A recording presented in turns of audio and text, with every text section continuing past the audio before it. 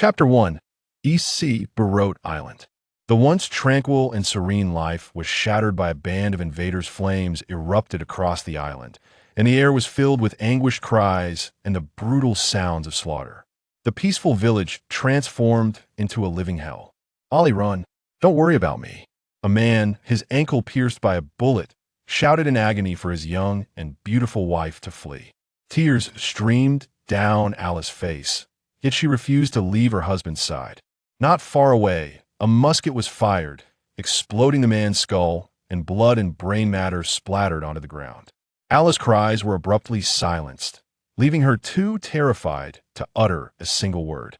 The pirate who had just fired the shot tucked the musket into his waistband, casting a sinister smile at the paralyzed Ollie before lunging toward her.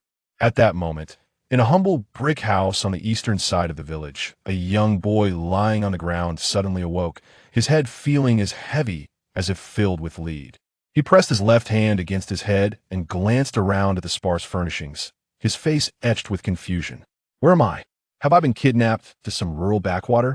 Upon reflection, he dismissed that notion his family was of modest means, and the likelihood of a ransom demand was slim. His name was Chinchi, a sophomore student who had unexpectedly blacked out while watching anime, only to awaken in this strange situation. "Have I crossed over? Can someone tell me what's going on? Damn it." Perplexed, he muttered a curse under his breath. It was deep autumn, and a chilling breeze swept across the ground as he struggled to push himself up. At that moment, he noticed a katana with a white hilt lying beside him. "What is this?" Chenqi's gaze fixated on it. Sensing it was not an ordinary sword, it resembled the initial Zampakuto from the anime Bleach, known as Shirkai. Perhaps he had watched too much anime, he thought, chuckling softly as he reached for the sword. In an instant, a brilliant golden light emanated from the blade, blinding him. "Welcome to the world of One Piece, and congratulations on acquiring the Death God system." As the golden light gradually faded, a voice resonated in the air like a tolling bell. "The world of One Piece? The Death God system? Who's speaking?" Chinchi looked around, seeing no other beings nearby. "This Earthling, congratulations on becoming the 12,138th selected experience participant from another world." Upon hearing the words of the supreme deity, Chinchi realized he had indeed crossed over. "Hey, I say, you deities, if you're going to make someone cross over, at least ask for their consent. Don't just take it upon yourselves." The power of his complaints compelled Chinchi to stand. Though he had no idea where the supreme deity was located, he pointed at the air and voiced his grievances. Indeed, how could they casually arrange for someone to cross over and not allow them to express their discontent? "Rest assured, host, this experience is entirely free of charge. Moreover, when you arrive in this world, time in your original world will be completely frozen. This means if you return, it will be as if you never left." The supreme deity system patiently explained. "Oh, is that so?" Hearing this, Chinchi stroked his chin. "If that's the case, I can reluctantly accept." Chinchi was an anime enthusiast, and his favorite series was One Piece. The opportunity to experience this world firsthand was indeed delightful. However, what if you unfortunately perish in this world, your adventure will be terminated, and you will return directly to the real world? Before he could voice his concerns, the system provided an explanation. Chinchi understood it was a risk-free venture. Even if he met an untimely end, he would not suffer any loss. In that case, let him embark on a grand adventure here. With that, Chinchi accepted the situation with enthusiasm. Suddenly, a data panel appeared before him, and the system's voice chimed. "Host, Chinchi. Age, 16. Death God level, LV1. Zampakuto, Shirkai. Spiritual pressure, 12. Attack power, 51. Swordsmanship, Shocking Strike level 1 swordsmanship. Remnant Heart level 1 swordsmanship. Shunpa, unlocked. Unarmed combat, none. Keto the following 3 items. Destruction, 1 charge no chanting. Binding, none. Healing, none. Backpack space, 0-10. Experience points, 0-10. Upon reaching the specified level, the host can unlock a new Zampakuto. The next unlock level is LV5. Additionally, at higher levels, the Bankai state of the Zampakuto can be activated. Destruction, binding, and Kido similarly unlock automatically upon reaching designated levels. The only way to enhance the Death God level is by defeating enemies to gain corresponding experience points. Chinchi was also a fan of the anime Bleach. He never expected to acquire such abilities, and his heart swelled with joy. Tenso Kyuketsu, Hanaten Kyukatsu, Ryujin Jaka, Kyoka Suijetsu. The thought of these powerful abilities filled him with excitement. As Chinchi reveled in his exhilaration, the system's voice echoed once more. You have only one task in this world. Assist the protagonist, Monkey D. Luffy, in realizing his ultimate dream, and you may enter the next world. After completing the new task, you may return to the real world. Assist him in becoming the Pirate King? That seems reasonable, but wait. What is this next world? Chinchi questioned, his face a mask of confusion. This will only be revealed after you complete your first task. Wishing the host a pleasant adventure. Well, since I'm here, I might as well accept it. After all, it's not too bad. Overall, his mood remained relatively positive. Perhaps due to the recent transition, his mind was still hazy. As he examined the Shurkai, still overwhelmed by excitement, a cacophony of noises erupted outside. Though he knew he was in the world of One Piece, he was uncertain which sea he currently occupied. Outside, a dozen brave men wielding makeshift weapons like wooden sticks and shovels confronted a group of menacing pirates. Do you even know who I am? How dare you resist? I've killed more people than you've had meals. The leader of the pirates, a bald brute with a fearsome visage, shouted at the few men still willing to fight back. The captain, known as Berlon, the butcher, had a bounty of 2.1 million berries. You beasts! You spare neither the elderly nor the children. We will resist you to our dying breath.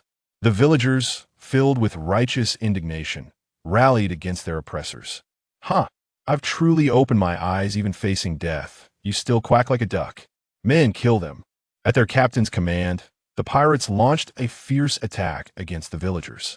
Perhaps the villagers' spirit of resistance enraged Berlon. He ordered his men to scour the area, ensuring no survivors remained. Boss, there's a kid here. The door of the brick house swung open, and Chinchi was discovered. Gazing at his abilities displayed before him, Chenqi's thoughts raced. These abilities perfectly aligned with the 4 combat skills of Bleach, Zanjutsu, Hakuda, Ho, and Kid. Zanjutsu was swordsmanship in simpler terms. It referred to the art of the sword. If one were to judge based on this criterion, Chinchi was likely just approaching the first level, as Remnant Heart and Shocking Strike were merely skills granted by the newbie package. Hakuda referred to unarmed combat, the physical martial arts, but Chinchi preferred a focus on swordsmanship. Ho referred to Shuinpa, a skill for rapid movement. If Hakuda was somewhat inconsequential to Chinchi, this skill was of paramount importance. It would be crucial to develop this ability in his future adventures, perhaps even more vital than swordsmanship. Kid encompassed the 3 categories of destruction, binding, and healing, which required no special methods to unlock according to the system. One simply needed to elevate their Death God level. The significance of this ability was undoubtedly on par with Shuinpa, and it would be frequently utilized in the future. Having just crossed over, Chenqi's head still felt foggy from the experience, and after conversing with the system, he finally began to discern the chaotic sounds outside. As he took a step toward the exit, the pirates burst in. Boss, there's a kid here. Just kill him. Understood, Captain Baron commanded, and a few knife-wielding pirates displayed sinister expressions. Upon witnessing this, Chinchi remained utterly unperturbed. Though he had been born into an era of peace and had never encountered the glint of blades or the clangor of weapons, he was renowned for his audacity from a young age, braving solitary night walks and challenging his retired physical education teacher, among other feats. It was not merely the presence of the Grim Reaper system that emboldened him, but rather, courage flowed through his very veins. In his heart, he felt no fear, but rather excitement. A perfect opportunity to test his blade against these foes. Although he wielded a sword, the pirates, seeing merely a child of around 10 years, paid him little heed and, without any semblance of strategy, charged at him with their weapons raised. A subtle smile curled at the corners of Chenqi's lips. One sword style, Remnant Heart. Almost instinctively, He positioned his blade horizontally, deflecting their strikes with a swift movement, and in the same breath, he yanked his sword back, swiftly slicing through the midsection of several pirates. The Remnant Heart technique requires the user to be highly focused, responding to the opponent's attacks, and delivering rapid strikes upon identifying their vulnerabilities, serving as one of the fundamental swordsmanship techniques for masters of the blade. In an instant, the pirates were left gravely injured, collapsing to the ground. Congratulations on defeating your opponent. Experience points 3. As the system's notification rang out, the remaining pirates caught sight of the unfolding scene. Initially, they had believed that this mere child could be dispatched as effortlessly as squashing an ant, only to find themselves on the receiving end of a lethal counterattack. Damn little brat. Though Baron cursed under his breath, he was inwardly astonished that such a decrepit village could harbor swordsmen. Regardless, he dismissed Chinchi as nothing more than an arrogant child. More pirates closed in on him. The situation mirrored the previous encounter. Chinchi, armed with his sword, weaved through the throng, dispatching foes with remarkable agility. Before long, several more corpses lay scattered around him. What an impressive little brat. Meanwhile, only a handful of villagers remained engaged in a desperate struggle against the pirates. Despite their ignorance of Chenqi's origins, they felt a surge of fighting spirit in his presence. With Chenqi's involvement, the pirates, who had once held overwhelming advantage, now found themselves locked in a stalemate. Damn little brat. Don't ruin our plans. Captain Baron's great sword hungered for action, cleaving toward Chinchi with ferocity. Chinchi continued to employ his defensive technique, yet when their blades clashed, he felt the immense force behind Baron's strike, indicating the captain's considerable strength. Moreover, having just traversed this world, Chenqi's head was already spinning, and he found it increasingly difficult to fend off the attack. Realizing the need for swift resolution, he resolved to end the encounter quickly. With that thought, he freed his left hand, his index and middle fingers shimmering with a faint white light as he directed them at Baron. Way of Destruction number 1. Charge. The white light coalesced into a sharp line, piercing through his opponent's skull like a bolt from a crossbow, resulting in Baron's immediate demise. Congratulations on defeating your opponent. Experience points 3. The remaining pirates, already few in number, were struck with terror upon witnessing Chinchi unleash this seemingly magical ability to slay their captain. As the saying goes, when the tree falls, the monkeys scatter. The remaining pirates fled like frightened birds, hastily boarding their pirate ship to escape the harbor, epitomizing the term a rabble. It was not that Chinchi refrained from pursuing them, rather, his spiritual energy was woefully depleted. A single use of the charge technique had consumed over half his stamina, and the disorientation from his recent arrival had yet to dissipate. After the pirates fled, he succumbed to unconsciousness once more. That night, in the office of Colonel Monka at the 153rd Division Base in Shellstown. Sir, urgent news. We just received a report from our sentries. There are flames and cries of battle on Baratie Island, likely indicating a pirate invasion. An officer stood rigidly, addressing the colonel. Colonel Monka, the commander of the 153rd Division, displayed an air of indifference. Perhaps the residents are merely celebrating some festivity. There is no need for alarm. But, sir, the sentries reported that the situation appears highly unusual. Today is not a holiday, and it certainly does not resemble a celebration. Monka shot him a fierce glare. Are you questioning my authority? No. The officer stammered, filled with trepidation at Monka's ire. A mere group of powerless, unentitled villagers does not warrant a grand mobilization. You would do better to focus on matters of greater importance, such as ensuring my statue is properly erected. Yes, sir. The officer dared not raise his gaze, well aware of Monka's notorious reputation as a tyrant. Remember, in this base, I am the colonel, I am the law. No one shall defy my will. Yes, sir. Cold sweat trickled down the officer's face. Monka adjusted his neck and declared, "Do not disturb me over trivial matters in the future. I am in need of rest. As for Baratie Island, send a small team to investigate tomorrow morning. As per our usual protocol, we shall find a scapegoat." The lieutenant replied affirmatively. The following day, as dawn broke, Chinchi awoke to the harsh glare of sunlight. Stretching his limbs, he soon detected a faint metallic scent in the air. The villagers of the island had all perished. Many homes lay in ruins, reduced to rubble.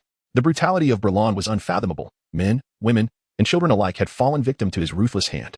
Witnessing the carnage strewn about, Chinchi shook his head in disbelief and prepared to seek a small boat to escape the island. At that moment, a small military vessel approached the dock. A figure caught his eye, a young man, perhaps 17 or 18, wielding an ancient samurai sword, with disheveled black hair and clad in a white t-shirt. The resemblance was uncanny. Nearby, a middle-aged man sat at a table, holding a newspaper that bore a front-page illustration of a reward notice for 5 million, depicting a likeness to Chinchi. The man's expression shifted to one of alarm as he compared the two. With a voracious appetite, Chinchi devoured a plate of fried rice. Only then noticing the onlookers who regarded him as one might gaze upon a wild beast. "Excuse me, sir? Is there any news from the latest newspaper?" Chinchi inquired, wiping grains from the corner of his mouth. You don't know? The entire village of Baratie has been slaughtered, and a single young swordsman has single-handedly taken down a naval squadron. He bears a striking resemblance to you," the man responded, visibly shaken. "Oh, so you are all aware? You are mistaken. That is not me. Monster. He truly is a monster." Before Chinchi could finish, the man leapt to his feet, shouting in terror. My heavens, a monster has come here. Run." The patrons of the restaurant, in sheer panic, scrambled to their feet and fled, as did the owner and the waitstaff. Am I truly that frightening? Chinchi pondered, perplexed by the chaos. To them, he was akin to a specter, and they fled, calling him a monster. Confused, he picked up the discarded newspaper, its front page emblazoned with the 5 million bounty, the young figure bearing an uncanny resemblance to him. Astonishingly, the likeness was hand-drawn. Monster, name unknown, age unknown, approximately 15. Responsible for the massacre of 62 individuals on Baratie Island, and the slaying of Lieutenant X with a bounty of 5 million belly. Wanted dead or alive. Upon reading the article, Chinchi understood the monster they spoke of was indeed himself. The moniker stemmed from tales of his merciless killing spree, leaving none unscathed. As if he were a demon from the depths of hell. No wonder they recoiled in fear upon seeing him. He had unwittingly become infamous. Now, he was the only one aware of his wrongful accusation, having just arrived in this world, only to bear the weight of another's misdeeds. Nevertheless, he resolved to embrace the pirate life. Being hunted was merely a matter of time. This revelation confirmed his location in the East Blue, a novice's haven. Yet, this turn of events had its silver lining. He had initially sought a free meal, but now, with everyone gone, he had no one to pay. With that thought, a smirk crept upon his face. Everyone's fled? No. Something feels off. With an instinctual turn towards the southeast corner, he noticed another figure seated there. With green hair, a green belly band, and 3 swords at his waist. Roronoa Zoro? "Ah, it seems you have finally noticed me." Zoro grinned wickedly, his gaze predatory. The infamous bounty hunter Zoro, why was he here? At this time, his reputation as a pirate hunter was already well established in the East Blue. Chinchi was taken aback by the serendipity of their encounter. Even the monster knows of me. What an honor, he mused. Zoro removed the green bandana from his arm and tied it around his head. Chinchi, well-versed in anime lore, recognized this gesture as a precursor to battle. With a sword held between his teeth, Zoro brandished his blades, declaring, "I have grown weary of dispatching petty criminals with bounties in the hundreds of thousands. Today, I finally have a worthy opponent, and you are a swordsman as well? Let us settle this." Given the timeline, Zoro was still in his bounty hunting phase, unaware of Luffy, while Chinchi was already marked as a fugitive and a swordsman. As a bounty hunter and a sword enthusiast, Zoro felt compelled to engage him in combat. It appeared that there was no escaping this confrontation. A smile crept across Chinchi's lips as he took up a fighting stance. 3-sword style, tiger hunt. Zoro positioned his dual blades behind him, exuding an aura of calm before launching forward like a tiger on the hunt. 1-sword style, horn strike. Chinchi countered with precision, channeling his strength into his sword, striking as if it were a spear. The clash of their blades ignited sparks as they both staggered back, only to charge at each other once more. 1-sword style, heart of remnant. 3-sword style, blade wolf. The air crackled with the sound of metal colliding, and within a heartbeat, their swords clashed more than a dozen times. Faced with Zoro's balanced assault, Chinchi held his ground, neither yielding nor faltering. They were evenly matched. Their battle spilled from the restaurant into the open air, where Chinchi noticed 2 medium-sized military ships slowly approaching from the horizon. This is bad, Chinchi thought, swiftly parrying Zoro's strike. The arrival of the Navy had drawn considerable attention. They were undoubtedly here to apprehend him. If it were merely a small squadron, Chinchi could manage. But the presence of a whole battalion posed a significant threat. Realizing the gravity of the situation, he abandoned Zoro and bolted in the opposite direction. "Zoro, we will meet again. When that time comes, let us have a proper battle." Zoro stood momentarily stunned, aware that the Navy was indeed pursuing Chinchi, but puzzled by the meaning behind his words about their eventual reunion. By the time the naval forces landed on the island, Chinchi had vanished, having commandeered a small boat, heading who knows where. In the East Blue, near Windmill Village, a straw hat-wearing boy was joyfully steering a small vessel, exclaiming, "What a splendid day to set sail." At this moment, the previously tranquil sea suddenly began to churn violently, and a colossal creature erupted from the depths with a thunderous roar. A massive sea beast, adorned with a crimson fin and a mouthful of razor-sharp teeth, emerged, extending over 10 meters in length.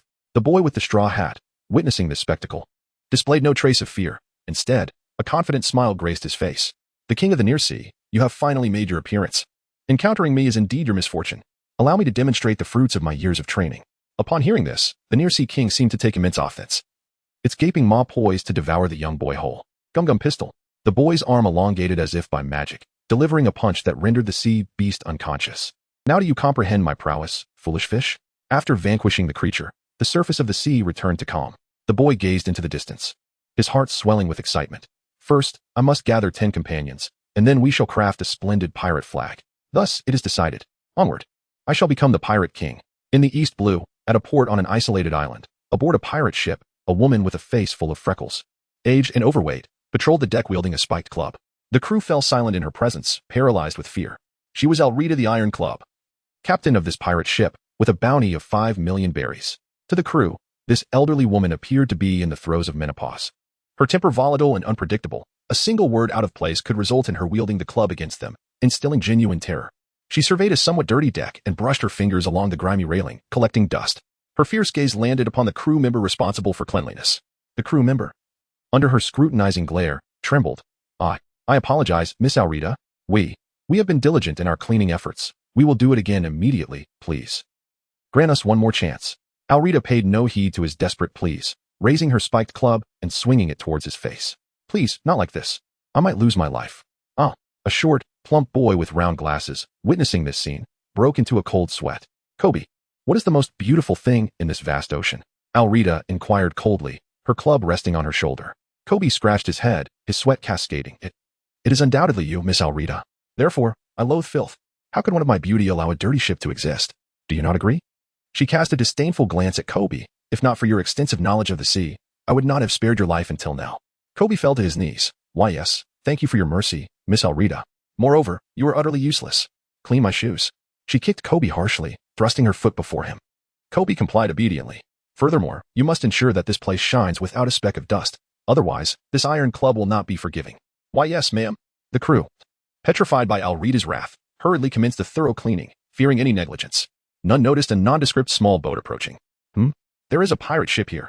The figure named Chinchi stroked his chin, pondering for a moment before deciding to investigate, believing he would not encounter any formidable foes. After all, they were merely pirates. And perhaps he could seize some valuables. Meanwhile, aboard the pirate ship, Kobe had discovered a heavy wooden barrel, wondering what it might contain. Furrowing his brow, he contemplated how to handle it, ultimately deciding to inform Alrita, and thus he pushed it towards the deck. Clearly, Alrita's menopause had reached its peak. For before the pirates had finished cleaning, she emerged onto the deck, brandishing her spiked club. I ask you, what is the most beautiful thing in this ocean? Her sudden, grotesque visage startled everyone. Alrita, it is undoubtedly you, Miss Alrita. However, Alrita seemed unsatisfied. She seized one man's collar, her expression menacing. Indeed, but you appear somewhat reluctant. Are you defying me? The pirate, beads of sweat trickling down his forehead, stammered, in no such thing. Miss Alrita is the most beautiful, the most graceful. An ugly old hag, and yet you tremble in fear.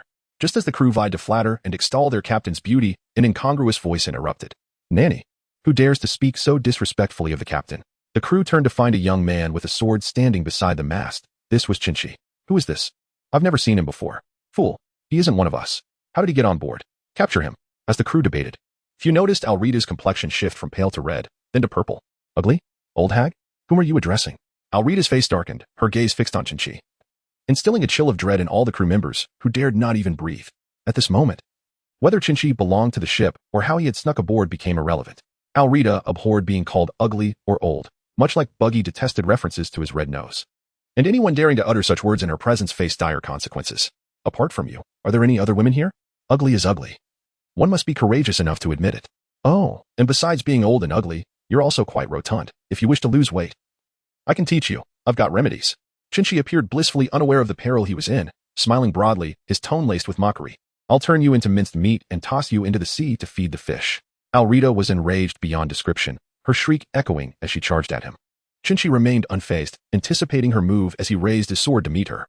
At that moment, Kobe, pushing the wooden barrel, sought to ask the captain how to dispose of it, but inadvertently lost grip, sending the barrel rolling toward Alrita. As she lunged at Chinchi, the barrel collided with her, sending her sprawling. Kobe, witnessing this, was gripped by terror. I apologize, Miss Alrita. I truly did not. It was not intentional. Please forgive me.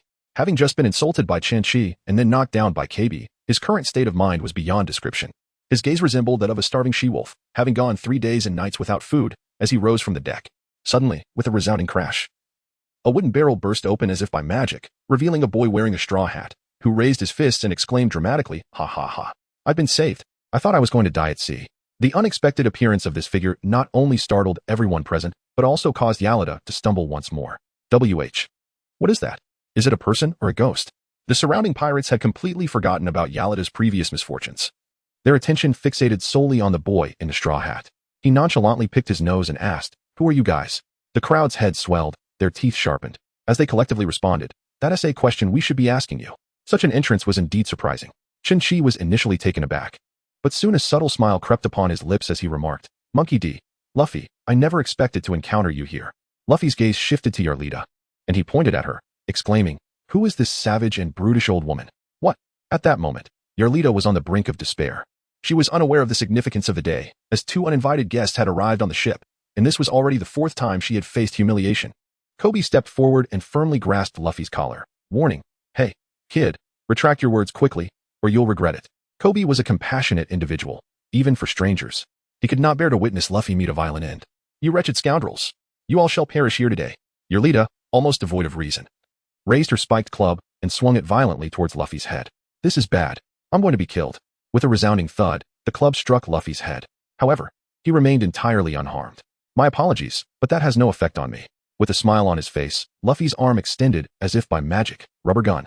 With a single touch, the hefty figure of Alrita was sent flying several meters away. "Miss Alrita!" The pirates shouted in unison, brandishing their weapons as they charged forward. One sword style, heartless. In a flash, Chinchi drew his sword, deftly maneuvering through the crowd, swiftly dispatching a dozen pirates in an instant. Luffy pointed at Chinchi and remarked, "Who is this guy? Quite formidable, isn't he?" Kobe replied, I don't know either. He doesn't seem to be one of us on the ship." Alrita, who had just been struck by Luffy, propped herself up with one hand, attempting to rise from the ground, when Chinchi's icy blade was suddenly poised at her throat. "If you know what's good for you, provide us with a ship promptly. Otherwise, I cannot guarantee that your head will remain attached to your body." The mere presence of Luffy, a wielder of the devil fruit, already instilled fear in them, and with the elusive swordsman Chinchi, their sense of helplessness intensified. At that moment, Chinchi heard a system notification that only he could perceive. "Congratulations, host, for defeating an enemy. Experience points 18. Your Reaper level has risen to LV 3. Experience points 140. Congratulations on unlocking a new swordsmanship skill. 1 sword style, Ju Xiang, attack power 36, spirit power, spirit pressure 21. At this juncture, a faint aura enveloped Chinchi's being, signaling his elevation in level. Having vanquished over a dozen pirates and indirectly incapacitated Alrita, he accrued 18 experience points. Under the duress of Chinchi's strength, Alrita had no choice but to comply. Kobe expressed his desire to join the Navy, wishing to no longer serve as a shipwright on this vessel. Thus he set sail alongside the two. On the small boat, Luffy chuckled, "Haha, I thought you were with them. I didn't realize you snuck on board too. You're quite the character." With a bright smile, Luffy continued, while Chinchi glanced at him and replied, "It seems you are the stranger here, emerging from a barrel." "Luffy, I encountered a sea monster, and my little boat was swept away by a whirlpool. Speaking of which, Kobe is set to join the Navy. What is your purpose for venturing out to sea?" Although Chinchi was already aware, he still feigned ignorance and asked. Without the slightest hesitation, Luffy declared, "I shall become the Pirate King." Upon hearing Luffy's words, Kobe could hardly contain his astonishment. What did you say? Do you mean to seek the world's greatest treasure, the One Piece? You could die for that. All the pirates in the world are vying for that treasure. It's impossible. This cannot succeed." Seeing Kobe's lack of ambition, Luffy delivered a punch, causing a bump to rise on Kobe's head. Feeling a bit aggrieved, Kobe protested. "Why did you hit me?" Luffy, adjusting his straw hat, replied, "I am not afraid of death. I have resolved to become the Pirate King, and I will not hesitate to give my life for it." Moved by Luffy's words, Kobe was nearly brought to tears, simultaneously expressing his own determination to join the Navy and become an exceptional naval officer. Meanwhile, Chenqi thought to himself that Luffy's declaration was rather juvenile. "By the way, we still do not know your name." Luffy turned to Chenqi. "I am Chenqi, known as the Demon by the Navy," Chenqi responded. Kobe was taken aback. "Demon?" Luffy tilted his head in curiosity, inquiring, "Who is the demon?" Luffy incessantly proclaims his aspiration to become the Pirate King, largely neglecting the news. With a smirk that straddles amusement and skepticism, Chinchi gazes at Kobe, inquiring, "What? Are you not afraid of me?" Surprisingly, the timid Kobe remains unfazed, responding, "Surely. The villagers of Barrett Island were not slain by you?" This time, a sense of intrigue washes over Chinchi. "How do you know that?" he asks. Kobe replies, "Butcher Baron and Alrita are acquaintances. Not long ago, they were sharing drinks together. I overheard him mention to Alrita that although Barrett Island falls under the jurisdiction of Shellstown, the Navy's reach is limited." A few days later, Baron indeed made a move on Barrett Island, but he never returned. Alrita even sent someone to investigate, only to discover that Baron's entire pirate crew had perished on that island. Chenqi had not anticipated that this matter was known to anyone. "If I am not mistaken, your crew must have been responsible for the demise of Baron and his band of pirates," Kobe posits to Chenqi. Chenqi simply nods in acknowledgement. Luffy, taken aback, exclaimed, "What? Cheeky, you actually killed someone from a village." Cheeky, with a bewildered expression, looked at Luffy and said, "You truly haven't grasped the meaning, have you?" In fact, Cheeky did not slay any villagers. He had vanquished a group of pirates, and it was the Navy that wrongfully accused him. Observing Luffy's confusion, Kobe patiently reiterated the explanation. Cheeky, with a head full of dark lines, thought to himself that this fellow's capacity for comprehension was utterly astonishing. Indeed, his intellect seemed perpetually absent. "You are quite remarkable. If that is the case, why not join me as my companion?" Luffy extended an invitation to Cheeky. Cheeky replied, "Allow me a moment to ponder." "Luffy, I have made up my mind. You shall be my companion." Cheeky's head swelled, and his teeth became sharp. How infuriating. "Do not take such liberties." Observing the two, Kobe couldn't help but chuckle from the sidelines. Cheeky, "Very well. If it must be this way, then I shall be the captain." Luffy pouted, clearly displaying a look of discontent. "What are you talking about? I aim to become the pirate king, and I am the captain." Chenqi replied, "Then I shall grant you one more step, but from now on, you must consult with me on significant matters aboard the ship before making any decisions." Given Luffy's simplistic nature, it seems Chenqi will have to exert considerable effort in the future. Nevertheless, Luffy readily agreed. "All right, then we shall be partners from now on." Kobe added, "Chenqi, you could serve as the vice captain." Luffy interjected, "Well then, you shall be my first mate." Cheeky replied, "That is agreeable. But let us establish a condition. Should you, as captain, prove inadequate, we may replace you at any time." With a radiant smile, Luffy exclaimed, "No problem." Thus, Chenqi joined Luffy, becoming his first companion. In pursuit of making Kobe a member of the Navy, the trio set forth towards Shellstown. Is he akin to a demon? Indeed, Luffy, Roronoa Zoro, often referred to as the pirate hunter, is a truly formidable individual.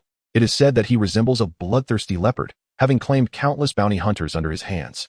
At the mere mention of Zoro, Kobe couldn't help but furrow his brow, warning, "So, you must absolutely refrain from entertaining the notion of making him your ally." Luffy, "I never claimed that I wish to make him my companion." Cheeky, "Oh, come on. I encountered him not long ago, and even clashed with him." He is not nearly as terrifying as you described." As they spoke, the trio arrived at Shellstown. Luffy raised his fists high, visibly exhilarated. "We have finally reached our destination. Kobe, you truly are remarkable." Kobe secured the small boat to the dock. This is an essential skill for anyone venturing out to sea. If Luffy were to navigate, it would require an immense amount of effort, and as for Cheeky, having just arrived in this world, he doesn't even possess a single nautical chart. Thus, Kobe temporarily assumed the role of navigator. "Luffy, Cheeky, if you aspire to be pirates, you must find a navigator to accompany you." Luffy, "Very well. Let us first indulge in a meal." Clearly, he paid no heed to Kobe's words. They found a restaurant, and the three of them began to feast voraciously. Their appetites astonishingly prodigious. Luffy alone consumed the equivalent of 5 portions. After satisfying their hunger, Luffy patted his still unsated belly and said, "Kobe, it is time for us to part ways. I wish you success in joining the Navy and becoming an exceptional naval warrior." With tears streaming down his face, Kobe lamented, "Luffy, Chenqi, you both must also strive to become remarkable pirates. The mere thought of us clashing on the battlefield one day fills me with dread." Luffy, "By the way, I wonder if that fellow named Zoro is around here." The moment Zoro's name was mentioned, the patrons in the restaurant seemed to go mad. Dishes toppled to the ground, tables and chairs lay scattered in disarray, and many people cowered in the corners, terrified. Chinchi shrugged his shoulders. "It appears that Zoro is a taboo here." Kobe then addressed the crowd. I just saw a recruitment notice here. Colonel Monka." Well, before Kobe could finish his sentence, everyone bolted like frightened rabbits, including the owner and the waitstaff. Chinchi remarked, "Well, we just saved ourselves a meal." The trio proceeded towards the Navy base. Remembering the reaction of the earlier crowd, Luffy burst into laughter, clutching his stomach. "Ha ha ha. This place is truly amusing. I want to dine here again tonight." However, Kobe's expression grew tense. "But I can't shake this feeling of unease." Chinchi patted his shoulder. "What's there to be uneasy about? You go on and be a Navy man while we become pirates, and we'll see each other again someday." "Kobe, Chinchi, that's not what I meant. It's normal for these people to fear Zoro, but why do they also react to the colonel's name? Chinchi, God knows. He must have done something terrible, right? Kobe, that's impossible. The Navy stands for justice. They can't do anything wrong. The trio finally arrived at their destination. The entrance to the Navy base in Shellstown. The gates were tightly shut, and not a single sentry was in sight. However, from the outside, one could see rows of barracks for soldiers, with a tall tower resembling a chimney in the center, topped with a seagull flag, serving as the base's artillery against foes. Wow, this place truly looks magnificent, Luffy exclaimed, shading his eyes. Chenqi urged Kobe, why are you still hesitating? Go on. Yet Kobe hesitated, but I'm not mentally prepared, and what just happened has me. Hey, Luffy, just as Kobe spoke, Luffy carelessly climbed over the outer wall of the base, where that so-called devil. Immediately, he spotted a large clearing within the base where a cross stood, with a person bound to it. Look, there he is. What a coincidence, Kobe exclaimed, climbing up to the wall alongside Chinchi. The green bandana, the green sash. No, it can't be. Just a glance into Zoro's eyes made Kobe tumble down from the wall in fright. Chinchi called out to Zoro, the pirate hunter, I never expected to see you again. It had been over 10 days since their last encounter. And Zoro appeared unfazed by Chinchi's presence, wearing a half-smile. So, it's the demon. Would you be so kind as to untie me? I've been bound here for 9 days. It's utterly exhausting. Kobe climbed back up the wall, trembling as if confronted by a fearsome beast, hardly daring to meet Zoro's gaze. Luffy, after so many days without sustenance, he still manages to smile. Very well. Ultimately, we are destined to become comrades. Without a moment's hesitation, Chenqi prepared to scale the wall to free him. No, absolutely not. Kobe urgently grasped Chenqi's arm, his face a picture of sheer panic. You are currently a wanted criminal. If you untie him, he will surely kill us and escape. In the East Blue, the mere mention of Roronoa Zoro's name is akin to invoking a specter. There is scarcely anyone who does not tremble at the reputation of the bounty hunter. Kobe, in particular, felt an even greater dread. At that moment, a charming young girl appeared, placing her finger to her lips in a gesture for silence, and stealthily climbed over the wall, clutching 2 rice balls. Hey, that is very dangerous, Kobe cautioned the young girl. Luffy remained indifferent, curious to see what the young girl intended to do. You little brat, are you seeking death? Get lost. Zoro's face bore an expression of icy disdain as he glared at the rice balls presented by the girl. However, the young girl seemed unfazed by Zoro's harsh words. Big brother, you've been tied up for so long. You must be hungry, right? I am not hungry at all. Take this pathetic offering away and leave me be. But, I said I don't want it. Get out of here immediately, or I will end you. Their voices attracted the attention of the Navy, and at that moment, Balumeb, the son of Monka, approached with several naval officers. In a malicious display, Balumeb snatched a rice ball from the girl's hand, took a bite, spat it out with disdain, and then crushed it underfoot. How cruel. She worked so hard to make those. The girl's tears were heart-wrenching. Yet, Balumeb showed no shred of compassion. Oh, stop crying. I absolutely detest it when children weep. You, throw this little brat out. The sergeant nearby complied, but Luffy immediately extended his arm to catch the girl. After Luffy rescued the little girl, the trio arrived at her family's restaurant. The green-haired elder brother was not as fearsome as they had imagined. It was merely the people's apprehension that painted him so. The little girl recounted the events that transpired. It turned out that Colonel Monka indulged his son's reckless behavior, and Balumeb unleashed his aggressive dog upon the townsfolk. In a bid to protect the little girl, Zoro had slain the vicious beast. To atone for his actions, Zoro willingly endured being bound to a cross, fasting for 9 days. I understand that the harsh words he uttered earlier were also meant to shield me. I have never encountered a person as kind as this elder brother. The little girl wept, tears streaming down her cheeks. Everyone, kneel down at once. Otherwise, I shall report back to my father. At that moment, Balumeb swaggered down the street like a lord, flanked by several naval officers, intimidating the residents and commanding them to kneel. Under the oppressive authority of Colonel Monka, the townspeople complied, kneeling along the roadside. You had better behave yourselves. Do you wish to meet the same fate as Roronoa Zoro? In 3 days, I shall execute him publicly. This serves as a warning to the rest of you. I can hardly contain my anticipation. Not far off, Luffy overheard this and stepped forward. Did you not have a month-long agreement? How has it turned into 3 days? Balumeb, exuding arrogance, retorted, who do you think you are? I declare it 3 days, and it shall be so. His sudden change of stance ignited a fury within Luffy, who, without hesitation, delivered a punch squarely to his face. Blood streamed from Balumeb's nose and mouth, and 2 of his teeth were knocked out as he collapsed to the ground. Kobe, feeling apprehensive, rushed forward to grab Luffy. Luffy, please stop. Calm down. Luffy, with an unwavering expression, declared, Kobe, I have made my decision. I shall recruit Zoro as my companion. How dare he strike Balumeb? Would the colonel simply stand by? Balumeb, his face bruised and battered, exclaimed, you dare to strike me? I am the son of Colonel Monka. Before he could finish, Chinchi soared into the air, delivering a fierce kick to his face, leaving a distinct shoe print. If you intend to fight, Then do so. Your incessant prattling is truly tiresome. Enraged, he warned, you better remember this. Await my father's wrath upon you. At the 153rd branch, the naval base headquarters, Colonel Monka leisurely puffed on a cigar, exhaling smoke rings as he gazed at the statue of himself on the pedestal, unable to suppress a sigh of self-admiration. Indeed, I am truly magnificent. In an effort to showcase his grandeur and exceptionalism, Monka had commanded the construction of a grand statue in his honor. He may have reached the advanced stages of narcissism. Nearby, his aide offered a crisp military salute. Of course, for you are Colonel Monka. Monka, seemingly accustomed to such flattery, casually remarked. Do you not think that the tributes from the residents have diminished significantly of late? The aide, trembling with trepidation, maintained his salute. Why yes, regarding the offerings to the colonel. The residents' financial capabilities are quite limited.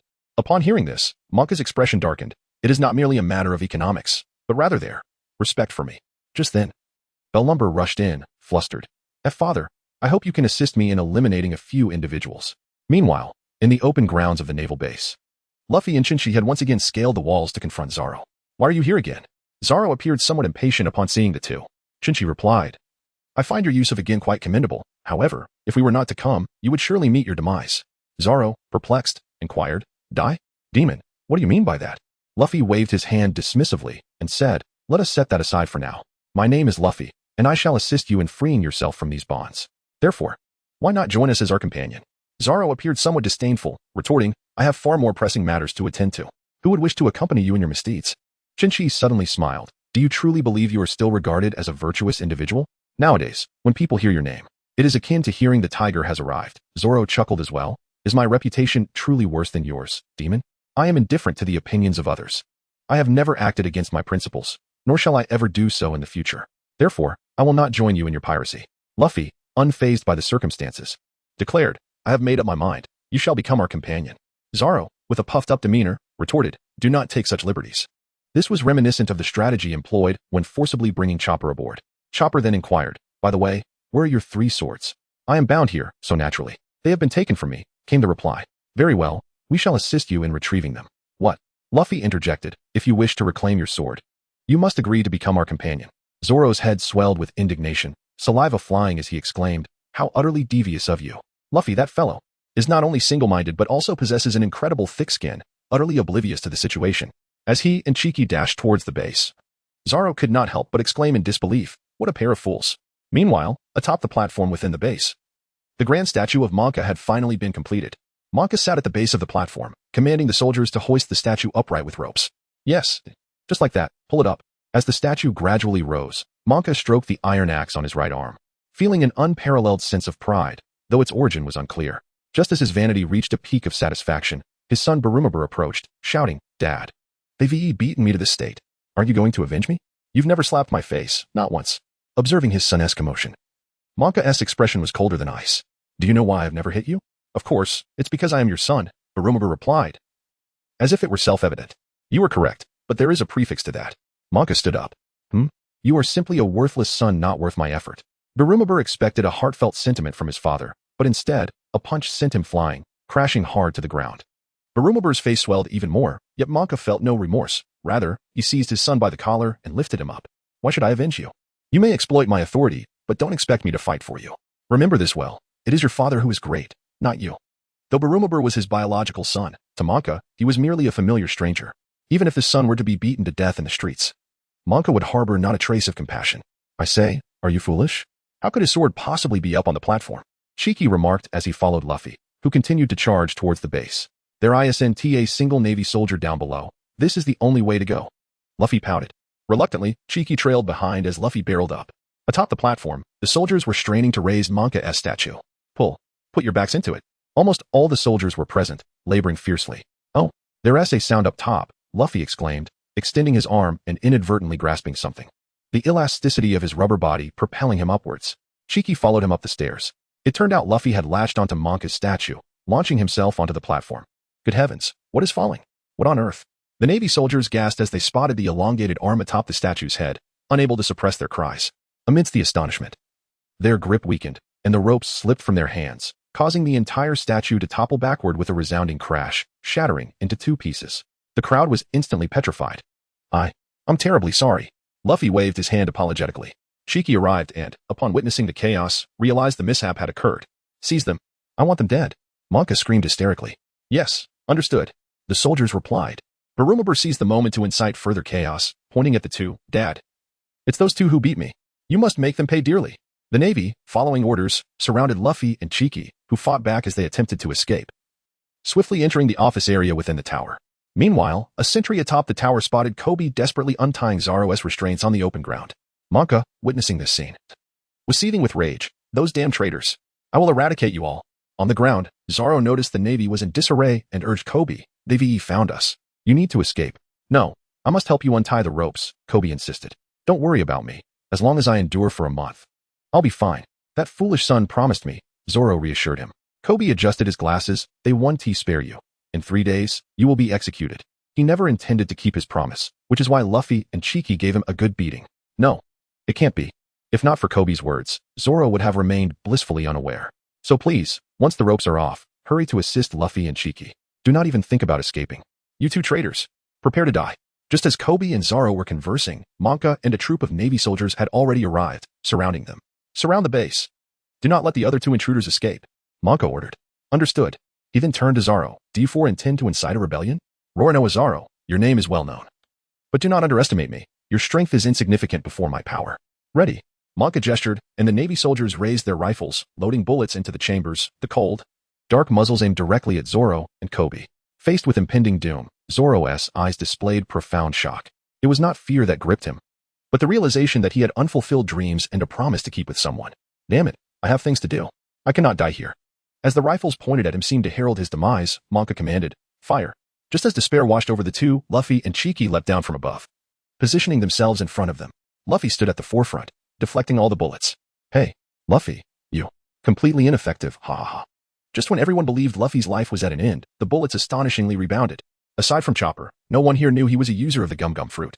Zoro asked, who on earth are you? I am, the man who will become the Pirate King. At that moment, Zoro understood that if he remained bound here, it would lead only to his demise. A mischievous smile spread across his face. I've made my decision, rather than perish in this place. I would prefer to join you in becoming a pirate. Excellent. Does that mean you are willing to be my comrade? Luffy exclaimed, raising his fist in excitement. Yes. Quickly. Untie me. The Marines watched in bewilderment, pondering, what exactly is that guy? Monka, possessing some insight, remarked, it seems that Kid is no ordinary person. He must be a devil fruit user. A devil fruit, the legendary treasure of the sea. The East Blue, being the weakest of the 4 seas, limited people's knowledge. So witnessing a devil fruit user was indeed a shocking experience. Luffy's limbs were rather clumsy, while Zoro's bindings only tightened further. Observing Luffy's predicament, Chinchi shook his head in exasperation, swiftly drawing his blade to cut through the ropes with a decisive flourish.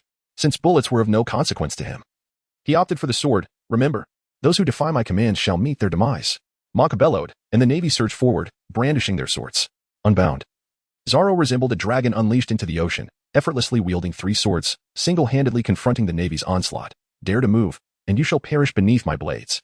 The sailors, taken aback, obediently rested their weapons against Zoro's sword, not daring to stir, let alone breathe. In the East Blue, the fearsome reputation of bounty hunters was no trivial matter. Facing Luffy and Chinchi, Zoro declared, I have pledged to join you as pirates. Since I am now opposing the Navy, I will undoubtedly be branded as a villain. However, I harbor my own ambitions. Ambitions? I aspire to be the world's greatest swordsman. Even if I am infamous, I shall make my name resonate throughout the realm. It was you who enlisted me as a pirate. So should the day come when you compel me to abandon my dreams, you shall find me before you, ready to commit seppuku in atonement. Luffy, the world's foremost swordsman? Quite impressive. A companion of the Pirate King must at least hold such a title. Zoro, humph. You certainly know how to flatter. What are you all dawdling for? Quickly eliminate these foes. On the other side, Monka had already urged for orders. Behind, a throng of Navy soldiers surged forward like a tidal wave against the 4. Rubber whip, 1 sword style, Zanshin, 3 sword style, Wolf Blade. Faced with the advancing battalion of Navy, the 3 showcased their unique prowess, exchanging blows and inflicting injuries on numerous foes. Rubber Man, they are certainly no ordinary adversaries. Moreover, we cannot possibly defeat Roronoa Zoro. Oh my. One of them is actually a demon. What did you say? We have no chance at all. Given that the Navy in the East Blue was already of mediocre combat capability, witnessing the trio's strength further dampened their morale. The mere mention of the demon's name made them tremble in fear, as Monka observed his subordinates faltering in resolve. His expression darkened. This colonel orders that all soldiers who have just shown weakness shall take their own lives. I have no need for such cowardly subordinates. This is an order. Soldiers, bound by their duty to obey commands, raised their firearms to their own temples. Zoro twirled his 3 swords. This army is fundamentally flawed. Regardless, we are enemies of the Navy. Before Zoro could make a move, Luffy had already dashed forward, swinging his fist in a powerful strike aimed at Monka, who blocked with his axe. Luffy, quickly eliminate these Navy soldiers. Kobe shouted. You, a man without a title or reputation, have no right to challenge me, Colonel Monka. I am the axe wielder Monka. Monka declared, shedding his cloak to reveal his sinewy physique, then swung his axe fiercely towards Luffy. Luffy, agile as a monkey, leapt instantaneously, evading the axe's descent. However, the axe struck the fence behind him, cleaving it in 2. After dodging this blow, Luffy executed a low somersault, extending his legs to deliver a swift kick to Monka's face, leaving 2 distinct shoe prints. Monka, now unbalanced, toppled backward onto the ground. Overwhelmed by such humiliation, rage surged within him, and he rose, veins bulging on his forehead, channeling all his strength to swing the axe fiercely at Luffy. 3-sword style, demon slash. At this critical moment, Zoro's 3 blades shimmered with a cold light, surging forward. 1-sword style, existence. Chenqi's subtle strike bore a faint sword intent, as he and Zoro attacked almost simultaneously. The 2 swordsmen, positioned on either side, overwhelmed Monka, cutting open his chest and abdomen, causing him to spew forth blood and lose consciousness. Zoro, a piece of cake, Captain. Upon witnessing the defeat of their commander, the Navy soldiers did not reach for their weapons but instead erupted in jubilation, celebrating as if it were a festive occasion. It turned out that for so long, they had lived under Monka's oppressive rule, harboring grievances they dared not voice. At that moment, Zoro suddenly collapsed to the ground, having gone 9 days without food. He was too weak to continue. Inside a little girl's restaurant, he exclaimed, "Haha, I am truly full. After such a lengthy fast, I have indeed reached my limit." With a satisfied smile, Zoro rubbed his belly, relishing the moment. Luffy's mouth was still busy, with grains of rice adorning the corners. "So, you really can't last a month, can you?" Zoro inquired. "Why do you eat more than I do?" Observing the towering pile of plates beside Luffy, Chinchi wore an expression of exasperation. "By the way, where are we headed next?" Zoro directly asked the captain regarding their future destination. Without a hint of hesitation, Luffy declared, "To the Grand Line." Upon hearing this, Kobe couldn't help but feel a surge of emotion. Are you spouting nonsense again? That place is a gathering of the fiercest pirates in the world. The 3 of you going there would be tantamount to courting death. If we are to obtain the One Piece, we must traverse the Grand Line regardless, Zoro countered. Why do you echo such defeatist sentiments? With a sword resting on his shoulder, Chenqi chuckled lightly. If the enemy is indeed that formidable, then the only solution is to become even stronger than they are. If we must go, why should we wear long faces? Kobe, even you, Kobe exclaimed, growing increasingly agitated as he stood up from his chair. Though I won't go, I care about you all. Am I not allowed to be concerned for you? Chenqi broke into a sweat. There's nothing wrong with that. Then Kobe turned to Luffy, his face slightly flushed. Luffy, although we haven't known each other long, we can still consider ourselves friends, right? Luffy's laughter was innocent and carefree. Indeed, even if we part ways, we remain friends. Upon hearing these words, Kobe revealed a radiant smile. Thus, Kobe joined the 153rd Division, becoming a naval deckhand, while Chenqi and his companions set sail towards the Grand Line to assist Luffy in realizing his dreams. The trio embarked on a modest wooden vessel, and Luffy, ever the carefree spirit, seemed unconcerned about the cramped quarters. In contrast, Chenqi, as the second in command, contemplated acquiring a slightly larger ship. "Oh, I am absolutely starving." Not long after departing from Shellstown, Luffy began to lament his hunger, as if his stomach could never be satiated. When the sea was calm, the 3 took turns rowing, and when the wind was favorable, they hoisted the sail and sailed smoothly. However, all 3 were rather directionally challenged, relying solely on instinct to navigate. "It's utterly ridiculous that you possess no knowledge of sailing." Zoro began to express his grievances towards the captain. Luffy appeared perplexed and remarked, "What is the big deal? I have sailed across the seas." Chinchi suggested, "I believe we should consider finding a larger vessel." Luffy, "Indeed. We still need to find a musician. Pirates must sing, after all." Zoro, "I believe having a navigator would be the most reliable choice." "You make a valid point. I'm so hungry." At this moment, not only Luffy but all 3 of them felt their stomachs growling, and they collapsed onto the deck in unison. "I'm beginning to think that having a chef is truly the most dependable option." "I concur." The small boat sailed across the sea, and Chenqi, peering through the monocular, spotted a small island a few nautical miles away. This island appeared to be a forest and seemed uninhabited. Chenqi remarked to the others. Luffy licked his lips and mused. "It seems we have something to eat, right?" Zoro retorted, "Have you even grasped the meaning? That is merely a forest, devoid of life, and certainly lacking any restaurants." Chinchi interjected, "Not necessarily. We could go hunting." "Well, that is a valid point." As they conversed, a pirate ship passed by in the distance, seemingly having noticed their presence. "I sincerely apologize for the prolonged absence and updates. Recently, I have been preoccupied with preparations for a job relocation. leaving me feeling overwhelmed. It has been a struggle for me to keep up not only with this story, but also with the Naruto series, which has also seen delays. The thought of not having written for several days weighs heavily on my heart. Nevertheless, rest assured, I have meticulously outlined this narrative from the start, and the writing process will flow much more smoothly than any of my previous works. I am committed to continuing this tale earnestly. September has proven to be a tumultuous month for me, but I assure you that normal updates will resume in October. Please be patient. To make amends, I will ensure that Chinchi shines brilliantly during the Marineford War. I invite you to witness it. I extend my heartfelt gratitude to all my loyal readers for your unwavering support. This story will not be abandoned if you feel uneasy. Feel free to join the group to encourage me. QQ Group 498792123. As the pirate ship drew nearer, the flag displayed a menacing skull beneath two spiky fists. Upon witnessing this scene, Zoro tightened his grip on the hilt of his sword, staring intently ahead, murmuring, "The Fist Demon Pirates, led by Captain Fist Demon Gary. With a bounty of 2 million berries." In just a few words, Zoro encapsulated the essence of the pirate crew before them. As a former pirate hunter whose name struck fear across the East Blue, though he may not recognize every route, he was certainly familiar with the notorious pirates that adorned the bounty list. The pirate ship approached swiftly, calling out to them, "Listen up, people on the small boat. Surrender and lay down your valuables, or face the consequences of our blades." Luffy's expression instantly turned grave as he brought his palms and fists together, the joints cracking ominously. "It seems the intentions are far from benign," he remarked. Observing this, Chenqi rested his weapon upon his shoulder, a sly grin spreading across his face. "Now, it seems we can make a handsome profit from this." Zoro chuckled lightly, replying, "I comprehend your meaning." Luffy tilted his head in confusion. "Make a profit? Are you implying that there are numerous delicacies aboard that ship?" Observing the three individuals on the small boat, it was evident they had no intention of surrendering. Instead, they stood ready for confrontation. On the bow of the opposing pirate ship, several pirates brandished firearms, aiming at those aboard the small vessel. "Humph, daring to resist. You are courting death." At the helm stood a middle-aged man with a goatee, wielding a battle axe as he commanded his crew to open fire. The dark muzzles of the guns flared, and bullets shot forth like a swarm of locusts. On the small boat, Chinchi and Zoro had already taken refuge behind Luffy, their faces maintaining a calm demeanor despite the barrage of incoming bullets. Rubber balloon.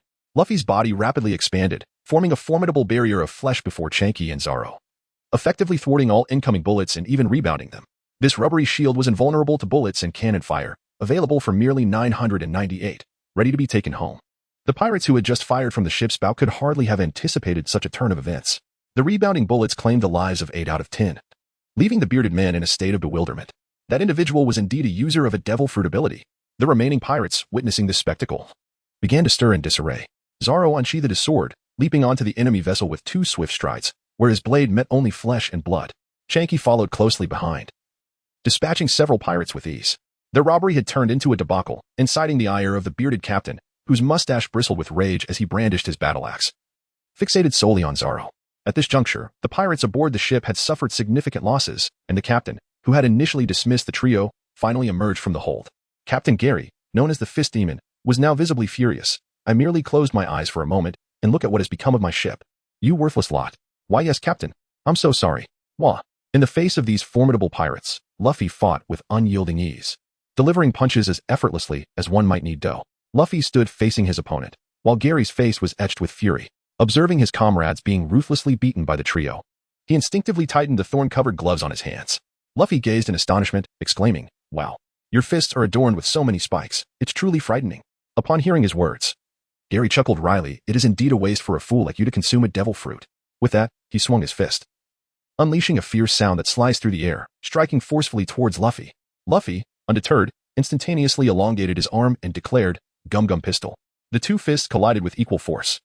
However, Luffy found himself at a significant disadvantage, letting out a cry of anguish.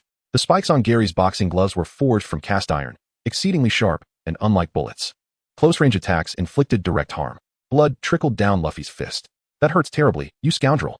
Luffy, that single-celled organism, seemed to possess a memory even shorter than that of a fish, quickly forgetting the pain and raising his fist once more.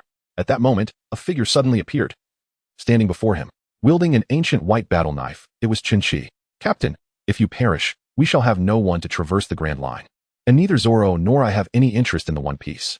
Chenqi implied that Gary's gauntlets posed a significant threat to Luffy's fruit powers. Should they engage head-on, Luffy would only suffer greater losses. "Leave this fool to me. You handle those minions." As soon as Chinchi finished speaking, he charged forward with his blade. "You reckless scoundrel, how dare you underestimate me?" Gary shouted in fury, raising his fist to meet Chenqi's advance. Where their fists and blades collided, sparks flew. At that moment, Gary's expression suddenly shifted, as if he had recalled something. You are a demon? Recently, the name of the demon had spread widely. Notorious for village massacres and naval slaughters, with a glaring bounty of 5 million berries that was hard to overlook. Upon hearing this, Chinchi responded as if savoring the flattery. You are correct, but soon you shall become a ghost beneath my blade. Do not get too cocky. My bounty exceeds yours by over 100,000. With that, the two clashed once more. Gary, aptly named the Fist Demon, engaged Chenqi in rapid exchanges. The sound of their strikes echoing in the air. Chenqi's sword shimmered with a faint sword intent, and in the next moment, he unleashed one sword style, Residence. A small pocket of air was subtly fractured, and this strike cleaved through Gary's chest. Gary felt a searing pain as he touched the blood flowing from his wound. Disbelief washing over him. Is this the power of a demon? Just as a look of terror crossed Gary's face, the Death God system had already determined his defeat. And Chenqi heard the prompt in his ear. Congratulations on defeating your opponent, experience points 23. Your Death God level has risen to LV4. Host, Chenqi age, 16 Death God level, LV4 Zampakuto, Shandai spiritual pressure, 51 attack power, 107 swordsmanship, sharp strike, level 1, remnant heart, level 1. Residence, level 1, Shuanpa, unlocked white strike, Nunkido, the following 3 destruction, Destruction 1, charge, no chant. Destruction 4, white thunder, no chant, binding, none return, none backpack space, 0-10 experience points, 280 this time. Not only had his spiritual pressure and attack power surged, but he had also unlocked Destruction 4. It seemed that Gary, the Fist Demon, was truly out of luck, though gravely injured. Gary still mustered his remaining strength to throw a punch. Chenqi remained unfazed, his right hand's index and middle fingers pointed like sword tips. Destruction 4, white thunder. In an instant, a streak of white lightning surged from Chenqi's fingertips, piercing through Gary's skull. Simultaneously, Zoro dispatched the Goat Beard to the ground. With the deaths of Gary and Goat Beard, the remaining pirates were rendered utterly ineffectual, falling like withered leaves, until soon, they were completely vanquished. Thus, they seized the ship. This vessel, comparable in size to a small warship, featured 2 masts and a turbine-powered sail. They were no longer cramped on a small wooden boat. Although the capture of the ship unfolded as Chinchi had anticipated, he was preoccupied with contemplating the system. Now that his Death God level had reached LV4, it meant that upon leveling up again, he could unlock the initial release of his Shandai. He wondered what his first Shirkai would be. The mere thought of it was exhilarating. After vanquishing the Fist Demon pirate crew, they gradually approached the forested island. I'm so hungry, Luffy exclaimed, patting his now deflated belly, his expression one of complaint. Everyone, be cautious when we go ashore. There may be some fierce beasts here, some of which we might struggle to handle. Meat, don't run away. Before Chinchi could finish his warning, a creature resembling a deer darted past the 3 of them. Luffy saw it and shouted as he chased after it. Hey, Luffy, wait. The other 2 followed suit. Luffy, when famished, resembles a lifeless mass of rubber. Yet, upon catching sight of food, he dashes away with the swiftness of a gale. Chuanchi and Zoro, panting and glancing about, were at a loss regarding his whereabouts. Zoro remarked, never mind, given that fellow's prowess, even the fiercest beasts are no match for him. Let us seek some sustenance ourselves. As they conversed, suddenly, a large brown creature charged towards them from a distance. It was a wild boar. Entirely clad in a rich brown hue, measuring over 3 meters in length, its elongated tusks resembling daggers at the tip of its snout. It barreled towards them like an oncoming train, prompting Chuanchi and Zoro to swiftly evade to either side. In this world, the Navy has classified various beasts, monsters, and ferocious creatures into tiers of danger known as danger levels. Level 1 signifies that 10 fully armed Navy personnel are required to contend with it, while Level 2 necessitates 20, and so forth. They later learned that the creature before them was known as the charge boar, notorious for its relentless assault upon living beings until either it is vanquished or eliminated. Its danger level was rated at Level 4. Indeed, after charging past, the boar pivoted and lunged at the duo once more. What a tenacious creature! Zoro, with the sword in a clinch between his teeth and weapons poised in both hands, stood his ground against the oncoming beast, refusing to yield an inch. 3-sword style, Tiger Hunt, with his swords positioned behind him. The essence of his swordsmanship erupted in an instant, colliding fiercely against the boar's sharp tusks. Zoro, embodying the ferocity of a wild beast, resisted the massive girth of the boar with his blade. Although Zoro was immensely strong, he could not match the 2-ton weight of the creature, his frame being gradually forced backward, leaving deep impressions of his shoes upon the ground. Chuanchi, witnessing the struggle, suddenly smiled as he concentrated his strength upon the tip of his sword, launching a thrust, 1-sword style, Rhino Strike. The force of his blade shot forth like a bullet, transforming the charge boar into a victim beneath his blade. Congratulations on defeating the opponent. Experience points 32, current experience points, 4180. It appeared that this charge boar was indeed more formidable than the punch demon Gary. Defeating Gary had yielded only 23 experience points. After the battle concluded, Zoro sheathed his sword. On Luffy's side, he rested his hand on his forehead, glancing left and right, unable to find any trace of the elusive deer. How infuriating. The meat had managed to escape. Luffy complained, only to hear the rustling of leaves from a nearby tree. Upon turning his head, he saw a monkey, noticeably shorter than him, staring blankly. A monkey? Luffy dug into his nose, and the monkey suddenly leaped down. Oh, this monkey is quite unafraid, standing directly opposite Luffy. Luffy picked his nose, and it imitated him, engaging in the same act. Luffy tilted his head to observe the monkey, who likewise tilted its head to regard him. Wow, you are truly fascinating. Haha. Luffy, with his innocent and carefree demeanor, broke into laughter. However, the monkey raised its fist and delivered a sudden blow to Luffy's face. Observing Luffy's astonishment from this unexpected punch, the monkey chuckled mischievously, exclaiming, "That hurts terribly, you rascal." Luffy was indeed taken aback by the unexpected actions of this individual, and he raised his fist to retaliate. However, the monkey, showing no signs of yielding, met his strike head-on. This particular monkey, known as the Kung Fu monkey, was agile and possessed some martial skills, relishing in mischief, with a danger level of LV1. The sound of fists colliding echoed around them, as Luffy's punches flew like meteors. Soon enough, the Kung Fu monkey was adorned with numerous fist imprints, ultimately succumbing to defeat. Despite Luffy's hunger, the sight of a humanoid monkey failed to stir his appetite, prompting him to seek other prey instead. In the world of One Piece, where the bizarre is commonplace, one could never predict the peculiar creatures one might encounter in the depths of the forest. Meanwhile, on Chi-Chi's side, he and Zoro, unable to wait for Luffy, decided to take down a wild boar for a meal. However, their appetites paled in comparison to Luffy's, as they consumed merely a little over half of the boar. The remaining portions were shouldered by Zoro, who carried them back to the ship for future sustenance. Chenqi remarked, "I shall venture ahead. Perhaps I might capture an even larger beast." On Luffy's side, after vanquishing the Kung Fu monkey, he did not venture far before being obstructed by a menacing figure.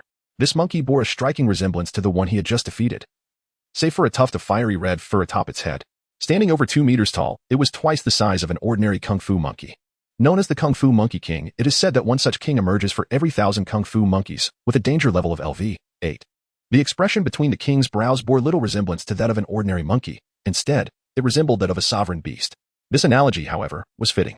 Witnessing one of its kind felled by the hands of a human, the fury in the Monkey King's eyes intensified. Even Luffy, despite his foolishness, can sense the hostility emanating from the Monkey King. The Monkey King, with his volatile temperament, shows no inclination to relent even slightly, charging forth like a bolt of lightning. Rubber pistol. As Luffy sensed the impending danger, he swiftly activated his fruit's ability, elongating his arm, and launching his fist like a bullet. Bang! The two fists collided with a resounding impact, startling the surrounding birds and beasts into flight. Bang! The point of contact between the two punches erupted like a cannonball explosion. However, Luffy could distinctly feel that this force was exponentially greater than that of the previous encounter with the martial arts monkey. The rubber gun unleashed a chaotic frenzy. Luffy accelerated the speed of his fists, charging forth like a tempest. However, the Monkey King matched his pace, relentlessly colliding with him. The sounds of their strikes echoed, slap, slap, slap, until Luffy gradually found himself at a disadvantage. With a powerful blow, the Monkey King sent Luffy flying over 10 meters away. How infuriating, such a formidable monkey. With a resounding roar, the Monkey King did not raise his fist to meet Luffy this time. Instead, he lunged forward with his razor-sharp claws. A glaring weakness that Luffy was all too aware of. Realizing he could not withstand this assault, Luffy swiftly retreated. To his surprise, the Monkey King was not only immensely strong but also astonishingly swift, his claws poised to strike Luffy's body. Suddenly, a crisp and resonant sound shattered the tension in the air, as a figure and a sword intervened to block the Monkey King. It seemed this person always appeared at the most critical moments. Chinchi. "Captain, it appears you've encountered a bit of trouble," Zoro remarked, having returned with the provisions. While Chinchi sought to hunt more beasts, he stumbled upon Luffy instead. Excellent. Chinchi's arrival illuminated a glimmer of hope for Luffy. He sprang up, his fists once again ready to strike. Gomu Gomu no pistol. The Monkey King, preoccupied with Chenqi, found himself overwhelmed as Luffy's punch landed directly on his midsection, causing him to stagger. Seizing this opportunity, Chenqi advanced, his sword slicing through the air with the swiftness of a gale, one-sword style, jujitsu.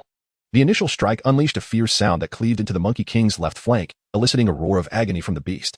Seizing the opportunity, Luffy unleashed a flurry of strikes. The resilience of animals often surpasses that of humans. Despite sustaining grievous injuries, the Monkey King still managed to rise. It seemed determined to continue the battle against the two. However, Chinchi's two fingers, poised like a sword, pointed decisively at its heart, Baked number 4, by Akurai. A bolt of white lightning shot forth, piercing the heart of the beleaguered Monkey King, who who fell lifeless to the ground. Congratulations on defeating your opponent. Experience gained. 52. Congratulations. Your death god level has risen to LV 5, with current experience at 15, 150, on his status screen. In addition to an increase of 21 points in spiritual pressure and 37 points in attack power. A significant notification followed. Due to your level reaching the proficiency to wield a basic Zampakuto, the first Zampakuto has been unlocked. Upon the system's announcement, the shallow blade in Chinchi's hand gradually emanated a brilliant blue hue, transforming into a beautifully crafted katana with a rectangular hilt and a light blue blade. This is Matsumoto Ranjika's Zampakuto, Heiniko, the vice-captain of the 10th Division of the Godai 13. Upon release, the entire blade dissipates into mist, using the surrounding dust as a medium, allowing for attacks against enemies with mere sword movements. Chenqi felt little attachment to this Zampakuto, yet whenever he watched the anime featuring Matsumoto Ranjiku, particularly her impressive attributes, well, he found himself disinterested in anime altogether. Regardless, this marked his first acquired Shirkai Zampakuto. The transformation from an ordinary shallow blade to a Shirkai represented a substantial enhancement in combat power, undoubtedly elevating him to a higher tier. Importantly, although Chenqi had not paid much attention to Heiniko while watching the anime, his focus likely lingering on its wielder, this was a Zampakuto capable of area attacks. As his level and power increased, its potential might become immeasurable. Moreover, Chenqi discovered an additional shallow blade in his backpack, indicating that upon reaching a certain level, this blade would evolve into a true Zampakuto. Hey, Chenqi, what are you grinning about? We should be leaving. Luffy observed Chenqi grinning foolishly at his sword, leading him to suspect that the latter had lost his senses. Consequently, he seized Chenqi and dashed towards the ship. Upon reaching the vessel, Luffy exclaimed, "Hey, Luffy, that's our food supply for 5 days. Don't devour it all at once." Upon witnessing the wild boar meat brought back by Zoro, Luffy, in an exuberance bordering on recklessness, eagerly stuffed his mouth with it. This fellow's appetite was already astonishing under normal circumstances, and after several days of hunger, it seemed to have transformed into an insatiable abyss, rendering even the most voracious wolf a mere child in comparison. Fortunately, both Chopper and Zoro managed to intervene just in time, yet now, what was initially a 5-day supply of provisions had dwindled to merely 3 days. Zoro remarked, "Relying on sheer instinct like this is not a sustainable approach. The existence of pirates who lack navigational knowledge would be a source of ridicule." Chopper added, "Indeed. It is utterly impossible to reach the Grand Line under such conditions. We must urgently seek a solution." Luffy, musician, Chopper and Zoro chimed in unison. "Forget about that for now, you fool." The three of them were engaged in their lively banter when a large bird soared through the sky. For Luffy, who was accustomed to merely satisfying his hunger at mealtimes, it became a potential meal. "I'll go catch it. Gum Gum Rocket." As Luffy exclaimed, he transformed into a spring, launching himself upward to grasp the beak of the bird. This scene left Chinchi and Zoro utterly bewildered. "Help? No." The bird, measuring over 10 meters in length, had a head nearly as tall as Luffy himself. Unfazed by his pleas, the giant creature soared into the distance with Luffy in tow, who continued to cry out for help from the heights. "You fool! What on earth are you doing?" Zoro shouted in frustration as he watched Luffy being carried farther away by the colossal bird. Luffy is a wielder of a devil fruit, destined to sink like a stone should he ever plunge into the sea. Chopper fervently steers the ship, pursuing the direction of the bird soaring above. In East Blue, at Orange Town, a girl with short orange hair races through the streets, clutching a map, while 3 pirates chase her relentlessly. "Stop, you thief. Hand over the sea chart." At that moment, a large bird flies overhead, the very one that had brought Luffy here.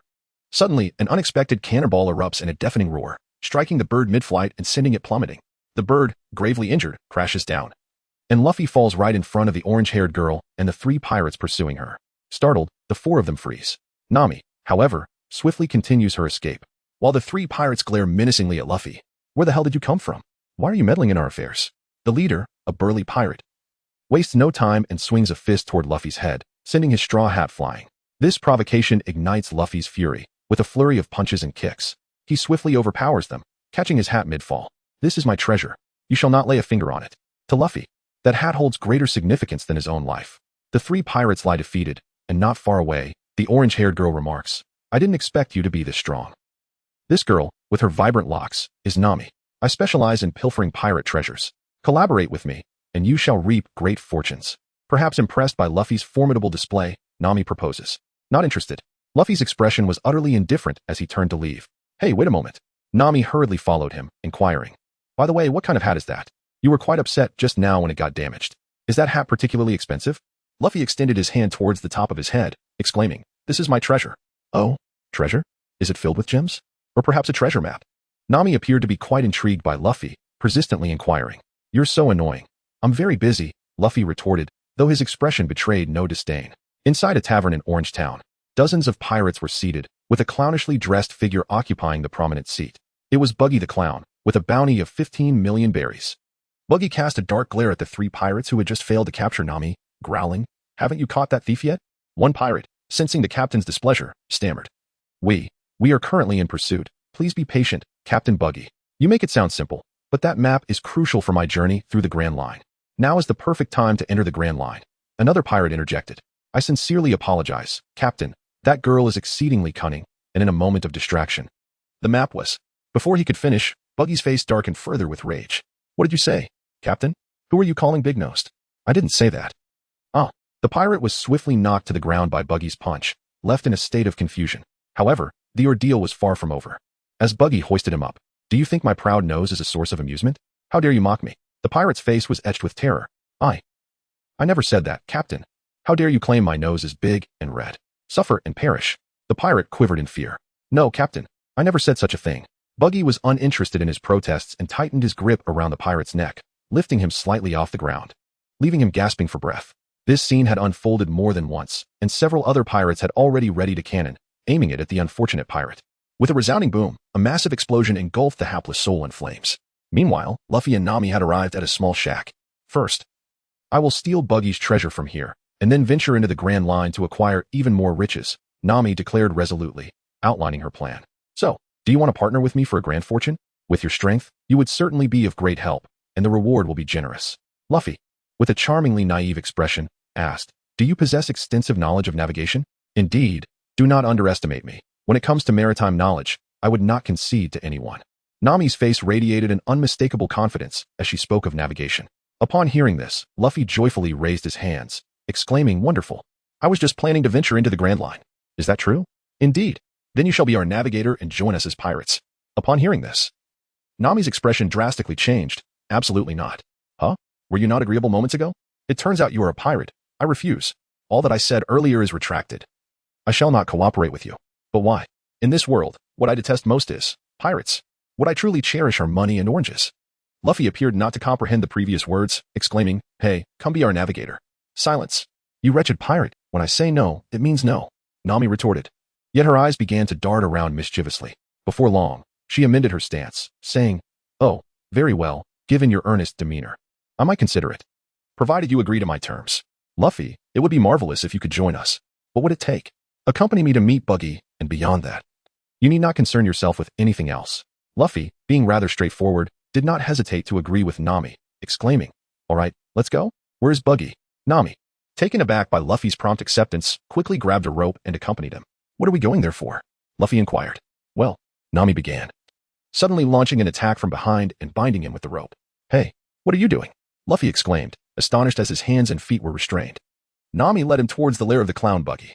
"I've captured the thief for you and returned the map," she declared. "You scoundrel, you tricked me." Luffy glared fiercely at Nami, tightly bound. Buggy displayed a sly grin. "Well done. But what is the meaning of this?" Buggy, not one to be easily fooled, sensed something amiss. According to the earlier descriptions from the pirates, the thief of the map was none other than this orange-haired girl before him. However, the sudden appearance of another individual raised his suspicions. "He is my captain. Everything I did was under his orders. We had a fierce argument, and I have had enough of him. Please, allow me to follow you, Captain Buggy," Nami professed with a sincere expression. "Haha, had enough of him, you say? Excellent. What an amusing woman. In that case, I shall accept you." Buggy appeared quite pleased. Luffy found himself confined within a small iron cage, while simultaneously, Chenqi and Zoro made their way towards Orange Town. Trapped inside the cage, Luffy frantically gnawed at the iron bars like a fool. Nami approached him, a teasing smile gracing her lips. "How are you feeling, Captain?" she inquired playfully. "Damn it, let me out of here. And I'm hungry, bring me something to eat." Nami handed Luffy some food, and to her surprise, he was no longer as irate as before. Instead, he expressed gratitude towards her. "Delicious. You truly are a good person. Come, be my companion." Luffy, that fellow, seems to have a remarkable ability to dissolve any past grievances with the mere allure of delectable food. "I refuse to partake in such folly." Nami decisively rejected the notion, fully aware of her precarious situation, they would sell you without a second thought. "However, if I can successfully acquire it, I shall retrieve the key for you." "What do you say? Haha, you dare to steal my navigational chart? Your life ends here." As the two engaged in conversation, Buggy unexpectedly approached, holding a glass of beer. With a darkened expression, Buggy glared at Luffy and declared, "You dare to pilfer my treasures? The consequences shall be dire, for I have resolved to execute you." Luffy wore a foolish expression, Are you going to let me go? Indeed, I'm going to release you. Who said I would let you go? Buggy was nearly ensnared by Luffy's antics. You lot, bring forth the special Buggy cannonball. With a resounding cheer, Buggy's crew hastily retrieved a cannon and loaded it with a shell bearing the Jester's skull emblem. You insolent brat. Let me demonstrate its might. With that declaration, the cannonball was fired, producing a thunderous roar, as an entire row of houses in Orange Town was instantaneously reduced to ruins. Fragments of wood carried away by the sea breeze. Witnessing the destructive power of the cannonball, Nami stood frozen in terror. What an exquisite explosion. Such a fragile little town. With a single cannonball, I could raze it to the ground. With this and the power of my devil fruit, I shall undoubtedly reign supreme in the Grand Line. Buggy bellowed, as his crew prepared to load another cannonball, aiming it at the cage. Buggy handed a torch to Nami. You take the initiative. Use this to blow him away, as a testament to your loyalty to me. Swear to conquer the world alongside me, and then send your captain flying. Kill him? Perhaps. Let's not go that far, Captain Buggy. By the way, let's continue drinking. We shouldn't dwell on such trivial matters, Nami replied, her face displaying evident discomfort. Buggy dismissed her words. Stop with the nonsense. Hurry and take action. Huh? Take action. Quickly, blow him up. Let us witness the spectacle. The raucous cheers of Buggy's crew escalated. Nami, don't ruin the mood. Light the fuse. Buggy urged once more. Faced with Luffy, Nami's expression grew increasingly fearful. Her hands trembled, and beads of cold sweat formed on her brow. Meanwhile, Luffy regarded Nami with calm composure. When one recklessly engages with pirates without sufficient resolve and preparation, it is little wonder that matters have come to this. What resolve? Killing casually? Is that the resolve a pirate should possess? Wrong. Stop your mumbling and act. Buggy and his crew pressed on once again. With unwavering determination, Luffy declared, this is a resolve that risks my very life. Observing Nami's hesitance, a pirate, unable to bear it any longer, brandished a torch towards the lit fuse of the cannon. Hey, newcomer, don't ruin the moment.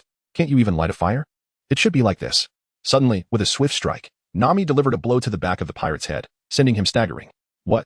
Not only Luffy, but also the pirates under the clown were taken aback. When Buggy witnessed Nami's actions, fury was evident on his clownish face. Nami, what do you mean by this? I allow you to join, and this is your attitude? Nami's stance was crystal clear. She had no intention of killing Luffy. Yet the cannon's fuse had indeed been ignited by that pirate. Damn it, we're in trouble now. Luffy desperately gnawed at the iron bars. My patience is limited, girl. You have offended me.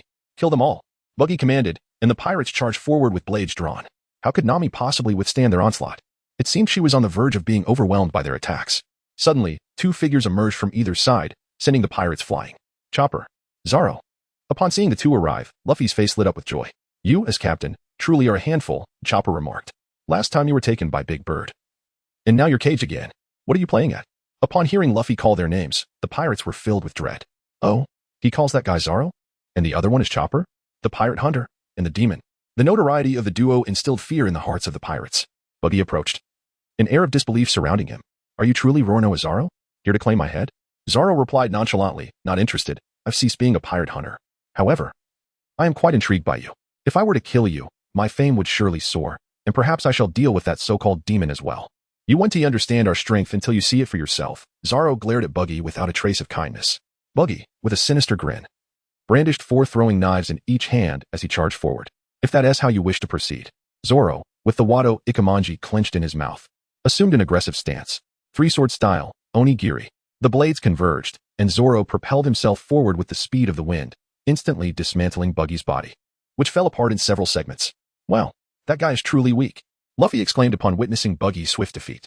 Strangely, however, as they watched their captain being effortlessly slain, Buggy's subordinates began to laugh maniacally. This left Luffy, Zoro, and Nami utterly perplexed. Meanwhile, on Buggy's side, the laughter of his crew grew ever louder. Suddenly, Zoro sensed a sinister wind at his back. Just as he thought it was ominous, a clear, metallic clash rang out. A splintering ability user? Quite an intriguing power. Upon closer inspection, he found Chopper wielding a blade, blocking 2 hands laden with daggers. Naturally, Luffy and his companions were oblivious to the unfolding chaos. However, Chinchi was well aware, and thus intercepted the assault, preventing Zoro from sustaining any injuries. This time, it was Buggy and his crew who were left in utter astonishment. They had anticipated delivering a significant blow to the pirate hunter, only to find that the demon seemed to see through their every move. Buggy's eyes nearly bulged from their sockets, particularly as his nose appeared to redden even further. They had meticulously plotted to orchestrate a grand blunder that would severely undermine Zoro. But instead, their scheme was effortlessly unraveled. The embarrassment left Buggy feeling quite humiliated, his countenance darkening with each passing moment. The demon. Is it me? Captain Buggy. Do you have any advice? Chinchi jested. The sensation of being exposed was profoundly unpleasant for Buggy, inciting considerable rage within him. I will capture you, demon, and blast you into oblivion with cannon fire. Is that fellow a monster, then? Luffy pondered foolishly from within his cage. Hey, you rubber man. How dare you speak of others in such a way? Zoro retorted. Hey, big red nose, weren't you supposed to capture me? I'm still waiting. Chinchi called out loudly. The entire clown crew exclaimed in unison, huh? Fool. That's taboo. True to form, as soon as Nami's words fell, Buggy brandished several daggers, aiming to strike at Luffy. With a mere thought, Chinchi conjured another blade from his backpack, crossing his swords to deflect Buggy's assault. The inexplicable appearance of Chinchi's sword left everyone to attribute it to his devil fruit abilities. Let me out. I want to smash him too, Luffy shouted. Gripping the iron bars, Buggy laughed heartily. How delightful. The pirate hunter, the demon, the caged rascal, and Nami, you shall all meet your demise here today.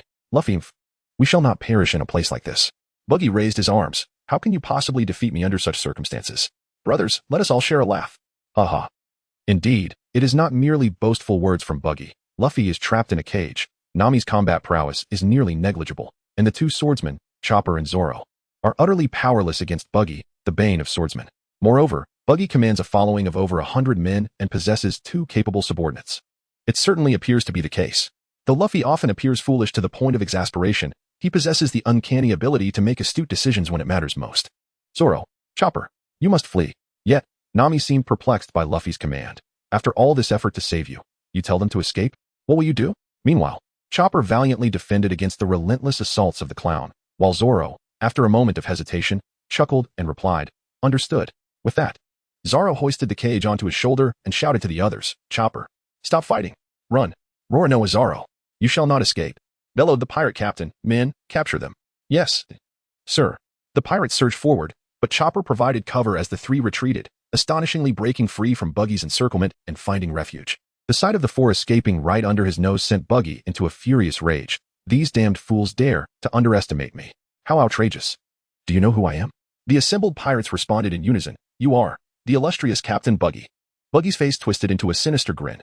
It appears they are no mere thieves. They must be here to challenge me. I shall make them understand the consequences of opposing Buggy the Great. It is time for a display of ferocity. Just as he finished, a man adorned with cat ears, actually his own hair, emerged from the crowd, riding a ferocious lion. Captain Buggy, did you call for me? This was Machi, the first mate of Buggy's crew, with his steed, Ricky. Buggy grinned wickedly. Indeed, you and Ricky shall retrieve them. Meanwhile, on Chopper's side, they believed they had temporarily evaded pursuit.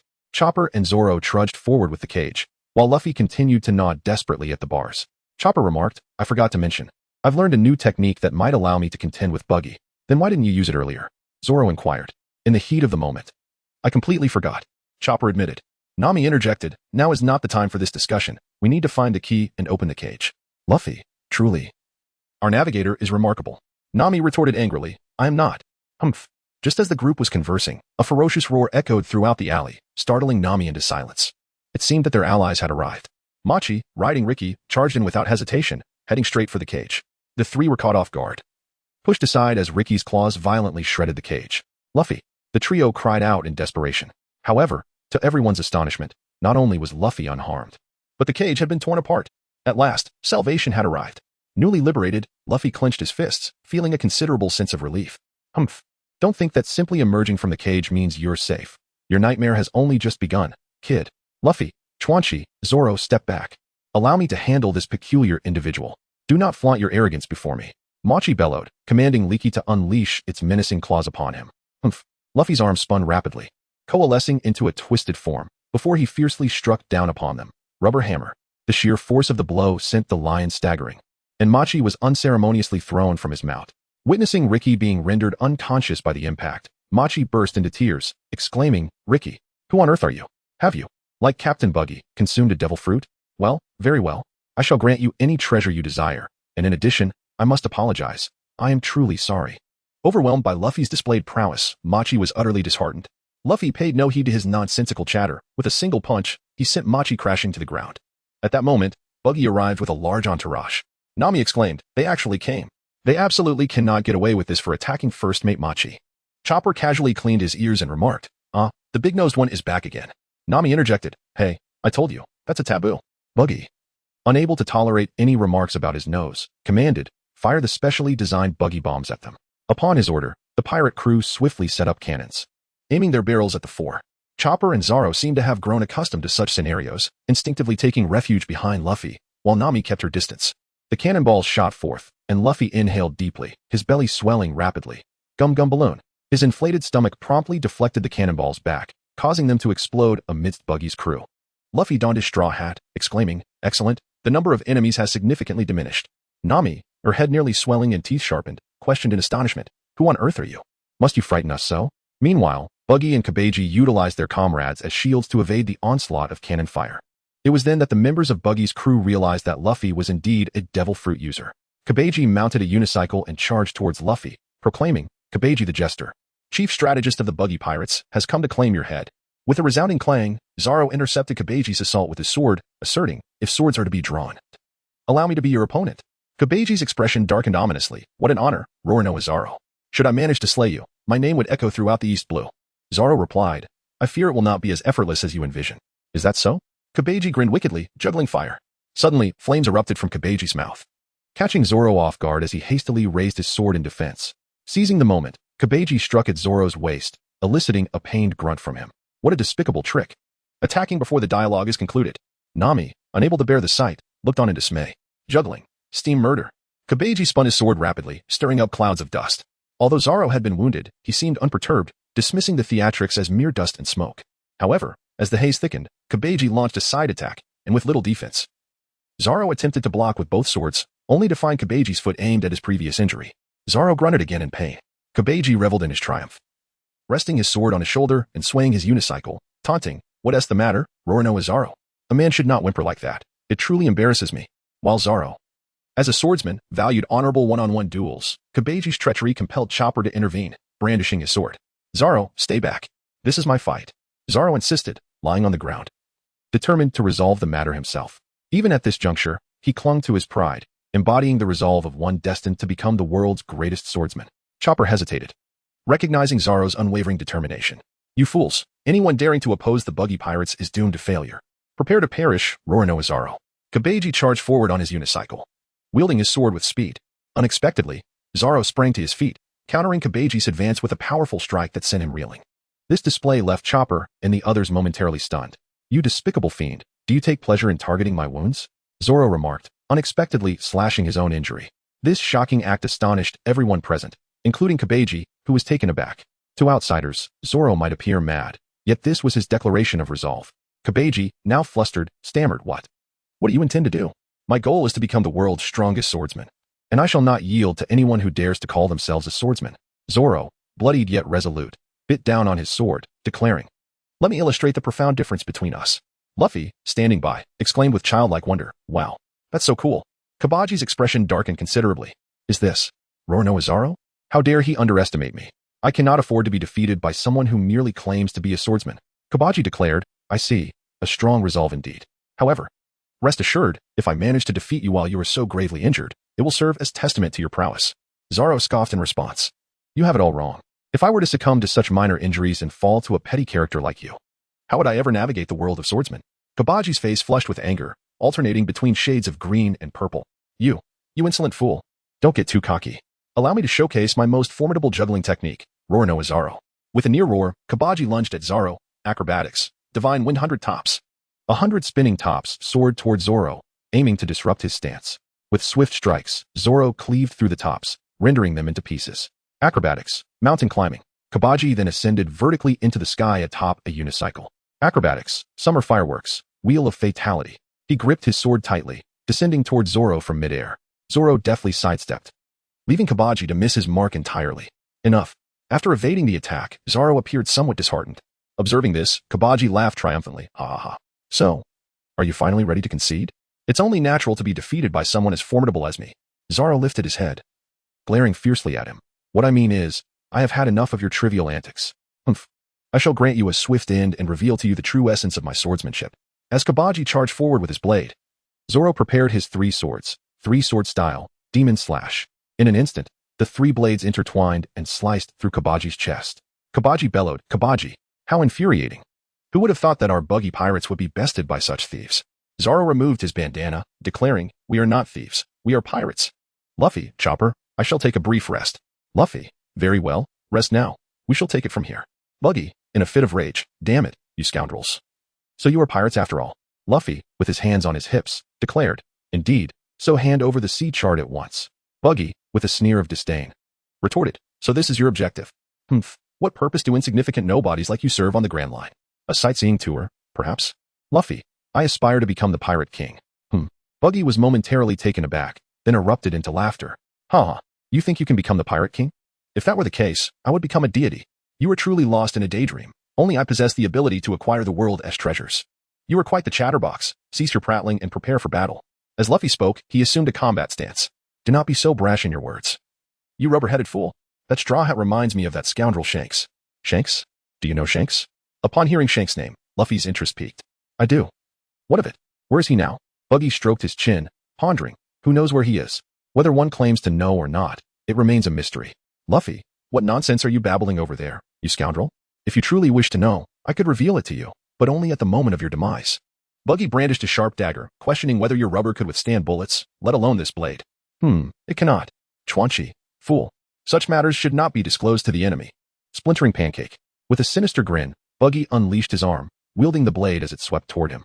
Luffy exerted force through his legs, leaping into the air to evade the whirling blades.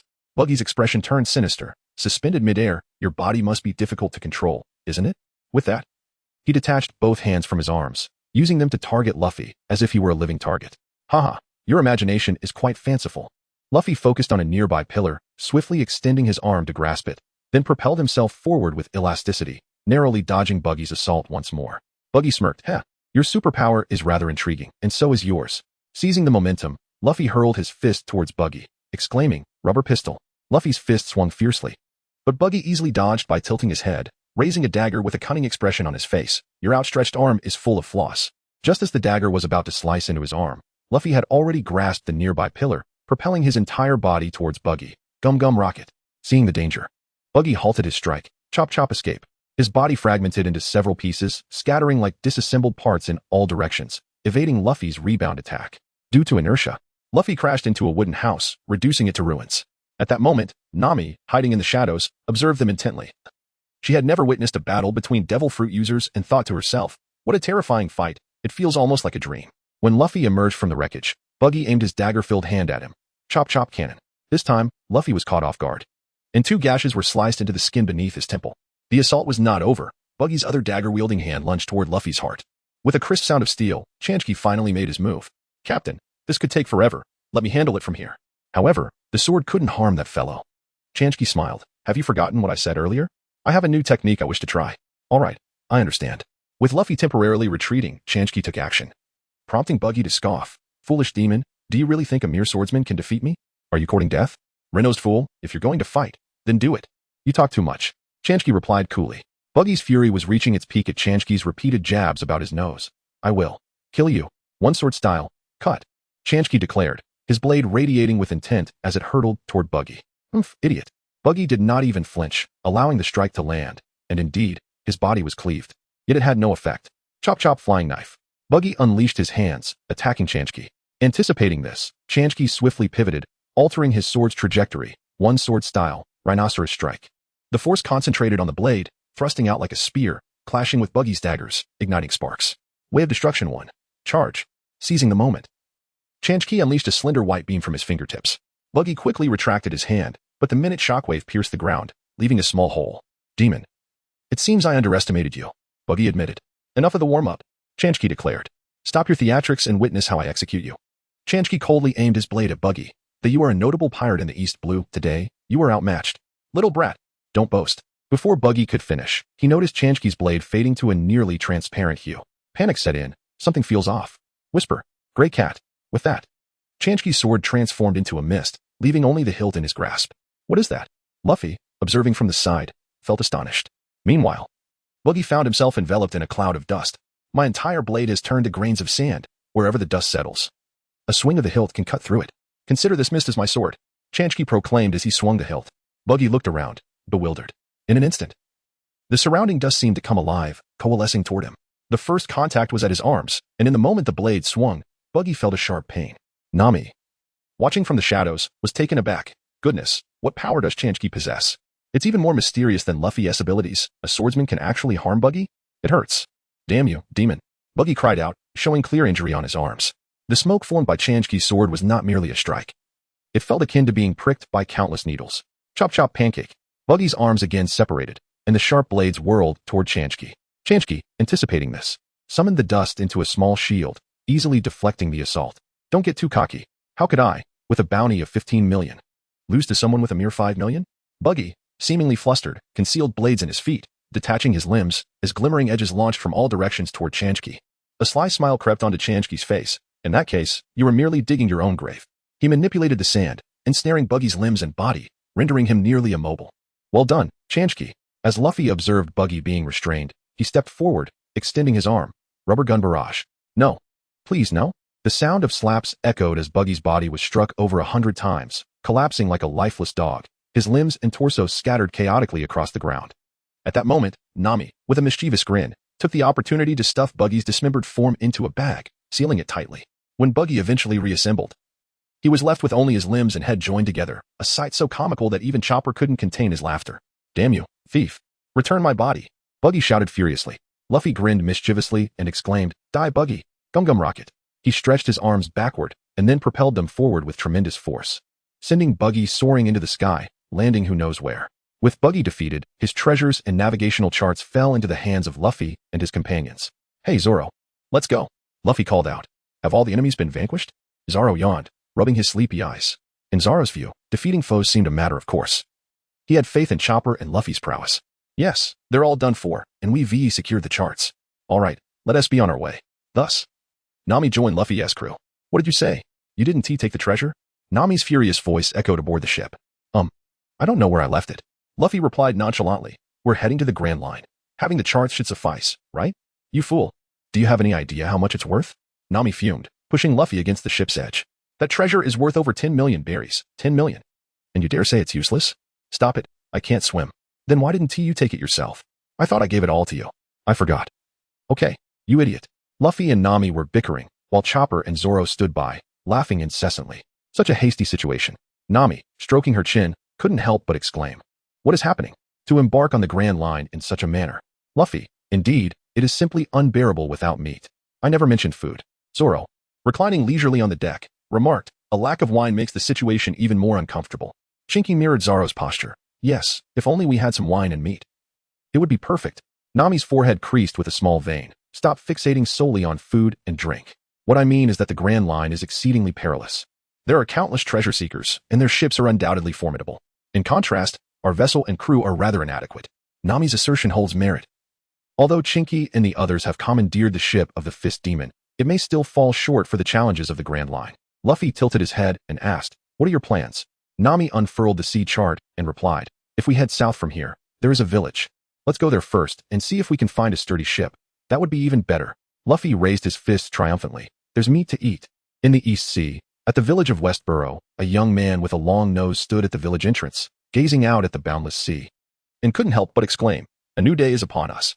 This young man is Usopp, currently a rather unremarkable youth of Westboro village. He then turned and dashed back into the village, shouting, everyone, trouble is brewing. Pirates have invaded the village. What? Pirates? The villagers remarked, exasperated. Usopp is at it again. This was a daily occurrence, and he seemed oblivious to the monotony it brought. Each day, Usopp would reenact the tale of the wolf, and the villagers had long since grown accustomed to it. Ha ha ha. Just kidding. After his prank, Usopp wore a triumphant expression. Usopp, you scoundrel. Today, you shall receive a proper lesson. Some of the more irritable villagers, having endured enough of his daily ruckus, grabbed their frying pans and hurled them in his direction. Many villagers, having suppressed their annoyance for long enough, emerged with brooms, hoes, and wooden sticks. You rascal, stop right there. Usopp ran ahead, laughing heartily. Come on, come on. Try to catch me. The villagers were incensed, yet Usopp appeared to revel in the chaos. As the villagers grew weary and gradually dispersed, he felt an overwhelming sense of satisfaction. After the commotion, Usopp concealed himself in a tree at the village entrance. Today, I've done a good deed, bringing some vitality to this dull village. Meanwhile, for others, including Chopper, arrived at Westboro village. Chopper remarked, indeed, there is a village here. Nami replied, of course, we are following the map. Zoro stretched lazily. It has been so long since I set foot on solid ground. Luffy, that is because you have been sleeping all this while. Little do they know, Usopp has been secretly observing them from a tree at the village entrance. However, I have felt something amiss from the very beginning. Zoro's perceptive abilities seem to surpass those of ordinary individuals. He suddenly turned his head and caught sight of a shadowy figure in the tree. Who are you? Usopp, taken aback by being discovered, tumbled down from the tree in fright, trying to maintain an air of authority as he crossed his arms. I am the leader of this village, Usopp. People call me the great Captain Usopp. I advise you to abandon any thoughts of attacking this village, for my army of 80 million is not to be trifled with. Nami calmly regarded him and retorted, nonsense. Usopp, clutching his head in shock, exclaimed, wow, I've been exposed. What a clever woman. Seeing his reaction, Luffy chuckled. Ha! You are quite amusing. Usopp responded, hey, how dare you mock me? I am a man of great pride, hence everyone calls me the proud Usopp. Usopp was quite affable, and Luffy took a liking to him, leading everyone to the village tavern.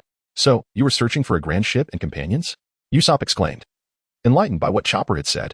Indeed, this is quite the grand adventure, Luffy declared, stuffing a large piece of meat into his mouth. Usopp raised his index finger. Though it may not be a grand ship, the only place in the village that has a boat is there. There, Usopp continued, in the village, there is a mansion owned by a wealthy family, but the owner is a rather unfortunate girl who is frail and bedridden. Nami couldn't help but ask, why would a girl be the mistress of such a grand mansion? Luffy raised his plate and exclaimed, boss, bring me another piece of meat. Zoro added, I would like some sake. Chopper chimed in, another serving of curry fried rice, please. Usopp, with bulging eyes and sharpened teeth, interjected, you all, please listen to me carefully. He proceeded to reveal that the young girl had lost her parents a year ago, leaving her with a substantial inheritance and a dozen servants. Upon hearing this, Nami seemed to be moved with compassion and said, never mind, perhaps we should abandon the search for a ship here and explore other places instead. Hey, weren't you all just saying you wanted to find companions? Luffy, with a bewildered expression, asked, what? Do you have a suitable candidate? Usopp, confidently pointing at himself with his thumb, declared, I can be your captain. Luffy, no need. Do not jump to conclusions so soon. At Kaya's residence, Kaya lies on her sickbed, her face etched with melancholy. She softly calls to her butler, Clabatel. What is your command, Miss Kaya? I wish to see Usopp. Clabatel stands rigidly. Why do you want to see him again? I merely wish to exchange a few words with him. Upon hearing this, a shadow flits across Clabatel's face. It is not permissible. How many times must I reiterate that he's the most boastful individual in this village? He will bring you undesirable influences. Kaya, slightly irked by his words, retorts, how annoying. Yet Clabatel remains unfazed. You may deem me annoying, but a refusal is a refusal. Usopp's exaggerations could jeopardize your health. I can handle it. Kaya exclaims, indignant. Clabatel pushes his glasses up with a serious demeanor. Your deceased parents have entrusted me with your protection, hence I have arranged for a guard. This is all for your safety, miss. Clabatel's intentions are not malicious, yet Kaya sighs. I understand. That is all I need to hear. The medicine is here. Do not forget to take it. As he speaks, he places a small vial on the table. I know. Just as Clabatel turns to leave, Kaya hears a noise outside the window. She opens it to see a beaming face. Usopp. Usopp. At the sight of Usopp, Kaya's spirits lift. Though a hint of resignation soon creeps onto her face. I'm sorry, I can't let you in. Clabatel refuses to allow it. But he is not a bad person. Usopp, seated beneath a tree, appears quite at ease. No worries. I actually enjoy sitting in your garden. Being inside your mansion feels rather uncomfortable. After all, I am a brave warrior of the sea. Kaya, her face alight with anticipation, asks, what adventure will you recount to me today? Though Kaya is immensely wealthy, her long confinement to bed has left her devoid of companions to confide in, making every visit from Usopp feel like a refreshing rain after a drought, an emotion she suspects is uniquely hers. Thus, Usopp begins to boast unabashedly. Let me tell you about the time I fought a goldfish in the North Sea when I was 7. A goldfish. First, it had a colossal body. At first, I mistook it for an island and climbed aboard. On the other side, Chopper and the others had heard tales of Usopp from the children, and Luffy couldn't help but exclaim, I see, he truly is a good person. Nami, resting her chin on her hand, muses, so, he visits every day to tell stories for the sake of the young lady's recovery. The children chime in, yes. We really enjoy our captain's enthusiasm and the stories he tells. Chopper adds, so, you all admire him this much? Luffy inquired, so, has the young lady recovered? The child replied, she is nearly better, all thanks to the captain. Great. Luffy exclaimed, raising his fist enthusiastically in that case. Let us borrow a ship from the mansion and set sail.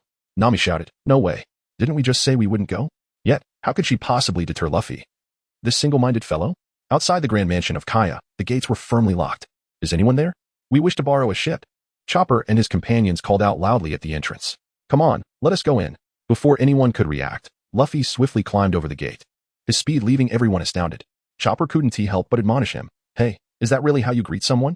Not only Chopper, but Nami also covered her face with one hand, exclaiming, we simply cannot stop him. Zoro remarked, since we cannot halt him, we might as well join him inside in the courtyard of Kaya's mansion, Usopp was still regaling Kaya with tales of his glorious exploits. Kaya, not one to be easily fooled, listened intently, resting her chin on her hand, thoroughly engrossed in his storytelling. Huh? Such a large fish? What happened next? I cut it into pieces and transported it to the land of little people, and to this day, they have yet to finish it. Thus, I have achieved great feats. And everyone now calls me the great Captain Usopp. Seeing Kaya captivated by his tales, Usopp grew more and more proud, spinning his yarns as if they were true. Usopp! Luffy shouted from a distance. Upon seeing them, Usopp's eyes widened in surprise. Hey, you all came here? Luffy gazed at Kaya and remarked. So you are the master of this residence. Observing this, Usopp stepped forward, draping an arm over Luffy's shoulder, and addressed Kaya, saying, These individuals have traveled great distances upon hearing my legendary tales. They are the new members of the Usopp Pirates. Luffy, no? We are here to seek the owner of this abode, with a request. Kaya, a request, directed towards me? Chopper, indeed, we desire a grand ship. Suddenly, an incongruous voice interrupted their conversation. The former butler, Clabatel, approached with his attendants. Your trespassing here has placed me in quite a predicament, he remarked. What? It's the butler? Upon seeing him, Usopp broke into a cold sweat. Kaya, sensing the tension in the atmosphere, nervously inquired, Clabatel, these individuals are. The butler raised his hand, interrupting her, Miss. I shall hear your explanation shortly. He then turned to the unexpected guests. You uninvited intruders. I demand you leave this place at once. Luffy, with a cheerful smile, gazed at him and said, You are the butler, right? I wish to borrow a grand ship. Absolutely not. Clabatel rejected him with resolute finality. Turning to Usopp, he remarked, You must be Sniper King, correct? The villagers had bestowed this nickname upon Usopp. Upon hearing his name, Usopp froze in place, his expression turning notably awkward. Clabatel then revealed a sinister grin. I've heard quite a bit about you. You are quite famous in the village. Upon hearing this, Usopp, as if basking in self-approval, patted his chest and said, Thank you. You may call me the great Captain Usopp. Everyone refers to me that way. Clabatel, with a malicious glint in his eyes, adjusted his glasses and inquired, The servants say they often see you around here. May I ask what brings you to our estate? Usopp, beads of cold sweat forming on his brow, stammered, Well, I saw the legendary flying squirrel had come in, so I thought I would take a look. True to his nature, Usopp spun his web of lies effortlessly. Clabatel's laughter turned increasingly wicked. It's remarkable you can still fabricate such nonsense. I am well aware of your father's reputation. Huh. Clabatel, with a habitual adjustment of his glasses, continued, The son of a despicable pirate. Whatever your intentions, please refrain from bothering our young lady. Oh, so that fellow's father is a pirate. Luffy couldn't help but exclaim. Upon hearing this, Usopp's countenance darkened considerably. Despicable. The term employed by the butler stung Usopp deeply. Clabatel then spread his hands, declaring, You and our young lady inhabit entirely different worlds. As long as you keep your distance from her, name your price. Usopp, on the verge of an outburst, found Kaya could barely contain herself as she climbed to the windowsill and shouted, Clabatel, you are being utterly unreasonable. Apologize to Usopp at once. Clabatel turned. Is it necessary to apologize to someone like him? I am merely stating the truth. His attacks on Usopp were far from over. In truth, you are a pitiable soul. You must harbor resentment towards that greedy father who abandoned his family. Clabatel. Kaya nearly screamed in hysteria. Usopp's face turned a deep shade of anger. Furious beyond measure, do not insult my father any further. Even as Usopp's rage transformed his visage, Clabatel continued to mock him. Oh, are you angry? You seem rather uncomposed. Isn't this the perfect moment for you to boast about yourself? For instance, your father became a notorious pirate, only for you to discover he is not your biological father. Such words would incite fury even within the divine. Usopp concentrated all his rage into his fists and struck Clabatel. Enough. The blow sent Clabatel crashing to the ground, yet he continued to berate Usopp. Look at you, resorting to violence at the slightest provocation. Truly, like father, like son. Silence. Usopp shouted, I take pride in having a pirate for a father. I am proud that he is a brave warrior of the sea. You are correct. I do enjoy boasting. However, I shall never conceal the pirate blood that flows through my veins. Clabatel adjusted his glasses again and retorted. Pirates are brave warriors of the sea? Ha, do not make me laugh. Yet, it cannot be denied that you possess the blood of a savage pirate, a reckless braggart, and a coward who resorts to violence at the slightest provocation. Ultimately, you are merely seeking our young lady for her substantial wealth, are you not? What did you say? Usopp's anger flared once more, gripping Clabatel's collar, his fists raised in fury. Stop. Usopp, do not resort to violence any further. Kaya shouted to intervene, only to collapse in tears. Clabatel's actions are all for my sake. He is not a villain. Clabatel then bellowed, Get out of here. This is no place for you brutes. You are forbidden from returning. One individual in attendance could no longer endure his taunts. Slowly, he drew his sword from its sheath. It was Chenqi, who had endured Clabatel's harsh words for far too long. Zoro sensed the tension and grasped Chenqi's hand. Calm down. This is not the place for a fight. Zoro's intervention prevented Chinchi from attacking Clabatel. I shall never return here, Usopp declared angrily before storming off. Watching Usopp's retreating figure, Kaya climbed onto the bed, tears streaming down her face. Meanwhile, Chenqi and the others, along with the 3 children, exited Kaya's grand residence. Heading toward the village, yet Luffy was nowhere to be seen. Where did Luffy go? I haven't seen him, no idea where he ran off to. Just then, a peculiar figure emerged from the village entrance, dressed in a style reminiscent of Michael Jackson, sporting red heart-shaped glasses. Wow, a weirdo, the children exclaimed in unison. The individual introduced himself as the hypnotist Zango, stating, "Who claims I am a weirdo? In truth, I am not peculiar at all." Child A retorted, "You look odd from every angle." Zango adjusted his hat. "Nonsense. I am merely a passing hypnotist." Child B inquired, "A hypnotist? How impressive." Child C chimed in, "Show us something amazing." Hearing this, Zango's demeanor turned aloof. "Fools, why should I perform hypnosis for you? We are not acquainted." The children gazed at him with eager eyes. "All right, since you are so keen, keep your eyes fixed on this ring," Zango announced, producing a metal ring attached to a string from his pocket. Chinchi and the others watched silently as Zango began to sway the ring before the children. "When I say 1, 2, Zango, you will all fall asleep. Ready? Here we go. 1, 2. In an instant, all of them collapsed to the ground, not just the children, but even Zango himself. Zoro, drenched in cold sweat, wondered, what on earth is this guy doing? At the village entrance, Usopp, having been slandered by Clabatel, sat alone, gazing at the sea, lost in thought. Suddenly, Luffy descended from a tree. "Hey, so this is where you are." Luffy's sudden appearance startled Usopp. "Oh, it's you. Can't you greet me in a normal way? You fool." Luffy leaped directly from the tree and gracefully landed on the ground. "Your father is Jesus, isn't he?" "Huh? How did you know?" Usopp exclaimed in astonishment. Luffy sat down on the ground, saying, "I encountered him during my childhood." "What? You truly met my father?" "Indeed. You bear an uncanny resemblance to him. No wonder I felt such a sense of familiarity, though I only just recalled it." Upon hearing about his father, Usopp instantly perked up. "Where is he now?" "Currently, I am uncertain. However, he must still be aboard Shanks the red-haired ship. Jesus Burgess is one of my favorite crew members." Usopp exclaimed, "Really? So he is on red-haired ship?" "Red-haired. Shanks." It seemed Usopp had just made the connection, for upon mentioning Shanks' name, his eyes nearly bulged out of their sockets. Luffy was taken aback by Usopp's expression. "What is the matter? Do you know Shanks?" "Of course, that fellow is a world-renowned pirate. So, my father is on a ship of such formidable individuals." Luffy stroked his chin and remarked, "Speaking of your father, his marksmanship is truly exceptional. I have never witnessed him miss a target. Even an ant. I could hit it right between the eyes." He continued with genuine admiration. "In summary, Jesus is an outstanding pirate."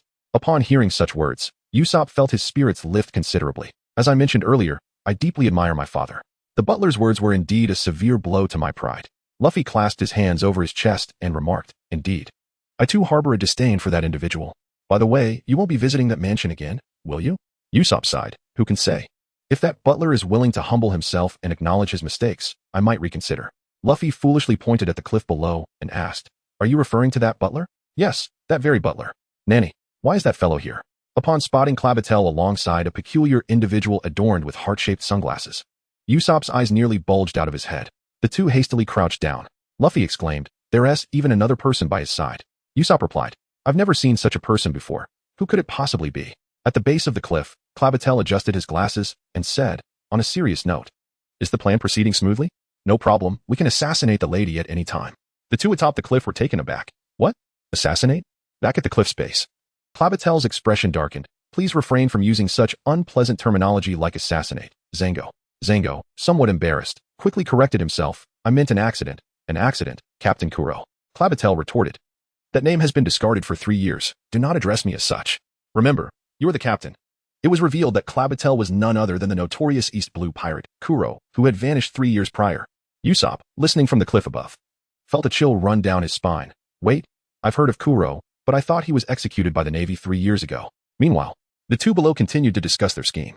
Zango mused, "Speaking of which, that was quite a shock back then." "You mean when you abruptly ceased your pirating ways and swiftly promoted your subordinate to first mate, leading everyone to believe Kuro had been executed by the Navy, only to reappear in the village and instruct me to discreetly land here 3 years later?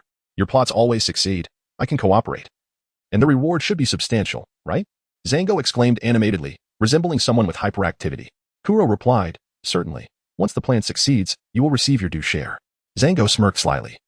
"Then, the matter of murder shall be entrusted to me." Kuro continued, "This time, it is not merely about murder. We must ensure that Kaya meets with an accident. There must be no mistakes." "I understand. Yet, I remain uneasy. Please recount the plan once more. Zango raised his index finger. Upon receiving your signal, we attack the village. Eliminate the lady, and then you can rightfully inherit her vast fortune. Kuro made his signature gesture of adjusting his glasses. The key is to use your finest hypnotic skills before killing her, compelling Kaya to write a will. It must include the statement that upon my death, the butler Clabatel shall inherit all my possessions. Every word exchanged between them resonated clearly for the two atop the cliff. This is dire. We are in trouble. Usopp internally screamed. Luffy, appearing oblivious, asked, what is going on? This doesn't sound good. Frustrated with Luffy's ignorance, Usopp whispered, haven't you been listening? This is truly bad. That guy has been plotting for a long time, scheming for Kaya's family fortune since 3 years ago. That butler is actually Captain Kuro. I can't believe he is still alive. Kaya is in grave danger, and the entire village will be affected. This is going to end disastrously. After hearing Usopp's words, Luffy began to comprehend slightly. However, unexpectedly, he stood up without a care. Usopp hissed, hey, don't stand up. They'll notice us. Hey, you too. You shall not harm Miss Kaya. Luffy's shout echoed, not only startling Kuro and his companion, but even reaching across the sea. Luffy's actions often leave one bewildered. One can never predict what this extraordinary being will do next. Usopp stands petrified, while even more astonishing events are yet to unfold. Both Kuro and Zango are not blind, and they certainly notice him. Usopp has also been discovered. Oh, is that not so, Gekking? Kuro maintains an expression of unwavering calm. Usopp, clutching his head with both hands, displays an exaggerated expression. Wow, I can't believe I've been found out. Kuro's countenance darkens. Did you hear anything? Usopp, in a state of panic, responds. And no, I didn't hear anything. We just arrived here, we know nothing. Luffy crossed his arms over his chest, exclaiming. I heard everything. Usopp's eyes nearly popped out of his head as he shouted. Hey. Zango adjusted his hat and replied, is that so? You both heard it, huh? Well, you two should take a good look at this ring. As he spoke, he pulled out a circular object from his pocket, swaying it from side to side. You two should really pay attention to this ring. What? Luffy obediently stared at the ring, his eyes following its every movement. Meanwhile, Usopp was drenched in cold sweat. No. This is bad. That's a dart. We could be killed.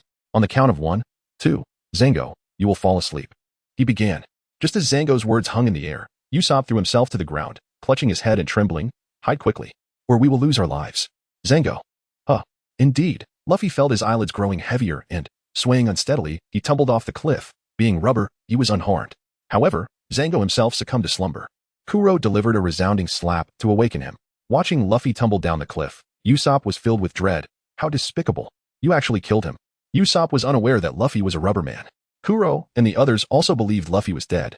Zango looked up at Usopp and asked Kuro. What about the other one? Shall we kill him? Kuro maintained his calm demeanor, stating, there is no need. No one will believe anything he says. Zango. The time is set for tomorrow morning at dawn. We will raid the village and try to destroy the villagers' homes as well, making it appear more like an accident. Tomorrow? Upon saying this, Kuro cast a wicked glance at Usopp. Did you hear that, Usopp? No matter what you hear, it will not pose a threat to my plan. Infuriated, Usopp turned and ran towards the village. This is bad. This is terrible. He shouted as he dashed through the village, encountering Chenqi, Zoro, and the children without a greeting. Everyone, listen. Pirates are coming to attack. They'll strike the village tomorrow morning. We must escape. Oh, it's that boastful guy again. This is already the second time today. Does he not find it tiresome? Ignore him. There's no way pirates are coming. He has really gone too far these past few days. The villagers' sentiments were all too clear. Some hot-headed individuals brandished their weapons, shouting, Hey, Usopp, don't go too far. Our patience has its limits. Do not continually provoke our boundaries. It seemed that this time, he truly needed to be taught a lesson. Usopp pleaded, I was only joking before, but this time it's real. Please believe me. When have you not said that? Usopp nearly screamed in desperation. Believe me, run for your lives. Otherwise, we will truly be killed. Beyond the cliff, Kuro boarded a pirate ship, exclaiming, Brothers, it's good to see you. It's been 3 years. After our plan succeeds, I will reward you handsomely. At dawn tomorrow, unleash chaos upon the village. Just the thought of the impending bloodshed filled Kuro's eyes with a bloodthirsty excitement. Everyone, listen to me. Usopp continued his fervent pleas. Tomorrow morning, the pirates will indeed attack the village. If we believed you every time, we would have to flee hundreds of times. The villagers, holding various weapons, did not believe his words. This time it is absolutely true. You will be caught for sure. Infuriated by the villagers' disbelief, Usopp made a hasty escape. Meanwhile, Chenqi and the others had reached the base of the cliff where Luffy lay. The first to express shock at Luffy's words were the 3 children. What? Miss Kaya could really be killed? The village could be attacked? Is this true?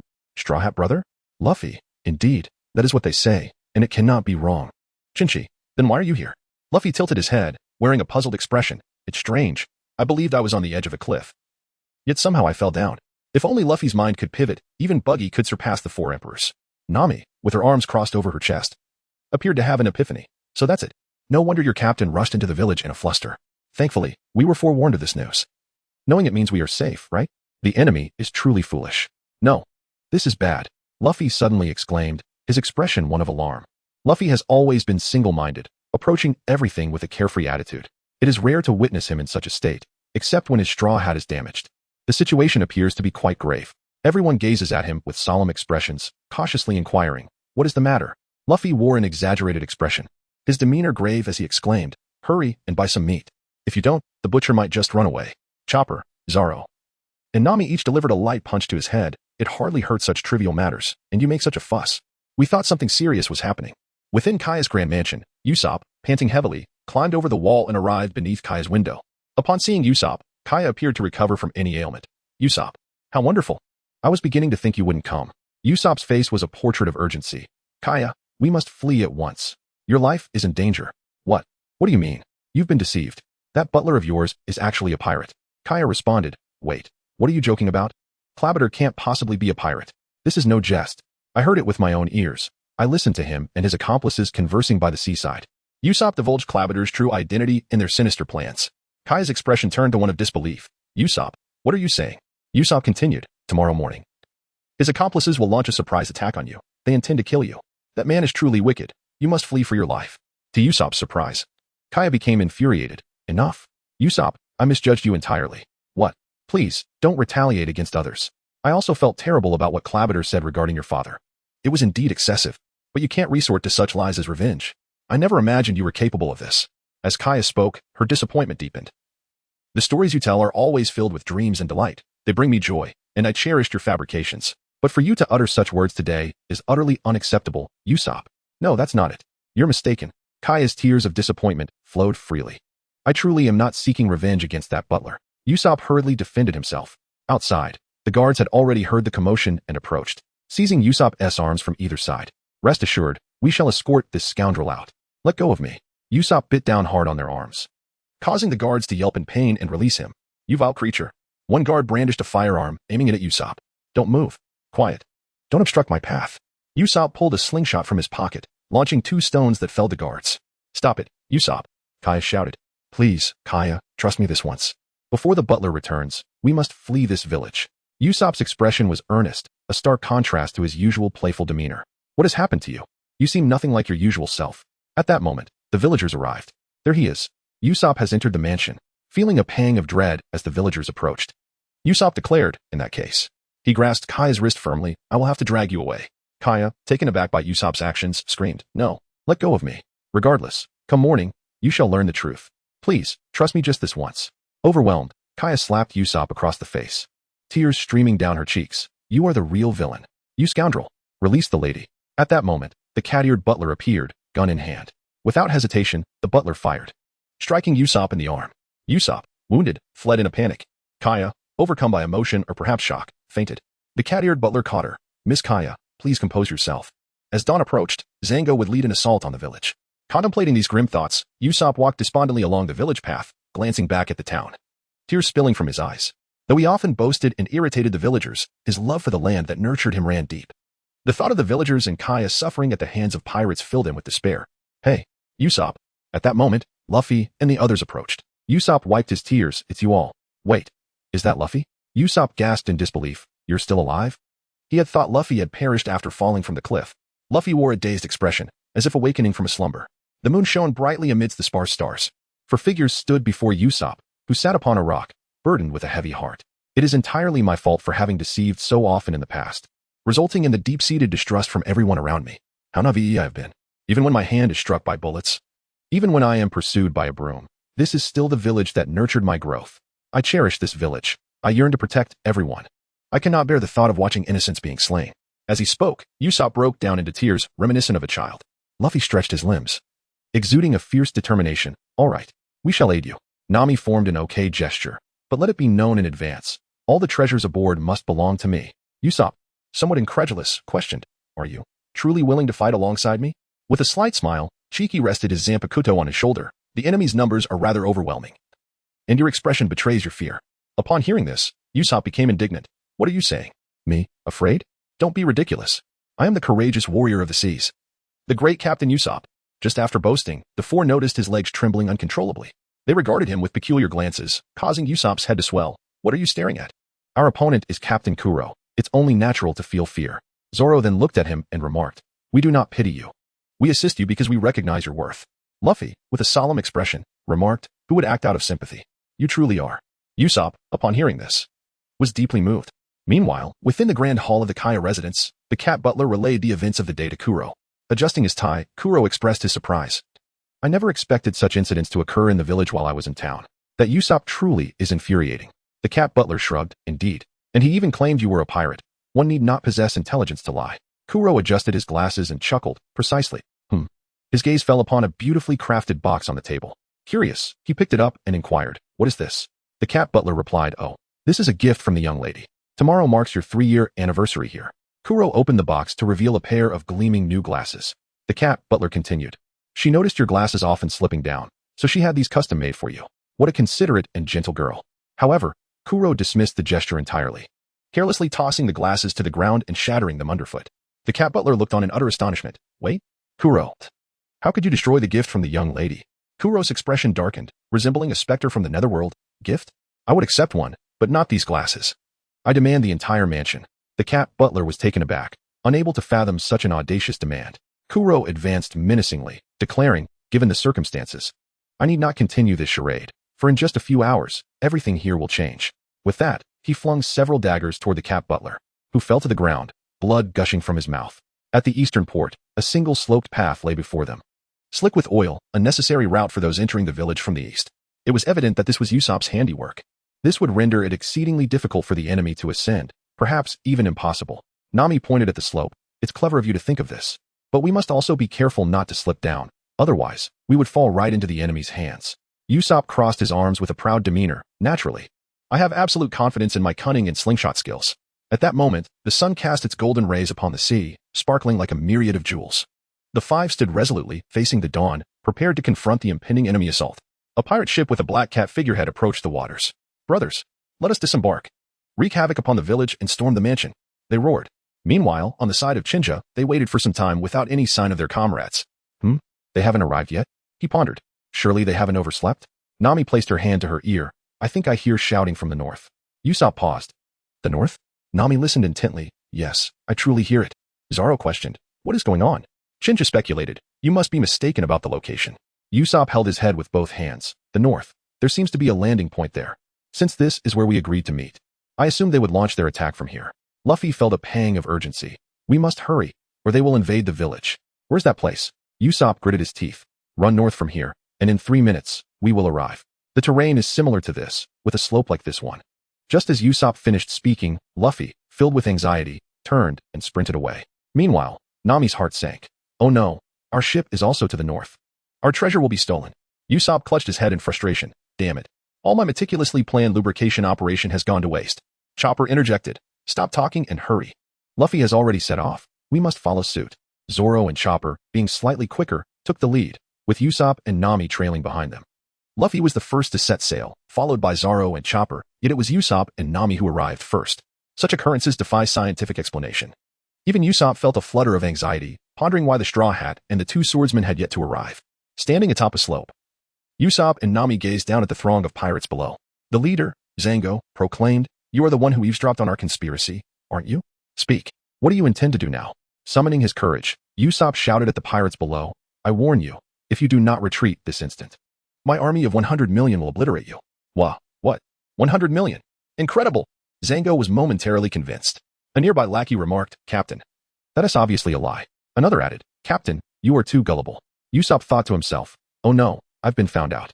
It was only after his subordinate's remarks that Zango realized, You scoundrel, how dare you deceive me? Nami covered her face in disbelief. 100 million? Do you think they're fools? How could you even say that? What else can I do?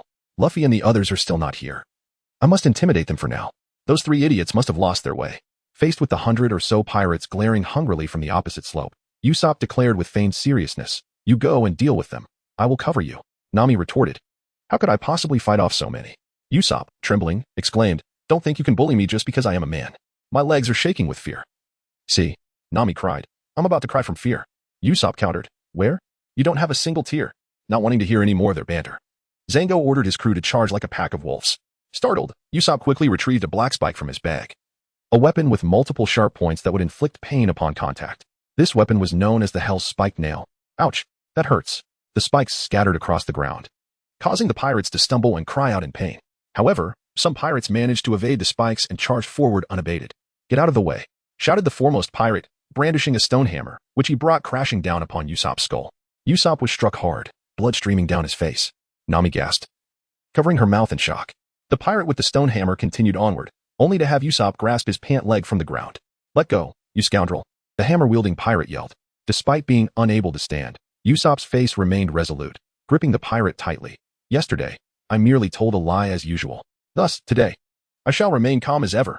Seeing Usopp's demeanor, Nami could hardly believe this was the same cowardly Usopp she knew. Shut up, you little brat. At that moment, several pirates rushed in, brandishing knives aimed at Usopp's head. Nami swung her staff, knocking down one of the knife-wielding pirates, but another, armed with a large club, struck Nami in the side, causing her to cry out in pain and collapse to the ground.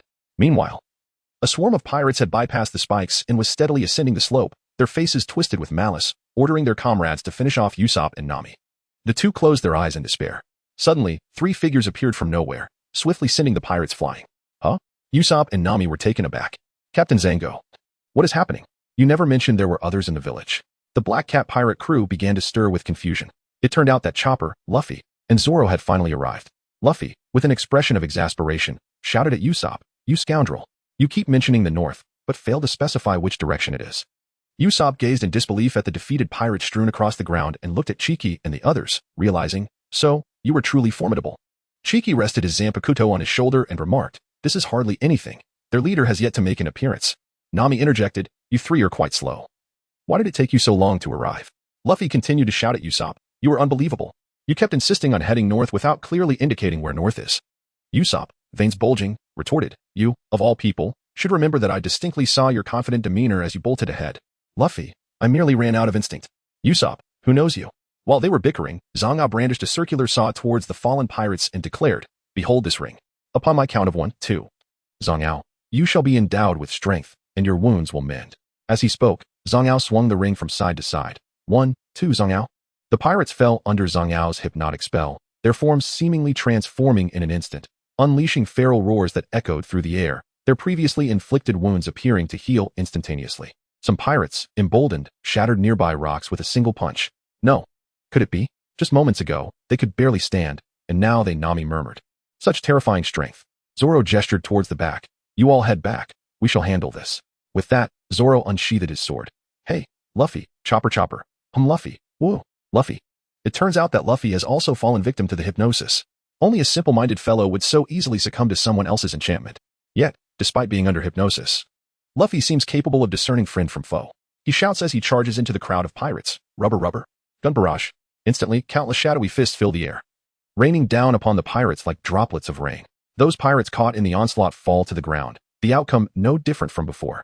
Although the pirates have received a boost, Luffy's enhancements are equivalent, allowing him to effortlessly overpower them once more. Then, in a seemingly aimless manner, he charges towards Zoro. Zoro remains unperturbed, continuing to shake the ring in his hand. Luffy soon succumbed to slumber. Moments earlier, his erratic rubber gunfire had drastically reduced the enemy ranks by nearly half. At this juncture, Chinchi unsheathed his Zampakuto and charged toward the enemy ranks, one sword style, remnant heart, within the battleground. A dazzling display of blades unfolded as Chinchi stood undaunted against the buffed pirates. Wherever his Zampakuto struck, blood splattered, accompanied by anguished cries. With his sword pointed, none dared to oppose him. Before long, the remaining henchmen were effortlessly dispatched, collapsing to the ground. Sugoi, Usopp exclaimed, unable to contain his admiration for Chinchi's relentless assault on the enemy. Zoro chuckled, remarking, without that prowess, he wouldn't truly embody our vice-captain. As the Black Cat pirates faced near annihilation, Zango appeared unfazed, shouting toward the ship, hey, you two, how long must we wait? Cat brothers. Meanwhile, at the Kaya residence, she had spent the previous night ruminating over Usopp, unable to fathom he could be such a person. Just as dawn approached, she finally drifted into sleep, only to be jolted awake by a nightmare. Groggy, she descended from her bed and knocked on Kiribatel's door, only to find it empty. She turned and headed toward another steward's room, the door ajar. Melee, Kaya exclaimed in shock upon witnessing the scene inside. The cat steward, Melee. lay amidst a pool of blood, his body riddled with knife wounds. At the northern port of Cybro village, Zango urged from the ship, "Cat brothers, hurry down."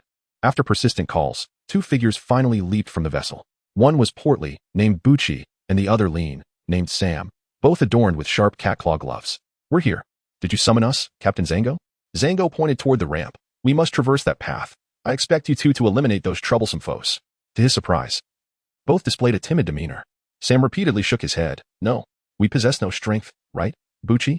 Bucci nodded vigorously. "Indeed, those foes seem rather formidable." Seeing their cowardice, Usopp and the others were perplexed. "Aren't they the star performers on the ship?"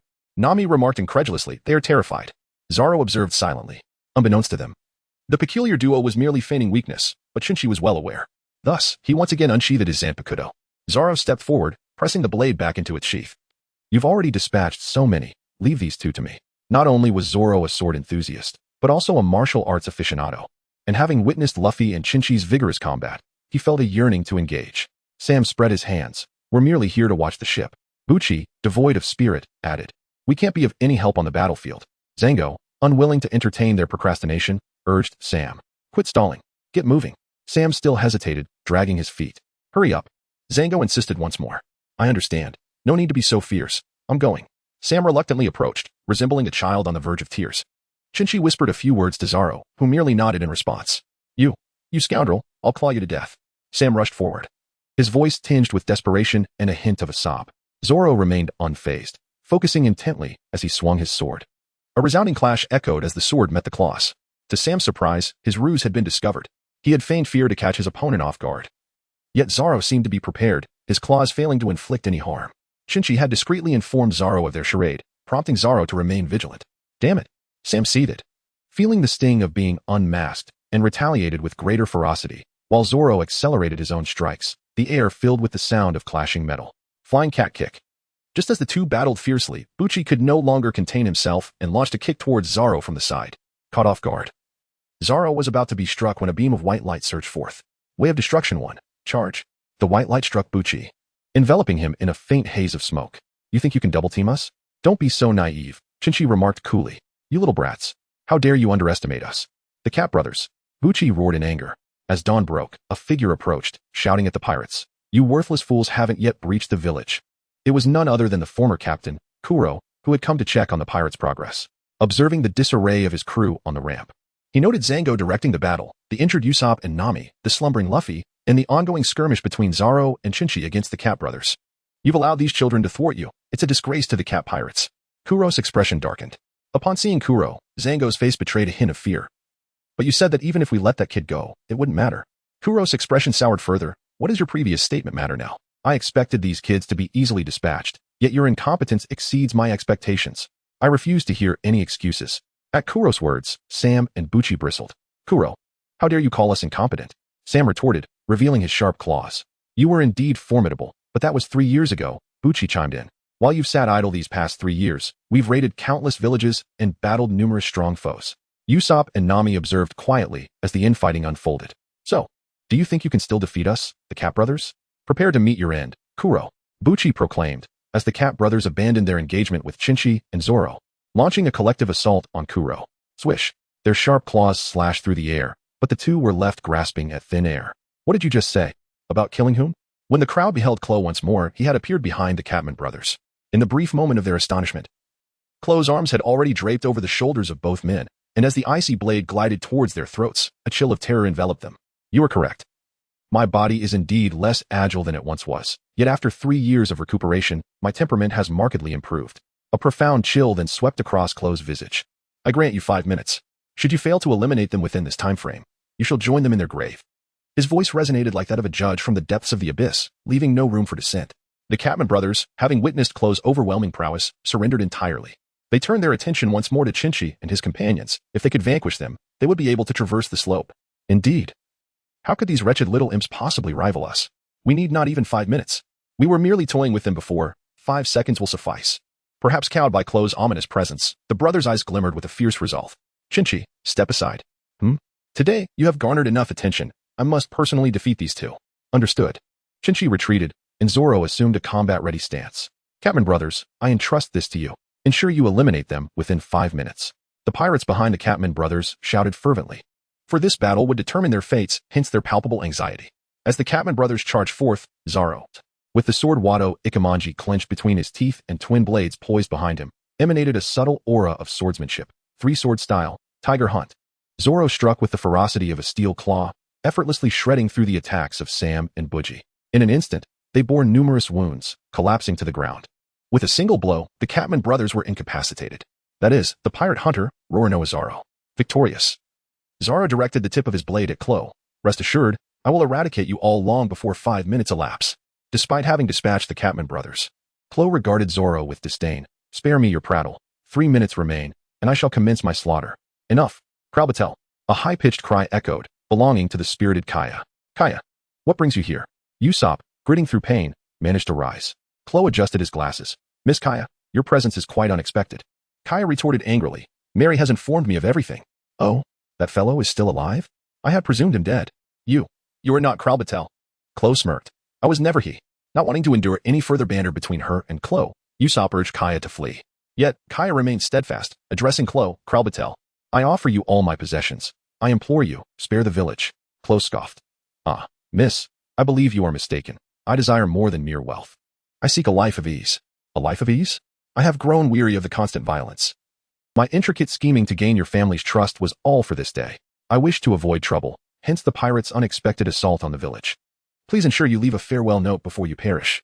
Klo's intentions were far from benign. He had feigned his death to allow Zhang Ao to assume his identity, infiltrating Kaya's household to earn her family's trust, biding his time for 3 years until the opportune moment arose to orchestrate an accident, thereby seizing Kaya's family's substantial fortune.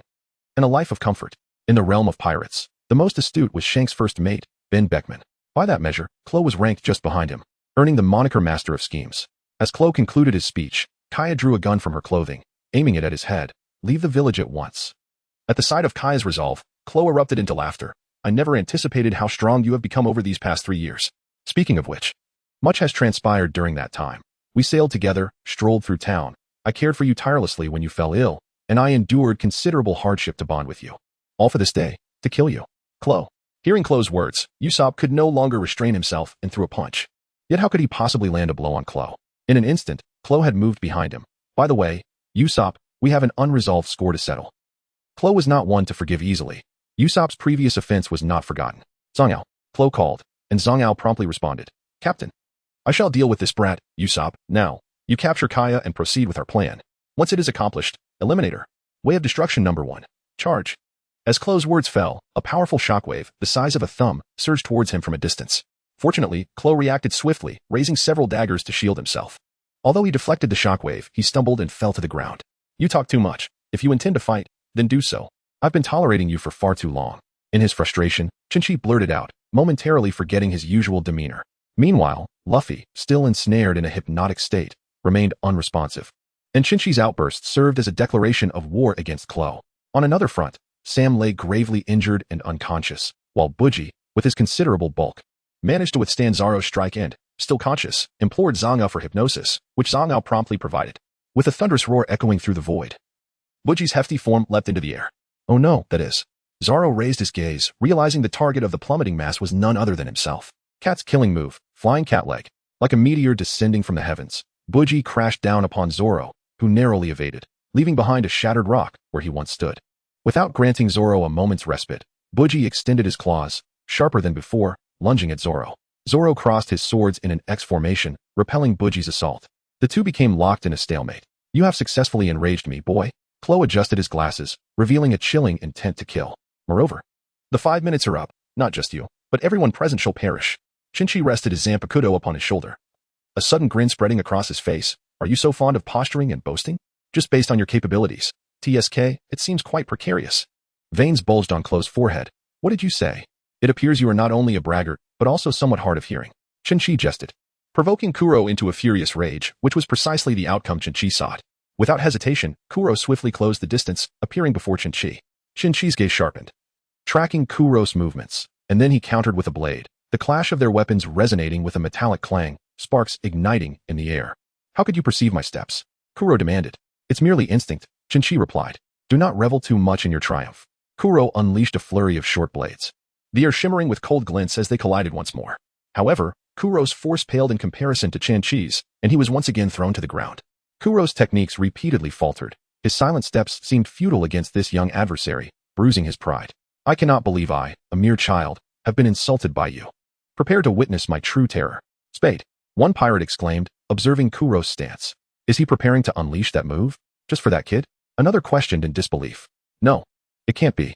As Kuro stood motionless, swaying like a lifeless puppet, expressions of horror spread across the faces of the pirates. It's that move. He truly doesn't care for our lives. What a cruel heart you possess, Captain. Please, don't do this. The cries of despair echoed from the pirates. Their own panic rising before the enemy even spoke. Chenqi, well versed in the original tale, understood that this was Kuro's most formidable technique, seemingly entering a state of near death. In reality, he was employing his silent steps to execute indiscriminate attacks, accelerating his speed to an extreme, so swift that he could not anticipate where his next strike would land. This technique was known as Spade. After a brief silence of 2 seconds, Kuro's figure abruptly vanished, and in the next instant, flashes of blades danced through the air, across the rocks, and among the crowd. The sounds of flesh being pierced echoed, followed by the agonized screams of the wounded. Captain, you cannot treat us this way. Please, have mercy. Blood splattered vividly from the pirates, transforming the area into a scene reminiscent of hell. Many lay in pools of their own blood, their bodies a gruesome sight, on the brink of death. At that moment, Kuro embodied the very essence of horror. Gradually, he cornered Chinchi. Chinchi's gaze sharpened, and he intoned the incantation to unleash his Zampakuto. Whisper, Grey Cat. Instantly, a pale blue blade morphed into a swirling mist, suspended in the air. As Kuro's strikes approached, the mist swiftly transformed into a shield, deflecting Kuro's onslaught. That child. Could he also be a devil fruit user?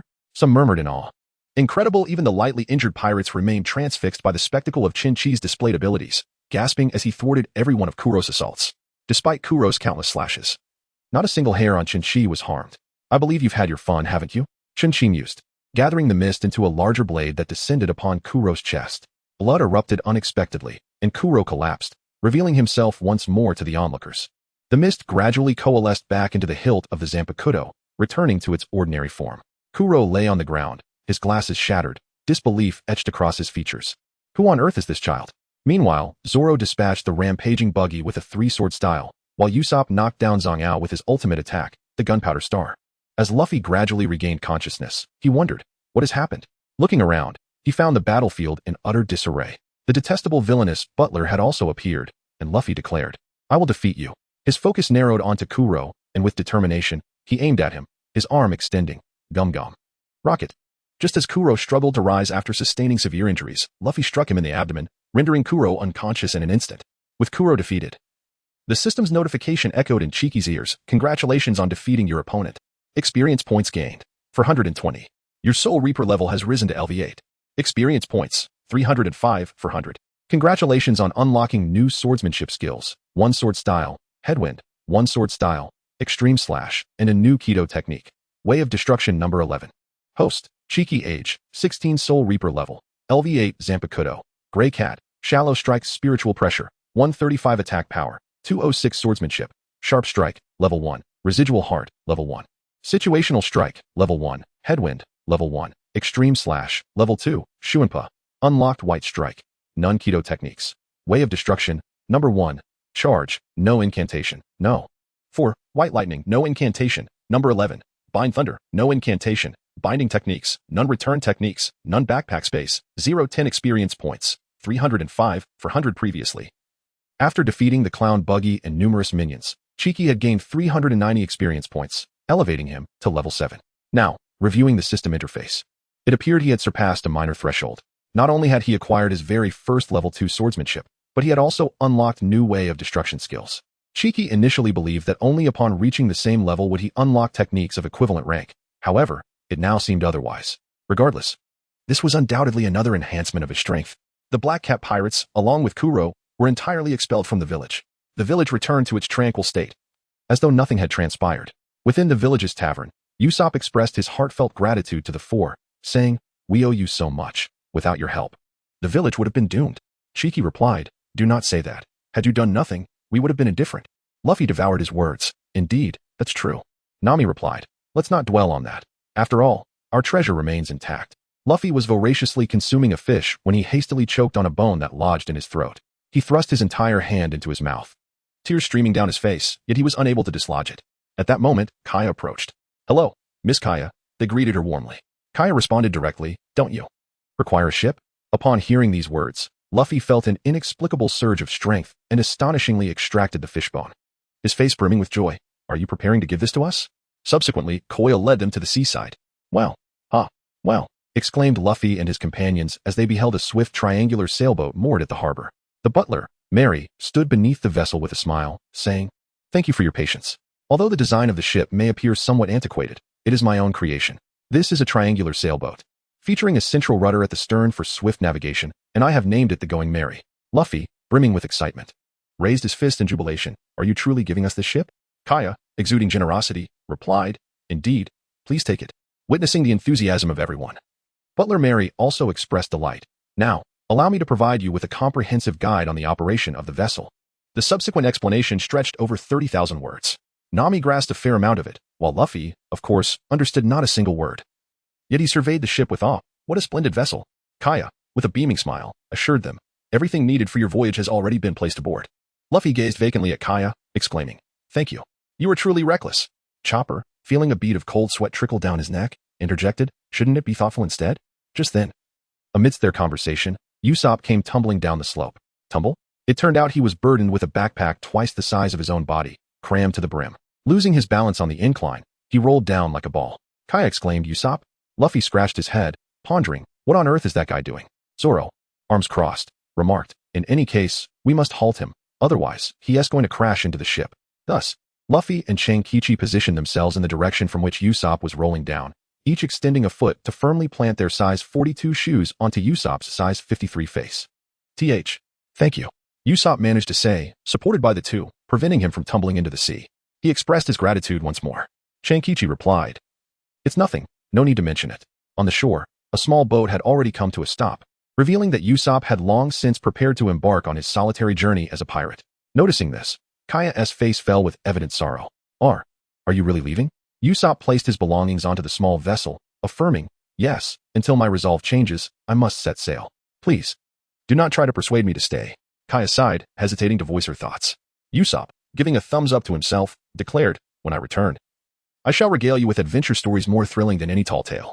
"I'll be waiting," she replied. He then turned to Chenqi and the others, saying, "Take care of yourselves. We will surely meet again on the vast ocean." Chenqi exclaimed, "What are you rambling about?" Usopp shrugged, "Huh? You really are slow. I'll be a pirate from now on. We are bound to cross paths at sea." Zoro leaned against the mast, pointing at the ship. "Quit the chatter and get on board." "Huh? Luffy, haven't we already become comrades?" Upon hearing these words, Usopp was momentarily taken aback for 3 seconds, before a radiant smile spread across his face as he dashed towards the Going Merry. "Wait, am I not the captain?" Luffy exclaimed, "What nonsense. I am the captain." To which he added, "Then I shall be the vice captain." Chopper, mimicking Luffy's stance, declared, "I am the vice captain." Thus, Usopp became a member of Luffy's crew. As the Going Merry sailed farther away, Kaya sat melancholically beneath a tree. Mary, with her hands clasped behind her back, remarked, "Miss, you truly wished to retain Usopp, did you not?" At this, Kaya could no longer contain her tears, burying her face in her knees. Cheers erupted. With new companions and a grand ship, the crew celebrated joyously, regardless of the hardships that lay ahead. The 5 aboard the ship firmly believed they were on the right path. They were even more convinced that any future adventures, no matter how arduous, would bring them closer to happiness than remaining stagnant. With the vessel secured, the pirate crew was nearly complete, yet they still required a pirate flag. Consequently, Luffy took a piece of black cloth and with a flourish, in less than 3 minutes, completed his masterpiece. "Done," he proclaimed confidently, lifting his creation high, while the others gazed at it with furrowed brows. The design, a crooked skull adorned with a straw hat, was nearly unrecognizable in its shape. The 4 stood in a line, resembling a panel of judges. Nami was the first to speak. "This guy clearly lacks any artistic talent." Chopper stroked his chin thoughtfully. "Not quite. From a certain perspective, it could be considered a form of art, perhaps abstract. Though, it's hard to discern any abstraction in this." Zoro crossed his arms, adding, "A pirate flag symbolizes death, and yours is." Luffy continued to chuckle foolishly, seemingly oblivious to the words of those around him. "How does my drawing look?" Usopp replied with a serious expression, "Your drawing is utterly dreadful. Allow me to take over." Before long, Usopp had also completed his own masterpiece. This artwork was remarkably impressive and certainly worthy of display. However, it depicted a long-nosed skeleton adorned with a grid-patterned bandana, flanked by 2 skeletal figures that resembled slingshots. It appeared he still harbored ambitions of usurping the captaincy. Luffy, Chopper, and Zoro each delivered a powerful punch. Usopp, enduring the pain, once again took to his craft, presenting a splendidly designed straw hat skull flag before everyone's eyes. The crew hung the flag up proudly. It was done. The grand completion of the pirate ship. The Going Merry. Days passed, and on a tranquil afternoon, the Going Merry sailed gracefully across the ocean, while Zoro enjoyed a leisurely nap. Suddenly, the sound of cannon fire jolted him awake. What the heck? What are you all doing? Zoro exclaimed. Noticing Luffy and Usopp operating a small cannon at the side of the ship, Luffy aimed the cannon at a distant small rocky hill, but after several shots, he failed to hit his target. You truly are foolish. Let me show you. Usopp pushed Luffy aside, adjusted his aim slightly, and thought to himself, this should be close enough. Without hesitation, he fired. With a thunderous boom, the cannonball obliterated the rocky hill. Wow, a direct hit. Splendid. Luffy exclaimed in astonishment. He could hardly believe it. Even Usopp himself was taken aback. Perhaps this was what they called talent. Did you see that? This is what true power looks like. If you admire me, you may call me captain. Usopp reveled in his newfound pride, blissfully unaware of the absurdity of the situation. Luffy, I've made a decision. You shall be our crew's marksman. Usopp, what do you mean? Not the captain? I'm the captain. Luffy, all right, I'll concede to you temporarily. But if you prove unfit for the role, you'll relinquish the captaincy to me immediately. Usopp agreed. As the two were jesting, two burly men wielding swords stormed aboard, kicking a barrel aside with a resounding thud. You wretched pirates, come out. I'll slaughter you all. Zoro, finding the deck too boisterous, had retreated to his cabin for a nap, while Usopp, intimidated by the imposing figures, cowered to the side. Luffy, who are you? It matters not who I am. What is significant is your insignificance as a pirate. Surrender to your fate. One of them, wielding a knife, charged directly at Luffy with a fierce strike. Yet Luffy, agile as a monkey, effortlessly evaded the deadly blow, causing the blade to crash against the railing, splintering wood in all directions. Do not wreak havoc upon my ship. Though Luffy often appears foolish, he possesses a temper that can ignite in an instant. Upon witnessing the scene, he became enraged, extending his arm and delivering a solid punch to the man's face, sending him flying and crashing heavily onto the deck. Meanwhile, inside the cabin, Chenqi and Zoro, alerted by the commotion, stepped outside. Johnny? Zoro exclaimed upon recognizing the individual. Zoro, big brother. The two men, Joseph and Johnny, who were Zoro's subordinates, were momentarily taken aback by his presence. Before they could utter another word, Joseph collapsed onto the deck. He was unwell. Johnny gazed at his partner with a troubled expression, recounting, just a few days ago, he was full of life. Lately, I do not know what has happened. His complexion has turned pale, he frequently loses consciousness.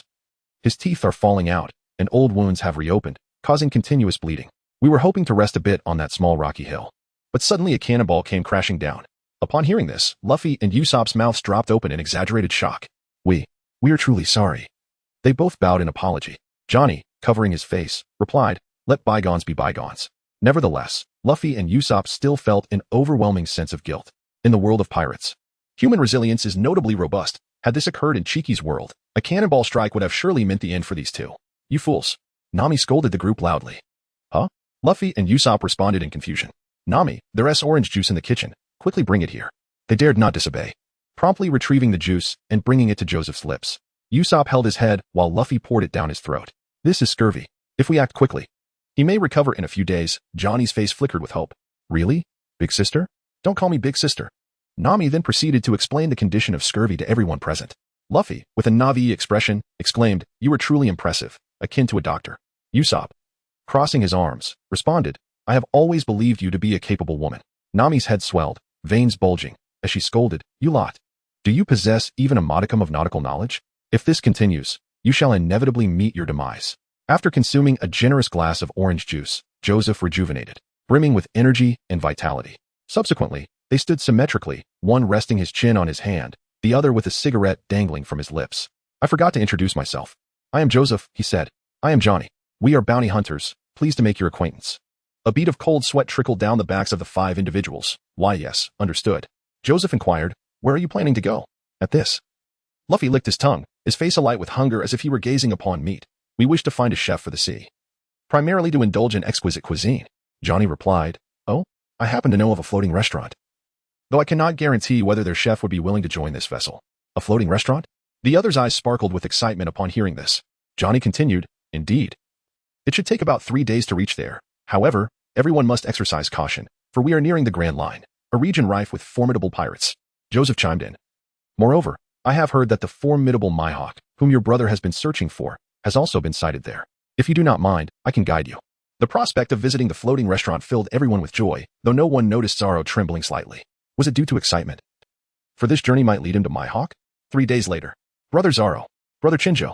Brother Luffy, Brother Usopp, Brother Nami, we have arrived at the Baratie floating restaurant. Nami exclaimed, why am I being called brother? It has been many years since she held such a title. Everyone rushed to the deck and beheld a grand ship resembling a fish head, with the word Baratie emblazoned on its peak. This vessel dwarfed the Going Merry by an immeasurable extent. Luffy and his companions erupted in exclamations of astonishment. Just as Luffy was guiding the ship towards the restaurant, a naval warship approached. Engrossed in their anticipation of indulging in culinary delights, none of them noticed from which direction the warship had emerged. A man clad in a striped suit stood at the bow of the ship, bearing a pirate flag they had never before encountered. I am Captain Iron Fist Fambuti of the naval headquarters. Which one of you is the captain?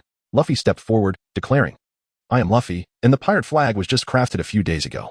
Fambuti turned his head towards Johnny and his companion, saying, I've seen you two before. You frequently frequent the governmental agencies, mere second-rate bounty hunters, Joseph and Johnny. Am I correct? Second-rate. Upon hearing such words, who would remain composed? The two immediately charged towards the warship with their blades drawn. Fambuti hardly exerted any effort. With a couple of swift punches, he effortlessly sent them back to their own vessel. Luffy candidly remarked, you two are truly pathetic. Johnny interjected, no, it is that fellow, far too formidable. The victorious Fambuti, his iron-fisted hand resting proudly upon his hip, gazed at the crowd with a smug expression. Pirates, he declared, today is my day of leisure, and I have come solely to indulge in culinary delights. You are exceedingly fortunate. Should I lay my eyes upon you again, your luck shall surely run dry. Just as the onlookers anticipated his retreat, he abruptly turned and commanded his soldiers to fire. At once, the soldiers obeyed, pulling the cannon's lanyard, and the cannonball soared forth. Upon witnessing the chaos, Luffy boldly positioned himself at the bow of the ship and exclaimed, behold my power. Gum Gum Balloon. His body rapidly inflated, forcefully repelling the cannonball. However, the projectile did not retrace its path. Instead, it detonated upon striking the rooftop of the Baratie restaurant, obliterating a corner of the structure. Zoro bellowed in exasperation. Where did you launch that cannonball, you fool? Yet, Fambuti, seemingly unfazed by the incident, let out a derisive chuckle and sauntered into the restaurant. In light of such an occurrence, the head chef, Zeph, furiously summoned two cooks to escort Luffy to him. Given Luffy's culpability in the matter, the onlookers surmised that Zeph would not impose severe repercussions. Perhaps a mere apology and compensation would suffice. Thus they refrained from intervening. Boss, we have brought him to you. Upon seeing Luffy, Zeph's expression soured considerably, blood streaming from his forehead due to the explosion. You rascal, do you wish to drive my establishment to ruin? Luffy, noticing that one of Zeph's legs had been replaced with a wooden prosthetic, exclaimed with childlike wonder, wow, you actually blew off a leg. Zeph, a bead of cold sweat trickling down his brow, retorted, what are you babbling about? I was already missing a leg. However, I have sustained an injury to my head. And if you lack the means to compensate, you shall have to work diligently to make amends. Luffy, indeed, I shall compensate you generously. If you serve as my assistant for an entire year without compensation, I shall grant you my forgiveness. Luffy's expression turned troubled. A year? What is going on? Luffy swallowed hard. How about a discount for a week's work? You rascal, you destroyed someone's shop and injured me, the head chef. Do you believe a week is sufficient? I still have to become a pirate, and a year is far too long. No way, a week at most. You have no say in this, you scoundrel. Upon hearing this, Zeph aimed a kick at Luffy. With a swift motion, Zeph's kick sent Luffy crashing onto the floor. For Luffy, the rubber man, such an attack was hardly effective. What's this? Aren't you still lively? Observing Zeph's bloodied state, Luffy genuinely wondered if he had suffered a concussion. Shut your mouth, you brat. Since you value your time so greatly, I happen to have a swift solution. With that, Zeph produced a saw, declaring, leave 1 foot behind before you go. Luffy, utterly oblivious to the impending peril, retorted, there's no way I'd ever do something like that. You're a complete simpleton, old man. You insolent brat. Zeph bellowed, his temples throbbing with fury. He tossed aside the saw and lunged, his entire weight bearing down. Chef's special, pile driver. With a resounding thud, Zeph landed squarely on Luffy. Meanwhile, inside the Baratie restaurant, a fracas had erupted. Lieutenant Full Body of the Marines had entered, and a dispute had inexplicably ignited between him and Sanji, the sous chef, escalating into a full-blown brawl. Full Body, who fancied himself invincible with his iron fists, was swiftly reduced to a bloodied mess by Sanji. He was only capable of bullying the likes of Yasaku and Johnny. Against a truly formidable opponent, he was nothing more than a punching bag. Zeph, in the midst of disciplining Luffy in his quarters, was interrupted by a frantic cook who reported the commotion in the restaurant. Abandoning Luffy, he rushed to the scene. Sanji, what do you think you're doing? Zeph roared as he witnessed Sanji continuing to pummel Full Body. You're such a nuisance, you old geezer. Sanji retorted, how many times must I tell you? The customer is king. Do you want to see my restaurant shut down, you imbecile? Without hesitation, Zeph delivered a swift kick, sending Sanji flying. Full Body, now nearly drenched in blood, struggled to his feet. Just then, a Marine private burst into the restaurant. Lieutenant Full Body, we have a situation. Full Body turned his attention to the soldier. What is it? The private, visibly agitated, stammered. Admiral Don Krieg's men have escaped. The very ones we painstakingly captured. Full body, wiping the blood from his face, responded with disbelief. Impossible. They've been starved for days. They barely have the strength to speak. How could they possibly escape? The mention of Krieg's name sent shivers down the spines of the diners. Krieg? The Krieg pirates? Aren't they the most formidable pirate crew in the East Blue? The private, consumed by guilt for his failure to secure the prisoners, apologized profusely. Sir, I am truly sorry. Suddenly, a gunshot shattered the air, piercing the private. A gaunt figure staggered into the restaurant. Revealed to be Jin, the chief commander of the Krieg pirates. He was the one who had fired the shot. Jin, who had somehow escaped from Foolbody's custody, had been starving for days. Patty, the cook, incensed by Jin's audacity, promptly pummeled him into oblivion and ejected him from the premises. In the restaurant, Luffy observed the scene with his hands resting on his hips, a look of bewilderment adorning his face. This establishment is truly bustling. With that thought, he made his way outside. Meanwhile, Akin, in agony and hunger, crawled like a worm across the deck. Suddenly, he caught a whiff of a delectable aroma, and a steaming plate of fried rice was placed before him. Eat quickly. It was none other than Sanji's handiwork. At that moment, Akin cared little for anything else. His hunger had reached its zenith, and he eagerly devoured the food, stuffing it into his mouth. Halfway through, tears streamed down his face. This is the most delicious meal I have ever tasted in my life. I feel ashamed. I thought I was going to perish. Woe is me. Unbeknownst to them, Luffy had witnessed all of this and immediately took an interest in Sanji. Hey, chef, come join us as our companion. With a resounding voice, Luffy captured the attention of the two individuals. Consequently, he descended and engaged in casual conversation with them. Through their exchange, the two became aware of Luffy's true identity. Sanji took a puff of his cigarette and remarked, "So, you are a pirate. What prompted you to bombard our restaurant?"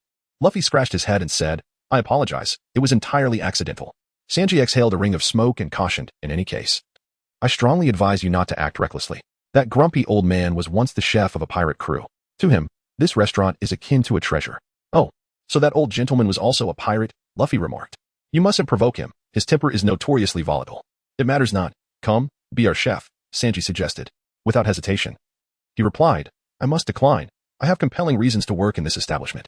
Luffy, acting rather foolishly, exclaimed, "No way. I refuse." "Huh? What on earth are you refusing?" Luffy clasped his arms together and declared, "I find you to be a decent person, so why not join us in our quest to become pirates?" Sanji, a bead of cold sweat trickling down his nape, retorted, "Hey, did you even comprehend what I just said? Why are you so insistent on this restaurant?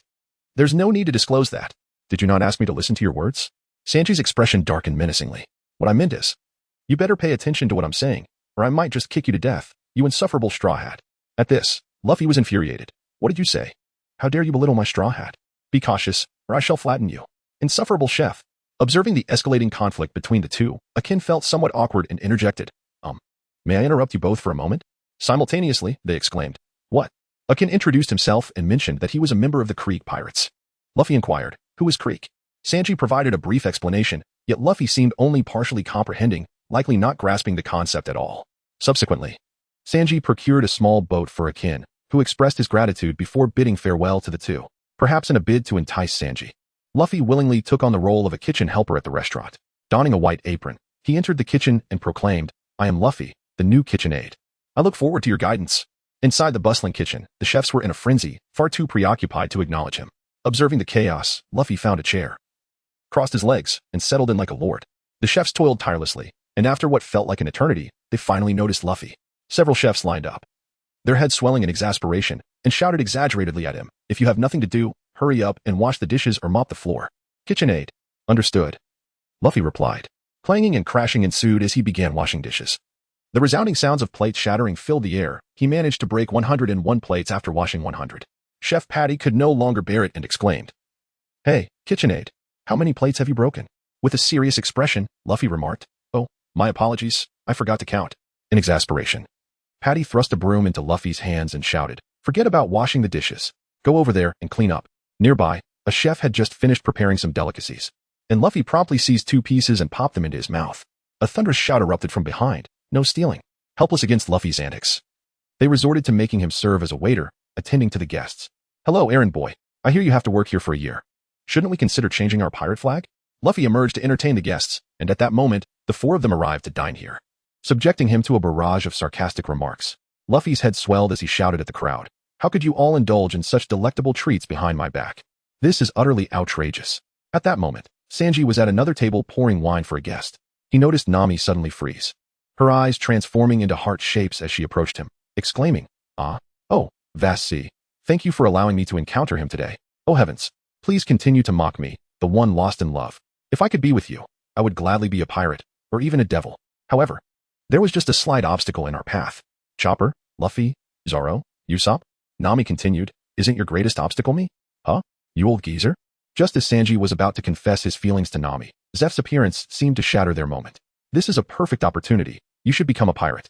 I believe this establishment no longer requires your presence, Zeph said with a serious demeanor, as if he were jesting. Sanji retorted, hey, you old man. I am the sous chef here. What do you mean this place doesn't need me?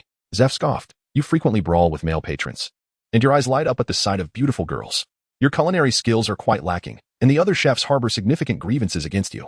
You are merely a burden here. Whether you become a pirate or pursue anything else, it would be best for you to leave this place at once. You wretched old man.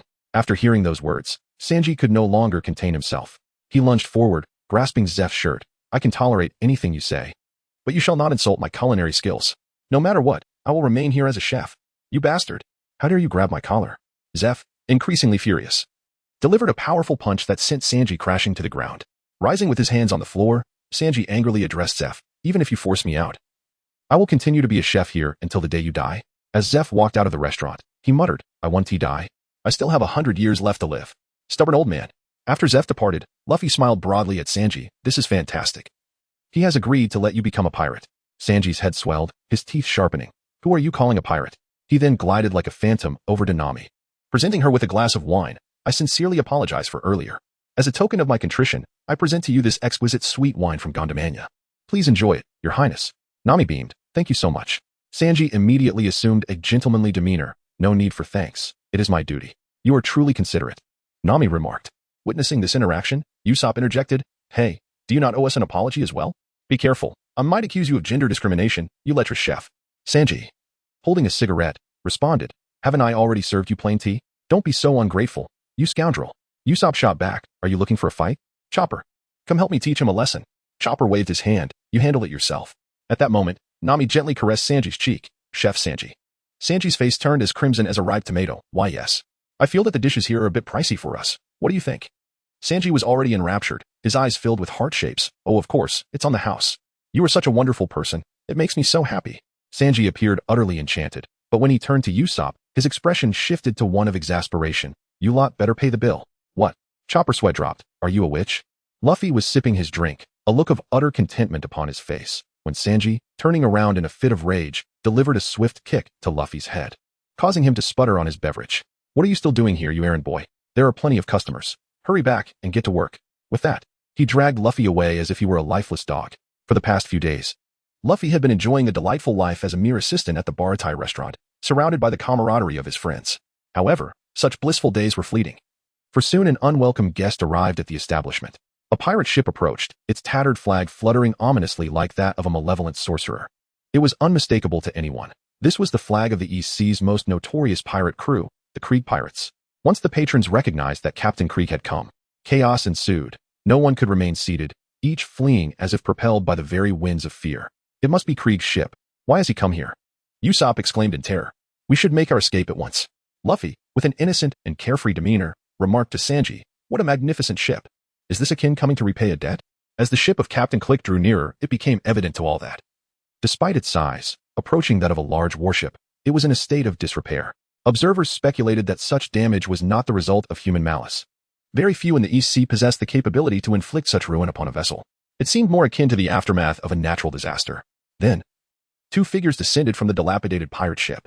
Akin was supporting their captain, Admiral Click. The once formidable and fearsome Click lay on the ground, utterly defeated by hunger. Akin's face was etched with anxiety. Please, we beg you for some food and water, or our captain will perish. The chef, Patty, observed the scene with malicious glee, bursting into laughter. Ha ha ha. How utterly ridiculous. The infamous Admiral Click has been reduced to this. Akin quickly retorted, This time we bring money. We are customers. Patty scoffed. We will contact the Navy immediately.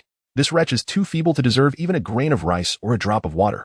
Now is the perfect opportunity to rid ourselves of them. The other chefs nodded in agreement with Patty's sentiment. At that moment, Click shoved Akin aside, his demeanor turning ominous as he approached Patty with menace, only to collapse before him in supplication. I shall commit no wrongdoing. Simply provide us with sustenance, and I shall obey your every command. I implore you, save us, even if it is just leftover scraps. The once dominant clique, who had ruled the East Sea with arrogance, now wailed in a pitiful state. Witnessing their leader's degradation, Akin could no longer bear it, tears streaming down his face. Captain, please do not demean yourself by begging. Patty, however, remained unmoved by their plight. Do you wish to elicit our sympathy? Huh. Just then, Sanji's voice resonated from nearby. Patty, step aside. With that, Sanji delivered a swift kick, sending Patty sprawling to the ground, and he presented 2 steaming plates of fried rice to Click and Akin. Without uttering a word of thanks, Click seized the plate, casting aside the chopsticks, and began shoveling the food into his mouth with his hands. A bespectacled chef admonished loudly. Hey, Sanji, retrieve that food immediately. Do you even realize who that man is? He has attacked countless villages, and the Navy dares not confront him directly. He is ruthless in his pursuit of victory, which is why he stands before us today. To allow such a villain to perish is to save the world. As soon as the words left his lips, Click's plate was emptied, and true to form, he retaliated with a brutal kick to Sanji's abdomen. Akin could no longer tolerate it. Captain, you are our benefactor. You cannot treat him this way. Click grasped Akin by the neck, exclaiming, how splendid. I feel invigorated once more. Witnessing Click's malevolence, the others seethed with indignation, yet none dared to confront him directly. Click flung Akin aside, declaring, this establishment is quite commendable. I shall take this ship. Whether Click's vessel had suffered an attack or a natural disaster, he was in dire need of a sturdy ship, for he had approximately 100 starving men aboard, some grievously injured, and others had already succumbed to starvation. Thus, Click ordered the chefs to prepare 100 portions of food and water. The chefs were, of course, unwilling, prompting Click to reveal his menacing demeanor. This is not a negotiation, it is an order. You have no right to resist me. The crowd gasped in horror, each contemplating a strategy, while Sanji remained unfazed. I shall go to the kitchen to prepare food for these 100 men. The chefs could no longer tolerate this traitor and drew their pistols, aiming them at him. Sanji, are you a spy sent by Click? We will not allow you into the kitchen. Your actions are infuriating. Sanji shrugged, his expression relaxed. If you find me objectionable, then by all means, shoot. I am aware of his villainy. I do not wish to know his intentions, but as a chef, my duty is to feed the hungry. Patty, unable to endure Sanji's absurd reasoning, delivered a punch that sent him sprawling to the ground, commanding the other chefs, hold him down. They complied, restraining Sanji firmly. Subsequently, Patty produced a hand cannon from seemingly nowhere and fired directly at Click. The deafening blast struck Click head-on, and the nearby door shattered. As the crowd anticipated Click's demise, the smoke cleared to reveal that he had sustained no injury. In a remarkable transformation, he donned a suit of golden armor. Is this how your establishment treats its guests? Truly pathetic. Click taunted with a smirk, as the chefs armed themselves with knives, spatulas, and various weapons, charging at him. Click's golden armor opened to reveal an array of weaponry within, unleashing a hail of bullets that swiftly incapacitated the chefs. How dare you vermin attempt to harm me? I am the strongest in the East Sea. Click was indeed armed to the teeth, with steel arms, ebony armor, and diamond fists. Furthermore, he commanded a fleet of 50 ships and 5,000 soldiers, boasting an undefeated record, all of which contributed to his dominance in the East Sea. As the two factions stood at an impasse, an unexpected turn of events unfolded. Zep emerged, carrying a bag brimming with food, and tossed it before Click. This should suffice for 100 people. Now take your provisions and leave. The chefs were astonished by Zep's apparent foolishness, voicing their concerns. Hey, boss, what do you mean by this? If those pirates are satiated and attack us, our restaurant will be doomed. Zep chuckled softly. But they must possess the strength to fight again, do they not? A defeated foe from the Grand Line? A defeated foe from the Grand Line? It dawned on them that Click had returned from the Grand Line, utterly defeated. Click's focus shifted from Zep's mockery to an expression of recognition. You are Redfoot Zep? The infamous pirate who masquerades as a chef? I cannot believe you still draw breath. What I do or do not is of no consequence to you. Zep retorted, as Click's gaze shifted to Zep's prosthetic leg, his previous wariness dissipating. Oh, it certainly matters. You survived your return from the Grand Line, documenting a year of nautical exploits, so hand over your logbook. Upon hearing this, Luffy's interest piqued. So, Uncle has also ventured to the Grand Line. Indeed. I possess a logbook, but I shall never relinquish it. It is a source of pride for me and my crew. You, a vanquished foe, are unworthy. Click's grin widened menacingly. Since you are so oblivious to your situation, I shall take it by force. You are indeed correct. I have suffered defeat in the Great Rout. However, a withered camel is still larger than a horse. I remain Commodore Krieg. Once I receive your journal, I shall reorganize my fleet and seek the fabled great treasure to become the Pirate King. Upon hearing this, Luffy immediately interjected, wait. The one who will become the Pirate King is me. In this moment, Luffy's bold declaration resonated throughout the entire restaurant. Yet, observing him still donned in an apron, looking utterly foolish, he appeared nothing more than a mere errand boy. Witnessing this foolhardy display, Patty swiftly approached and admonished him. Hey, get out of here quickly. You might end up losing your life, do you understand? Luffy chuckled with a carefree demeanor, asserting, everything is negotiable. However, in this matter, I shall not yield. Upon hearing Luffy's words, Kurizumi's countenance darkened immediately as he retorted, what did you just say, you little brat? I cannot simply disregard what I have heard. Luffy crossed his arms and gazed at him, stating, it doesn't matter whether you hear it or not. I am merely stating a fact. This is not a game. His frustration was palpable, prompting him to add, did you really need to say that? As Luffy and Krieg began to argue, Chenqi, Zoro, and Usopp, who had been seated nearby, interjected, hey, need a hand? Oh, so you are here too, Luffy replied. No worries, I'll handle him. Krieg looked at them, a scornful expression on his face. Huh, is this your crew? Truly a bustling crowd, isn't it? Huh. Luffy, feeling somewhat indignant, foolishly extended 2 fingers, declaring, we still have 2 more members, referring to Nami and Sanji. Sanji chimed in, why do I have to be counted? Not in the mood to listen to Luffy's silliness, Krieg immediately adopted a serious tone. What kind of international joke is this? Listen carefully, kid. Don't think that your little trio can stand against us. Our fleet of over 5,000 was obliterated in just 7 days on the Grand Line. Over 5,000? In 7 days? What on earth happened?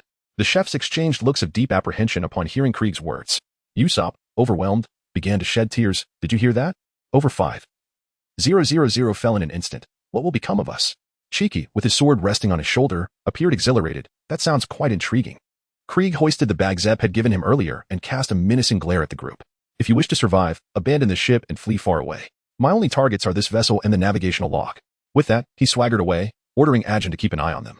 Chenqi had longed to confront Krieg but refrained, fearing the alteration of the narrative and the consequent butterfly effect. After Krieg's departure, Luffy seemed entirely oblivious to the gravity of the situation, continuing to point at Sanji and the others. That chef with the curly eyebrows is pretty good, right? Usopp's eyes nearly bulged out of his head. What time do you think it is? Let us not dwell on that. We need to escape. Unlike Luffy, who acted with reckless abandon, Usopp recognized that staying to confront the notorious pirate Krieg would yield no benefits, thus concluding that retreat was the wisest course of action. Chenqi shrugged nonchalantly. Don't be so tense. Krieg isn't some monstrous flood. What is there to fear? Chenqi, even you. Chenqi's death god rank was nearing level 9. If all went well, he might reach 10. Since Grey Cat could not achieve Bankai, upon reaching level 10, the sword in his backpack would evolve into a new Zampakuto. The more Zampakuto one possessed, the greater their abilities, and crucially, the accumulation of spiritual power would enhance their spiritual pressure. Thus, Chenqi yearned for an opportunity to battle Krieg. However, amidst all this, there seemed to be some additional complications. Ajin, harboring no desire to become enemies with them, settled quietly in a corner. Luffy stroked his chin, as if struck by a sudden realization. Abruptly, he turned his gaze toward the corner. Ah, Akin, didn't you venture into the Grand Line? Why do you claim to know nothing about it, yet seek Uncle's navigation log? Upon mentioning this, Akin appeared to recall a terrifying nightmare, instinctively cradling his head with both hands. I truly know nothing. It was utterly horrifying, almost dreamlike. On the 7th day of our journey into the Grand Line, a single man annihilated our 50 ships. What did you say? One man? Destroyed 50 ships? Surely, that is an exaggeration. Many present were skeptical of Akin's account. However, witnessing the anguish etched across Akin's face as he relived the memory, it was clear he was not fabricating his tale. Despite the surrounding chatter, Akin's voice grew increasingly tremulous. I don't even know how many warships survived. Just the sight of his piercing eagle-like eyes evokes an icy dread. At this, Zoro's heart sank. What? Eagle-like eyes? In contrast, Zep remained somewhat composed. That description. It sounds akin to that man. Hawkeye. Luffy and Usopp appeared rather bewildered. Who is that? I have no idea. Zoro rapped the table, declaring, he is the one I have been searching for all along. Of course, Shinjo understood his intent, while Luffy and Usopp remained perplexed. Huh? Usopp inquired, are you saying that Hawkeye single-handedly annihilated over 50 warships? Luffy clenched his fists tightly, a radiant expression illuminating his face. I am beginning to feel exhilarated. This is precisely what adventure should be. Chinchi shared this sentiment, recognizing that defeating stronger adversaries would only expedite the enhancement of his own abilities. Usopp interjected, hey, shouldn't you all also consider the element of danger? Zoro's excitement was no less than theirs. If that is the case, I have completely set my sights on the Grand Line, for that man is there too. Meanwhile, Sanji, with a cigarette dangling from his lips, wore a smirk of disdain. What a bunch of fools. Individuals like you are easily led to demise. Zoro suddenly smiled. You may have a point, but kindly retract the term fools. Ever since I resolved to become the world's greatest swordsman, I have long since cast aside the notions of life and death. Only I have the authority to deem myself a fool. Luffy raised his hand with a silly grin, exclaiming, me too, me too. Usopp, crossing his arms, declared, as a brave seafaring man, of course, I feel the same. Chenqi tapped Usopp's head with the hilt of his sword, saying, are you lying again? Sanji exhaled a puff of smoke, retorting, how foolish. Can you all not grasp the situation?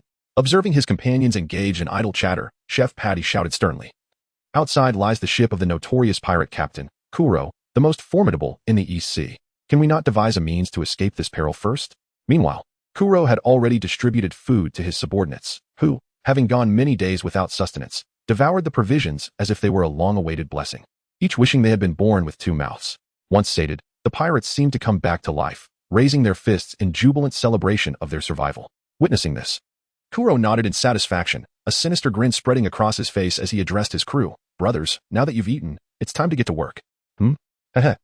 Let us head to the Baratie and seize their ship. The pirates responded with fervent cheers. At that moment, a colossal azure shockwave surged from the west, cleaving Kuro's warship in two. The immense force astonished not only Kuro's crew but also those within the Baratie, who were left in stunned silence. What just happened? Kuro exclaimed, his eyes wide with disbelief. Captain, our ship. It has split in half. One of Kuro's men shouted in alarm. Chaos erupted in the restaurant as patrons feared they might be caught in this mysterious energy. Zeph bellowed, hoist the anchor quickly, or our ship will suffer the same fate. Just then, Joseph and Johnny swam toward them from the sea. Chenqi, initially worried that they too had been affected by the shockwave, felt a jolt of dread at the thought that the Going Merry had been destroyed.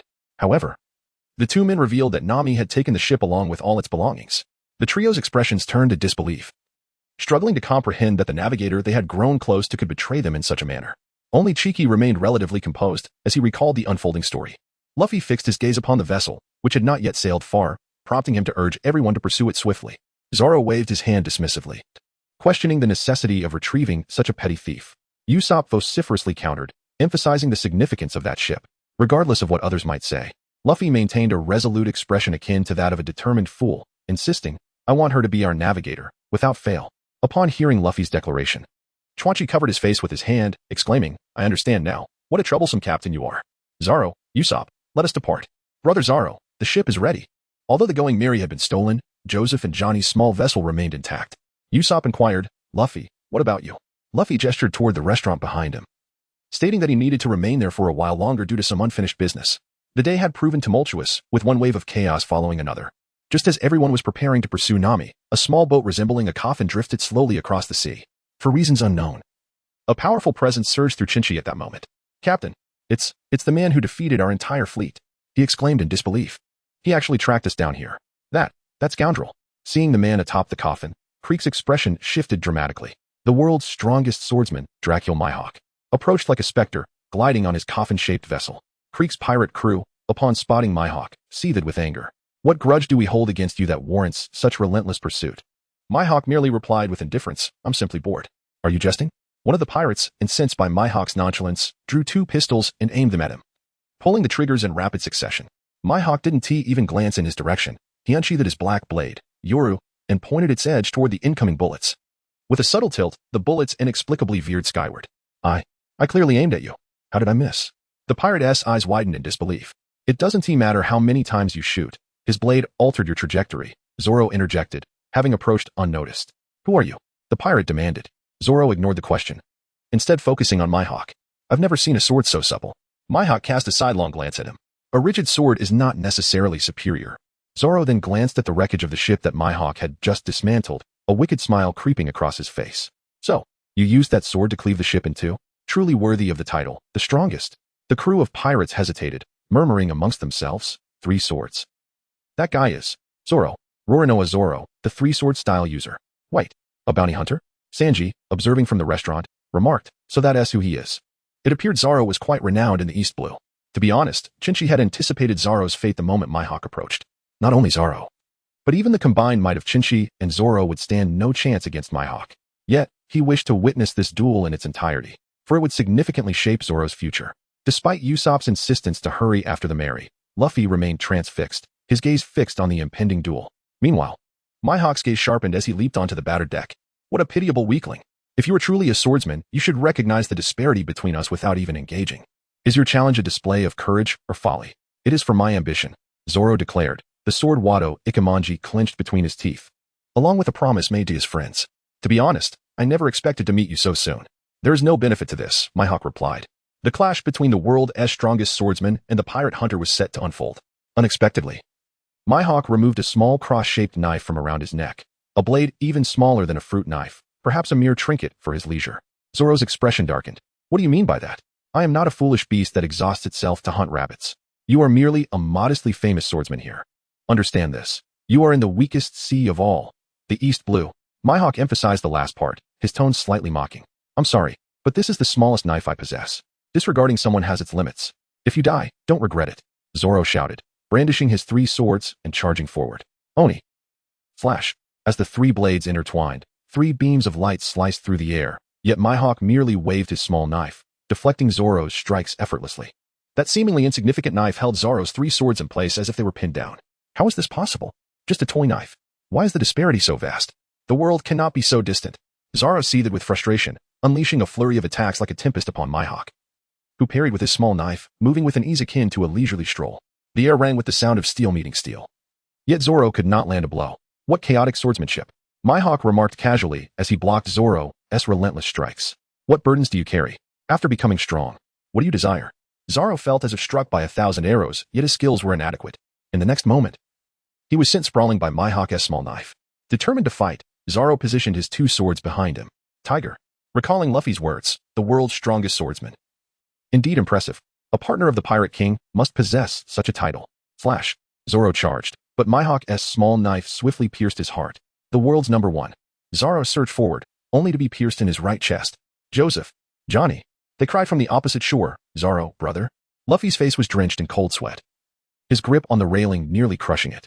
Although Luffy often appeared foolish, he understood that this was a legitimate duel between swordsmen. Intervening would be beneath him. Zoro maintained a calm demeanor, aware of the gravity of the situation. Did he truly wish to be pierced through the heart? Why not withdraw? Blood spilled from Zoro's mouth. Yet a faint smile lingered on his face. Who knows? I simply feel that if I take a single step back here, all my dreams and vows will vanish into oblivion. Yes, this is what defeat looks like. Therefore, retreat is not an option. Perhaps you shall die here. Death might even be the better outcome. Hawkeye was taken aback. Such unwavering resolve was indeed surprising. Rather than accept defeat, he would choose death, drawing a dagger. Hawkeye demanded, boy, state your name. Zoro aligned the hilts of his twin swords. Roronoa Zoro. Hawkeye finally unsheathed the world's strongest sword. The Black Blade Yoro. I have noted your name. It has been long since I encountered a worthy adversary. I shall end your life with the honor befitting a swordsman. Using this world's mightiest black blade. This was the final strike. Would it lead to becoming the strongest in the world, or death? Hawkeye swung the black blade, almost grazing the ground as it approached. In response, Zoro unleashed his most powerful technique, 3-sword style, 3,000 worlds. In an instant, his twin blades shattered like glass. Defeated. He had never anticipated such an outcome. Was this the might of the world's strongest? Zoro sheathed his sword, extending his arms towards Hawkeye. Hawkeye, puzzled, asked, what are you doing? Zoro revealed a profound smile. The scars on my back are the shame of a swordsman. Remarkable. The black blade struck like a dragon, leaving a wound on Zoro's body in an instant. Zoro closed his eyes, plunging into the depths of the sea. Was this the power of the world? The pirate hunter had no means to retaliate. That man was indeed the true strongest in the world. The outcome was already evident. To die this way meant relinquishing such dreams. It was simple, really, just abandon the dream. From the moment I resolved to become the world's greatest, I have disregarded life and death. If one were to easily forsake their dreams, then Zoro would cease to be Zoro, and the world of pirates would lose all significance. As Zoro once declared, I would rather die alone in battle than live a life of compromise. How infuriating. How maddening. Witnessing Zoro fall into the depths of the sea, Luffy's face twisted with rage, anxiety, and bitterness, tears streaming down his cheeks. In a surge of emotion, he extended his arm, launching a punch towards Hawkeye. The pirates gasped. This kid is actually a devil fruit user. As Luffy charged unexpectedly, Hawkeye sidestepped. Oh? Are you a friend of that young swordsman? You all witnessed. With a casual sidestep, Luffy's entire head was driven into the ship's deck, trapped momentarily. Rest assured, he is still alive. Upon hearing Hawkeye's words, Luffy's head emerged from the deck. Joseph and Johnny leaped into the sea, each supporting Zoro as he coughed up seawater mixed with blood, indicating he still lived. Hawkeye, standing on the deck, addressed him. It is too early for you to die. I am Dracula Mihawk. Understand the world and yourself, no matter how many years pass. I shall await you at the pinnacle, striving to surpass me. Surpass this sword, Roronoa Zoro. Each time I watched this scene in the anime, my heart would swell. But now, experiencing it firsthand, tears brimmed in my eyes. This was the acknowledgement from a top-tier warrior to a young swordsman, undoubtedly a tremendous motivation.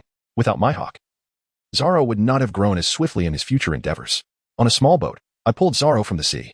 Lying on the deck, he drew Wado Ikemanji, pointing his sword skyward. Luffy, Chenqi, if I cannot become the world's strongest swordsman, I would surely burden you. I absolutely, spitting blood, will not lose again until I defeat that man and become a great swordsman. Do you have any objections, Pirate King? No objections, giggled Luffy. Mihawk regarded him, a glint of amusement flashing in a sharp gaze. What a splendid team. I look forward to our next encounter. With that, he vanished onto the coffin ship, drifting away. At that moment, Luffy recalled the urgency of pursuing Nami, loudly urging Usopp. Usopp replied, Zoro, and I will bring Nami back. You and Chenqi must defeat these foes and persuade the curly chef to join us. Then we shall venture to the Grand Line together. All right, we shall go. Usopp, Zoro, Joseph, and Johnny set sail in pursuit of Nami. Chenqi, Luffy, and the chefs of Baratie faced off against the remnants of the Krieg pirates. Krieg's face was etched with ambition. Men, together, let us seize the Baratie restaurant. As he declared this, his pirate crew was filled with bloodthirsty intent. Their battered warships gradually closing in on the restaurant, each one charging forth with weapons drawn. Luffy, taking the lead, elongated his arm, adopting an offensive stance. Rubber, rubber. Here it comes. To his astonishment, that fellow unexpectedly soared through the air. While the pirates were caught off guard, Luffy's arms stretched out to the sides. Scythe. In that moment, more than 20 pirates were sent tumbling into the sea, clinging to a slanted mast, foolishly exclaiming, that was close. Well done, you scullery hand. The chefs from the galley shouted in unison. At that moment, Patty and a chef donning sunglasses also shouted towards the pirates across from them. Baratie's culinary warfare apparatus. Tuna head number 1, transform. If you value your lives, get away from here. Suddenly, the mouths of the fish on either side of the ship began to open wide, revealing several cannons gradually emerging from within. What could that be? Luffy turned around, his mouth agape in astonishment, nearly dropping into the sea. His eyes seemingly radiating golden light. Wow. So cool. Not only that, but 2 enormous platforms extended from the side of the ship, large enough to accommodate thousands in a queue. It turned out that the Baratie restaurant had been transformed. In battle, it could morph into a warship. How fascinating. Luffy gazed at the ship undergoing its transformation, his mouth wide open in approval. Kirok was also wearing a wicked grin. I find myself increasingly yearning for that vessel. At that moment, pirates and chefs charged towards each other. The pirates brandished their swords and knives, declaring, pirates live by combat. What are you chefs? The chefs, undeterred, wielded their pots and pans defiantly. Do not underestimate the chefs of the sea. Meanwhile, Patty and the sunglasses-wearing chef operated some mechanism aboard the ship, and suddenly, a weapon resembling a carp shot forth, hurtling towards Kirok. I am Captain Kirok. I have no time to indulge in your games. In the next instant, Kirok bellowed as he caught the fish head and hurled it back. What incredible strength. Just as the massive fish was about to crash into the restaurant, Sanji sprang into action, kicking it back into the sea with remarkable force. Sanji, what astonishing leg power. Luffy, your skills are quite commendable. The chefs, who toil daily over stoves, are hardly a match for pirates who dance on the edge of blades. They were soon scattered like leaves in a storm. How infuriating. They are simply too formidable. They are nothing like the enemies we have encountered before. A battle between a chef who cooks and a pirate who fights. Victory would indeed be miraculous. Awaken, you filthy cooks. Hand over your establishment to us. The pirates brandished their weapons, their intent clear, to eradicate the chefs entirely. Suddenly, a slender shockwave surged from behind the chefs, staggering one of the pirates. The onlookers turned to see it was Chenqi. The previous maneuver was one of the techniques from the Way of Destruction. Charge. That little brat. He approached slowly, brandishing his sword before the pirates. This brat is allied with that straw-hatted fool. How audacious. Brothers, let's take him down. The pirates shifted their focus from the chefs to Chenqi, who narrowed his gaze and drew his Zampakuto, one-sword style, heartless. As the incoming pirates charged, Chenqi wielded his sword with fluid grace, weaving through the pirates with deft strikes. Wherever his blade fell, blood erupted accompanied by anguished cries. Before long, the pirates lay defeated at his feet, while Chenqi remained unscathed. The supporting crew gasped in awe, witnessing the mastery of Chenqi's swordsmanship. What are you lot doing? A displeased voice rang out from behind as they beheld the fallen pirates. It was Baroque, the eccentric captain of the 2nd Division of the Krieg pirates, adorned with a circular shield. Mr. Baroque, you've finally arrived. Quickly, take them down. Baroque banged on his iron shield. A mere collection of wretched chefs and a little brat are no match for me. Baroque, the iron wall. Sanji, cigarette in mouth, stepped forward. Who do you intend to deal with? I'll handle you with these very legs. Baroque scoffed dismissively. You think you can handle me? Ridiculous. In my previous 73 battles, I emerged without a scratch, earning my title of Iron Wall. He raised a finger for emphasis, declaring he had not shed a single drop of blood. None at all. Chenqi glanced at Sanji, tightening his grip on his Zampakuto. Leave this oddity to me. He dared to call them merely chefs. I cannot pretend I did not hear that. Sanji delivered a solid kick to Baroque's face, without any protective gear. Blood streamed from Baroque's nose. This sudden turn sent shockwaves through the pirate ranks. Blood. Captain Baroque is bleeding.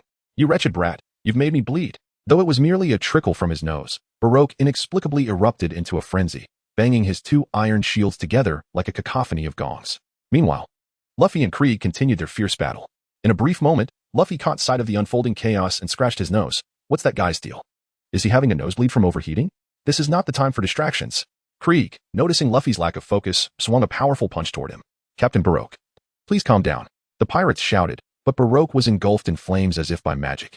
What is happening? Sanji, sensing the heat, retreated. Chenqi smirked slightly. Recognizing a prime opportunity, he pointed 2 fingers at Baroque and softly intoned, "Way of destruction 4, white lightning." A bolt of white lightning shot forth, striking Baroque on the head. Instantly, he was incapacitated, the flames around him extinguishing as he collapsed. Whether unconscious or dead remained unclear. Baroque was defeated, and a sound only he could hear echoed in his ears. Congratulations on defeating your opponent, experience points 210. Your Soul Reaper level has risen to LV 9. Current experience points 265500. Having reached level 9, the next level. What kind of ability does that swordsman possess? Could he also be a devil fruit user? The crowd gasped at the sight of Chenqi's white lightning. Please stop, Mr. Chenqi, Mr. Sanji. Huh. Following the voice, the two turned to see Akin aiming a double-barreled pistol at Chef Zeph's head, who lay helpless on the ground. Akin seemed to have forgotten past favors. Addressing Sanji coldly, "You wish to save him, don't you, Sanji? Then leave the ship at once." Sanji remained calm, inhaling smoke as he glanced at the pin Zeph. "Old man, how did you end up in such a predicament? This is not like you at all." Zeph lifted his head defiantly. "You insolent brat, you are in no position to lecture me." Sanji bristled. "Who are you calling a brat? Stop treating me like a child." "Old man." Even at this moment, the two continued their banter, while Chenqi could only sweat in exasperation. As the saying goes, the fiercer the argument, the stronger the bond. Despite their frequent quarrels, Sanji and Zeph shared a father-son-like closeness. Sanji turned his gaze to Akin, holding the gun. "Hey, Akin, point that pistol at me." Akin's heart sank. "Don't all of you act so bravely. Just surrender the ship, and you can all live." Sanji's expression grew complex as he exhaled deeply. "That old man sacrificed his leg to let me live." The crowd was taken aback. Though they did not grasp the full story, they understood the immense sacrifice Zeph had made for Sanji. "The restaurant shall not fall into your hands, even in death. If I cannot uphold this, how can I repay the old man's great kindness?" Zeph's expression turned scornful as he regarded Sanji. "Don't meddle, Sanji. I am not so pathetic as to let a brat save me." Such was Zeph's nature. Regardless of his circumstances, his words remained unyielding. The most obstinate man in One Piece, without exception. Akin, moved by the exchange, lowered his double-barreled pistol, releasing Zeph. On the other side, Krieg, still engaged in battle with Luffy, shouted, "Akin, what are you doing?" Akin produced 2 T-shaped hammers from his waist. "I apologize, Captain, but they are my saviors. I wish to deal with them myself." Upon hearing this, Chenqi drew his sword, but Sanji halted him. "I saved his life. Let me handle this." With that, Akin charged forward, spinning his hammers, while Sanji leapt, his right leg extending like a spear aimed at Akin. Akin, however, was quick to react, ducking to evade Sanji's kick. In the next moment, he swiftly pivoted, and with a swing of his cane hammer, struck Sanji squarely between the chest and abdomen, pressing it against his neck and forcing him to the ground. "Farewell. This time, I shall show no mercy." A sinister expression crept across Akin's face as he raised his hammer to bring it crashing down upon Sanji's head. However, Sanji was not to be taken lightly. He propped himself up with his hands and began to spin his legs like a windmill, landing a decisive kick to Akin's chin. Akin spat out a mouthful of blood but quickly adjusted his stance, bringing the hammer down onto Sanji's waist. This time, Sanji coughed up blood, rolling on the deck several times before finally coming to a stop. Witnessing this, Chinchi, wielding his Zampakuto, couldn't help but shake his head.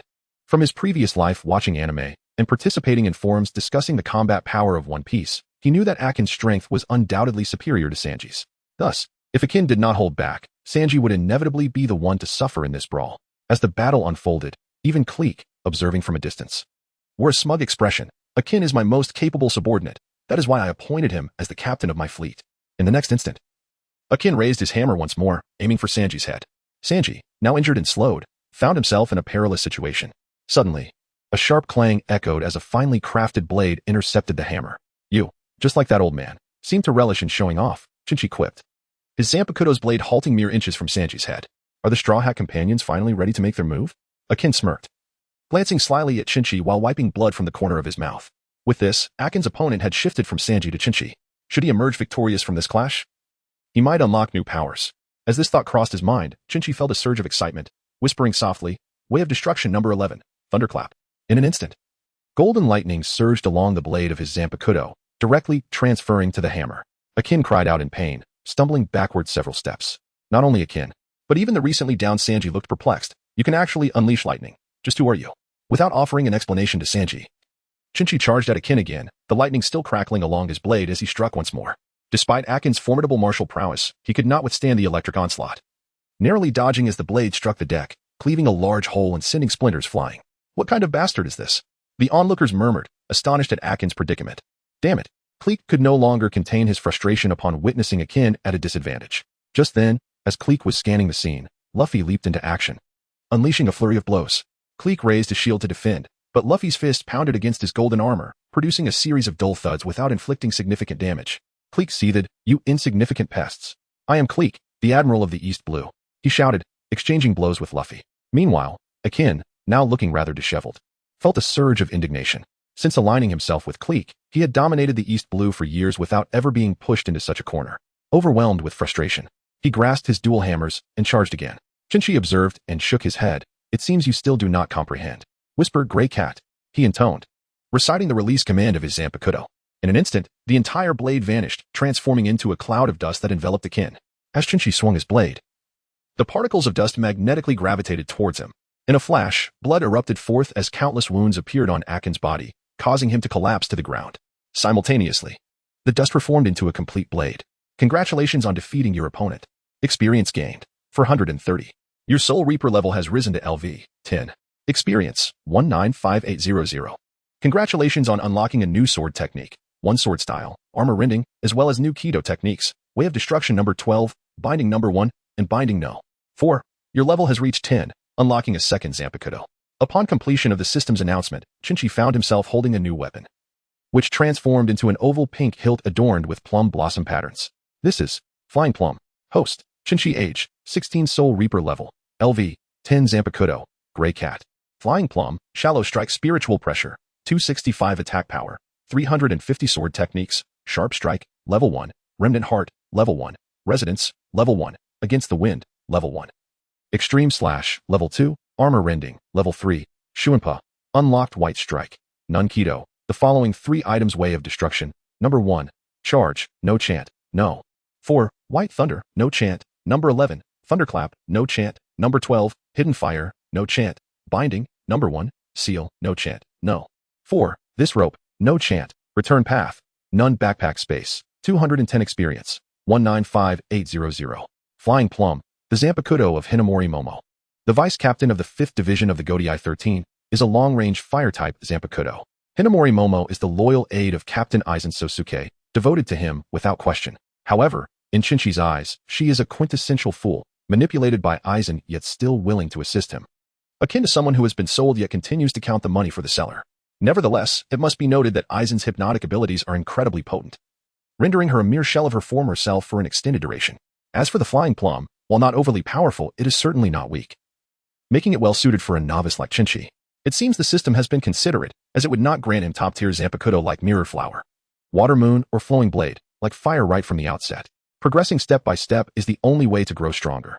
Although neither Flying Plum nor Grey Cat can achieve Bankai, they can undoubtedly be regarded as rare challengers in the East Blue. Reaching Soul Reaper level 10 not only granted him Flying Plum, but also unlocked Way of Destruction number 12, Binding number 1, Binding number 4, and a level 3 sword technique.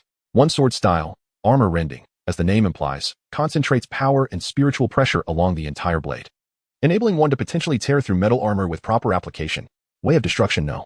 12, Hidden Fire, converts spiritual pressure into a tangible form to ensnare and attack foes. Binding number 1, Seal, restrains the opponent's limbs, immobilizing their actions. Binding No. 4, This Rope, constructs a light rope with spiritual energy to bind and capture the target. As with the Way of Destruction, the higher the number of bindings, the greater the power. Unlocking a new Zampakuto and a level 3 sword technique, along with new Kido and 2 bindings, naturally signifies an increase in strength. The surge in spiritual pressure surpasses any previous growth. In his excitement, Chinchi couldn't help but ponder, why are both of these Zampakuto so femininely designed, particularly Flying Plum, with its pink hilt and floral motifs upon release? How absurd. After silently expressing his grievances, Chinchi shifted his gaze back to the battlefield. Captain Akin lay on the ground, his body battered and bruised, uncertain of his fate. Sanji had endured 2 severe blows from Akin, suffering considerable injury himself. Meanwhile, Luffy and Krieg continued their fierce battle aboard the damaged warship. The remaining pirates and a group of wounded chefs had become mere spectators, commenting on the unfolding conflict. As their fierce clash persisted, Krieg's formidable metallic armor proved impervious to Luffy's attacks, while Luffy exhibited remarkable agility akin to that of a monkey, evading most of Krieg's strikes. The two seemed evenly matched. Observing that his physical techniques were insufficient to defeat Luffy, Krieg raised his right arm, revealing a golden circular shield adorned with a cannon's muzzle. "Do not be so arrogant, brat," he declared. With that, the cannon fired dozens of sharpened bamboo stakes, raining down upon Luffy like a hail of arrows. Though Luffy harbors no fear of bullets, cannonballs, or ordinary blows, these sharp weapons serve as his nemesis. He swiftly turned and retreated, dodging most of the bamboo stakes. Yet one still pierced his leg. "How painful!" Luffy cried out, yanking the stake from his leg, and then, as if unscathed, stood defiantly before Kurozumi. "You scoundrel! Do you truly wish to duel?" For Luffy, this was a straightforward one-on-one battle, yet Kurozumi lacked his sense of honor, grinning maliciously. "Duel? You fool. That is of no consequence. Only the victor is deemed strong." "Oh, is that so?" Just then, Chinchi appeared, brandishing a sword. Upon seeing Chenqi unscathed, Kurozumi's expression soured significantly. "I recall now, you are the infamous bounty of 500, aren't you? You scoundrel, how dare you harm a kin? Humph. Do not think that defeating him will change anything. I am an admiral, the most formidable pirate in the East Sea." "Ah, my apologies, esteemed admiral." Chinchi retorted with extreme mockery. "How many men do you claim to command?" "Oh right, 5,000, isn't it? Yet all I see are fewer than 100 frail and feeble souls. Surely, esteemed admiral, you are not merely frightening children?"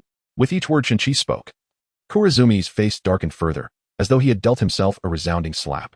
"You wretch, I shall slay you today." Kurozumi was clearly seething with rage, and his injured pirates could no longer contain themselves. "Captain, he dares to call us weak and infirm.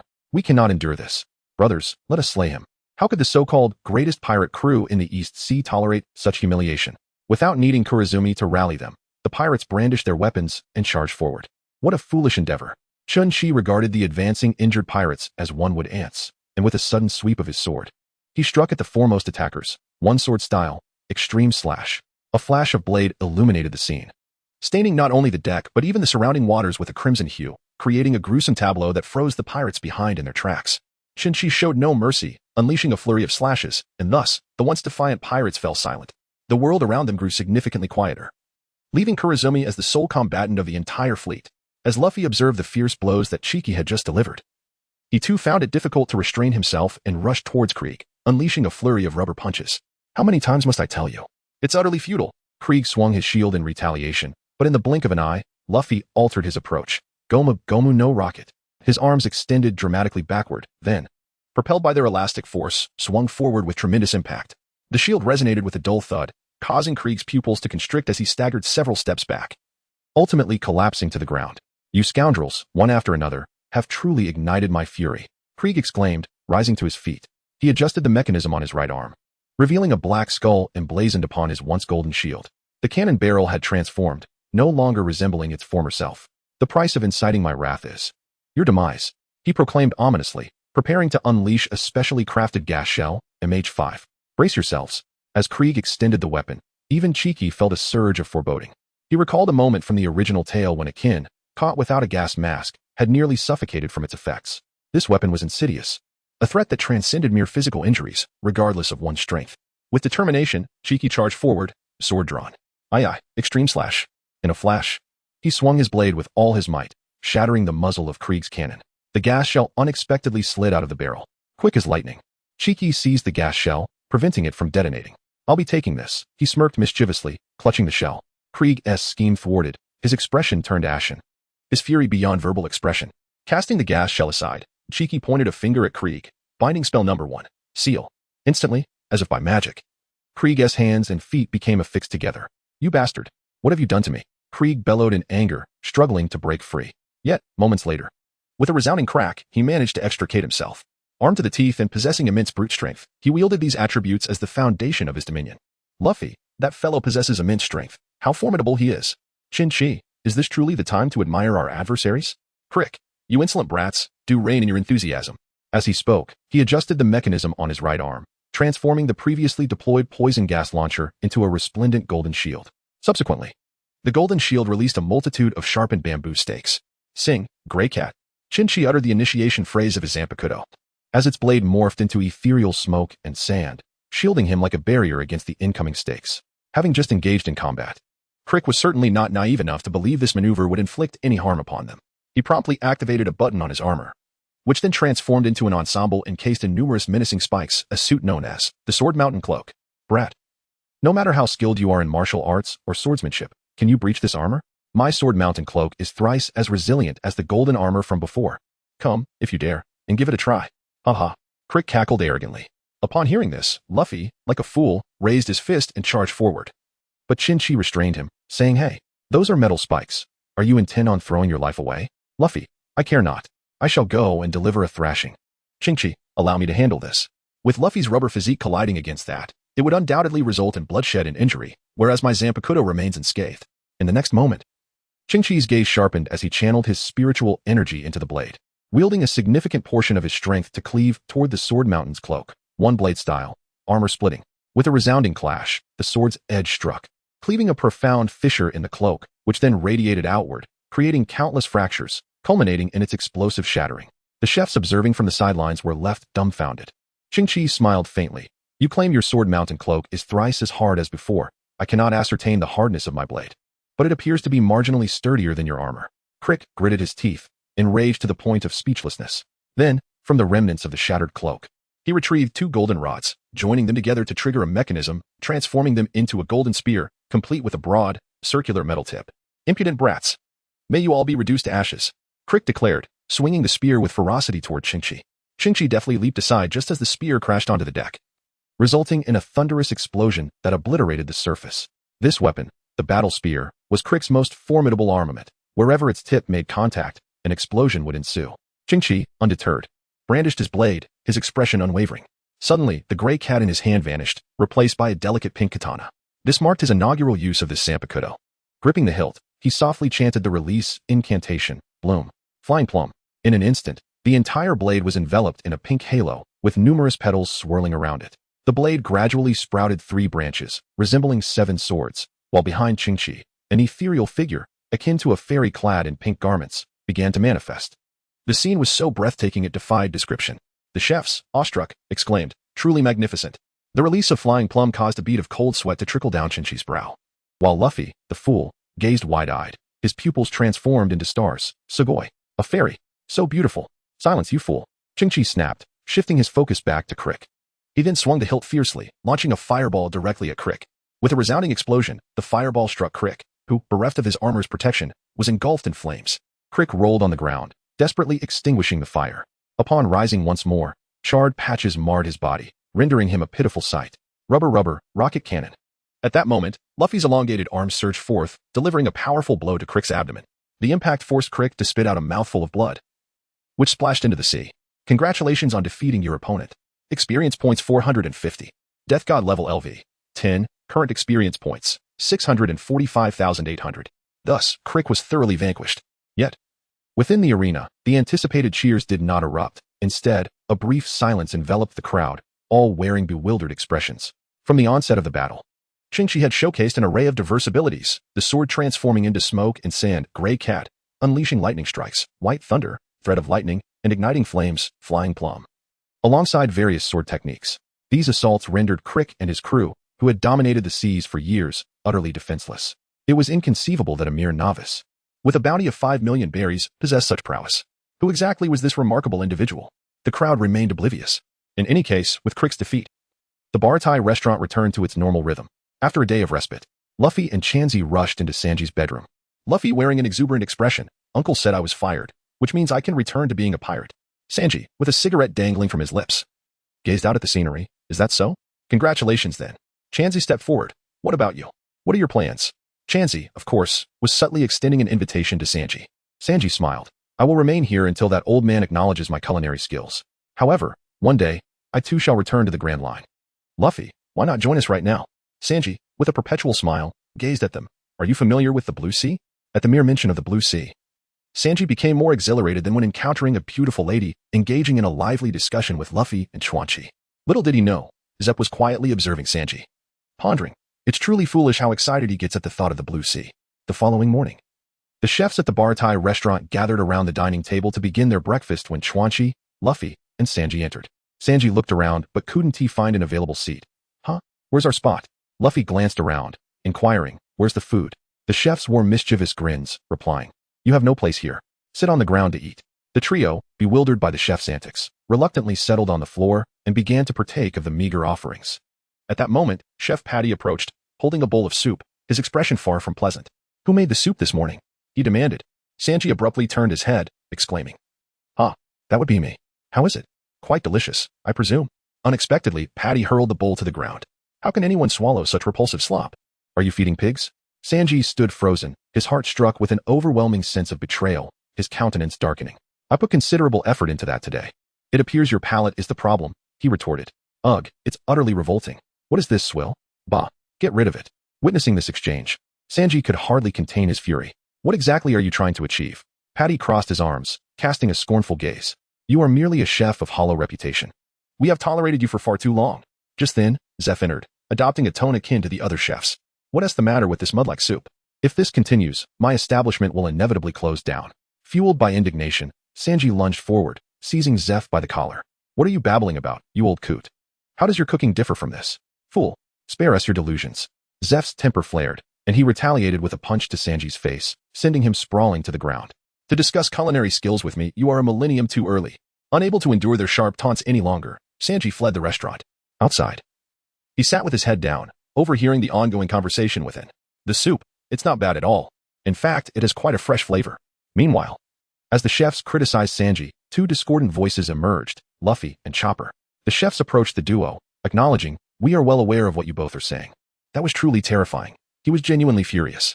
In truth, Sanji's culinary talents were widely recognized. Zeph, still maintaining his imposing demeanor, declared, if it were otherwise, that fool would never listen. You all, take him away. Huh? Venturing to the Grand Line is his dream. The harsh words exchanged earlier had been a deliberate ploy by Zeph and the chefs, intending to make Sanji feel despondent, thereby encouraging him to leave with Luffy and Chopper. Everyone wished for Sanji to realize his aspirations. At that moment, a sudden commotion erupted on the deck as a mermaid soared into the air. Oh, Sanji was momentarily taken aback, while the others rushed out to investigate the noise. What is this? Wow, it's a mermaid. Fool. That's a human and a shark. It turned out to be a small black and white shark, gripping a person by the lower half, the upper half exposed, resembling a mermaid indeed. The unfortunate individual ensnared by the shark was none other than Joseph. Joseph. Luffy, what happened? Where's everyone? Where's Nami? The group freed Joseph from the shark's jaws. And he explained to Luffy that the others were following Nami, and he had returned specifically to guide them. He encountered the shark along the way, thus arriving in this predicament. Based on Nami's escape route, he could surmise that she was headed toward an island in the northwest of East Blue. In any case, let us set out swiftly. We can discuss the details on the way. Luffy appeared rather bewildered, although he was uncertain about the circumstances. Well, let us proceed. Wait a moment. Huh. The three turned their heads, and there stood Sanji, leaning against the wall, smoking a cigarette. I shall take on the role of your ship's chef, whether you approve or not. This is precisely what I had been hoping for. Luffy, brimming with excitement, raised his fist high. Of course. This is fantastic. Not only Luffy, but even Chopper could hardly contain his joy. Welcome, welcome. We are so happy you could come. Thus, Sanji officially joined the crew of Chopper and Luffy. While the others rejoiced at Sanji's addition, his feelings were rather complicated. After all, this was the place that had nurtured him, filled with brothers with whom he often bickered. And that old man. With a solemn expression, Sanji made his way to the kitchen, where he found Patty with his arms crossed. Wearing an unwelcoming demeanor, it's truly infuriating. I was hoping to send you off, but you insisted on leaving. Sanji exhaled a puff of smoke. I sincerely apologize for making you perform such a dreadful act. What did you say? I heard everything, you bunch of fools. Patty, irked by Sanji's nonchalant attitude, retorted, why do you always speak in that tone, you jerk? Zeph approached. You're right, I've always disliked brats. And I regret saving that little rascal on that fateful day. With a mischievous grin, Sanji replied, well said, you old man. Just enjoy your remaining years here. This pair, though they exchanged jabs and harsh words, shared an undeniable bond. Thus, Sanji shouldered his bag, ready to set sail with Chopper and Luffy. Suddenly, Patty and the sunglasses-wearing chef appeared behind him, wielding large spatulas, poised to strike. Years of resentment had culminated. Take this, Sanji, before their utensils could land. They found themselves on the receiving end of a swift kick, leaving them battered and bruised. You cannot defeat him. This was merely a unique farewell from longtime brothers. Wanting to share a last jest before his departure, the chefs lined up in 2 rows as Sanji walked through them. Aside from the sound of his footsteps, the atmosphere was hushed. He made his way towards Luffy and Chopper's small boat. Chopper, carrying his sword, inquired, is it all right to leave like this? Won't you say goodbye to them? Just as he finished speaking, Zeph's voice called out from behind. Hey, Sanji, don't catch a cold. At that moment, tears streamed down Sanji's face. He turned around and knelt before Zeph. Old man Zeph, I have caused you so much trouble over the years. Your kindness, I will never forget. Upon hearing his words, tears flowed from everyone present. Patty bellowed, without you, we would be so lonely, you jerk. The sunglasses-wearing chef shouted, it would be so lonely, you idiot. We would be heartbroken. Sanji wept like a child. We will meet again. My dear brother fools. Luffy. This simple-minded creature was overwhelmed with emotion, tears streaming down his face. Let us set sail. Thus, the small vessel gradually distanced itself from the Baratie restaurant. On board.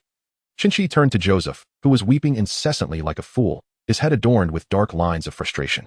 Joseph, still moved by the poignant farewell shared with Sanji and the other chefs, let his tears fall into the sea. How touching it was. That farewell scene, Sanji brother, sob. Sanji, sweating nervously, interjected, Hey, focus on steering the ship. Our course is a bit off. Luffy raised his fist triumphantly, declaring, Once we bring Nami back, we shall embark on our journey to the Grand Line together. Sanji, resting his chin upon his hand, wore a look reminiscent of a lecherous primate, adding, As long as we have Nami-chan, even if it's just the two of us. Before Sanji could finish his sentence, Joseph's expression shifted to one of grave concern. Oh, you truly underestimate the Grand Line. Once you set foot there, you will comprehend the sheer terror that awaits. Luffy was utterly unconcerned. It's time to eat. Replied Chinchi. All right, Sanji added. Listen closely, everyone. Do you know where we are headed? The Grand Line was initially referred to as the Graveyard of Pirates, dominated by three formidable powers, one of which is known as the Seven Warlords of the Sea. Joseph then proceeded to enlighten the trio about the Seven Warlords. To be candid, the fearsome Dracula Mihawk, who had bested Zoro, is indeed one of them.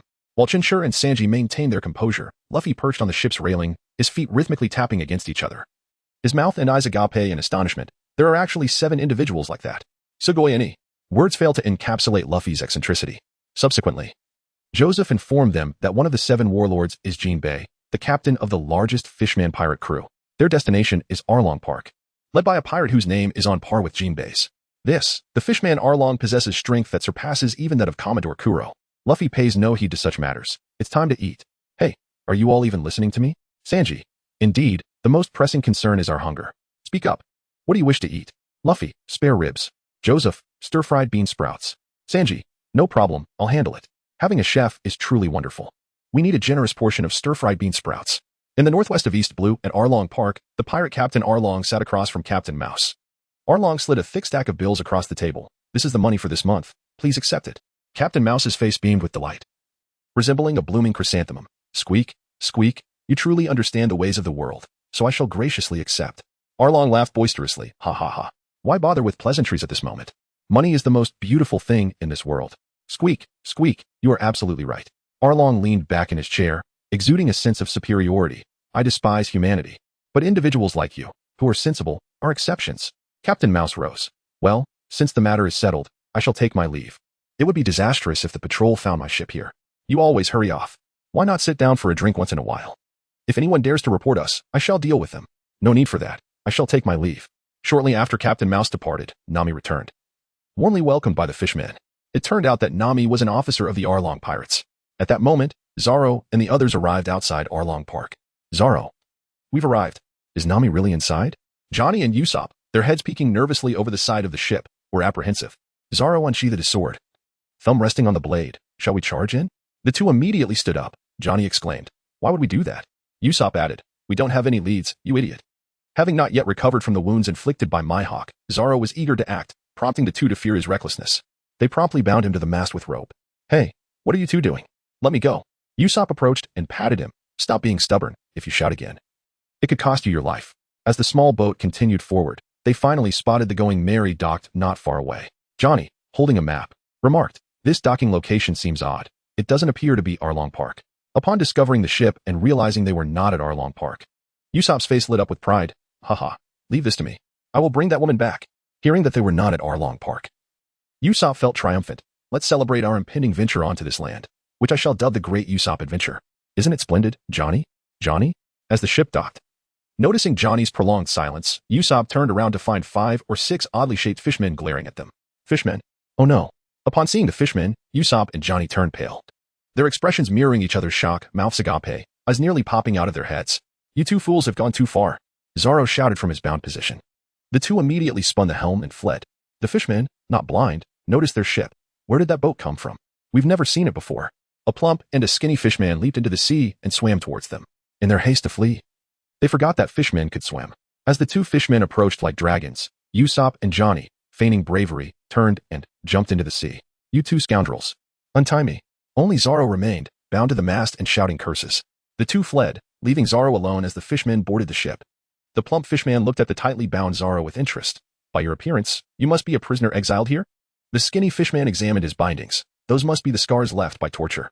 Zoro silently vowed, once I am freed, I will personally slay those two.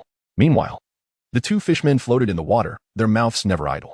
Usopp remarked, Zoro, you are incredibly brave. I will tell Luffy and Chopper about you. Johnny wept. Zoro, we will never forget you. After Zoro was taken away, the two seized the opportunity to climb ashore while the port was devoid of fishmen. They surveyed their surroundings and noticed the road was severely damaged, likely a result of conflicts between fishmen, which left behind destruction to enhance their combat prowess. Johnny felt a twinge of shame upon witnessing this. I heard fishmen possess 10 times the strength of humans. We almost let you escape. That exiled prisoner was likely one of your accomplices. As the two searched for a way, a discordant voice drifted from behind them. Trembling, they turned and found the plump fishman from earlier. Without hesitation, they fled in terror, scattering in their haste. Usopp, in his frantic escape, collided with a girl with short sky-blue hair, tumbling to the ground. At that moment, the fishmen were hot on their trail. The blue-haired girl, sensing danger, grasped Usopp's hand and ran towards her abode, narrowly evading capture by the plump fishman. It turned out the blue-haired girl was Nojiko, Nami's sister, though they were not blood relatives. Subsequently, Nojiko shared some information about Nami and the situation here, at Arlong Park. Why have you come here? Facing a menacing group of fishmen, Zoro was firmly bound but bore no trace of fear. Did I not mention? I am here to find a woman, half-fish scum. Arlong glared at Zoro. Considering this is your first time uttering such words, I shall spare you. Fishmen are the highest race in the world. In comparison, humans are insignificant. Remember this well, you insolent brat. Nami, having approached unbeknownst to them, interjected, I have grown weary of your tedious rhetoric, Arlong. Upon seeing Nami, Zoro was momentarily taken aback. Arlong's words further astonished Zoro. Oh, do not concern yourself, Nami. To me, you are an exception. You are our pride as a navigator. You can chart precise sea routes for us. Nami looked at him. I am not constructed like you. I am, of course, more intelligent. Zoro's expression turned complex. Hey, Nami, why are you with them? A nearby fishman questioned. How does that guy know you? Nami defended herself. Stop being foolish. He is merely prey. I have acquired a great deal of treasure from them. Zoro's face darkened. Is this your true nature? Seeing Zoro's expression shift, Nami smirked slyly. You are absolutely correct. You did not expect this, did you? I am indeed one of Arlong's crew. After a moment of contemplation, Zoro's grim expression transformed into a wicked grin. In truth, I suspected from the very beginning that you were a heartless woman. Nami, unfazed by Zoro's words, declared, that's just who I am. Hurry up and leave behind the rest of your treasure. Then, in an astonishing act, Zoro suddenly thrust his bound feet against the ground and leapt into the adjacent pond. Was he attempting to escape? No, that couldn't be right. Who jumps into the water to flee while their hands and feet are restrained? He was attempting to take his own life.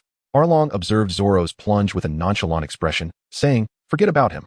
But Nami's heart sank, and without a moment's hesitation, she dove into the water. After a while, she managed to pull Zoro back to the surface. Breathing heavily on the shore, she exclaimed, what on earth are you trying to do? Zoro looked at her with a mischievous grin, saying, someone like you, who can't even save a dying companion, should stop pretending to be a villain. It turned out that Zoro had not genuinely intended to end his life. He was gambling on Nami's character. Indeed, Nami was not the type to abandon her former comrades in times of peril. Her heart remained kind. Zoro, continuing his foolish banter, said, hurry up and save me. You fool. I thought I was done for. Nami, who had initially wanted to play the role of a fierce antagonist, felt her face flush with embarrassment as Zoro saw through her facade. In a fit of frustration, she stepped on Zoro's back and exclaimed, what are you joking about? I was planning to be a villain, but you, with your algae-like hair, saw right through me. Where am I supposed to save face now? Zoro let out a pained cry as Nami grabbed him by the neck, threatening, if you keep talking nonsense, I swear I'll kill you. Zoro, with a dismissive glance, replied, oh really? Nami flashed a wicked smile. Oh, you're all wrapped up in bandages, are you? Just as Zoro began to explain, Nami's fist landed squarely in his stomach, causing him to groan in pain. Meanwhile, a fisherman turned to Arlong, asking, Boss Arlong, how should we deal with this guy? Arlong replied, first, lock him up. Then let Nami deal with him. At that moment, a plump fisherman rushed over, inquiring, what's wrong, comrade? Another long-nosed fellow has escaped. They had discovered Usopp's flight. And both Zoro and Nami wore grim expressions. Arlong smirked. He must have run to Cocoa Village. Conveniently, I need to pay them a visit. Without delay, Arlong, accompanied by a throng of fishmen, made his way to Cocoa Village. The villagers, upon seeing them, reacted as if they had encountered a band of demons. Why are they back? Didn't we just pay our offering? The village guard, Chenqi, spoke up. They must have come for my hidden weapons. Everyone hurry inside. The villagers complied, quickly vacating the area. Arlong approached Chenqi with a menacing glare. So, you are the scoundrel discovered hiding swords 3 days ago. Chenqi, the only policeman in Cocoa Village and effectively its leader, coldly replied, under your rule, can one not even have hobbies? I have always enjoyed collecting weapons. Arlong grinned maliciously. Weapons only bring war and slaughter. They are the root of discord. As rulers of over 20 villages, individuals like you are quite the headache for me. Meanwhile, behind the Nojiko house, Usopp watched in terror as Arlong and his gang approached, shrinking back behind a building. At the village entrance, seeing Kinj's defiance, Arlong seized him by the collar, lifting him off the ground. Possessing weapons is a grave act of rebellion, a significant threat to peace. To set an example, I must execute you here and now. Unable to bear it any longer, Nojiko dashed out, with Usopp unable to stop her. Arlong, stop this. For 8 years, we have faithfully paid our offerings. Why now accuse Mr. Kinj of rebellion? Nojiko shouted at Arlong. Her outcry drew nearly all the villagers out of their homes. Arlong, grinning at the crowd, proclaimed, I have always stated that anyone who possesses weapons is a rebel, and this man must die today. You are completely unreasonable.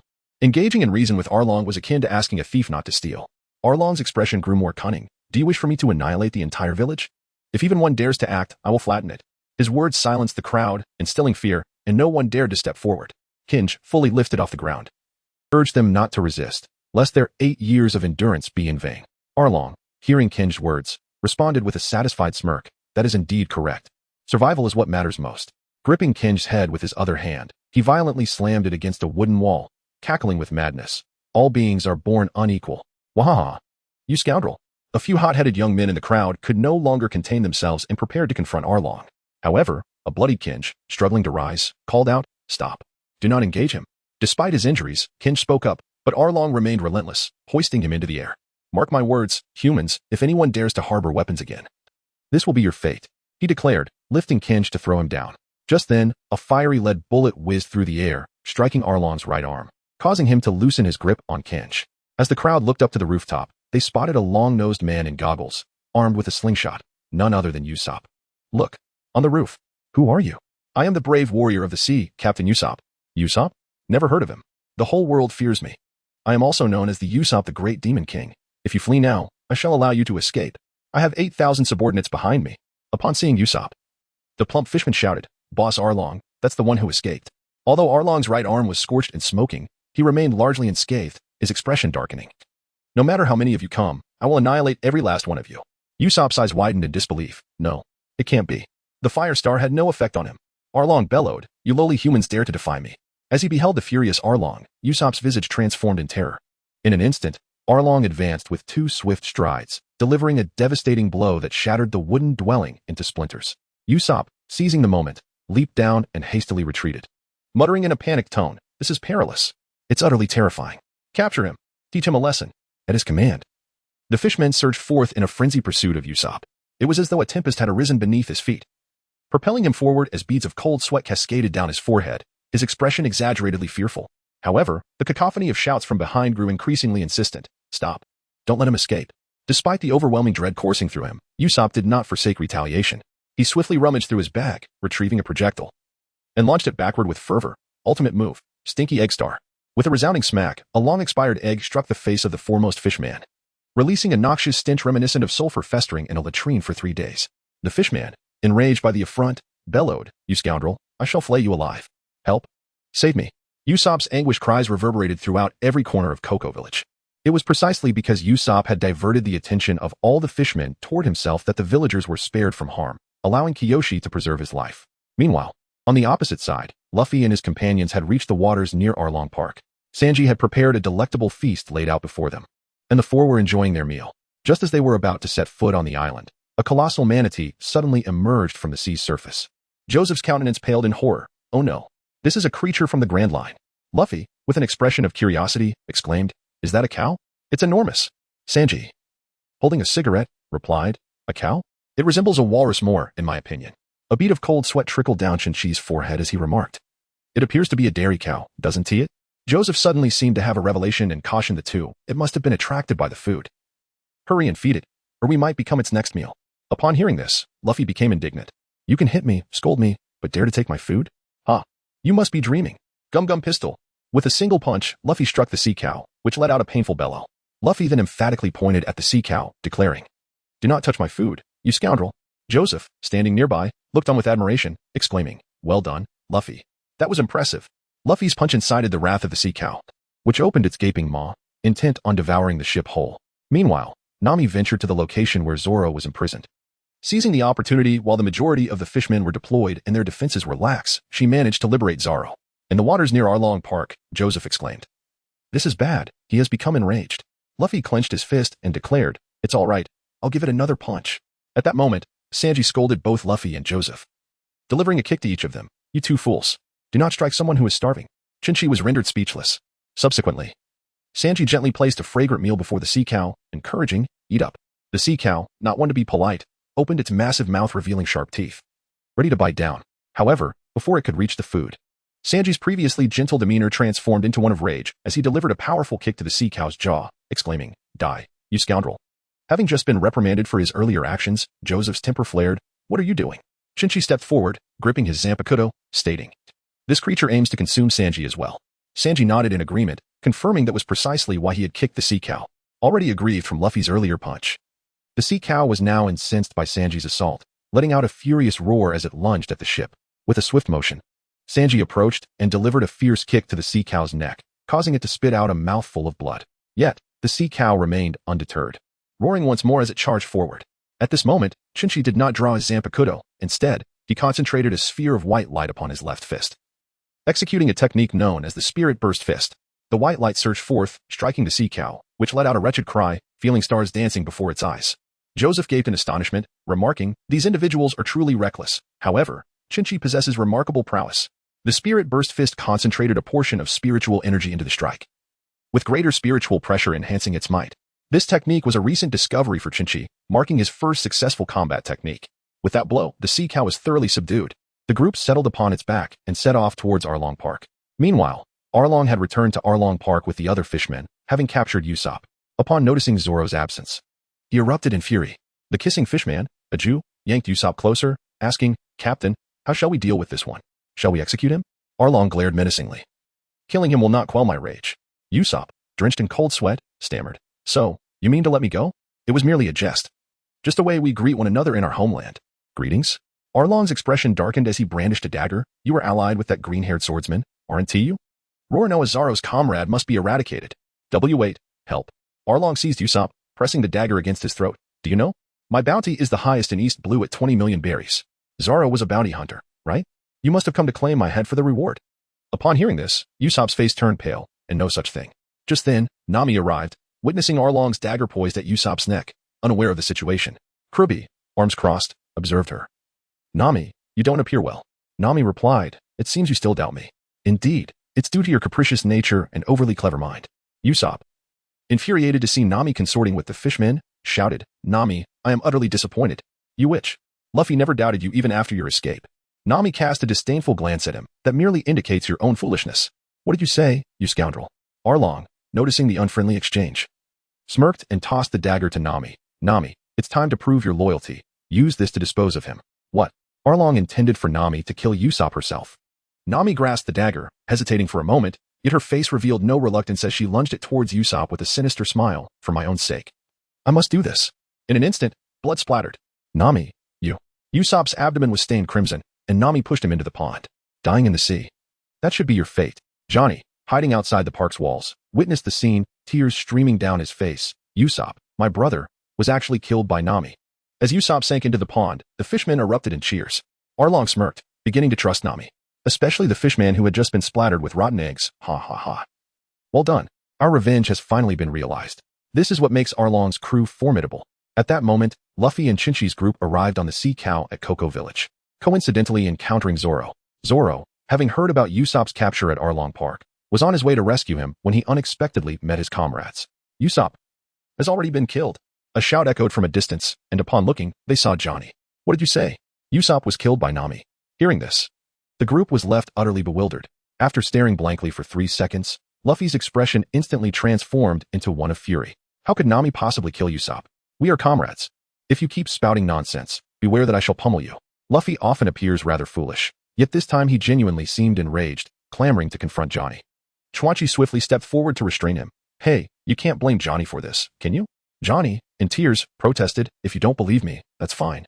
But I can assure you, this is what I witnessed with my own eyes." "Who are our allies, Luffy?" As they were embroiled in their dispute, a woman's voice resonated through the air. The onlookers turned to see Nami, holding a wooden stick, seemingly unfazed by their arrival. "What brings you here?" Luffy adjusted his straw hat and exclaimed, "What are you talking about? You are our companion. Of course we have come to bring you back." "Companion? That is merely a temporary alliance. Don't make me laugh." Nami's expression was devoid of emotion. To be honest, upon seeing Nami in such a state, Chenqi felt an urge to strike her, yet upon reflection, he realized she might be acting to protect the group, believing that they were no match for Arlong and his crew. Although Nami's words were hurtful, others, like Sanji, saw things differently. The moment he laid eyes on Nami, his eyes transformed into hearts. "Hey, Nami-san, do you remember me? Let us set sail together." Upon hearing this, Zoro was infuriated. "Get out of the way. This will only complicate matters further." Sanji stood his ground. "What did you say?" Love has always been a tempest. Johnny could no longer contain himself. "This woman is a sorceress. She follows Arlong's crew for wealth, and she can kill without batting an eye. Our brothers have been deceived by her all along." Nami crossed her arms, feigning indifference. "So what? Are you going to kill me for revenge?" "What did you say?" Nami continued. "Let me tell you something. Roronoa Zoro's escape has enraged Arlong, and he intends to eliminate all of you. Though you are strong, you are not strong enough to contend with Arlong and his fishmen." Chenqi looked at her. "These matters are no longer significant. Where is Usopp?" "Underwater," Nami replied. Upon hearing this, Zoro drew his sword, determined to avenge Usopp. "You truly are a sorceress." Before he could finish, Sanji kicked him. "Show some restraint, you idiot." "What are you doing?" Zoro glared at him, sword poised. "As a swordsman, are you really going to lay hands on a lady, Roronoa Zoro?" Zoro brandished his sword. "You know nothing about these matters, so keep your nose out of it, you fool." Sanji grinned maliciously at him. "Is losing that battle making you agitated?" "What did you say? Tread carefully, or I might just sever your head. If you have the guts, come at me, you ailing fool." Thus began the bickering between these two good friends. Chenqi observed their quarrel and couldn't help but sigh. This is true love. Seeing this, Johnny grew anxious. "Brothers, now is not the time for discord." Nami then uttered even more hurtful words. "Don't you understand? I approached you solely for money. Now that you are penniless, you hold no allure for me. I will return your ship. Please seek another navigator and leave this place swiftly. You are nothing but a nuisance. Farewell." Her words left the room in stunned silence. Yet, in an utterly absurd turn of events, Luffy suddenly collapsed onto the ground without warning. This enigmatic figure is forever unpredictable in his intentions. "Luffy, big brother?" Johnny asked, bewildered. "Sleeping," Luffy replied with remarkable calmness. "Huh? You actually laid down in the middle of this situation?" Luffy closed his eyes, resting his head on his arm, expressing his reluctance to leave the island, while feeling increasingly drowsy. "Huh." Upon witnessing his nonchalant demeanor, Nami exclaimed, "Then suit yourself. Go ahead and meet your demise." With that, she stormed off in a huff. At that moment, Usopp emerged from the nearby waters, soaked to the skin. Wait, wasn't he killed by Nami?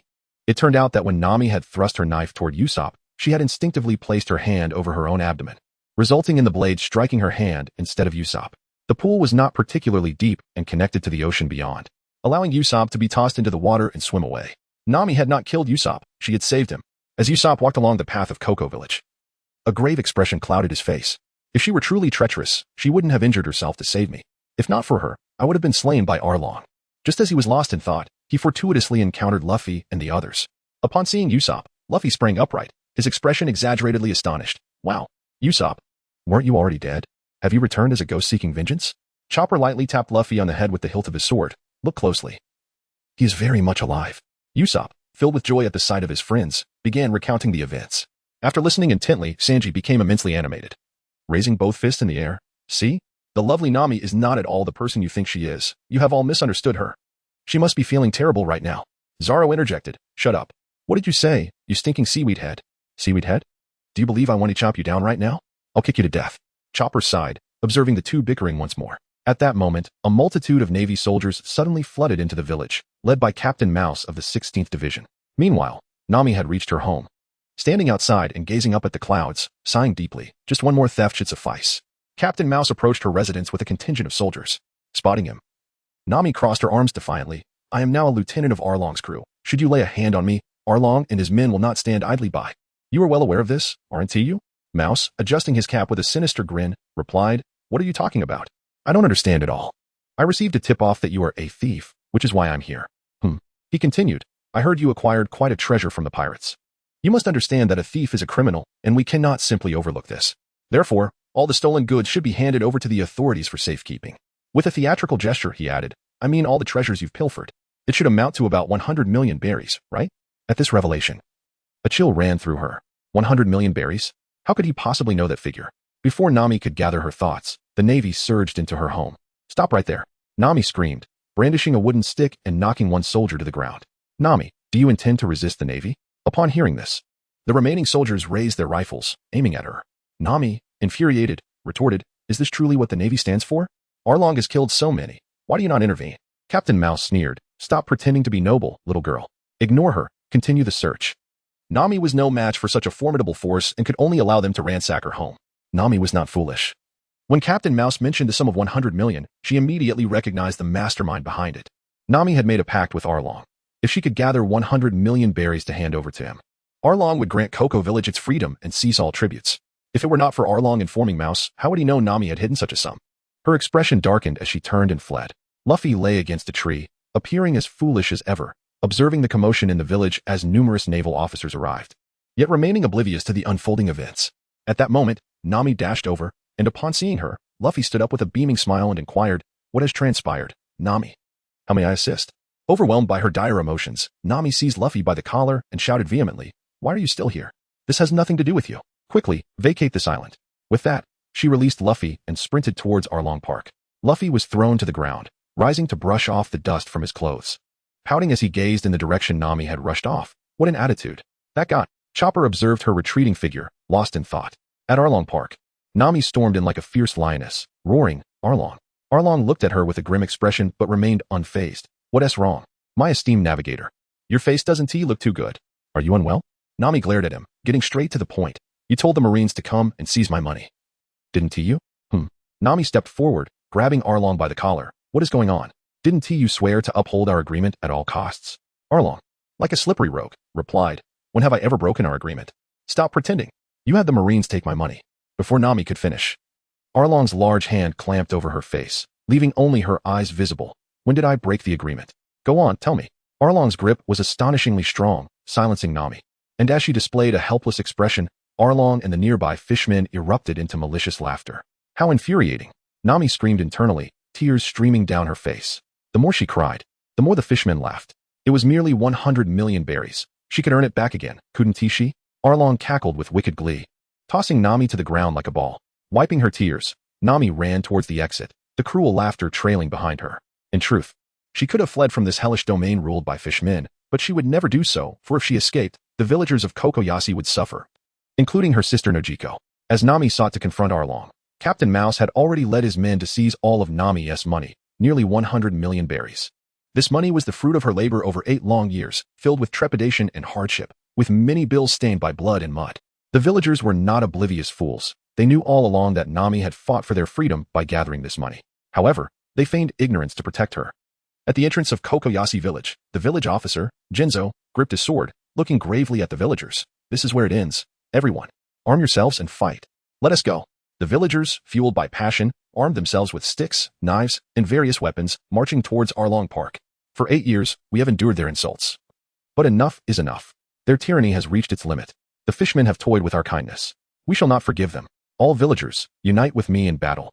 As they clambered forward, they encountered Nami, who wore a forced smile. "Just wait a little longer. I will gather the money again. I believe this time will be easier." Nami did not wish to see the villagers storm into the park only to perish. Hearing her words, Jinzo's tears flowed as he embraced Nami. "This is enough. For a girl to bear such a burden is more painful than a blade to the heart.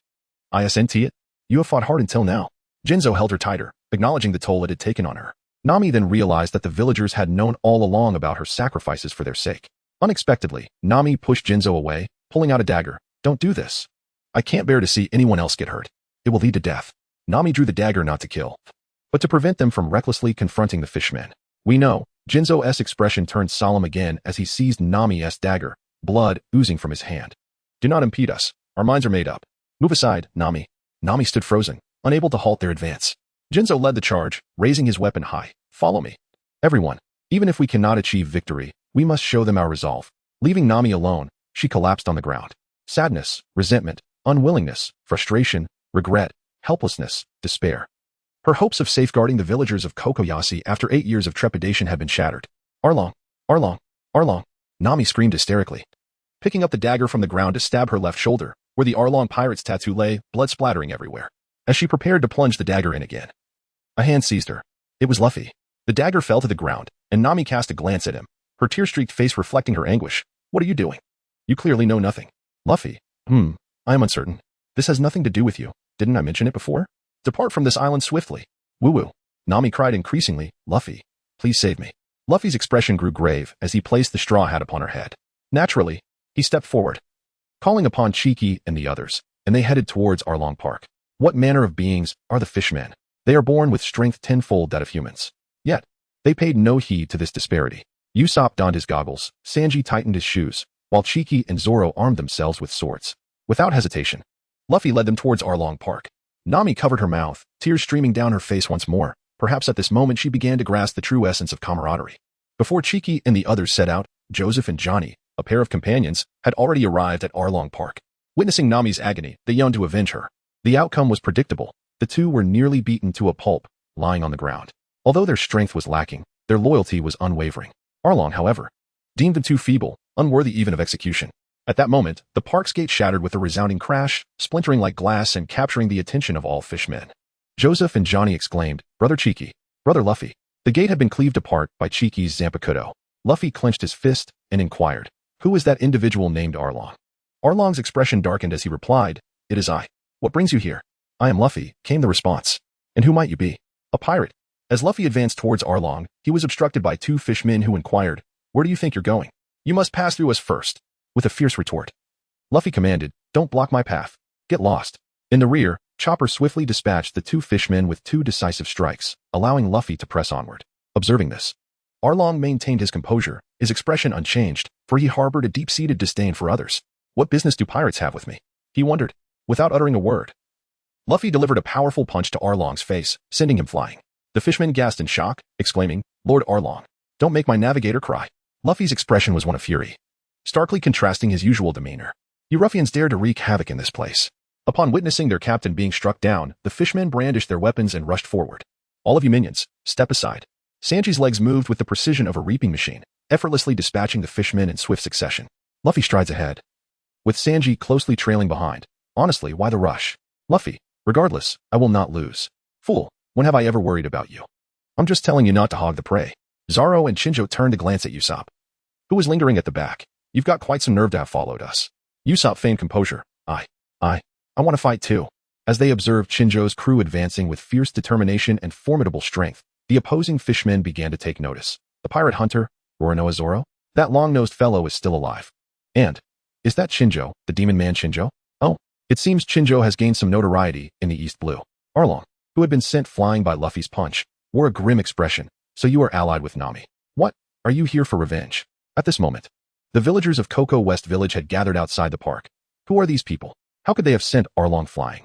They certainly do not appear to be ordinary individuals. Kenjutsu observed Chinjo's group thoughtfully. Who are they to be willing to fight the fishmen for Nami? The tension in Arlong Park escalated, as the octopus fishman, Shachi, glared fiercely at them. You wretches! How dare you stand against the great Arlong? Go die? Unleash our giant combatant. As he spoke, a massive creature suddenly emerged from the pond, Momo, the manatee they had just defeated. Usopp, encountering such a sight for the first time, was left agape, his eyes nearly popping out. Wow, a monster. Chinjo strode forward, wielding his blade, and raised his left fist. The sight of this made Momo panic, quickly retreating into the depths of the pond. It had learned its lesson after being struck by Chinjo's spirit-piercing fist, and it sought to avoid another blow, disappearing from view. How infuriating. What did you do to frighten Momo so? Shachi glared at Chinjo. With a nonchalant expression, Chinjo replied, Guess. How infuriating.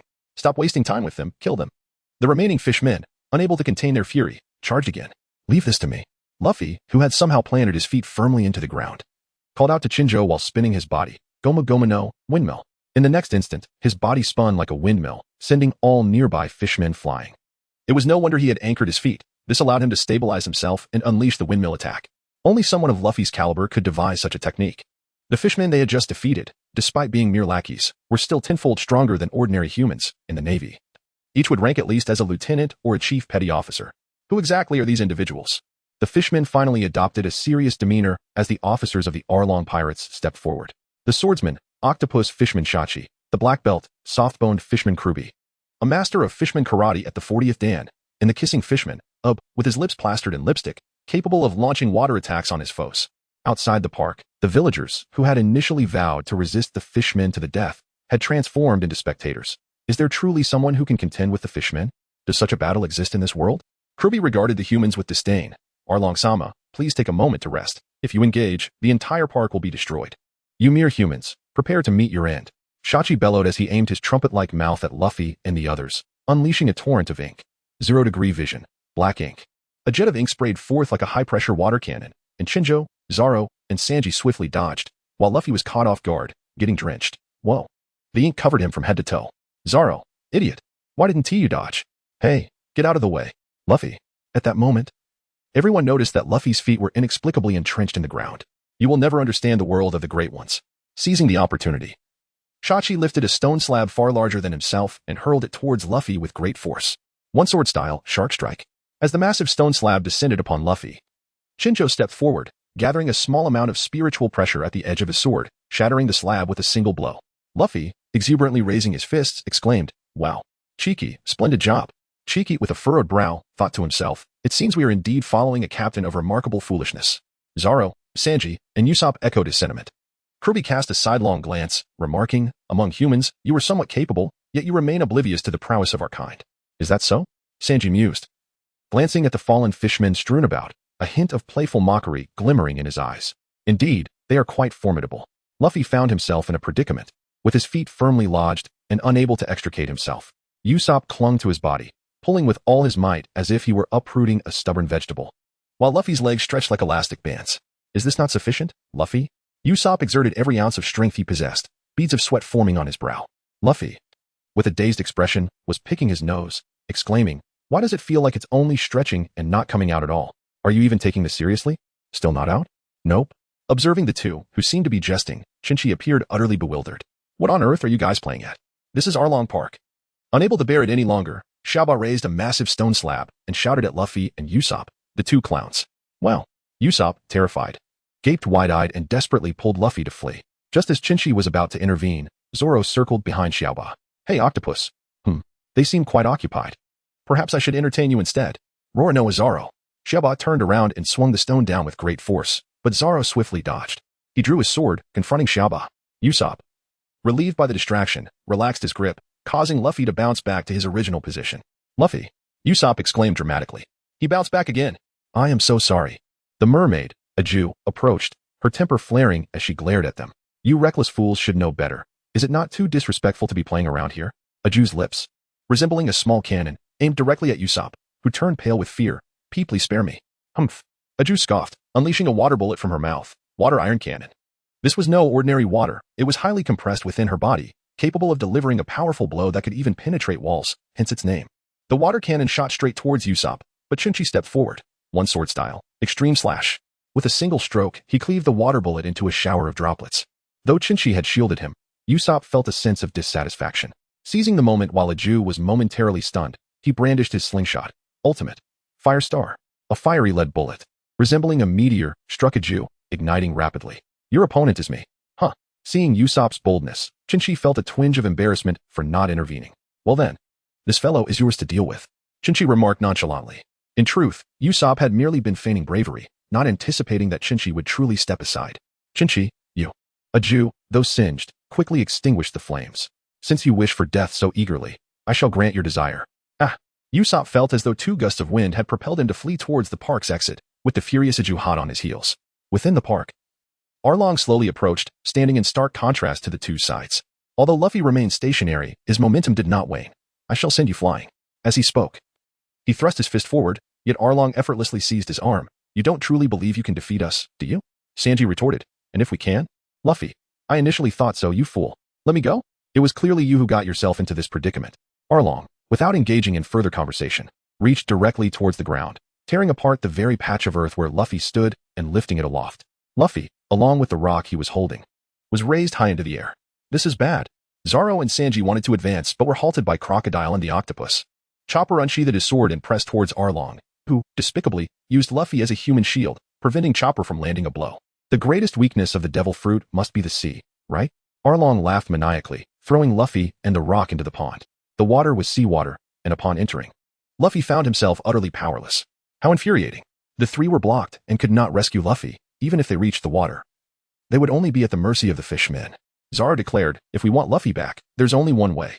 Sanji replied, "First, let's deal with these guys on land, then we can go down." A splendid idea. Zoro took the lead, swinging his sword. At this time, he only had one sword. as the others were shattered during his battle with Mihawk. The octopus, upon noticing, ducked, losing a portion of its hair. You bastard, I'll spare you this time. Hair can grow back. Zoro feigned indifference. Oh, I truly appreciate it. The octopus regained its composure. Roronoa Zoro, I am quite adept at dealing with swordsmen. Do you understand what that means? Who knows? Without further ado, Zoro charged forward, wielding his sword against the octopus. The octopus attempted to intercept Zoro's blade with its 6 hands, yet the sound of 3 crisp strikes echoed through the air as Zoro's sword sliced through the gaps, landing directly on the octopus's head. Ouch. That hurts. The octopus clutched its forehead as blood spurted forth. The attempt to catch the blade empty-handed had miserably backfired. Chopper desperately wished to dive in and rescue Luffy, but Arlong's towering figure loomed like an iron fortress. Oh, are you the infamous sorcerer? A bounty of 5 million berries, which is merely mediocre in the East Blue. Do you know what my bounty is? Arlong sneered at Chopper. Chopper pointed his sword directly at Arlong. The amount is irrelevant to me, for after I kill you, I cannot exchange the bounty for anything as a pirate. Upon hearing this, Arlong's expression darkened. Are you suggesting you can kill me? More or less, Chopper replied. Now is not the time for you to be distracted. Crocodile noticed Sanji's nonchalant demeanor and struck with his fish fin arms like blades. Sanji ducked and retaliated with a kick. How dare you, a filthy fish, oppose a chef? The two exchanged blows, neither gaining the upper hand. Meanwhile, Luffy, having been thrown into the depths of the pond, could neither breathe nor muster any strength. The seawater was a natural nemesis for those who wield the powers of the devil fruit. The Straw Hat crew fought valiantly for the villagers, who, in turn, were ready to assist. Kinjiro found a large hammer to venture into the sea for a rescue. I'm going too. Me too. The villagers clamored. No. Too many people will attract the fishermen's attention and put them in danger. Nami's sister, Nojiko, stepped forward. I'll go with you. The two sneaked behind the park and quietly entered the pond. Zoro, engaged in battle with the octopus, suddenly felt a sharp pain. The injuries from his fight with Mihawk had not healed. His complexion darkened as the octopus seized the opportunity to advance. Octopus fire punch. It unleashed a flurry of punches, creating a barrage of afterimages. Turn to mush, Roronoa Zoro.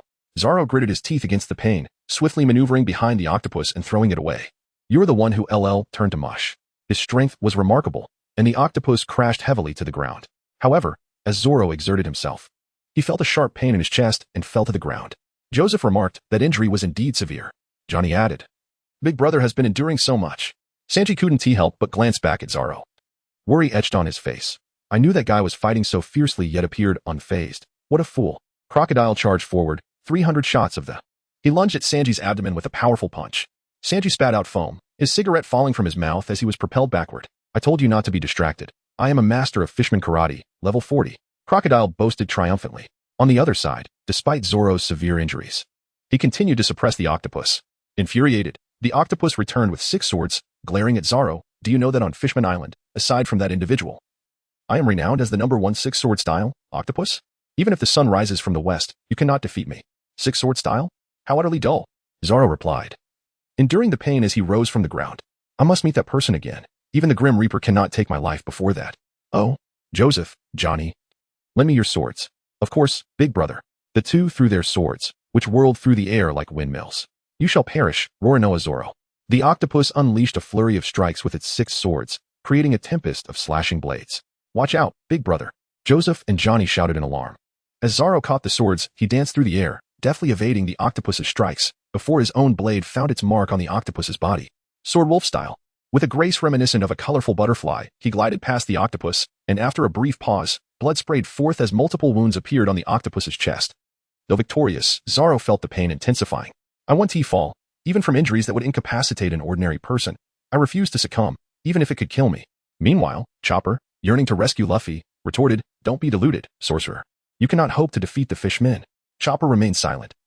A faint white light glowing from his fingertips as he pointed at Arlong. Way of Destruction, number 4. White Thunder. A beam of white light surged forth, striking the wall behind Arlong, shattering it. What is that? A devil fruit ability? Arlong landed gracefully. Though I do not know your powers, the gap between us is insurmountable. Do you understand this disparity? Chopper replied. Is it your ridiculous nose?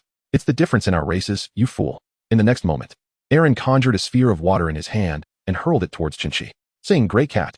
The blade in Chinchi's hand swiftly transformed into sand, becoming a larger sand blade that sliced the water sphere in two. The principle behind Aaron's water bullet was akin to a Jew's water iron cannon, capable of penetrating rock. Meanwhile, Chinchi's sand blade, imbued with spiritual energy, successfully severed the water bullet. After breaking the water sphere, the momentum of the sand blade remained unabated, continuing its advance. Observing this, Aaron revealed teeth harder than steel, capable of crushing the sand blade in an instant. Even after the sand blade shattered, its force did not wane. The grains coalesced into smaller sand blades, simultaneously thrusting towards Aaron. The air was filled with the sound of clashing metal, yet these small sand blades barely penetrated his skin, falling harmlessly to the ground. Those watching were not only astonished by Chinchi's displayed abilities but also marveled at the remarkable hardness of Aaron's skeletal structure. To say he possessed bones of steel and iron was no exaggeration. Indeed, Aaron was far superior to the foes he had encountered in the East Sea. As he had stated, merely their race surpassed ordinary humans many times over.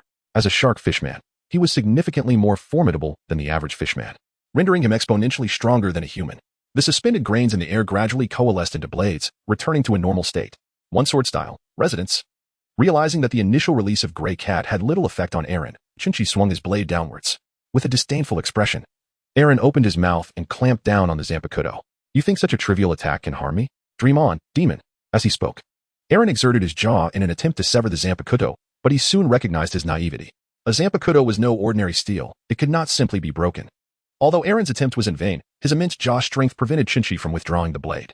Chinchi initiated the release of Grey Cat once more, allowing the blade to transform back into sand and escape Aaron's grip.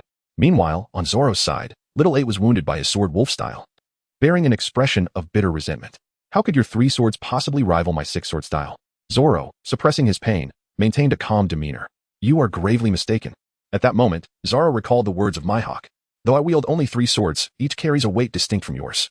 Little 8 inquired, Weight? Are your swords particularly heavy? Fool. Despite my appearance, each of my swords weighs 300 kilograms, far exceeding the weight of yours. Unbeknownst to him, Zoro referred not to physical weight. I find myself at a loss for words regarding your foolishness. 6-sword style, octopus jar attack. Little 8 combined his 6 swords and charged forward. In response, Zoro crossed his dual swords defensively. The tips of Little 8's 6 swords converged at a single point, colliding against Zoro's blade. New spring, octopus gate. Disaster struck. Zoro's 2 swords were knocked aside, and Little 8 collided headfirst into Zoro's torso, right where Mihawk had previously inflicted a wound. Zoro cried out in pain, collapsing to the ground. Embrace your fate, Roronoa Zoro. 6-sword style ultimate, 6-sword style waltz. In an instant, Little 8 aligned his 6 swords, spinning them like a windmill, intent on turning Zoro into mush. Yet, as the formidable force of Little 8 approached, Zoro remained composed. 3-sword style. Tornado. Zoro executed a swift rotation with his 3 swords, unleashing a tempest infused with sword energy. Little 8's power paled in comparison to Zoro's, and blood erupted like petals scattered in the wind. Apologies, but I have never regarded you as a threat, Zoro declared. Witnessing Little 8's defeat, Kirby, filled with indignation, charged towards Zoro, throwing a punch at his head. The air resonated with a dull thud as Sanji intercepted Kirby's fist with a kick. Observing that Sanji sustained only a minor injury, with a trickle of blood from his head, Kirby was taken aback. I never imagined a human from the East Sea could withstand my direct punch. Having previously sent Sanji flying with 300 punches, he was shocked to see Sanji standing before him, seemingly unfazed. Sanji chuckled, It's not just me. In a certain restaurant in the East Sea, there are many others. You insolent fool, how dare you underestimate me? Kirby retorted. 500 punches. Kick. Head meet. The two clashed once more, engaging in fierce combat. Although Zoro had triumphed over Little 8, his wounds were too severe for him to enter the water, leaving him half-kneeling and gasping for breath. At this moment, in Cocoa West Village, along the path leading to Aaron's park, Usopp lay motionless on the ground, surrounded by a large pool of blood. Had he truly perished? A Jew approached, glancing at him with a cold smile. How fragile. A single water iron cannon rendered him like this. Observing Usopp, who appeared nearly lifeless, a Jew felt a wave of boredom wash over him, turning towards Aaron's park. They ought to have finished their business by now, shouldn't they? Lying on the ground, Usopp silently rejoiced as a Jew walked away. It turns out that pool of blood was merely my ketchup star. I simply lay there, motionless, creating the illusion of death to deceive a Jew. Thankfully, there was some ketchup left, he chuckled to himself. What a terrifying race. They wreak havoc upon the villagers. Nami is truly pitiful, while I wish to assist her. I cannot risk my own life. Usopp sat up, gathering dirt from the ground to mix with the ketchup on his body. With a bit of dirt, I'll appear even more battle-ready. I'll just tell them, I am sorry, I lost. Yes, that's it. Yet, the more Usopp contemplated, the heavier his heart felt. His comrades were still fighting valiantly inside. Even those not particularly strong, like Joseph and Johnny, dared to confront the fishmen, while he was seeking ways to evade battle. The words they had spoken echoed in his mind. Luffy, are we not already comrades? Chopper, I am the vice captain, after all. Zoro, ever since I resolved to become the world's greatest swordsman, I have long since cast aside any concern for life or death. Nami, piercing her hand with a dagger for Usopp. This is the only way I can act. Sanji, I shall be the chef aboard your ship. As Usopp pondered the names of his comrades, Luffy, Chopper, Zoro, Nami, Sanji, his motions of rubbing dirt onto himself grew increasingly sluggish until they ceased altogether. He curled up, tears streaming down his face. If I were to falter now, what right would I have to share a ship with them? What right would I have to laugh heartily alongside them each day? Just wait a moment. You half-fish scoundrel. Suddenly, Usopp rose to his feet, his legs trembling. Yet he summoned every ounce of strength to shout. Aju, who had not ventured far, was halted by Usopp's bellow. What? You're still alive, huh? If you fear death so much, you should never have set sail. Since I've resolved to become a courageous warrior of the sea, I must fight with all my might, for I too wish to laugh joyfully with everyone, though a twinge of fear lingered within. Usopp's gaze transformed into one of determination as he suddenly drew back his slingshot. Deadly move, Firestar. The lead bullet soared like a flaming locust. But Aju easily dodged it and retaliated with a powerful punch to Usopp's face, causing blood to flow from his mouth and nose, bending his long nose in the process. Aju scoffed at him. Why not just play dead if you want to avoid trouble? Not only are you weak, but your intellect is also lacking. Well, it's over. Usopp lay on the ground in disarray, lost for words. Indeed, it was over, human. Aju declared, pressing his foot against Usopp's body. Usopp's pained cries echoed along the path. Suddenly, he rummaged through his bag and pulled out a hammer, striking Aju on the knee. Aju's body was not as resilient as Arlong's, and pain surged through his left leg, altering his expression. Seizing this opportunity, Usopp dashed into the nearby forest, while Aju searched in vain for his whereabouts. Then, from an unknown direction, a bottle came hurtling through the air. Aju reacted swiftly, catching it. Alcohol? Deadly move, Firestar. The fiery bullet shattered the bottle, igniting the liquor and engulfing Aju in flames. On the path leading from Arlong Park to Cocoa Village, a small stream flowed.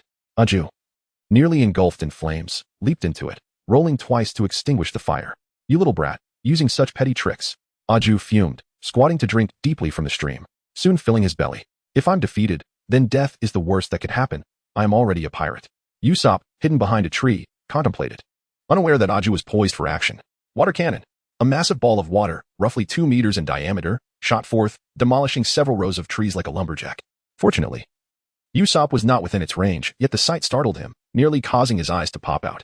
Had he been in that vicinity, he would have undoubtedly been obliterated. Usopp's sudden leap caught Aju's attention. With water still sloshing in his belly, Aju began spewing bullets the size of marbles toward Usopp. Water iron bullet. These droplets struck the trees like a machine gun, leaving indents. Usopp shielded his head behind the trunk, though he still suffered minor abrasions from the water bullets. I will not retreat any longer. One day, I shall become a true and brave warrior of the sea. With renewed resolve, Usopp sprang forth from behind the tree, drawing back his slingshot. Deadly move, Firestar. Well, this strike landed solidly on Aju's head, igniting it and obscuring his vision. Seizing the moment, Usopp advanced, gripping the hammer tightly and swinging it down upon Aju's face. Usopp, hammer. Aju spat a mouthful of blood, landing precisely in the water. After 2 consecutive blows to his head, Aju staggered to his feet from the water, his face turning an ashen hue. You scoundrel. How is this guy still standing? Usopp swung the hammer once more, striking down. Usopp, hammer. Ah, scoundrel. Usopp, hammer. Ah, scout. Usopp, hammer. Ah. The strikes continued. Over 100 times, echoing through the forest and by the pond with Aju's agonizing screams, until silence fell. His head was bruised, and it was unclear whether he had fainted or perished. Usopp gazed at Aju, lying before him, in disbelief. He had actually defeated a fishman, a cadre at that. Though Usopp bore many injuries himself, he triumphantly raised his arms in exhilaration. If I am willing, I can certainly achieve anything. Did you see that? Scoundrel. Do not underestimate me. The people of Arlong Park remained oblivious to Usopp's monumental victory, still embroiled in fierce combat. Arlong and Chopper were locked in a stalemate, while Crocodile and Sanji exchanged blows, neither gaining the upper hand. Zoro, having suffered a severe injury, was panting heavily. Chopper retrieved his sword from Zoro, and Arlong disdainfully regarded him. Your sword possesses some hardness, but it is ultimately an external object, whereas my teeth are innate. This is the difference of our races. Do you not understand, demon? Chopper suddenly smiled. If you wish for me to understand, then defeat me first. One sword style, extreme slash, he declared, striking at Arlong's mouth with a near-identical stance. Arlong, perceiving Chopper's intention to defeat him using the same technique, seethed with anger. You little brat. Do not underestimate me. He opened his massive jaws, revealing teeth sharper than razors, lunging toward Chopper. The moment their teeth collided with the blade, it shattered like glass. Oh no, Arlong thought, retreating swiftly to avoid losing half his head. Villagers gasped. He actually shattered Arlong's teeth. Who is he? Joseph and Johnny cheered. Go, Chopper, you can do it. At that moment, Nami and Usopp arrived at the park, witnessing the fierce battle unfold. Anxious and tense, she clasped her hands together. Chopper, everyone. Usopp, just having arrived, pointed at himself with his thumb. Hey, Nami, listen up. I just took down a cadre. A cadre, mind you. Impressive, right? Chopper. I'll cover you. Deadly move, stinky egg star. Usopp released the slingshot, launching the foul-smelling egg, which Arlong caught without even glancing. While it caused no significant harm, it did leave a lingering stench on his hand, did it not? For Arlong. Everyone except Chopper was merely fodder. Though his teeth had been broken, he felt no excessive rage. Interesting, demon. He was puzzled as to why. Despite the swordsmanship appearing nearly identical, Chopper's second strike was stronger than the first. Initially, the first technique employed was the resident slash, followed by the extreme slash.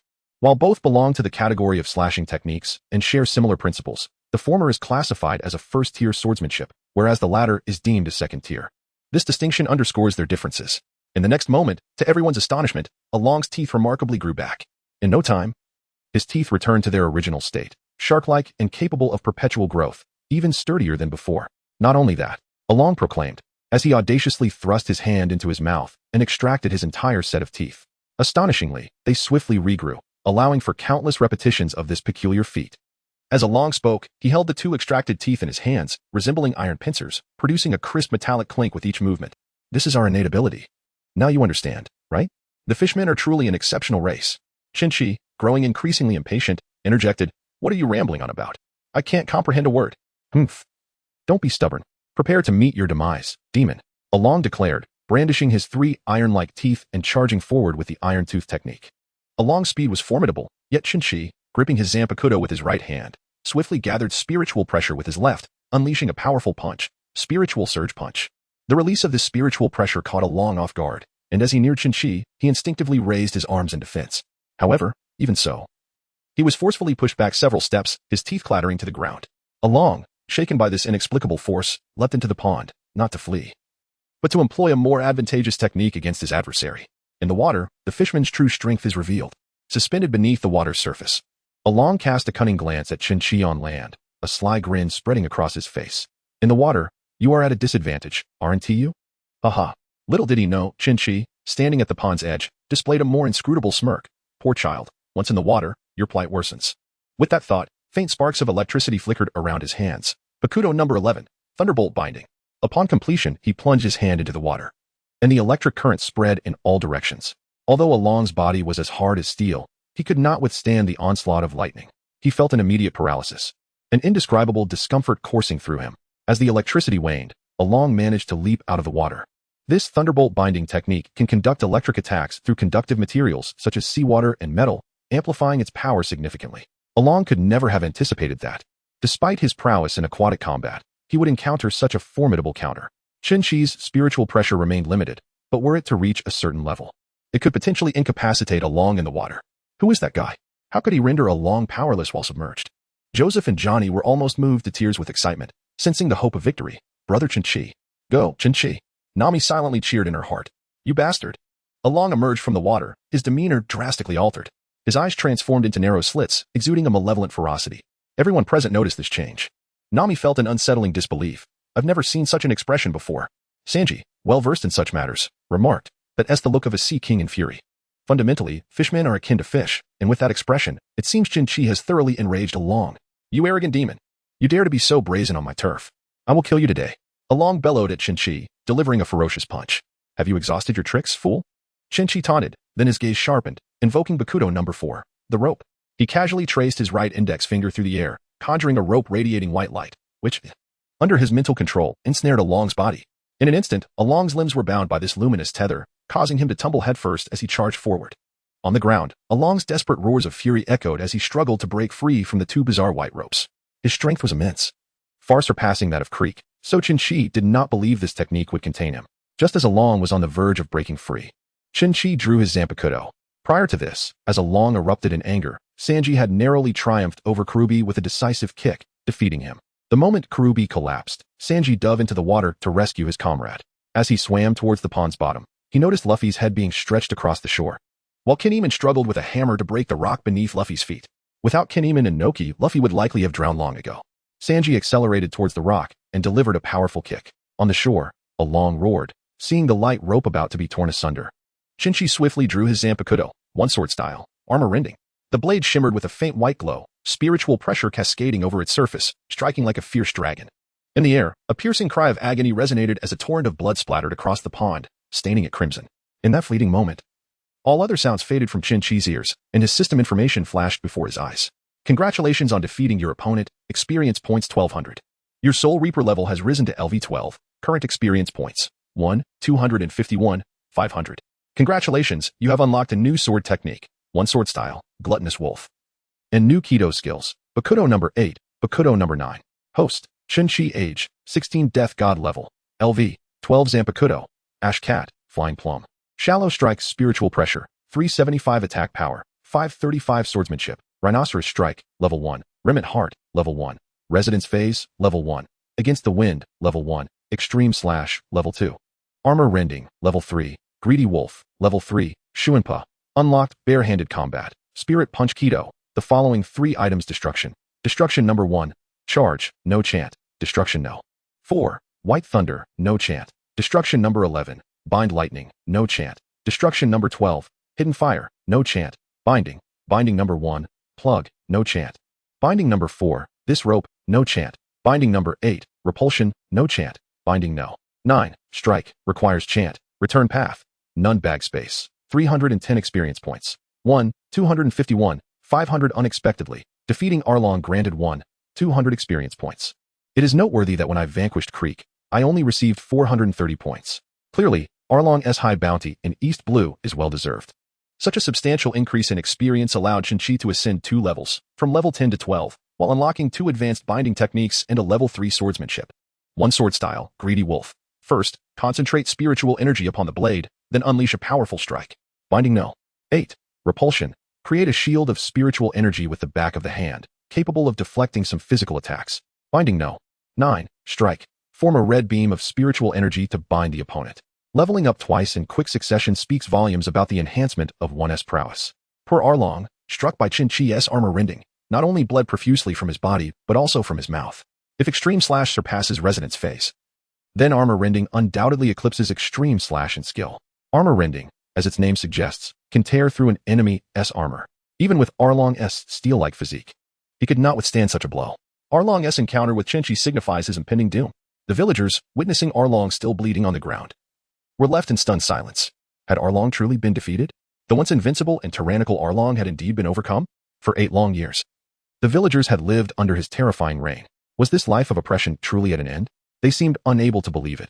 Sanji swam to the bottom of the pond and with a swift kick, shattered a rock into pieces. As the rock broke apart, Luffy's body sprang upwards from the sea like a coiled spring. Sanji, let us finish off that shark bastard. Thanks to the powerful rebound, Luffy soared into the air. Luffy, my brother. Luffy. Seeing Luffy emerge, the crowd erupted in ecstatic cheers. Arlong, still bleeding from the beating by Chenqi, felt a flicker of despair upon witnessing Luffy's revival. Damn Arlong, you made my navigator cry.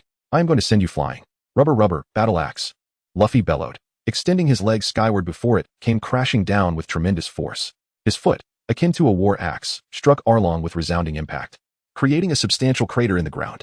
Already battered and barely clinging to life from Chenqi's onslaught, Arlong convulsed a few times before falling still. Nami! Luffy shouted with all his might from the rooftop. Nami, moved to tears, wiped her eyes and responded, yes. On the surface of the water, Noki, filled with excitement, embraced Kinzo, exclaiming, we did it. They actually defeated those foes.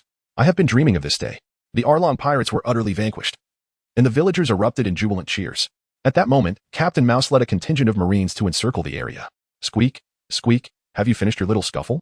You all have worked hard today. I must commend you on a spectacular battle. Who would have thought that the most notorious bounty in the East Blue, Arlong, would fall to a band of unknown pirates? Captain Mouse, what brings you here?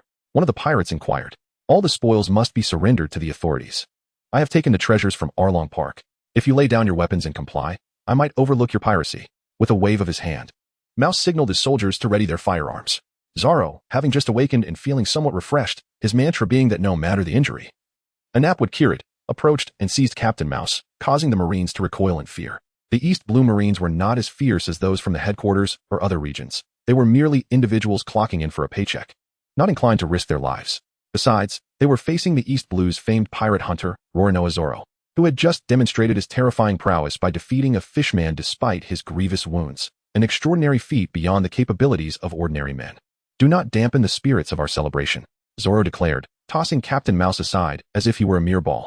What is the matter? Do you have any objections? At this juncture, Chenqi also approached the Marines. If Zoro was a tiger, then Chenqi was undoubtedly a catastrophic force. He had held his ground against Arlong, employing an array of bizarre abilities that had nearly overwhelmed the fishman. Frankly, even if 1,000 East Blue Marines were to converge upon him, they would struggle to gain the upper hand against the one who had bested Arlong. The demon is coming.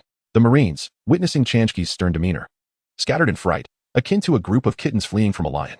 They abandoned any thoughts of seizing Arlong's treasures, some even tumbling into the sea in their haste. Captain Mouse and his beleaguered Marines swam back to their ship, irate as they pointed accusingly at Chenqi and his companions. You wretched pirates! Remember this. Demon, you must be the captain, right?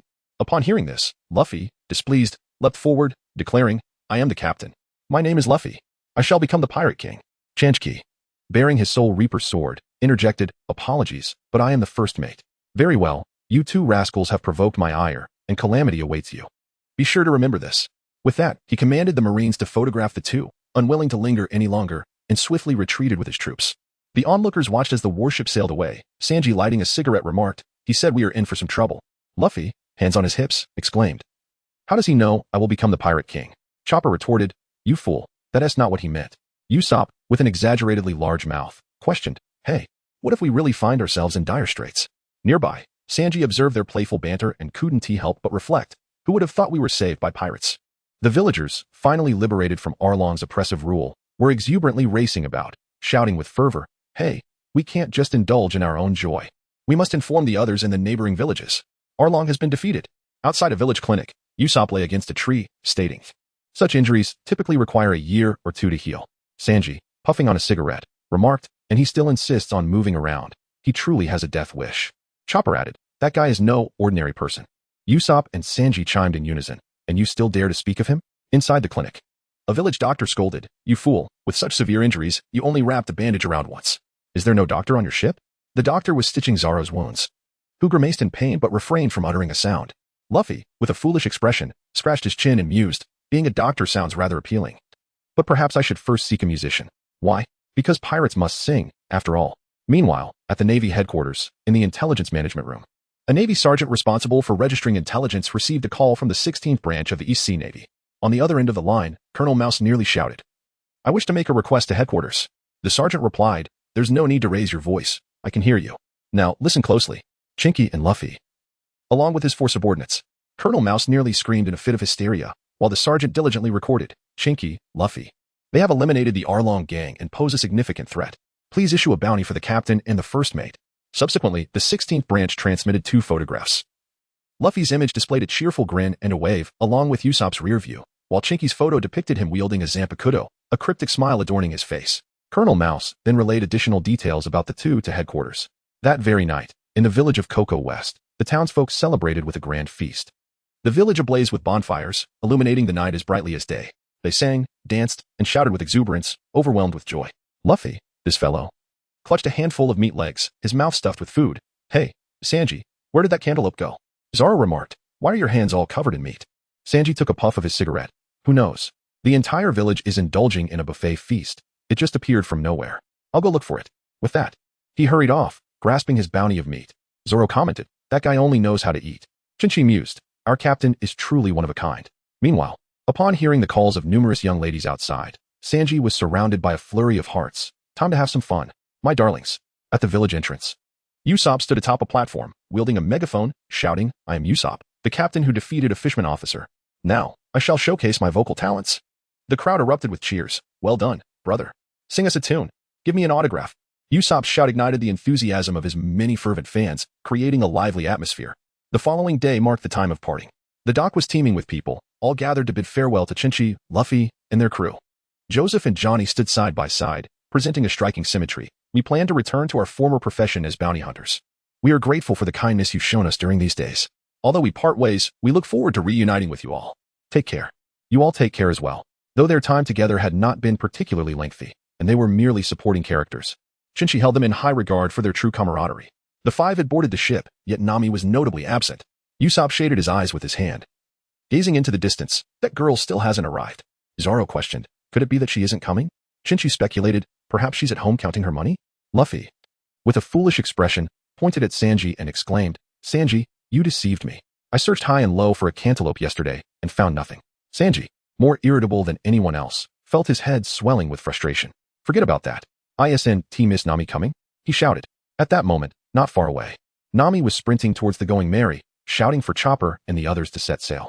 Upon hearing her, although they were uncertain of her intentions, they complied without hesitation. Nami dashed through the village, and the villagers instinctively parted to clear a path. "Stop, Nami. At least let us thank you properly," they called out. Nami remained silent, weaving through the crowd, and just as the ship began to move, she leaped aboard in a single bound. The vessel gradually drifted away from the shore, and the villagers, wanting to bid her farewell, found themselves unable to catch up. As Nami reached the stern of the ship, she flicked her skirt, causing dozens of wallets to tumble from her person. "Hey, my wallet is missing."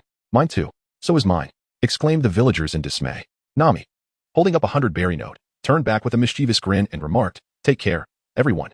Indeed, Nami exhibited an audacious flair, deftly collecting the villagers' wallets as she passed by. The villagers stood in a row at the dock, their heads swelling in unison, mouths agape in shock. "You little rascal. How dare you?" they shouted. Usopp remarked, "This girl is truly one of a kind." Zoro sighed, "Who knows, maybe one day she will sell us out." Chopper added, "She truly lives up to her title of witch." Sanji gave a thumbs up, exclaiming, "Miss Nami is amazing." Luffy burst into joyous laughter. In the end, Nami, with tears glistening in her eyes, waved goodbye to the villagers. "Farewell, everyone. I am leaving." It was not out of greed that Nami departed. Rather, she left behind the entirety of the 100 million berries she had painstakingly amassed over 8 years. The stolen wallets were but a trifling sum in comparison. She was bidding farewell to the villagers in her own unique manner. Noki exclaimed, "My sister truly has her own ways. You must live happily." At the Navy headquarters, it was clear that the East Blue branch could no longer contend with that group. Indeed, the notorious pirates, Buggy with a bounty of 15 million, Krieg with 17 million, and Arlong with 20 million, had all been vanquished by them. Particularly notable was their vice-captain, Chenqi, who had brutally slaughtered an entire village and had even gunned down a Navy lieutenant along with several soldiers. Dubbed the Demon, he was given a bounty of 5 million in the East Blue, and upon joining Luffy's crew, he became a vital combatant, having defeated the aforementioned pirates. Such a malevolent individual must be eradicated in their infancy. Thus, the captain, Monkey D. Luffy, was assigned a bounty of 30 million berries, while Vice-Captain Chinchi was given a staggering 40 million. The fact that the Vice-Captain's bounty surpassed that of the captain raised eyebrows. However, I find it entirely justified. It is said that he displays peculiar abilities in every battle. Whether he is a devil fruit user or possesses some other power remains unknown. But his malevolence and destructive capacity are undoubtedly on par with their captain. Moreover, there have been instances where a vice-captain's bounty exceeded that of the captain, as our assessments are based on their crimes. Indeed, regardless of the circumstances, as long as malevolent forces exist at sea, we, the Navy, must exert every effort to expel them, in the name of absolute justice. Days later, the bounties of the two had spread throughout the East Blue. Aboard the Going Merry, Luffy held up the 2 bounty posters, beaming with delight. "Haha, we have become fugitives. I have a bounty of 30 million berries." Then, glancing at the bounty poster in his left hand, he pouted, "Chinchi with 40 million? Why is yours higher than mine?" Chinchi, wielding his sword, scrutinized his bounty poster with a faint, almost imperceptible smile. "The photograph is quite decent. It seems the Navy knows how to choose angles." Sanji remarked, "This means Chenqi has become the highest bounty pirate in the East Blue."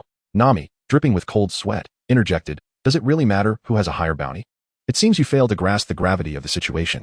Such a colossal bounty will surely prompt action from headquarters, and skilled bounty hunters will set their sights on us." Usopp pointed at Luffy's bounty poster. "Look, my portrait is now plastered all over the world. I might just captivate many." Sanji retorted, "It's just the back of your head. What is there to brag about?" As the atmosphere aboard the ship grew increasingly lively, a tempest brewed several nautical miles away, hurtling toward them. On the Going Merry, Nami, clutching a newspaper, complained, "Buying these every day amounts to quite a sum. I must work even harder to save money." Beside her, Usopp fiddled with an array of props. "Isn't your saving plan over?" "Of course not," she exclaimed. "It ended precisely because I need to save more diligently now. I refuse to be a destitute pirate." Usopp held up a bottle of special hot sauce. "Quiet down. I'm currently concocting my new secret weapon, Spicy Sauce Star. If the enemy gets hit in the eye with this..." Wow. Before Usopp could finish, Nami let out a startled cry, and Sanji, hearing her, jumped down with concern. "What's wrong, Nami-san?" As Sanji landed, he accidentally bumped into Usopp, causing the special hot sauce to splatter all over his face. "Ouch. That is spicy," Usopp yelled in response. Nami, gazing at the ominous clouds above the sea, turned pale with fright. "Sanji, Usopp, quickly, steer to the right. Hurry." Sanji, momentarily taken aback by Nami's terrified expression, quickly dashed toward the helm. "Got it, Nami." Though he did not know what was happening, he complied. Zoro was asleep in the crow's nest, while Luffy stealthily snuck into the kitchen for a snack. Chachi sensed something amiss outside and hurried out. "What is going on?" Nami's fear remained unabated. A storm is coming. What? Indeed, shortly thereafter. The previously tranquil sea began to churn, waves rising ominously. They had approached the Grand Line, where the weather, geomagnetism, and currents were chaotic, resulting in unpredictable storms. Lower the sails. Drop anchor, Nami shouted, and Chenqi and Sanji rushed to obey. However, it was already too late. Suddenly, a fierce hurricane struck. Accompanied by rain the size of ping-pong balls, and with the screams of the crew, the ship was swept away into the distance. Days passed, and the Going Merry had been blown to an unknown location. The ship was in complete disarray, with a foot of water pooling on the deck, and furniture and utensils scattered haphazardly, submerged in water. Chenqi's middle finger twitched twice before he slowly opened his eyes. He found himself entirely soaked, and as he sat up abruptly, water splashed around him. He was the first to awaken, and upon glancing around, he felt relieved to see that no one had been swept away by the storm. Uncertain of where the ship had drifted, he called out to wake the others. But when he reached Luffy, he could not rouse him. To make matters worse, accompanied by Luffy's loud snores, bubbles of mucus began to grow larger. At that moment, Nami, seeing the captain still sound asleep, exploded in fury, pushing Chenqi aside and delivering a punch to Luffy's head. Ouch! Luffy's scream echoed like a pig's squeal, reverberating in the air and lingering for quite some time. The crew, adorned with sweat drops, gazed at Nami in awe. In that instant, Chenqi comprehended two crucial truths. 1. Luffy's fears, sea stone, seawater, sharp objects, and Nami's fists. 2. Nami's punches provide a buff to her teammates, with a 100 critical hit rate and damage of 10,000. Ouch. That hurts so much. I just dreamed someone hit me, but why does it feel so painful? Luffy clutched his head and shouted, leaving everyone utterly speechless. Sanji, looking somewhat bewildered, remarked on the ferocity of the storm. Where exactly are we? Usopp, peering through a telescope towards the northwest, informed the group. There's an island about 2 nautical miles ahead. Is that so? Upon hearing this, everyone turned their gaze in the direction Usopp indicated, and indeed, they could faintly discern the outline of an island. In this world devoid of navigational devices, they remained unaware of their precise location. The ship sailed toward the northwest. To set foot on the island, each person must pay 10 taels of silver. At the harbor, 11 individuals clad in silver military uniforms stood guard, 5 wielding muskets and 5 brandishing spears. The leader, adorned with a golden star stitched onto the sleeve of his uniform, appeared to be their captain. With an air of arrogance, he approached and demanded money from Chenqi and his companions. Upon hearing the demand for payment, Nami objected vehemently. What sort of place is this? It's utterly unreasonable to demand money upon arrival at the island. The captain, upon hearing her retort, scowled. You dare to cause a ruckus in a place you know nothing about? Your audacity is quite remarkable. Chenqi, gripping his Zampakuto, was about to draw it, but Zoro intervened. Signaling for caution, Chenqi and his crew had endured a tremendous storm. Drifting to this location with their supplies and food nearly exhausted, most of their provisions had been devoured by Luffy, and what remained had spoiled after 2 days in the water. Without a chance to rest and seek guidance on this island, their journey forward would be exceedingly difficult. Usopp asked, so, where exactly are we? The captain replied, listen well, youngsters. You have arrived in Hellion Silver City. As long as you pay. It matters not if you are pirates, navy, or bounty hunters, you may enter. Otherwise, do not even think about it. To set foot on the island, each person must pay 10 taels of silver. 6 people, 60 taels. 1 tael of silver equates to 500 berries, making 60 taels 30,000 berries. While not an exorbitant amount, the arbitrary demand for payment was rather unreasonable. Seeing the captain and his soldiers' brazen demeanor, Luffy's temper flared. He clenched his fists, ready to retaliate. Nami swiftly pulled him aside. What are you doing? Let go of me. Luffy protested, clearly displeased. Nami, with a serious expression, cautioned him, listen carefully. We currently have no food supplies left. If we engage in conflict with them, it would be tantamount to declaring war on the rulers of this place. And we would surely be hunted down once we set foot on the island. We have berries. We can safely procure food and supplies. Do you understand? Luffy. This simple-minded creature hardly had the capacity to ponder such complexities. Although he listened to Nami, he remained only partially enlightened. Chinchi approached and patted Luffy on the shoulder, remarking, Nami's words hold merit. We find ourselves exhausted. There is no need to wage war against an entire nation. The belly in our possession cannot be transformed into sustenance. Hence, Miss Nami is indeed correct. Sanji concurred. Once the group reached a consensus, they surrendered 30,000 belly and proceeded to Silver City. The 6 of them stood at the dock, gazing at what was turned a city-state. Yet, the dwellings were mere thatched huts and small wooden houses. A relatively spacious road was lined with a few restaurants and bars, which could be deemed the commercial street of this area. However, in stark contrast, further afield loomed a small town, where gigantic palaces could be faintly discerned, glimmering in the sunlight with a silvery sheen. Time to eat. Luffy, oblivious to everything else, dashed towards a restaurant like a gust of wind. The others, with no choice, hurried after him. Meat. I want meat. As they entered the restaurant, Luffy bellowed for his desired dish. The restaurant owner, lean and sporting a small patch of goat's beard, replied, "We have little meat left, perhaps just enough for one. What would the rest of you like?" A portion of meat was reserved for Luffy, while the others settled for some staple foods and vegetables. Luffy, the carefree fellow, was preoccupied with his meal, while Nami and the others noticed that the proprietor appeared somewhat listless, his apron adorned with several patches. Lacking the warmth typically exhibited by restaurant owners when welcoming patrons, the establishment itself exuded an air of desolation, with only a handful of diners scattered about. Aside from their group, everyone, except Luffy, sensed that something was amiss. The dishes were personally served by the owner, with no waitstaff in sight. Unable to contain her curiosity, Nami inquired, "Excuse me, sir, what is going on here? Why do we have to pay upon our arrival to the island?" The owner replied, "I take it you are newcomers, are you not?" Luffy stuffed a large piece of meat into his mouth and exclaimed, "Ah, we are pirates. My name is Luffy, and I aspire to be the king of the pirates. I look forward to your guidance." After Luffy's somewhat dramatic declaration, he resumed devouring his meal with fervor. The proprietor, upon learning that they were pirates, did not seem overly concerned. Instead, he pulled up a chair beside them and struck up a conversation. This locale, situated in the northwestern part of the East Sea, is known as Hellion Silver City, governed by the ruler Hellion Chenqi. 7 years prior, he led an army to conquer this place and assumed the throne. The previous king was regarded as a wise monarch, and due to the abundant silver mines, the region flourished, allowing its citizens to live quite comfortably. The residences here are predominantly small buildings, and the populace faces no issues regarding sustenance. Usopp, looking perplexed, inquired about the region's silver wealth, wondering why things had changed. At that moment, seizing an opportunity while Chenqi was distracted, Luffy stealthily reached into Chenqi's plate and snatched a morsel of food, promptly devouring it. Luffy's rubber stretches. How could Chinchi possibly be oblivious? "You rascal. Do not pilfer my share." Luffy pouted, "I'm still not full." Nami shouted at the two of them, "Be quiet. Let him finish." Boss Tommy continued his tale. However, everything changed when Hellion Coco arrived here 7 years ago. This man is exceedingly greedy. As soon as he took control, he began to impose heavy taxes, demanding that each household pay a certain amount of silver each month per person. Failure to comply would result in severe punishment. Such actions were hardly different from those of Arlong. Even more outrageous, in addition to the monthly silver tax, every merchant was required to pay taxes. And even street vendors had to pay booth fees. Chinchi took a sip of water. "So, didn't you hold any resistance?" Boss Tommy sighed. "There have been several uprisings, but they were easily suppressed. Their strength is far beyond what ordinary people can imagine." "Oh?" Chinchi's interest was piqued. "Could you elaborate?" Tommy cleared his throat and continued. "King Hellion Coco possesses the ability to transform into a bison, endowed with immense strength and unmatched bravery in battle. The king commands 3 generals, the left general, the right general, and the flank general, each of whom is formidable." Since Boss Tommy had only heard of them and had never participated in the resistance against Hellion Coco, otherwise, he wouldn't be alive now, his understanding was limited. Listening to his description, Chinchi realized the king was a Zoan-type fruit user. People from the east blew no little about fruits. However, 5 years ago, the king summoned a national sorcerer named Slock. Initially, the resistance had a significant number of fighters, making it difficult for Hellion's army to secure victory, but since Slock's arrival, the circumstances changed.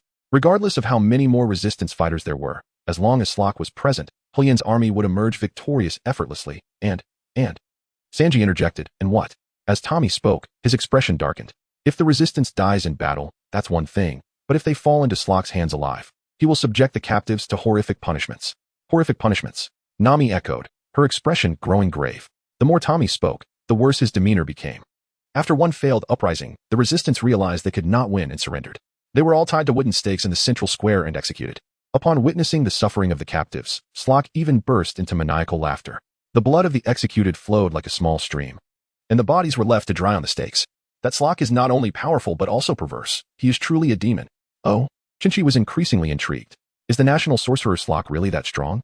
Boss Tommy affirmed, "Absolutely. Even hundreds of armed men cannot approach him." Usopp questioned, "With such things happening here, isn't the Navy doing anything?" Tommy sighed, "Don't be so naive. This place is relatively remote in the East Blue. More importantly, I've heard that Hellion Coco is in collusion with one of the 7 warlords, offering him a significant amount of silver each year. Some even say he is a subordinate of one of the 4 emperors. With such figures involved, what can the Navy do?" Indeed.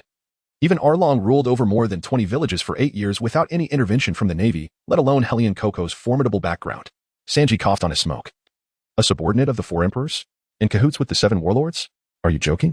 "The 4 emperors seem too distant for them at present," Tommy added. "I have only heard rumors. However, I can share a fact. Everyone pays 10 taels of silver to enter the island, but to leave, it's 10,000 taels. 10,000 taels," Nami exclaimed. That's equivalent to 5 million berries. For 6 of us, that's 30 million berries. How could they possibly have that much money? Upon hearing this, Nami sprang to her feet. We need that much to leave the island? This is utterly unreasonable. Why would they do such a thing? As Nami asked. Tommy wore a pained expression. It's all about extortion. They know that people arriving here usually lack sufficient funds, so they keep them trapped, with no way out. They end up enslaved, either sold or forced to labor until death. Both Usopp and Nami's faces turned pale at this revelation. As Tommy spoke, a bitter smile crept onto his face. Do you think you're the only unfortunate ones? Look at me. I was once a wealthy man, and now I've been reduced to this. If I had a few million, I would undoubtedly pay them and escape this wretched place with my family. Chinchi smiled. You were once wealthy? That hellion fellow seems exceptionally adept at amassing wealth. Tommy sighed. If it weren't for my previous fortune, my family and I would either be starving on the streets or enslaved by now. You have come on the last day of this restaurant. Tomorrow it will close. What? Tommy explained. Running a restaurant requires paying fees. Initially, I could barely manage, but now the costs have become unbearable, forcing me to shut down. Usopp looked worried. Hey, this isn't the time for such talk. We need 30 million berries to leave. What are we going to do? Zoro replied. Isn't it simple? We just go to the docks and take care of those guys, and then we can leave. Nami covered half of her face. If only we hadn't come here. Our supplies are so limited, and now this hassle. While they were conversing, a captain of soldiers stormed in with a squad. Hey, old Tommy, are you tired of living? I've told you at least 3 times now. When are you going to pay the overdue money?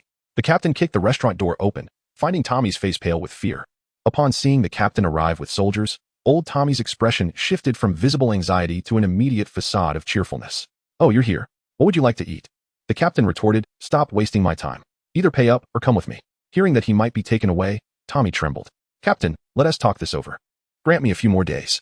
The restaurant will close tomorrow, and I'll repay you. The captain seemed to relish Tommy's desperation, enjoying the feeling of power over him. He approached the old man with a mocking grin and patted his gaunt face. So, Tommy, you were once our wealthy man? Huh? How did you end up in this state? Haha.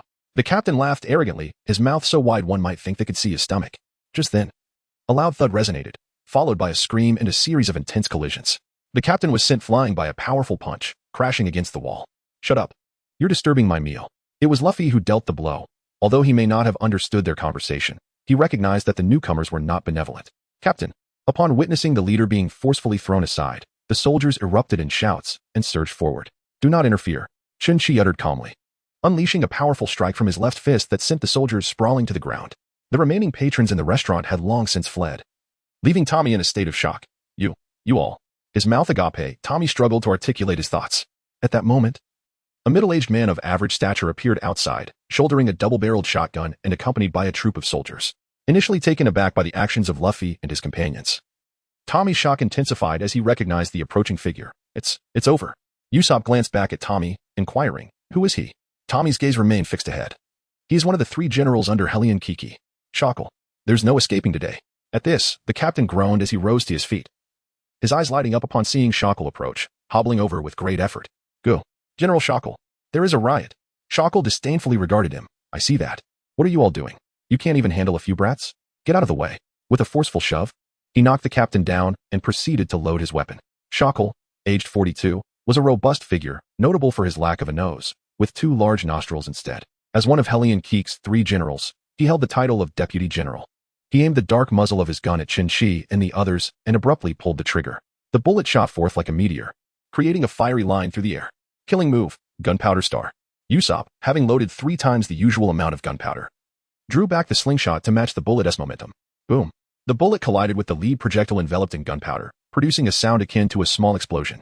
Shackle's firearm was no ordinary weapon but a specially crafted double-barreled rifle imported from the West Sea, with barrel materials that could withstand heat 20 times better than standard firearms. Its ammunition employed yellow gunpowder, which was significantly more powerful than the typical black powder. The ability to unleash a projectile with equal force to a bullet was astonishing. As smoke billowed from the muzzle, the air was thick with the scent of gunpowder, leaving Shackle momentarily astonished. After a brief contemplation, he noticed several soldiers suddenly change color. General. What is it? Those 2 are the ones from the new bounty in the East Sea. All eyes turned toward Luffy and Chinchi. Captain Monkey D. Luffy, bounty of 30 million berries. First mate, Chinchi, bounty of 40 million berries. The Straw Hat crew, who have repeatedly defeated notorious pirates of the East Sea. At this revelation, Shackle's expression shifted to one of realization, quickly morphing into a fierce demeanor. Regardless of who they are, anyone daring to oppose the Hellion Kingdom shall meet a fate worse than death, Deputy General Shackle commanded. and the soldiers, compelled to obey, advanced with swords drawn. Sanji inhaled deeply, bracing himself. Kick, upper thigh strike. With his hands on the ground, his legs spun like windmills, sending soldiers flying in all directions. Rubber, rubber, bullet barrage. Luffy ascended, his fists creating ethereal afterimages in the air, as soldiers were flung away as if they were mere refuse. 3-sword style, tornado. 1-sword style, heart of remains, as each individual showcased their unique abilities. The battalion of hundreds under Shocker's command was swiftly reduced to chaos, with countless bodies sprawled on the ground, moaning and groaning. Witnessing this spectacle, Shocker struggled to maintain his grip on the gun, his resolve to confront these formidable foes waning. He had already circled to the rear of the ranks and fled.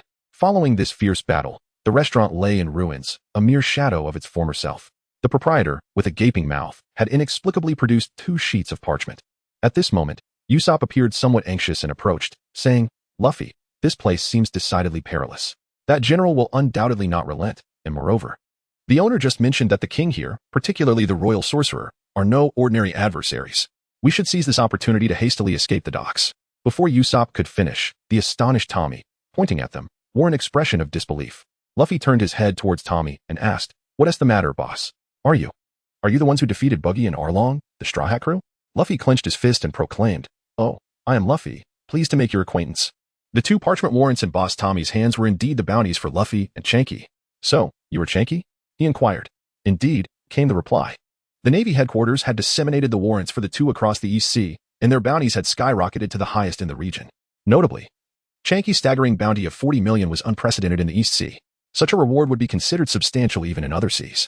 Usopp tugged at Luffy's collar, saying, Hey, Luffy, if we don't leave soon, that guy named Hellion will come with a large army to kill us.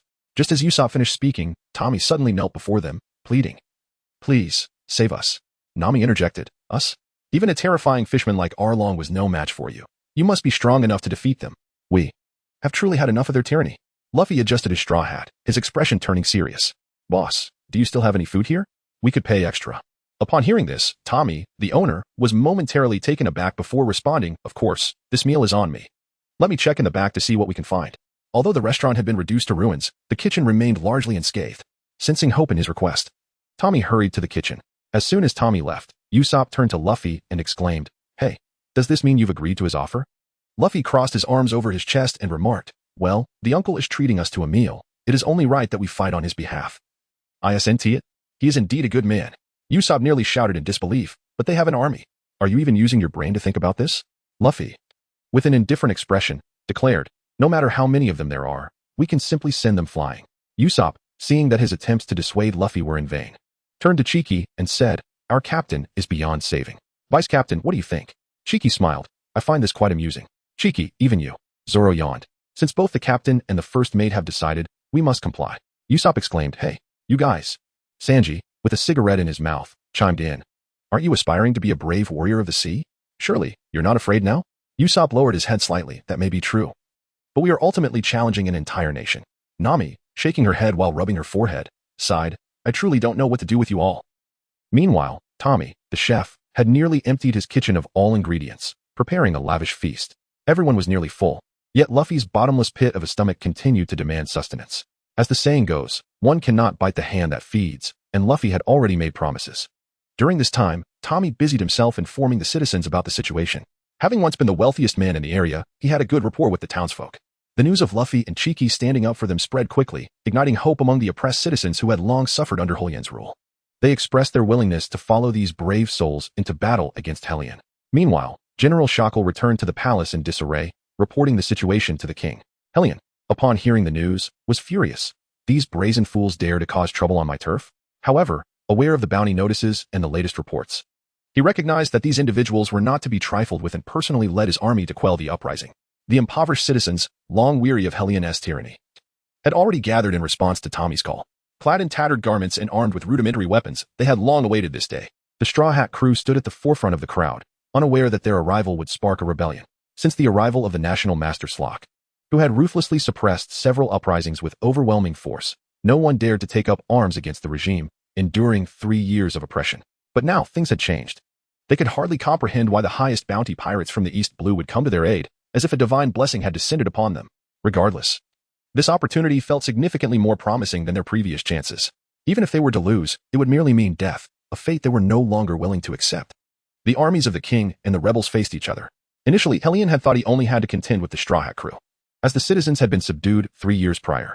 However, upon seeing the masses wielding crude weapons, his expression darkened. "You insufferable fools, do you wish to revolt?" The speaker was Hellion, 35 years old, sporting a mohawk hairstyle, a rugged complexion, adorned with a silver chain, and possessing an imposing physique. Luffy stood at the forefront, pointing his finger at the king with an earnest expression.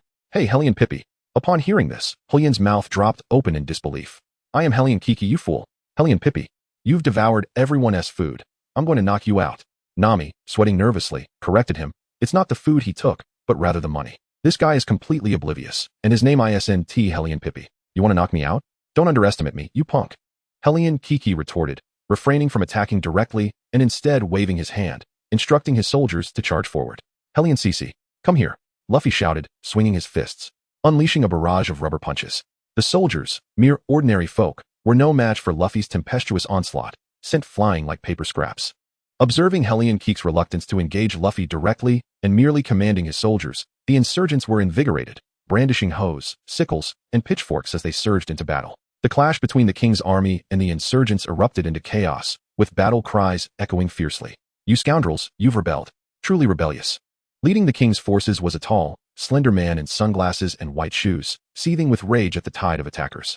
His name was Votron, one of Hellion Kiki's 3 generals, appointed as the left general. He leaped forward, effortlessly kicking several insurgents aside. Just as he was about to rampage through the insurgent ranks, a dark figure blocked his path. "Your leg skills are quite impressive," Sanji remarked, exhaling a puff of smoke nonchalantly. Votron eyed him suspiciously. "Who are you?" "A chef." "How dare a mere chef obstruct my path?" "A mere chef?" "Repeat that," Sanji retorted, incensed. "Humph, you filthy chef, shameless cook. I am the esteemed left general of the Hellion Kingdom. Compared to me, you are not even an ant on the ground." Votron's words ignited Sanji's fury, prompting him to launch a kick aimed squarely at Votron's face. Votron met the attack head-on with his foot. The battlefield was a maelstrom of chaos, with both armies entangled in fierce combat. Chinchi, amidst the king's forces, fought valiantly, dispatching foes with ease. Suddenly, a figure clad in white robes, wielding 2 swords, stood before him. This was Alrita, the right general and leader of Hellion Kiki's 3 generals, known as the Silver Swordsman, only 21 years of age. Alrita scrutinized Chenqi. "You are the one with a bounty of 40 million? Indeed. The strongest pirate of the East Blue? If I can defeat you, my name will be renowned throughout the East Blue." Chinchi chuckled. "I wish you success, but it will be 100 times more difficult than you can imagine." "Ha! Your verbal prowess is commendable. We are quite evenly matched. That you have made a name for yourself in the East Blue. I am the foremost swordsman of Silver City. To be frank, I have never suffered a defeat since my birth." "Is that so?" Not far away, Zoro had witnessed the confrontation and, having dispatched 2 soldiers, approached them. "If you claim to be the best, then let us see who truly is. My goal is to become the world's greatest swordsman." "The pirate hunter, Roronoa Zoro?" Alrita inquired, noticing Zoro tying a green bandana around his arm. Chinchi spread his arms. "It seems your opponent isn't me. Conveniently, I am not a swordsman, so you need not regard me as one."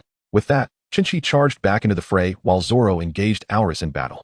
On a wooden lookout tower, General Shackle fired his double-barreled rifle at the insurgents below, each shot finding its mark, sometimes taking 2 or 3 lives with a single bullet. Usopp donned his goggles, having already assessed the situation. Suddenly, he pulled back his slingshot, declaring, "Deadly strike, fire star." A flaming lead bullet shot forth like a swarm of locusts, striking the lookout tower and igniting a blaze. Realizing the danger, Shackle swiftly descended the tower. Not only was he an accurate shot, but he also possessed impressive agility as he sprinted towards Usopp, confronting him with a grim expression. "You scoundrel!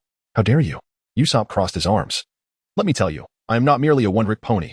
I have 80 million subordinates behind me, and in 20 minutes, they will come storming in from the sea." Shackle, momentarily startled, stammered, "8 million. A nearby soldier shook his head in disbelief. "General, he is clearly lying." Hearing this, Shackle sighed in relief. "Oh, so it's a lie." "Of course it's a lie. The Navy can barely muster a few 100,000 troops. He could never have that many." Seeing his initial bluff fail, Usopp escalated. "Actually, I misspoke. It's not 8 million, but over 8,000 warships, each armed with thousands of heavy cannons. And with a single command from me, this place will be reduced to rubble." What?" Shackle exclaimed, breaking into a cold sweat, now genuinely peering towards the sea to see if any ships were approaching. The nearby soldier urged, "General, that too must be a lie. Please, wake up." Shackle wiped the sweat from his brow. "So it's a lie again." Usopp continued, "In fact, I can communicate with sea kings and land beasts. At my command, they will come here and devour you down to the bone." "What?" "General, please don't believe him anymore." Amidst this farce, Luffy and Hellion Kiki clashed. Hellion Dong Dong, "Return the citizens' food." Luffy shouted, launching himself into the air, executing a barrage of rubber punches. You scoundrel! My name is Chenqi, he replied, crossing his arms defensively, gritting his teeth to withstand Luffy's torrential onslaught. Suddenly, with a final powerful punch, Luffy sent Chenqi staggering back several paces. Is that so? So you are also a devil fruit user. No wonder you're so arrogant. Despite the flurry of attacks seemingly inflicting little damage, Chenqi stood, wiping the corner of his mouth with a peculiar smile. However, if you think I am just an ordinary man, you are gravely mistaken. With that, Chenqi removed his upper garment, revealing bulging muscles, and his body began to swell, coarse brown hair sprouting all over, with two massive horns emerging from his head. Chenqi, the king of Hellion Kingdom, a Zoan-type devil fruit user, capable of transforming into a bison.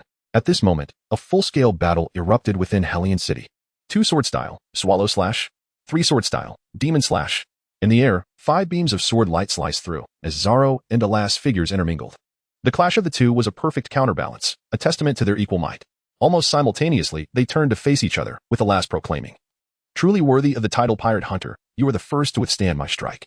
Your words echo the folly of a frog in a well, gazing at the sky. Do not boast, Roronoa Zoro." As Alas spoke, he gripped his sword with both hands, the blade pointed forward. 2 sword style, ox beam, 1,000 blades. The twin swords danced as he charged, launching rapid thrusts, while Zoro wielded 3 swords, valiantly parrying his onslaught, the air filled with the clinking sounds of their clashes. Meanwhile, hoofprints marked the ground, kicking the flesh beneath the saddle. The black and white hoofs collided in the void, producing a dull thud. Sanji swiftly adjusted his stance, unleashing a flurry of strikes at Vulture. First meat, back meat, leg meat, tail meat. The relentless barrage left Vulture reeling, struggling to keep up, emitting low groans of pain. You scoundrel! Sanji's series of attacks left his opponent with little room to retaliate, forcing Vulture to brace himself against the ground, his form beginning to transform. His already long, donkey-like face elongated further, dark hair sprouting, and his feet morphing into hooves. Vulture, a Zoan-type user of the horse fruit in its black horse form. Sanji discarded his cigarette. So it's the horse fruit. No wonder your kicks are so powerful. Vulture's horse face twisted into a comical grin. Now that I've transformed like this, prepare to face my resolve. Iron hoof. Suddenly, Vulture aimed a kick at Sanji's face, who naturally would not stand idly by, retaliating with a kick of his own. In the chaos of battle, Chinchi wielded a pale pink blade, cutting through the throngs with ease, unleashing waves of blood and cries of agony. Seemingly tireless, he swiftly diminished the enemy's ranks, lightening the burden for the revolutionary forces. In no time, the once mighty royal army found itself on the defensive. High atop the silver platform of Hellion Castle, a figure leisurely munched on a banana while observing the fray below. Initially, he believed his presence unnecessary, confident that the king and generals could effortlessly handle the rebels. Yet, as he watched, a sense of unease crept in. The royal forces were gradually losing ground. The usually composed man furrowed his brow slightly. He was none other than the formidable Slock, the royal advisor of the Hellion Silver Kingdom, known for effortlessly quelling insurrections. Clad in a purple cloak and adorned with golden-rimmed glasses, he appeared refined and handsome, reminiscent of a courteous knight from the Middle Ages, at the age of 25. As he observed the faltering royal army, he discarded the banana peel and leapt from the silver-crafted royal platform. Soundwave, sonic barrage. Suddenly, countless translucent sound projectiles surged through the air, striking the advancing rebels. Some pierced through chests, others through skulls. Those caught in the onslaught were either slain or gravely injured. Advisor Slock. Advisor Slock. Upon seeing Slock arrive, the royal soldiers erupted with enthusiasm, raising their fists in triumph as if victory was already theirs.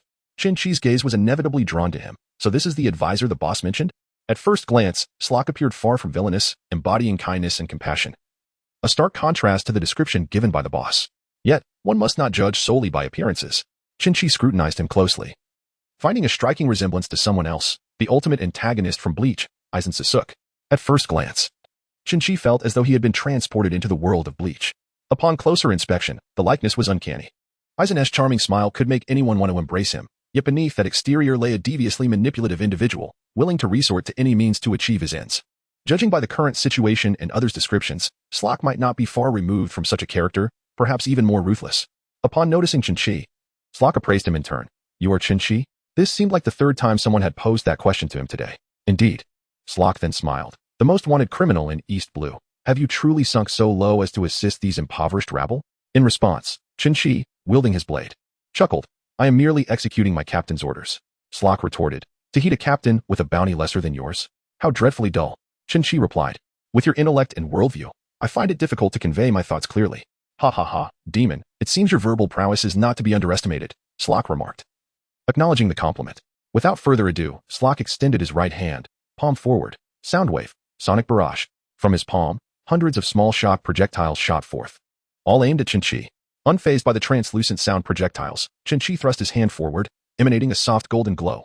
Binding Arts number 8, strike. The golden light intensified upon his palm, swiftly forming a shield that enveloped him. The sound projectiles collided against it, creating explosive reverberations, yet none could breach the barrier. Slock was momentarily taken aback. Are you a devil fruit user? What is your ability? Chinchi waved his hand, causing the golden shield to dissipate. That is precisely what I wish to inquire about you. I am a paramecia-type user of the sound fruit, capable of transforming sound waves into attacks. A commendable fruit, Chinchi acknowledged. Slock, with a smirk, asked, so, are you afraid? Do you truly believe you can defeat me? I have already stated, it is time for you to reveal your abilities. Chinchi grinned mischievously. As for my abilities, I cannot say for certain. I suspect you will soon find out. Slock assumed Chinchi was deceitful, his expression darkening. You fool, once I catch you, you will regret it. Advisor. Your optimism is somewhat naive. Rubber, gun barrage. Luffy bellowed, his fist raining down upon Hellion with relentless ferocity. Unyielding, Hellion swiftly retaliated with his transformed hands. Resembling iron hoof barrage. The two combatants exchanged blows, creating clouds of dust that swirled around them. Suddenly, with a resounding thud, both ceased their assaults, retreating 3 to 5 steps. As a Zoan-type user, Hellion possessed 3 transformation stages: human, anthropomorphic, and beast. Upon entering his second stage, his strength and agility surged dramatically, allowing him to match Luffy's rapid punches, even those delivered with the chaotic elasticity of rubber. Then, Luffy extended his right arm backward, coiling it as he prepared to unleash his counterattack, rubber spin punch. His rotating fist crashed down with a force exponentially greater than before. In response, Hellion, undeterred, inflated his right arm like a balloon and met the attack with his hoof-like iron palm. Hoof of the bull. The two forces collided with a resonating thud, sending a subtle wave of energy rippling outward in all directions. Neither warrior yielded an inch. Their exchanges remained perfectly matched, a testament to their equal might. Hellion glared at Luffy with fierce, bovine eyes. You dare to be so brazen on my territory? Before we discuss whether your strength can defeat me, do you even know whose subordinate I am? Luffy bellowed. Stop the nonsense. I'm going to take you down, Hellion Bebe. This single-celled organism was hardly capable of profound thought, and it seemed he had mispronounced the name as well. Meanwhile, on the other side, Soundwave Palm. Spirit Strike. The National Master Slock unleashed a palm strike, imbued with energy and noise, causing the surrounding air to tremble. Chinchi's punch, infused with a portion of spiritual pressure, met the attack. Upon impact, it not only generated shockwaves, but also a cacophony of piercing sound. Neither combatant managed to gain the upper hand. Slock raised both hands, resembling a swordsman wielding twin blades, and then swung them fiercely multiple times, releasing a dozen semi-transparent wind blades that shot forth. In that fleeting moment, Chenqi swiftly drew his Zampakuto, Whisper, Gray Cat. The blade transformed into a flurry of shrapnel, coalescing into several sharp blades that clashed against the wind blades, producing a metallic clanging sound in the air. It was then that Slock adopted a serious demeanor. Since acquiring the sound fruit, he had never tasted defeat. In all his previous encounters, no one had ever withstood more than 2 of his strikes. Typically, he would unleash a barrage of sound waves, and his opponents would fall, concluding the battle. Unexpectedly, today he faced a formidable adversary who withstood 3 of his attacks, without faltering. What unsettled him further was the peculiar abilities this opponent continuously showcased, leaving him bewildered. This was a scenario where the enemy possessed a fundamental understanding of him, yet he knew nothing of the enemy's capabilities. Truly, the strongest from the East Sea. I find you intriguing, Slock remarked, gazing at Chinchi. Perhaps your previous opponents were simply too weak, Chinchi retorted. Humph, Slock scoffed, inflating his cheeks like a frog before exclaiming, Sound Wave Bomb. Waves of sound transformed into shock waves, radiating outward. In that instant, Chinchi unleashed another Zampakuto, Bloom, Flying Plum. The pink blade morphed into the visage of the 7 soul swords, and with a flourish of his hands, a fireball hurtled forward. The fireball neutralized the soundwave attack, extinguishing the flames in an instant. Seizing the opportunity, Chinchi charged forward, aiming to cleave Slock's head with a strike, one sword style, armor splitter. The blade, charged with spiritual pressure, descended, but to his astonishment, Slock moved with astonishing speed, evading to the side, causing the blade to shatter the floor beneath. Chinchi's strike missed. And Slock smirked, do you understand why you couldn't hit me? Because I possess the sound fruit, granting me speed akin to sound itself. With that alone, you shall never defeat me, demon. Unexpectedly, Chenqi rested the Zampakuto on his shoulder and chuckled. You are mistaken. Slock inquired. In my estimation, your acquisition of the fruit is either recent or you are simply untrained. Given your speed, you hardly reach 1/10 of sound speed. Upon hearing this, Slock paused, then donned a devious grin. You're merely sour grapes, unable to match my speed. Feeling insecure, are we? Chenqi smiled, under normal circumstances. Sound travels at 340 meters per second, meaning 1/10 is 34 meters per second. Just now, when I swung my sword, the distance you evaded was no more than 20 meters. Thus, my assertion that your speed is less than 1/10 of sound speed stands correct. Damn, with such arithmetic skills, why not become an accountant? Slock retorted, his left lip twitching in response. According to your logic, my speed is merely 20 meters per second. But so what? You cannot catch me. I can eliminate you while moving at high speed. In response, Chinchi simply shook his head with a smile. Meanwhile, at the foot of the city wall, two swordsmen engaged in fierce combat. Eris pointed his twin swords forward and executed a rapid thrust against Zoro, two-sword style, bull beam 1,000 blades. Zoro, lacking any particularly flashy technique, simply wielded his three swords for defense, the air resonating with the sound of metal clashing. Suddenly, Zoro thrust with all his might, sending Eris's dual blades flying apart. He then reversed his grip on his swords and spun forcefully, three-sword style, tornado. A massive whirlwind erupted around Zoro, sweeping up Eris's body. Unable to withstand the onslaught, Eris was thrown into the air, letting out a few pain cries before crashing to the ground. Damn it! I am the greatest swordsman of Silver City. Why? Eris lay on the ground, coughing blood, his face etched with disbelief. My apologies, but my goal is to become the world's strongest swordsman. So I absolutely cannot lose to any swordsman I encounter.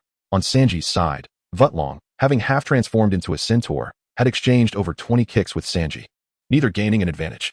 Yet today, Sanji seemed increasingly ferocious, his speed escalating. He unleashed a relentless barrage of kicks towards Vutlong, who ultimately could not endure and collapsed to the ground, reverting to his original form.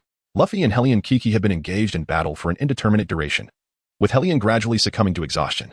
In stark contrast, Luffy possessed an inexhaustible spirit. As long as he remained alive and conscious, he could fight endlessly. Rubber, battle axe. With that, Luffy propelled himself off the ground, his legs stretching instantaneously, resembling an axe as he descended forcefully. Hellion Kiki attempted to counter with his horns, but it was too late. Luffy landed squarely on his head, creating a crater in the ground upon impact. You scoundrel! Hellion Kiki's forehead bulged with veins, and his form beneath Luffy began to swell like a balloon, his hair lengthening as he fully transformed into his wild buffalo form. Luffy swiftly leaped backward. You little brat. Don't assume that just because you have gained some notoriety in the East Sea, you can look down upon anyone. Do you have any idea who I am? Hellion Kiki spoke with a mouth that opened and closed like a cow's. Are you just a cow? Indeed, I am a cow. But I am a product of a man-made fruit. Do you have any idea where it originated? I do not. With an air of indifference, Luffy remarked nonchalantly, while Hellion struggled to contain his fury. Let me inform you, I am a member of the Beast's Pirates, a subordinate of Kaido. Kaido. Luffy could not help but gasp in astonishment. Observing Luffy's exaggerated reaction, Hellion felt a surge of pride. So what do you think? Are you frightened? Luffy, I haven't heard of it. Why are you so astonished by something you've never heard of? Luffy, with a foolish expression, was digging his nose and asked, what is this Kaido you mentioned? That is Kaido, the mightiest of the four emperors, Lord Kaido. You reckless fool. Upon hearing the name of the fourth emperor Kaido, Luffy remained utterly unfazed, much to the chagrin of Hellion. It is not entirely his fault. Although he has conquered the East Blue, he has yet to set foot on the Grand Line, let alone hear tales of the New World or know who Kaido truly is. Nevertheless, even if Kaido were standing before him, Luffy's single-mindedness would compel him to shout, I will knock you away. To Luffy, the concept of danger might merely be an abstract notion. Usopp, employing cunning and deception, managed to confound General Shackle, then unleashed a series of lead projectiles that struck Shackle in critical areas. It was indeed Shackle's excessive trust in others that led him into Usopp's trap. Meanwhile, Chinchi and Slock were still engaged in combat. Sonic Blade Slash. Slock's hands sliced through the air like two blades, sending several translucent wind blades towards his opponent. Binding path number 8. Strike. Chinchi, raising the back of his hand toward his foe, conjured a shield of spiritual energy to deflect these wind blades. Slock, meanwhile, grinned wickedly. Did I not tell you? I can resolve this with speed. With that, Slock activated his ability, swiftly moving behind Chinchi to unleash another Sonic Blade Slash. Yet, unexpectedly, Chinchi turned around just in time to block the attack with binding path number 8 once more. Slock was momentarily taken aback, astonished by Chinchi's swiftness. For in the instant of his turn, he caught sight of a faint afterimage. However, he quickly rationalized it as merely a faster turn. Without hesitation, Slock shifted to his right, and the wind blade surged forth as anticipated. This time, however, Chinchi did not counter with a spiritual shield. He simply vanished from his original position. Nani, disappeared? Slock rubbed his eyes, convinced that he must be imagining things. Do you still believe this is all an illusion? At these words, Slock's heart skipped a beat. He turned his wide eyes to find Chinchi, sword in hand, standing behind him. How is this possible? When did he? What are you? Slock stared at Chinchi in disbelief.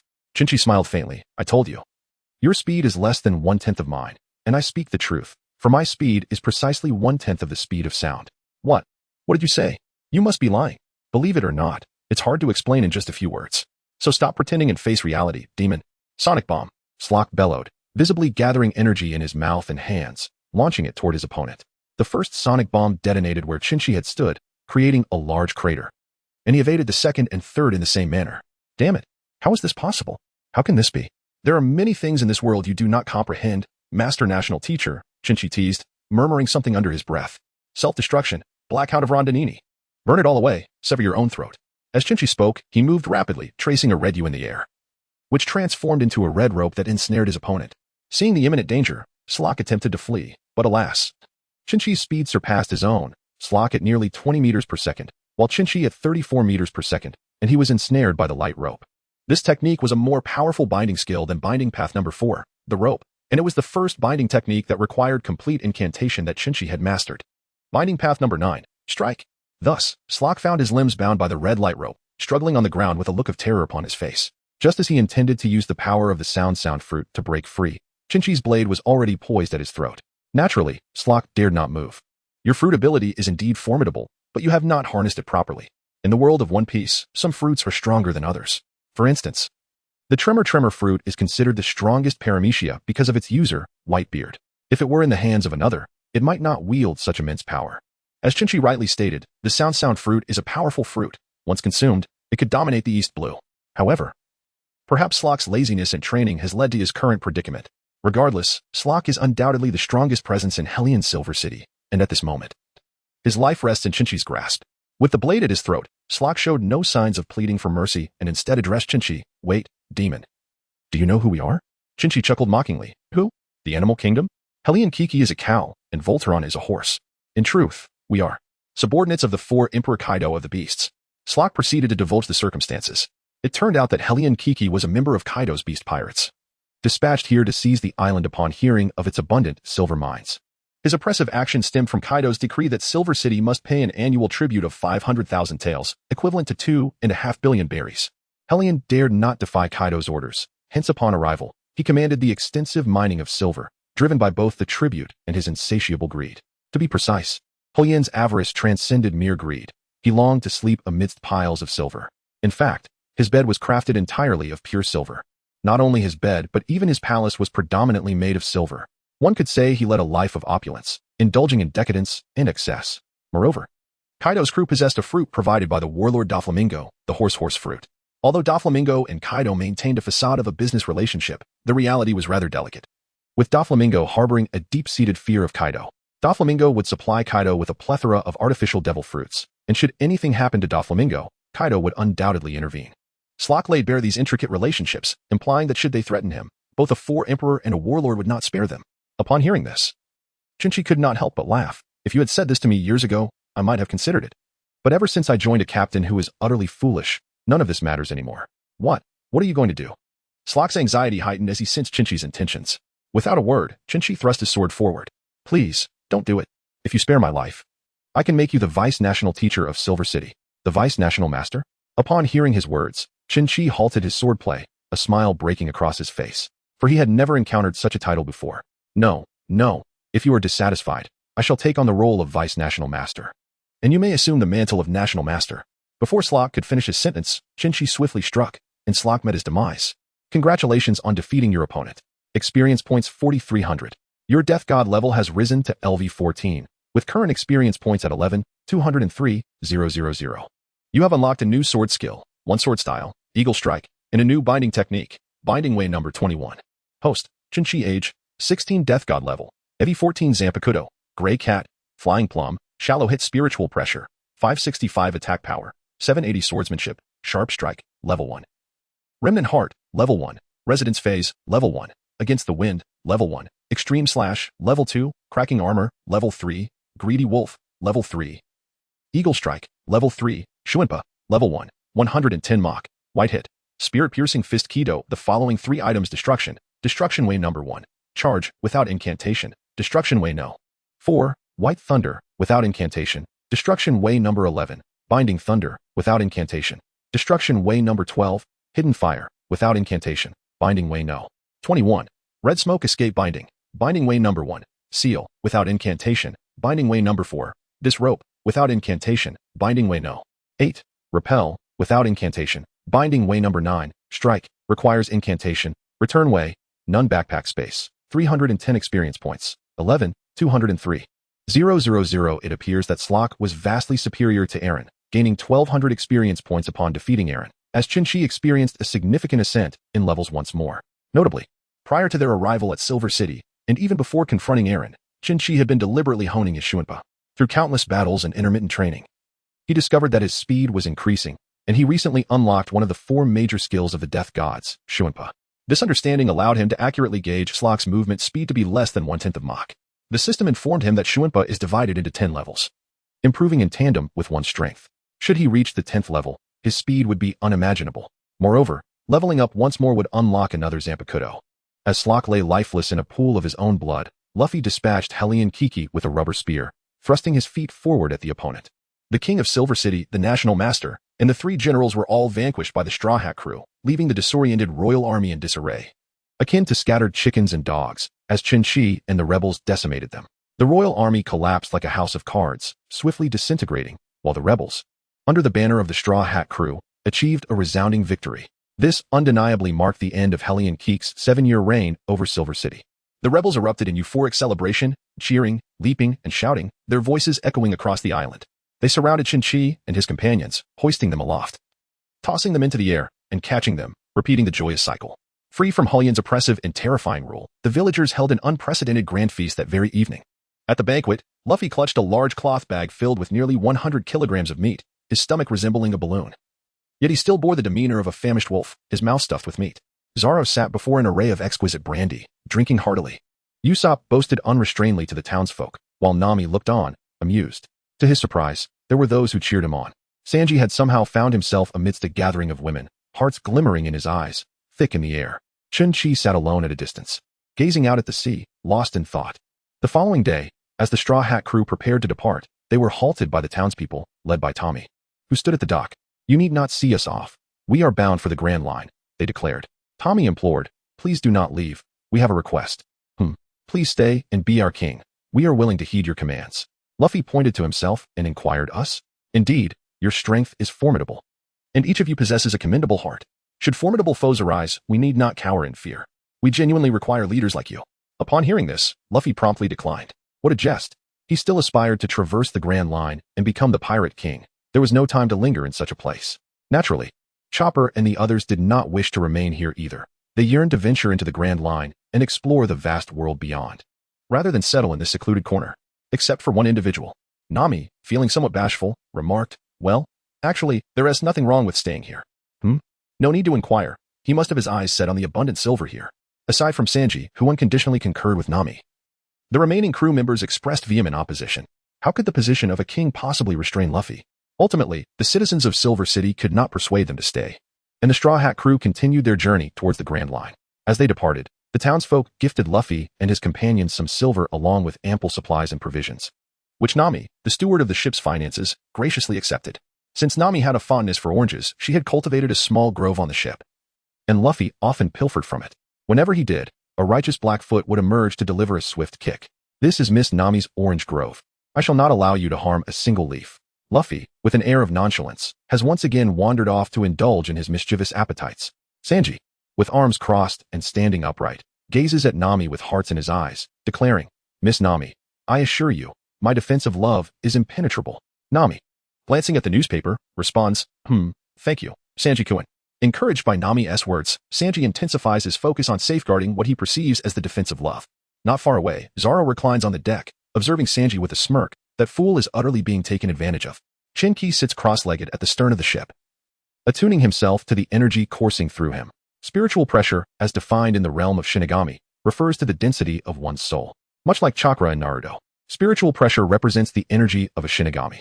However, as Chenqi learned from the Shinigami anime, possessing greater spiritual pressure does not necessarily equate to superior strength. For instance, the protagonist Ichigo Kurosaki has an exceedingly high spiritual pressure, far surpassing that of Kenpachi Zaraki, yet his control is lacking, preventing him from harnessing his full power. Conversely, the Quincy employ a combat style that manipulates spiritual particles, even utilizing surrounding spiritual matter to their advantage. as evidenced when Yuryu Ishida nearly vanquished Captain Yukatake, demonstrating that immense control can yield formidable power without the need for overwhelming spiritual pressure. With this insight, Chenqi embarks on a deliberate practice of controlling his spiritual pressure. Yet, the question arises, how to proceed? He recalls the training methods Kakashi taught Naruto and his companions for controlling chakra, tree climbing, and water walking. Upon further contemplation, he deems this approach unreliable. Setting aside the fact that Naruto and Shinigami exist in entirely different realms, the definitions of chakra and spiritual pressure are fundamentally distinct. One is the energy within human cells, while the other is the energy of the human soul. Although both represent innate power, they differ significantly in essence. Chenqi's initial idea involves utilizing spiritual pressure to create combat techniques, such as the spiritual shock fist he previously conceived, where spiritual pressure is concentrated in his fist to unleash a forceful impact. This method allows for the external manifestation of spiritual pressure and represents a practical application of spiritual energy. With continued practice, he hopes to master this control. Not only fists, but legs can be employed as well. Rising to his feet, he channels spiritual pressure throughout his right leg and delivers a powerful kick towards the sea, releasing a white wind blade that splashes water across the surface. In accordance with tradition, he names this technique spiritual shock leg. However, he can distinctly perceive that this strike possesses less power than the spiritual shock fist, as the latter has been honed through consistent practice. Under equal conditions of spiritual pressure, the variance in power becomes apparent. The journey towards the Grand Line is almost upon them, as Luffy let out a loud shout. A large head emerged from the sea before Chinchi. This head, measuring over 2 meters in diameter, bore fierce eyes that glared at him. Yet its mouth resembled that of a duck. The combination of its menacing gaze and duck-like beak appeared rather comical. Initially, Chinchi assumed he was merely facing an enormous duck. But as the creature surfaced, revealing its entire body, he realized it possessed limbs. Limbs? A duck? The marine duck-billed platypus thrives in perilous oceanic environments and typically reaches an adult length of approximately 22 meters. When disturbed, invaded, or hungry, its temperament becomes increasingly volatile, and it retaliates with ferocious aggression, classified with a danger level of LV 27. Suddenly, it opened its duck bill, revealing a mouth full of sharp teeth.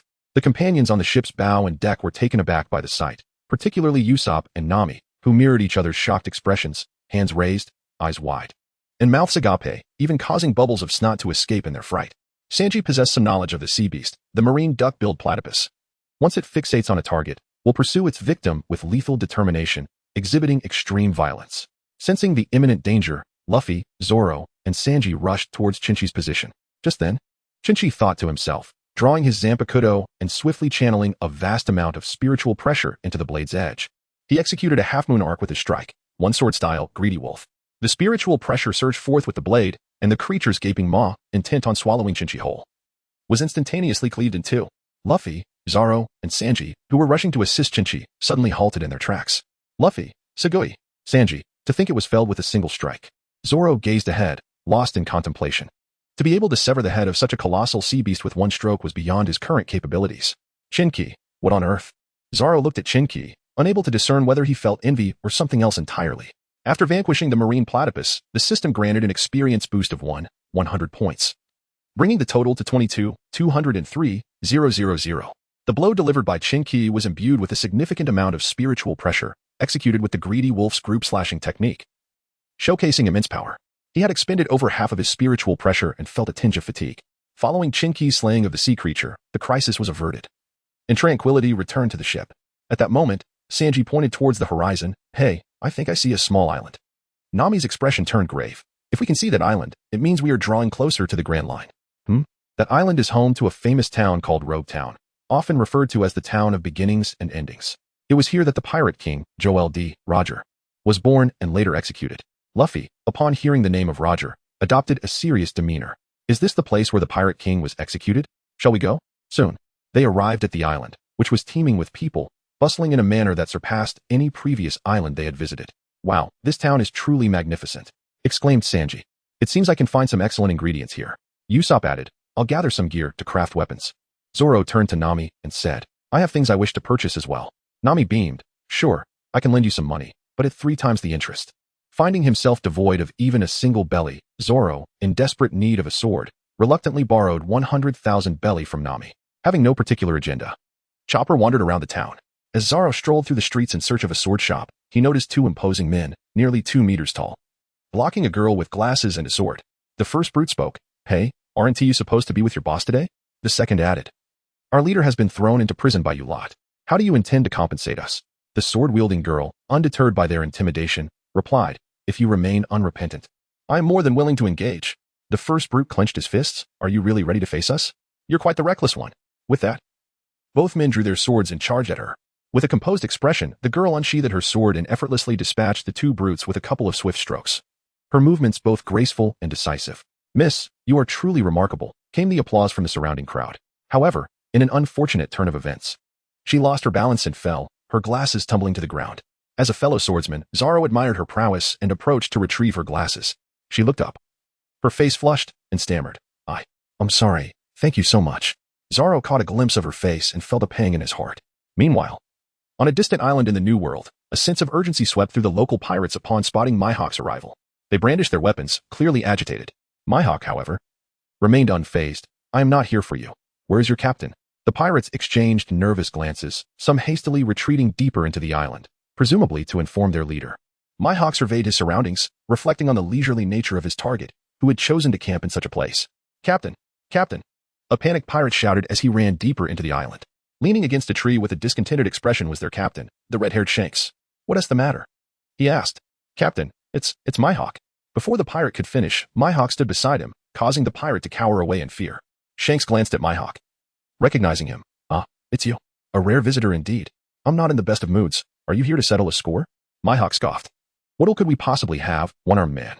He continued, I merely stumbled upon a rather intriguing group of pirates, which reminded me of our past conversations. As he spoke, he unfurled two bounty posters, those of Luffy and Chopper. Shanks, upon seeing Luffy's face, instantly perked up, and his comrades, including Yasopp and Ben Beckman, gathered around, intrigued. It's him. It's really him. Has he finally arrived? Shanks' spirits lifted. Bring out the drinks. Let us celebrate. Are you sure, Captain? Didn't you say you were feeling unwell after drinking too much yesterday? A crewmate questioned. Nonsense. How could we not drink on such a joyous occasion? Mihawk, you've arrived just in time for a toast. Meanwhile, in Rogue Town, Nami visited a clothing store where the owner eagerly showcased his garments. How about this set? Wow. It fits you perfectly. What about this one? Oh, how elegant, my dear customer. After trying on countless outfits, each one seemingly more flattering than the last, the mountain of discarded clothing grew beside her. The owner, rubbing his hands together, asked, will you take them all? Nami flashed a charming smile. No, thank you. What? She continued as she walked out. I prefer something more casual. The owner, nearly in tears, managed to choke out. Please come again. As Zoro walked down the street, he couldn't shake the image of the girl from his mind. Damn, she really scared me. Unbeknownst to him, the girl he encountered was Tashigi, a marine lieutenant in Rogue Town. His fear stemmed from her striking resemblance to his childhood friend Kuina, as both were skilled swordswomen. It was as though he had seen Kuina again. With this thought, Zoro entered a weapon shop. I would like to purchase 2 swords. The shopkeeper, known as Senketsu, greeted him with a bright smile. Welcome. We have ancient swords, new swords, and everything in between for you to peruse. Zoro placed a stack of cash on the counter, declaring, I only have 100,000 belly for 2 swords. Upon seeing the thin stack of bills, Senketsu's expression soured, thinking, what a penniless fellow. His demeanor shifted to one of disdain. Suddenly, he noticed Zoro's sword, the Enma, and his eyes widened in surprise. Hey, can I see that sword? Zoro handed it over, and Senketsu immediately recognized its value. As he unsheathed it, he thought, this is my chance. Listen, since you're short on cash, I have a proposal. This sword is worth something, but you want to fetch a good price. I'll give you 200,000 belly for it. And then you'll have 300,000 to buy 3 swords at 100,000 each. Zoro tilted his head, perplexed. What are you talking about? Well then, I'll offer 500,000. 650,000. Zoro interjected. I want to sell it for any price you mention. Just then, Tashigi burst into the shop, snatching the Enma from Senketsu's hands, exclaiming, is this sword? She then produced a pamphlet introducing swords and knives, stating that this particular blade belonged to the 21st Polytechnic, and that selling it for 10 million berries would result in a loss. Initially, she had hoped to swindle the foolish green-haired fellow, but unexpectedly, this individual caused a commotion, infuriating her to the point where she pounded the table with the knife, hurling insults at him and claiming she would report him for obstructing business. It turned out that Dasky was there to retrieve her cherished sword, Shizuku, which was thrown to her in frustration by Selenite. Witnessing the failure of her extortion plan against Zoro, she pointed at the 2 sword barrels in the corner and shouted, those barrels contain knives worth 50,000 berries each. Feel free to choose any 2. Zoro, bewildered, pondered what this person was truly angry about. You must have a fondness for swords as well, don't you? Using 3 swords truly resembles that bounty hunter from the East Blue. Noticing Zoro's serious demeanor as he selected his blades, Dasky engaged him in conversation. She expressed her dream of reclaiming all the renowned swords from the hands of wrongdoers, stating that if a blade is not with a worthy master, it laments. As Zoro listened to Dasky, he drew forth a sword with a long blade, its edge a delicate shade of purple. The moment he unsheathed it, he felt an unsettling aura. Dasky immediately seized the sword, exclaiming, "Is this the third generation of Onit? It is the last of the Onit series, and such a renowned blade could easily fetch 1,000,000 berries. Sir, is it truly only 50,000? Sell a knife?" Upon witnessing this, became agitated. "No way. I will not sell this sword." Dasky asked, "Why not?" Zoro raised the blade for a closer inspection. "Is this a cursed sword? Can you feel it?" Sell a knife, filled with trepidation, affirmed, "You are correct. The Onit series consists of treasured swords, yet they are also cursed. Most swordsmen who wielded an Onit met untimely ends. Its curse is indeed terrifying." Dasky, hearing this, felt a wave of guilt and lowered her head. "I'm sorry, I spoke out of turn." Sell a knife retorted, "Humph. Blonde girl, don't feign expertise with your half-baked knowledge." However, Zoro brandished the sword with a mischievous grin. "This sword has captured my interest." Sell a knife was momentarily taken aback before shouting, "Fool, I told you this sword is not for sale. If you perish, it would be as if I had slain you myself. How about we wager? Let us see if its curse is stronger or if my resolve surpasses it," Zoro declared, spinning the sword and tossing it into the air. "If I lose, it will merely signify that I am an ordinary person." He then extended his right arm straight out. "You fool, your arm will break. Its sharpness is no jest." Sell a knife nearly roared, but it was too late. The third generation of Onit descended towards Zoro's arm with gravitational force. Dasky gasped, covering her mouth in terror. The back of the sword swept past Zoro's arm, embedding itself entirely into the floor. "I shall take the sword," Zoro proclaimed. Sell a knife, terrified, fell to the ground. Zoro turned to Dasky and said, "Hey, can you help me choose another?" However, Dasky was paralyzed with fear, unable to utter a word. After a moment, Sell a knife stood up and dashed to the second floor. He retrieved his prized 50 artisan blade and presented it to Zoro, expressing his admiration and stating that the third generation of Onit would not cost him a single berry. "It has been a long time since I encountered the spirit of a great swordsman. As the saying goes, a treasured sword deserves a worthy master. Good luck to you. A man entrusts his dream to another man. What could be wrong with that?" In truth, Sell a knife was quite a generous individual, with 3 fine swords in hand. Zoro felt a sense of reassurance. Meanwhile, at the execution platform in Rogue Town, Luffy had ascended to the pinnacle, gazing down at the breathtaking scenery below. Wow, is this the view that the Pirate King beheld before his demise? Suddenly, a figure resembling a police officer shouted through a megaphone, "Hey, kid, hurry down." Before the officer could finish his sentence, a spiked club struck him fiercely in the face. "Must you be so harsh, officer? At long last, I see you again." It has been quite a while, Luffy-kun. The assailant was a stunningly beautiful woman wielding the club. The surrounding male onlookers disregarded the fallen officer, their attention wholly captivated by the enchanting beauty before them. She was undeniably alluring, and without a care for the gazes upon her. She lifted her chin to address Luffy. "Surely, you haven't forgotten what I look like? And where has the demon gone?" Luffy gazed at him, a look of bewilderment upon his face, and inquired, "Who are you? How do you know us? I shall never forget the two of you, particularly that demon. You once struck me squarely in the face with your fist, while the demon insulted me, calling me old and ugly, even placing a sword at my throat to threaten me."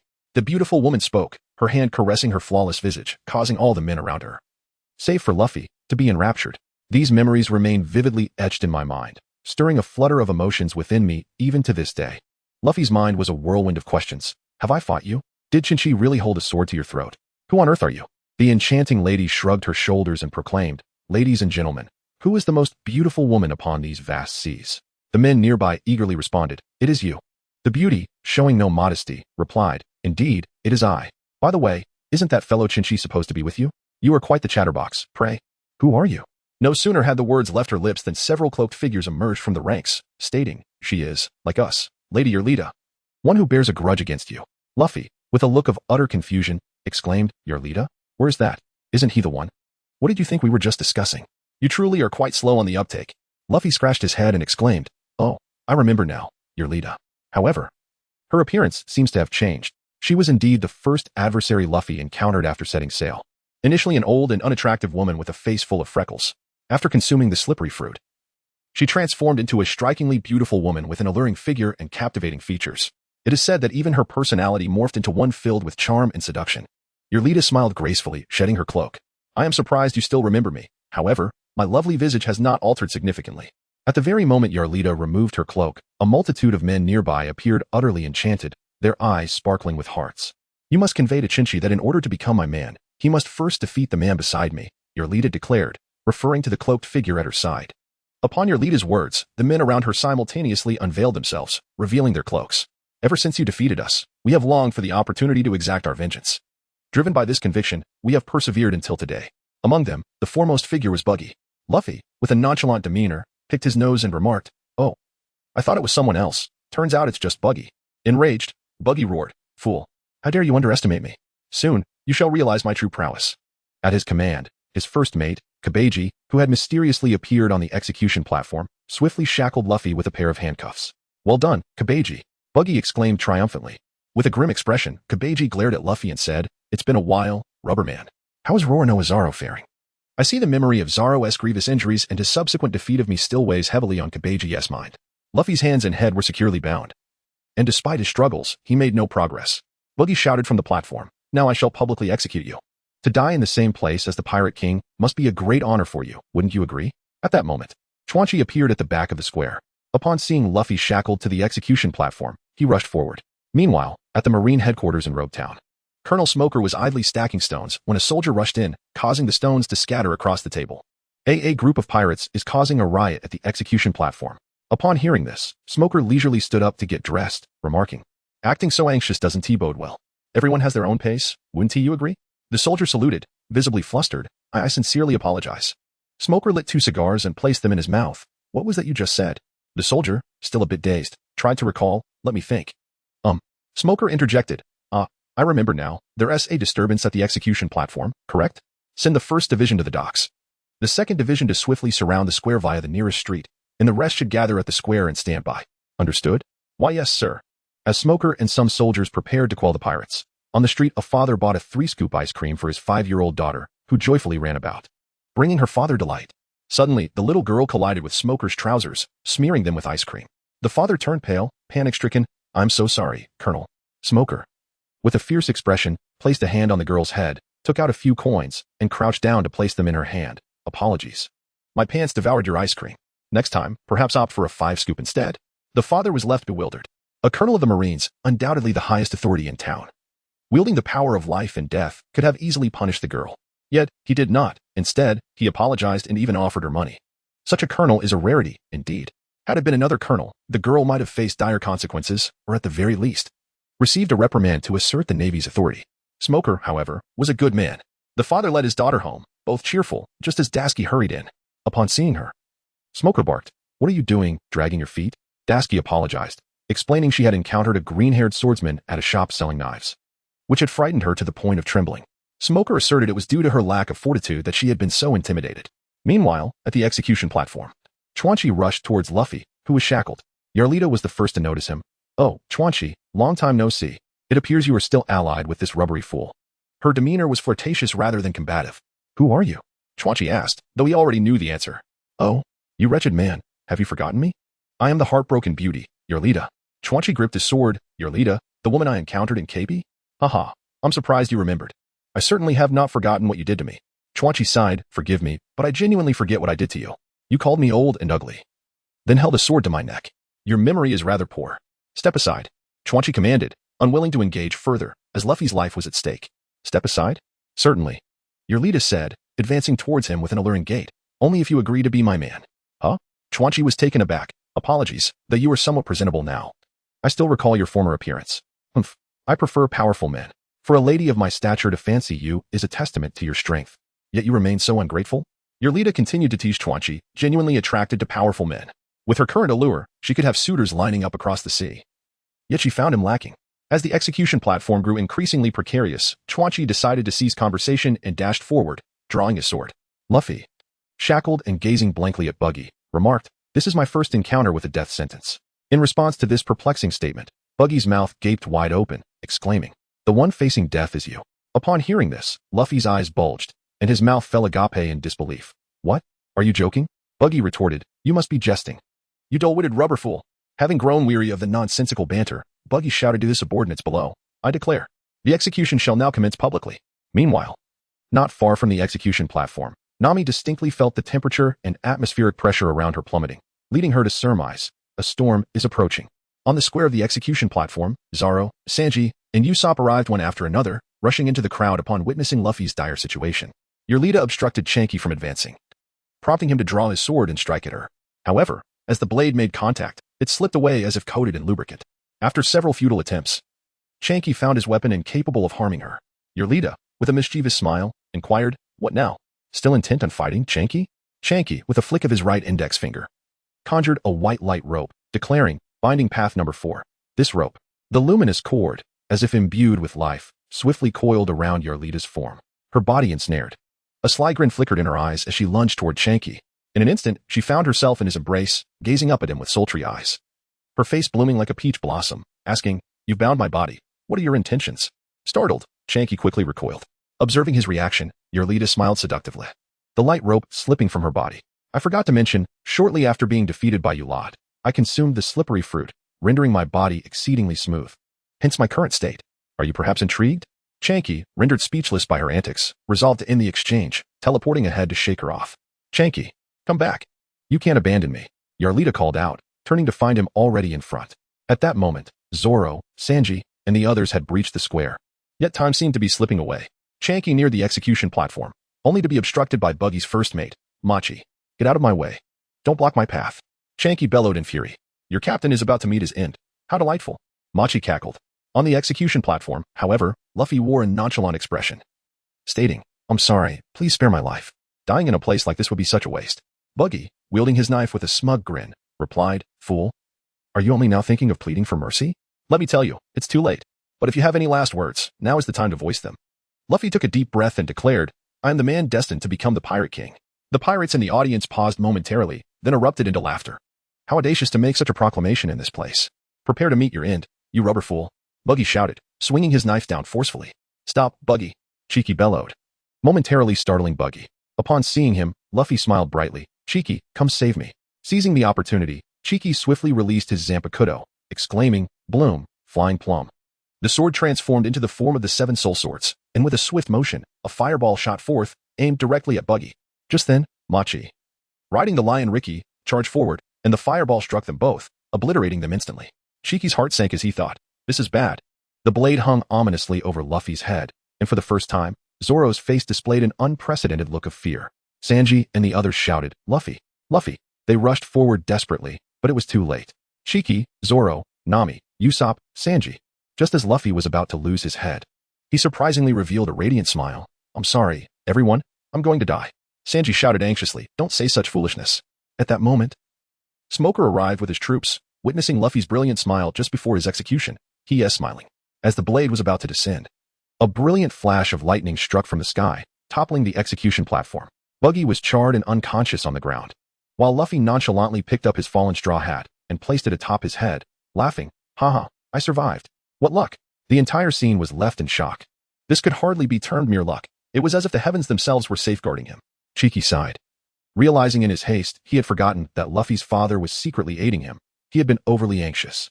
Sanji glanced at Zoro. "Do you believe in divine intervention?" Zoro replied, "Enough chatter. We must leave this place."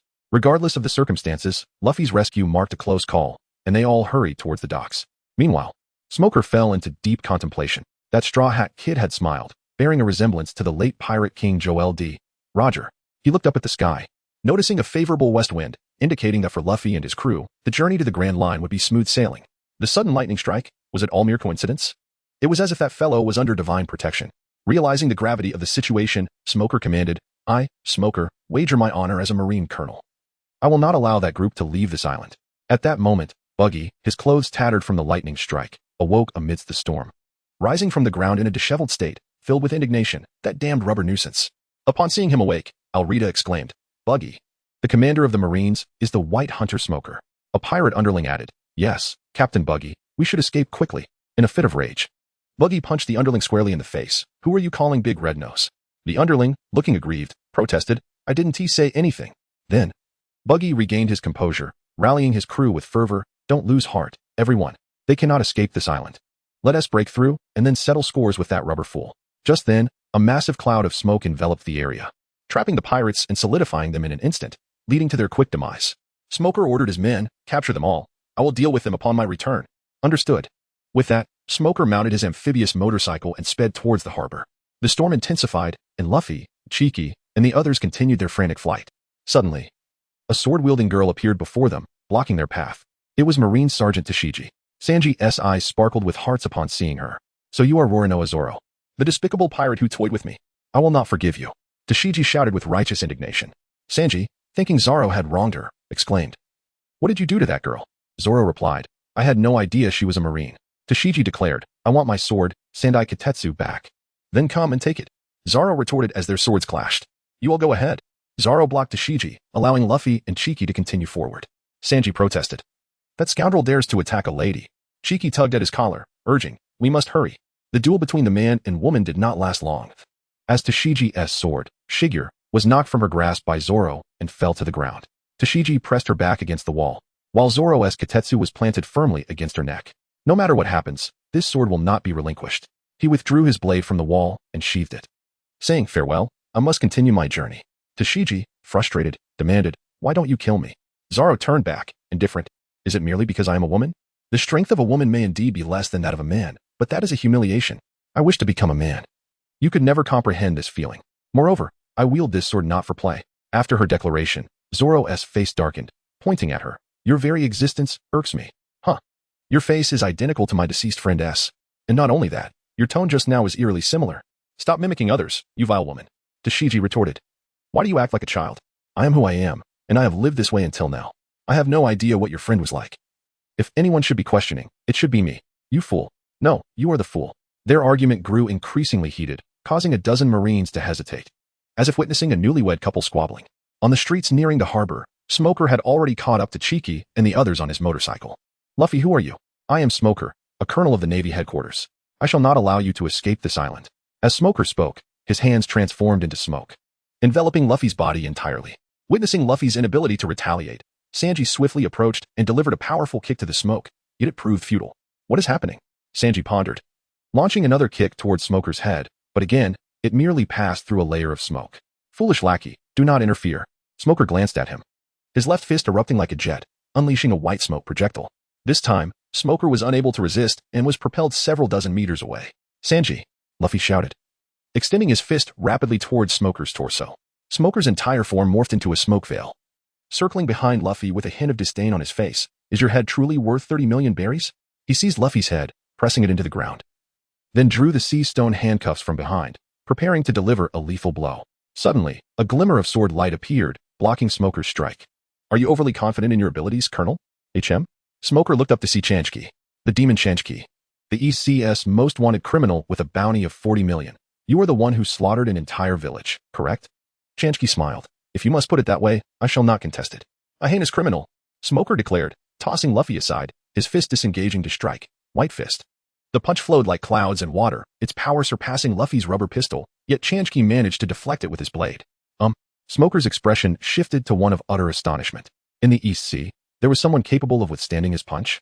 Was he dreaming? It was not that Smoker believed his strength to be overwhelmingly powerful. Rather, he was a user of the Logia-type smoke fruit. The Logia type is heralded as the strongest among the three fruit categories, its greatest advantage being that conventional physical attacks are rendered entirely ineffective against it. Attackers can only touch a Logia user's physical form through Haki, Sea Stone, or certain devil fruits. Could it be that this fellow possesses Haki? Or is his sword crafted from Sea Stone? Neither seem plausible. First, Sea Stone is a rare material, as hard as diamond, and exorbitantly priced, rarely attainable by most. Furthermore, Chenqi's sword did not exhibit the coloration of Sea Stone, instead emanating a soft pink blade. Most crucially, Sea Stone, akin to seawater, temporarily nullifies a user's abilities. When Smoker's fist collided with Chenqi's blade, he felt no loss of power. As for Haki, it was evident that the aura enveloping Chenqi's sword was not the hue of Haki, but rather a faint white. What could this possibly mean? Smoker was left utterly perplexed. Seizing the opportunity, Luffy and Sanji attacked Smoker from either side, but still, they merely penetrated a layer of smoke, achieving nothing. Chenqi brandished his sword, the blade shimmering with a faint white light, thrusting it at Smoker, one-sword style, rhinoceros strike. Recognizing the threat of Chenqi's attack, Smoker did not dare to underestimate it and immediately used his sea stone handcuffs to defend. Meanwhile, Luffy and Sanji felt a sense of frustration. Why is it that you dismiss our attacks yet take us so seriously? However, it was not entirely unfounded, as they had just witnessed their own strikes being utterly ineffective. At this moment, Luffy and Sanji were likely unaware of the terms Logia and Haki, thus their relentless assaults against Smoker were devoid of understanding. Now, Smoker had completely disregarded Luffy and Sanji, his focus solely fixed on Chenqi. Smoker sensed that if struck by his sword, he too would be injured like any ordinary person. White Snake. Smoker unleashed his right fist, releasing a line of smoke that solidified into a snake and lunged forward. Chenqi's fingertips emitted a flash of white lightning. Way of destruction, fourth, white lightning. The white lightning surged forth, shattering Smoker's smoke attack and causing it to dissipate into the air. Luffy, well done, Chenqi. Smoker widened his eyes slightly. Are you truly just their vice captain? How could you strike me? Chenqi chuckled. It is difficult to explain in just a few words, but even if I did, you would not comprehend. Do not be so arrogant, demon. I now realize that if I let you go today, the threat you pose far exceeds that of your captain. Regardless, I shall ensure you are brought to justice. Chenqi's ability to engage with Smoker's physical form was, of course, due to his spiritual pressure. This spiritual pressure emanates outward, akin to an invisible energy enveloping his weapon and fists. While it differs from the Busashoka haki, it serves a similar purpose in this regard. Fundamentally, however, spiritual energy and Busashoka haki are two distinct natures. One is an external manifestation resulting from a certain level of physical strength, while the other is the energy inherent to the wielder. From this perspective, spiritual pressure can indeed grasp the tangible forms of natural elements. Smoker, of course, could not grasp these concepts, yet he now perceived that this young man before him posed an even greater danger than Luffy. Luffy's optimistic and fearless smile before his demise left a profound impression, yet it merely reflects his inherently wonderful character. In comparison to such admirable traits, it seems that strength holds greater significance. Having just departed from the East Sea at the tender age of 16 or 17, he could already contend with the powers of nature. What might await him in the Grand Line, or even the New World, is beyond imagination. This Chenqi must not be allowed to remain. With this thought in mind, Smoker exerted all his strength. White Gale, a massive cloud of smoke, accompanied by fierce wind pressure, erupted from Smoker, radiating in all directions. The dense fog rendered people unable to open their eyes, and Luffy and Sanji were instantly ensnared by the solidified smoke. Chenqi attempted to rescue Luffy and Sanji, but the weight of the smoke was overwhelming, leaving him struggling for his own safety. Bakuto 12. Fahan.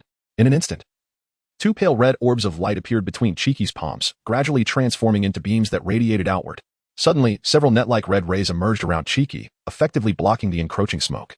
Fahan allows the spiritual pressure to manifest as rays, attacking and capturing foes. Huh! Chenqi shouted, as his internal spiritual energy surged, the pale red rays continuing to spread forth. Realizing the impending danger, Smoker swiftly retracted his powers, fearing injury from the rays, which in turn liberated Luffy and Sanji. At that moment, Zoro also rushed from afar. Luffy. Chenqi, Sanji, we must flee. The storm is intensifying. Sanji remarked, the moss-headed one has returned. Nami and Usopp are still waiting for us on the ship. Chenqi affirmed, indeed. We cannot afford to linger any longer. As Zoro approached, the gathered crew sprinted towards the dock. Smoker, who had been evenly matched with Chenqi, was unwilling to let them escape. You shall not flee. What impact? Without further ado, Smoker's upper half detached from his lower half, launching forth like a rocket. Coincidentally, a sudden and fierce gust of wind surged, obstructing Smoker's assault. What is happening? Never mind, we must run. Curiously, while the storm blocked Smoker, it did not impede Chenqi and the others' escape. Thus, they successfully made their way to the Going Merry, where Nami and Usopp, drenched, awaited them. Hurry aboard. Otherwise, the rope will snap. The four boarded the ship, and with the favorable wind, it surged forth from the dock like an arrow. On the street near the dock, a figure clad in a black cloak stood before Smoker. Smoker bellowed, why do you assist those brats, dragon? It was revealed that the bolt of lightning that struck the execution platform, along with the intensifying storm and the gust that thwarted Smoker, were all orchestrated by him. Monkey D. Dragon, the leader of the Revolutionary Army, known as the world's most wanted criminal, Luffy's father, and the son of Marine Vice Admiral Garp. What reason could there be to prevent a man from setting sail? As Smoker pursued the Straw Hat crew, the Navy failed to subdue Buggy and his companions, allowing them to escape. With ambition ablaze, Buggy led his crew, including Alrita, towards the Grand Line. The Going Merry, navigating through the storm, sped across the sea. And soon a lighthouse came into view. Nami exclaimed, that is the navigation light. Seeing it means we have arrived at the entrance to the Grand Line. Usopp trembled. Are you suggesting we go straight in amidst this storm? Luffy brought in a wooden barrel. Thus, let us commence a ceremony to embark upon the Grand Line. All right. Luffy first placed his foot upon the wooden barrel, declaring, I aspire to become the Pirate King. Zoro added, I strive to be the world's strongest swordsman. Nami proclaimed, I yearn to chart the world's seas.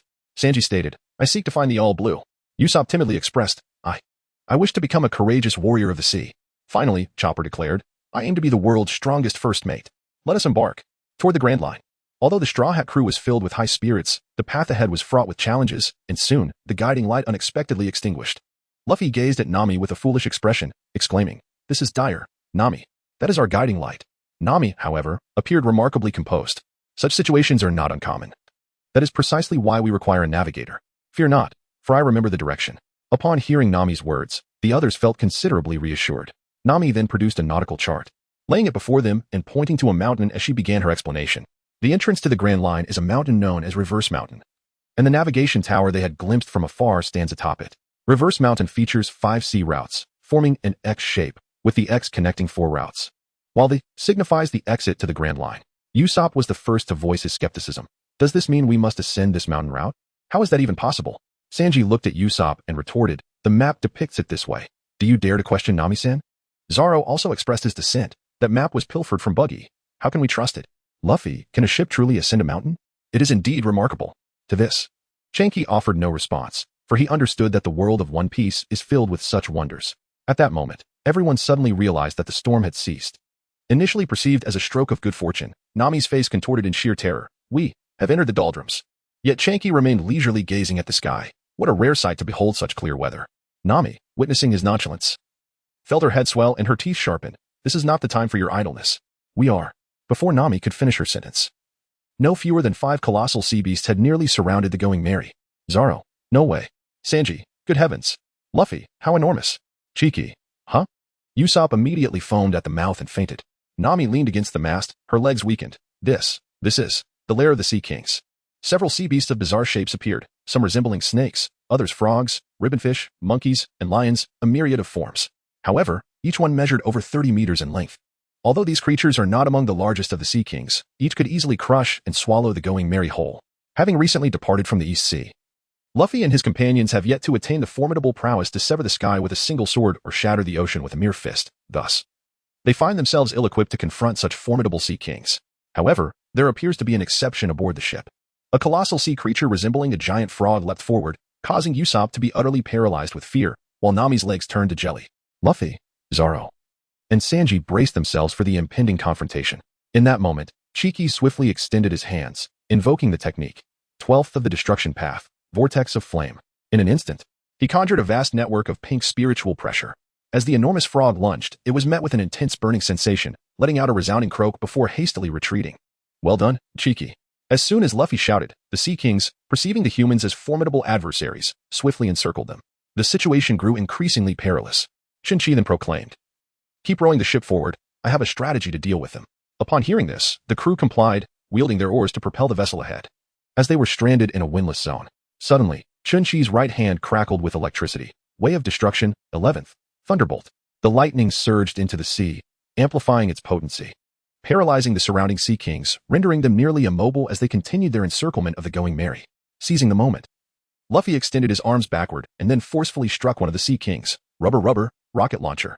Utilizing the recoil from the blow, the ship burst through the encirclement and returned to safer waters, where they finally glimpsed the Red Line.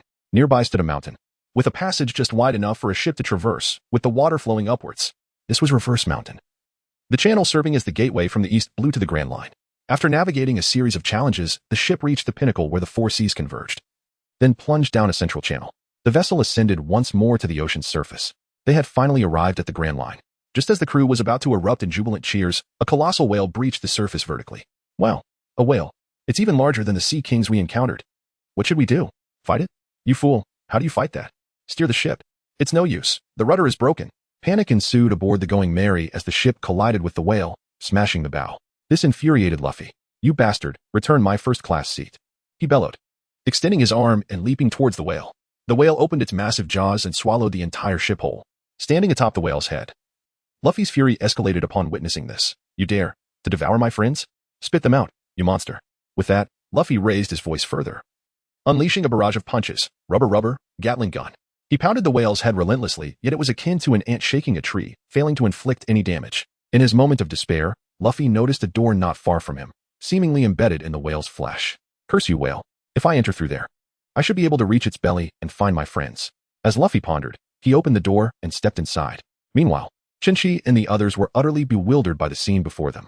Within the belly of the whale, there lay an expansive realm, a sea, where the sky and distant islands were visible. Wait, didn't we just get swallowed by a whale? Surely, this must be a dream. You're right, we must be dreaming. They glanced around once more, and to their astonishment, on a tiny island, there stood a quaint little house, from which emerged an elderly man with a head fashioned like large flower petals. Usopp inquired, Old man, may I ask where this place is? And who might you be? The old man regarded them solemnly, then seized a chair and sat down, engrossed in a newspaper. Sanji, his head swelling with frustration, exclaimed, "Why won't you say something? You jerk." The old man continued to ignore them, absorbed in his reading. Usopp, feeling desperate, declared, "If it comes to fighting, we are ready. We have cannons." The old man cast a disdainful glance at them, exuding an air of authority as he replied, "You might want to reconsider. Your approach could lead to your demise." Sanji retorted, "Who will die?" The old man replied earnestly, "It is I." Sanji's frustration peaked. "So it's you." Just as Sanji seemed ready to lash out, Zoro intervened. "Calm down. Don't act rashly. Old man, please tell us where we are and who you are." The old man maintained his serious demeanor. "Shouldn't you introduce yourselves first? That is basic etiquette." Zoro nodded. "You are right. I am Kurokas, the guardian of the Twin Cape Lighthouse. 71 years old, Gemini, and of blood type AB. Before Zoro could respond, the old man had already divulged everything about himself. Zoro's frustration peaked again as he unsheathed his sword. "Don't stop me. I will slay him." Chinchi interjected. "Enough, stay calm." The old man's nonsensical manner of speaking left them speechless. At that moment, Luffy emerged from the passage, visibly relieved to see everyone unharmed. Usopp exclaimed, "Luffy." Zoro added, "You finally made it. And who are you? You dare to barge in here without knowing where you are? Do you think this is the belly of an ant?" Kurokas addressed the group, feeling the earth tremble as the surrounding waters surged. He explained that the whale was ramming its head against the red line, and its name was Laboon. He recounted Laboon's story. When Laboon was but a young whale, it had followed the Rumbar pirates. Due to the perils of the Grand Line, it was left behind, waiting for them for 50 long years. Naively, Laboon believed that by breaking through the red line, it could reunite with its comrades from the Rumbar pirates, resulting in its head being marred with wounds. Kurokas then introduced himself further. It turned out he was the ship's doctor for GOLD, Roger, the Pirate King. Upon learning that Kurokas was the doctor of the Pirate King and a whimsical old man, Luffy's interest was piqued, and he promptly invited him to join his crew as the ship's doctor. Kurokas, however, expressed his desire to remain with Laboon, as he felt too old to embark on new adventures. After some pleasantries, they learned that the blue sky and white clouds inside Laboon were painted with special luminescent materials by Kurokas, creating an illusion akin to the outside world. Such a grand endeavor must have taken many years. They also discovered that Laboon was a whale of deep affection and loyalty, never forgetting the kindness it had received. Upon emerging from Labu's belly, Luffy and his companions found themselves engaged in a fierce battle. Luffy, that audacious fellow, clashed with Labu, resulting in a stalemate. Luffy patted Labu's head and said, "We have yet to determine a victor between us. When we meet again, we must engage in a proper battle. Your comrades may be gone, but your rival remains me. After we have navigated a full circle around the Grand Line, I shall return to seek you out." Luffy's words brought Laboon to tears, his emotions cascading like a waterfall. With a resounding roar directed at the heavens, Laboon expressed his unwavering commitment to uphold the promise made with Luffy. At that moment, Nami produced a compass, only to discover that the needle was erratically swinging from east to west without any discernible pattern. The compass was malfunctioning. What could have caused this? Kurokas explained that it was not the compass that was broken, but rather the chaotic magnetic fields, ocean currents, and wind directions along the Grand Line. Nami scratched her head, admitting her ignorance on the matter. A reliable recording compass is essential for navigating the Grand Line, yet she had never heard of it before. Sanji's eyes sparkled with admiration, proclaiming that even an uninformed Nami was remarkable. The recording compass is a special device that notes magnetic forces. At that moment, Luffy pulled out a transparent spherical object from his pocket, with a needle suspended inside, and innocently inquired of Kurokas, "Is this it?" Kurokas confirmed, stating that without a recording compass, navigation through the Grand Line would be impossible. Obtaining one from outside the Grand Line is quite a challenge. Nami, suddenly enlightened, delivered a punch to Luffy's face, exclaiming, "How do you possess this?" Luffy remarked that he had just descended from the narrow path, where he found it on the road. After providing a detailed introduction to the log pointers, Kurokas continued, "The final island of the Grand Line is known as Laugh Tale. Historically, only the Pirate King and his crew have reached the location of this island. It is a legendary place." Usopp exclaimed, Laugh Tale? That must be where One Piece is located." With unwavering confidence upon his face, Luffy declared, "We shall discover the truth for ourselves." As they needed to continue their journey, Luffy and his companions bid farewell to Kurokasu and Labu, who let out a long howl towards the heavens, sending off the Straw Hat crew. Watching the Golden Mary gradually recede into the distance, Kurokasu was filled with profound reflections. Could they truly be the pirates we have long awaited? That boy exhibits remarkable poise. The Mary departed from the twin cape of Reverse Mountain, steering towards Whiskey Peak. The climate of the Grand Line is as capricious as a child's face, and within a few days, snow began to fall from the sky. On board, Luffy constructed a snowman, adorning it with a wooden bucket as a hat and sticks for arms. "Behold, the arrival of Mr. Snowman," he exclaimed. Usopp, observing Luffy's creation, scoffed with disdain, "Huh? Your snowman is of an inferior quality. What? Look here. This is my heartfelt snow sculpture, the Snow Queen, Luffy retorted, showcasing his masterpiece. Usopp pointed to his own creation, a splendid lady made of snow seated elegantly upon a chair. Impressive, Luffy exclaimed, his eyes sparkling with admiration. In a playful spirit, he fashioned a snowball from the ground and hurled it, shouting, "Snowman Flying Fist." The snowball struck Usopp's snow lady, knocking her head off in an instant. Enraged, Usopp retaliated with a kick, shattering the head of Luffy's snowman. "What are you doing?" Luffy was also exhilarated. He picked up a snowball and hurled it directly at Usopp, who retaliated in kind. The two of them resembled children, frolicking joyfully in the snow. Before long, everyone noticed an island ahead, encircled by towering cacti. "Wow, such enormous cacti," exclaimed one of them. "This must be Whiskey Peak. How splendid, we have safely arrived." The ship continued its approach toward the island. Nami stated, "Once we set foot on the island, we must remain here for a while." "Why is that?" asked Chopper, perplexed. Nami raised her right arm, displaying the log pose. "Because if we do not record the magnetic force of this island, we cannot proceed to the next one. Moreover, the time required for each island varies. Some islands necessitate just a few hours, while others may require several days." Usopp panicked. "So, if there are dangerous monsters on this island, we have to stay for several days?" "Precisely," Nami affirmed. Luffy, utterly unconcerned, remarked, "There's no rush to ponder such matters. Let us proceed." As the vessel navigated through the mist that lingered over the sea, the crew finally beheld the dock, which was astonishingly thronged with people. What could be the purpose of their presence? It appeared they had specifically gathered to await them. "Quickly alert everyone, it's pirates. Pirates have arrived," they proclaimed. "Welcome to the Grand Line. Welcome to our town. Welcome. Welcome to Whiskey Peak." The crowd raised their arms in unison, erupting into fervent cheers. Usopp expressed a sense of relief, noting that not only were there no monsters, but also a multitude of individuals came forth to greet them. "Long live the warriors of the sea." The people shouted once more, their enthusiasm unwavering. Sanji's gaze was fixated on the women among the throng, his eyes sparkling with hearts. Usopp, too, was captivated by the warmth of the crowd, blowing kisses with both hands. Indeed, the valiant warriors of the sea were the true heroes in the hearts of the people. Luffy, in a quintessentially youthful exuberance, raised his fists high and called out with fervor. The atmosphere was akin to that of fervent fans welcoming a superstar. "Greetings to all, I am Icolum, the mayor of this town. You may find it surprising, but Whiskey Peak is a town renowned for its flourishing wine and music industries. Hospitality is our cherished tradition." An elderly gentleman, adorned with a peculiar mane of golden curls, introduced himself and the town, enthusiastically adding, "Our exquisite wines are as abundant as the sea itself. Why not let your adventurous tales enliven this evening?" Icolum was exceedingly courteous. "Please allow us to host you for a welcoming feast, if you would be so gracious." With the promise of a banquet, everyone was, of course, delighted. Luffy, Usopp, and Sanji huddled together like four simpletons, striking identical poses as they shouted in unison, "We agree." Zoro stood nearby, arms crossed, observing them. Nami bluntly referred to the trio as fools. Meanwhile, Chenqi pondered, realizing that this island was far from straightforward. Nami approached Akaram and inquired, "How many days will it take to record the magnetic forces of this island?" Akaram, however, pulled her close and replied, "After such a long journey, let us not worry about that for now. Let the festivities commence." As evening descended, the townsfolk indeed prepared a splendid feast for the Straw Hat crew. Usopp, feeling slightly tipsy, boisterously bragged to the locals about having once defeated a sea king with a single punch, regardless of the truth behind his words. There were those who cheered him on. "Wow, Captain Usopp is amazing." Zoro raised his cup and managed to down 10 individuals, prompting raucous applause from the crowd. "Wow, Miss Nami is even more impressive. She has already bested 12. Nami downed 12 cups in quick succession, wiping her mouth with an expression of insatiable delight. "This young man is particularly remarkable. He has knocked down over 20 people." Chenqi, having consumed no fewer than 40 cups, appeared unfazed, while around him lay more than 20 inebriated souls.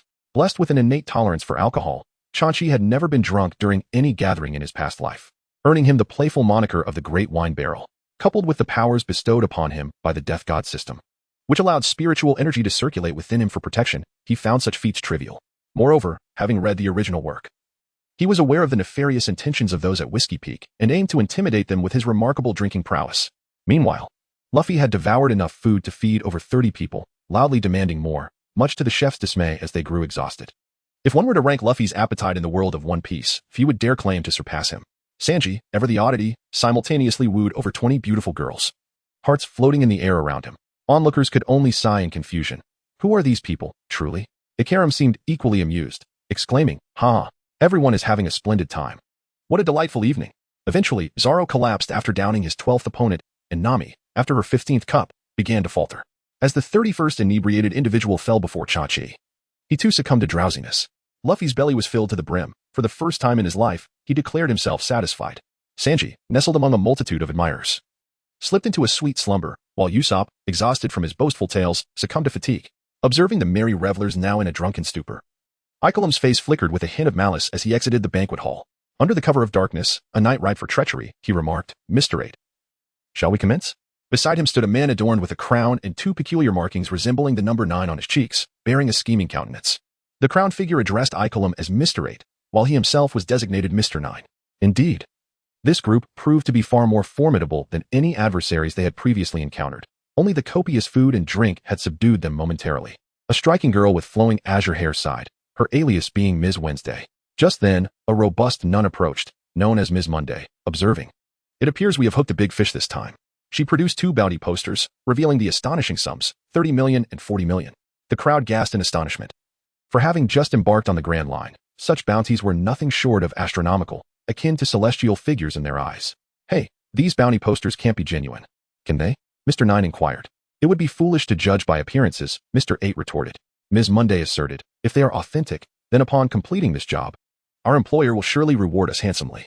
Now, shall we allow them to rest peacefully here?" After days of arduous navigation, fatigue had set in. However, an incongruous voice echoed from above, prompting the group to look up. A green-haired swordsman, brandishing 3 swords, perched upon the rooftop, none other than Zoro. Ikelem, taken aback, exclaimed, You were utterly inebriated. As a swordsman, one must never be governed by alcohol." Just as Zoro's words hung in the air, Ikelem commanded over 100 men to encircle the building, transforming the formerly hospitable atmosphere into one of hostility, with their hosts now wielding firearms and blades. Zoro, with a mischievous grin, remarked, "So this is the den of bounty hunters, is it? You prey on pirates who have just set foot on the Grand Line? I shall gladly entertain you, Baroque Works." His declaration sent shockwaves through the crowd. Mr. 9 queried, "How do you know our organization's name?" Zoro recounted the tale of how, upon rising to notoriety in the East Blue, Baroque Works had once sought to recruit him, a proposal he had declined. Now, he realized they were virtually strangers, only familiar with each other by their aliases. Naturally, the identity and whereabouts of their employer remained an enigma to them all. "You all merely execute his commands. Am I correct?" Zoro's words unveiled their secrets, darkening Ikelem's expression. "Since you are privy to such information, we must silence you. It seems another gravestone will soon adorn the cactus rock." "Zoro, you certainly know quite a lot," came a voice as the bounty hunters prepared to strike. A youth, bearing a sword on his back, approached with hands tucked into his pockets. It was Chenqi. The members of Baroque Works stood in stunned disbelief, jaws nearly dropping to the ground. "You consumed so much alcohol and yet..." Chenqi had downed over 30 individuals, surrounded by countless empty bottles. Undeniably the night's most prolific drinker. Everyone marveled at how he stood there unfazed. If Zoro's tolerance was remarkable, then Chenqi's could only be described as extraordinary. Even Zoro found it curious that Chenqi was still conscious. Among the bounty hunters, one trembling while holding Chenqi's bounty poster stammered, "This guy's the one with a 40 million bounty from the East Blue." "Why what?" "The demon Chenqi, and he remained standing despite all that liquor." Ikelem rallied. "Fear not. We have over 100 members. Even if they're strong, they are but 2. With their leader's encouragement, the bounty hunters regained their resolve, tightening their grips on their weapons. "Let us swiftly conclude this skirmish." Chenqi unsheathed his blade, uttering the release command. "Sing softly, Grey Cat." In an instant, the sword vanished, morphing into a swirling tempest of sand that engulfed the crowd. In moments, the majority found themselves overwhelmed by the dust as Chenqi wielded his blade, the sandy shards striking the bounty hunters with lethal precision. Ah, what is this cursed ability? In the face of overwhelming power, the bounty hunters fell, incapacitated. Only Ikelem, Mr. 9, and Ms. Wednesday remained standing, their expressions twisted with rage at the sight of their fallen comrades. Unable to confront Chenqi directly, Mr. 9 swung a metal baseball bat toward Zoro, executing a series of flips. Hot-blooded 9, endurance bat. With a resounding clang, Zoro intercepted the bat with his sword. Mr. 9 grinned. "Be cautious, my bat may shatter your sword." Zoro smirked in response. "Is that so?" Free sword style, tiger hunt. With a swift maneuver, Zoro disarmed Mr. 9, sending him flying. Meanwhile, Chenqi sheathed his sword and perched upon a stone slab, enjoying the spectacle of Zoro's prowess. He refrained from intervening, aware that Mr. 8 and Ms. Wednesday held special statuses. Are there truly no stronger opponents? Zoro mused aloud. Stronger? That would be me. Mr. Samurai, prepare to meet your demise. Ms. Wednesday declared, whistling through her pinky, come forth. Karu. Instantaneously, a duck, nearly her height and wearing a hat, scurried onto the street. Karu raised its right wing, staring blankly at Ms. Wednesday, her head swelling with impatience. She bellowed, I did not instruct you to raise your wing. Come over here. It remained uncertain whether her commands had been poorly taught or if the duck simply lacked comprehension. Zoro, beads of sweat trickling down his brow, wondered. What in the world is that? Charge forward, Karu.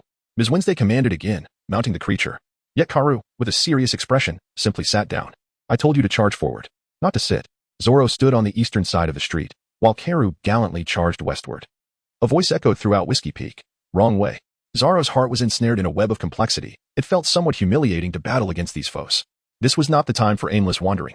Unbeknownst to him, Ikelim had silently positioned himself behind Chinch, fingers poised on a saxophone, unleashing a barrage of bullets with the mere press of a few keys.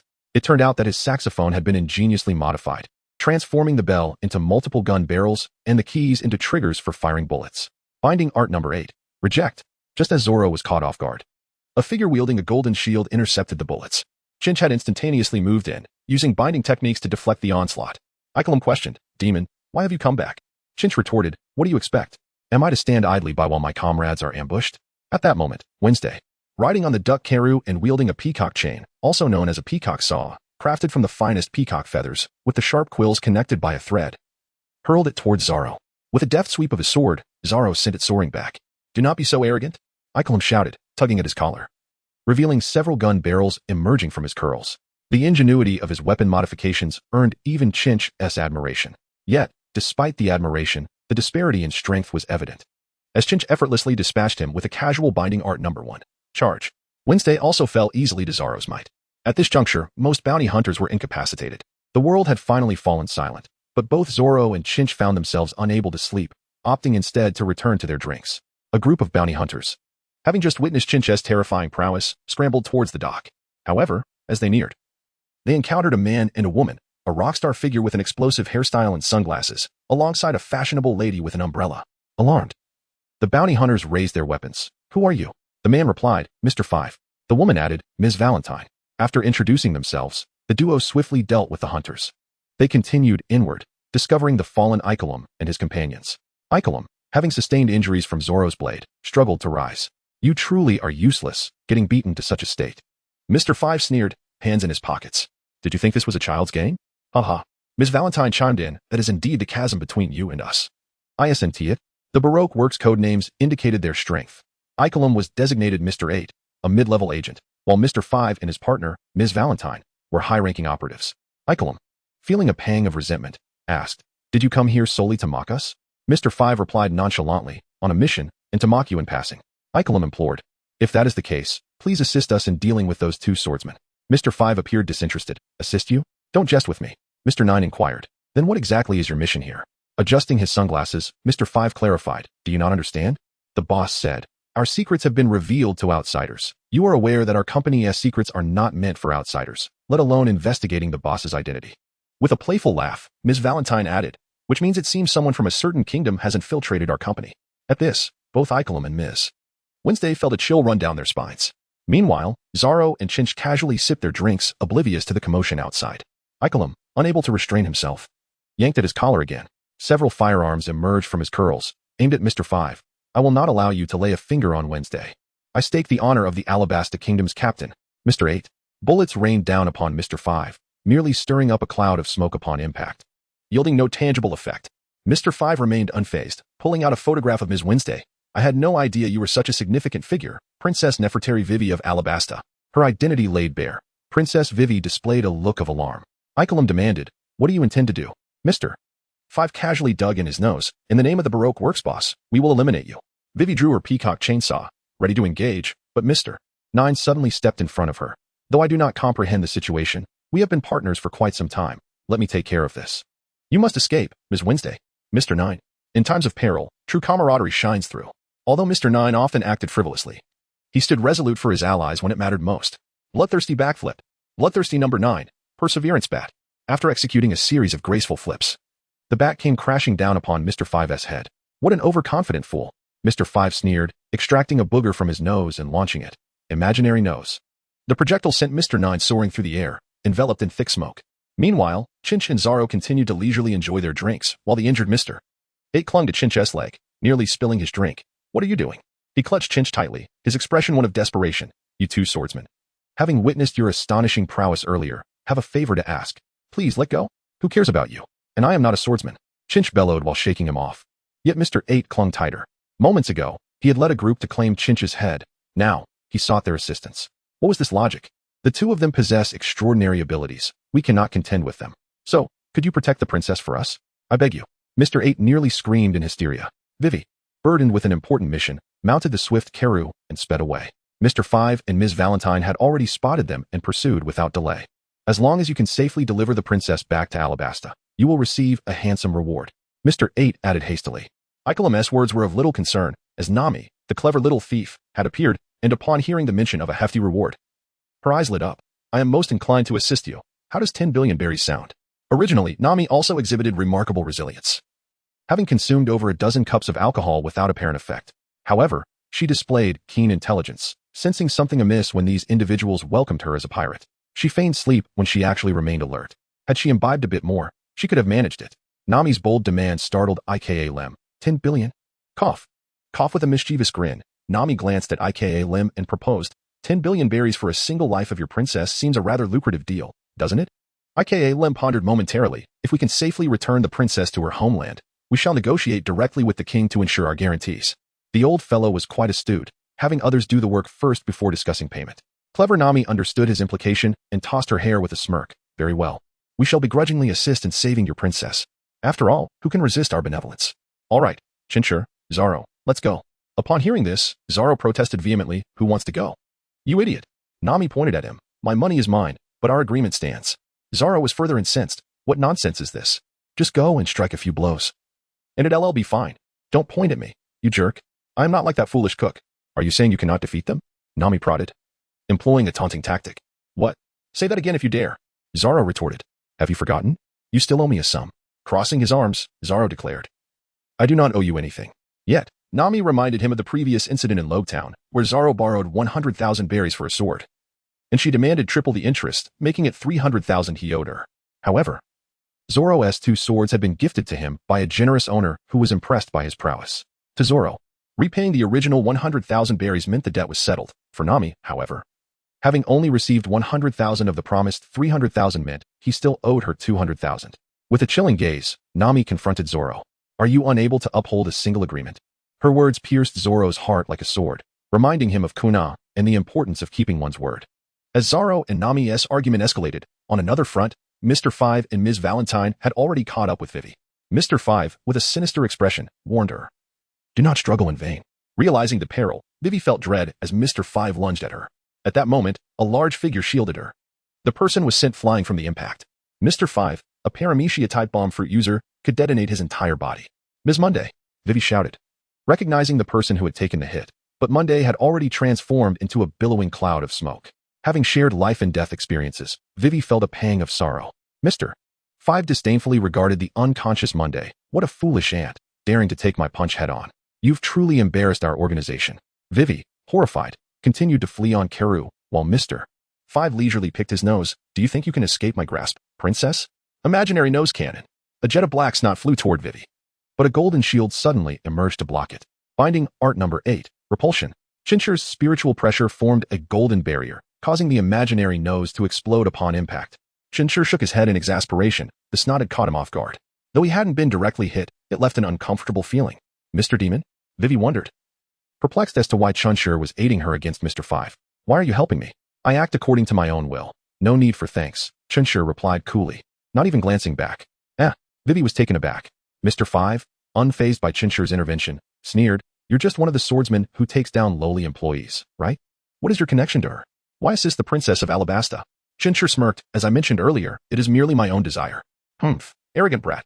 You likely have no idea of our abilities. Once we capture you, we shall see how long you can remain silent.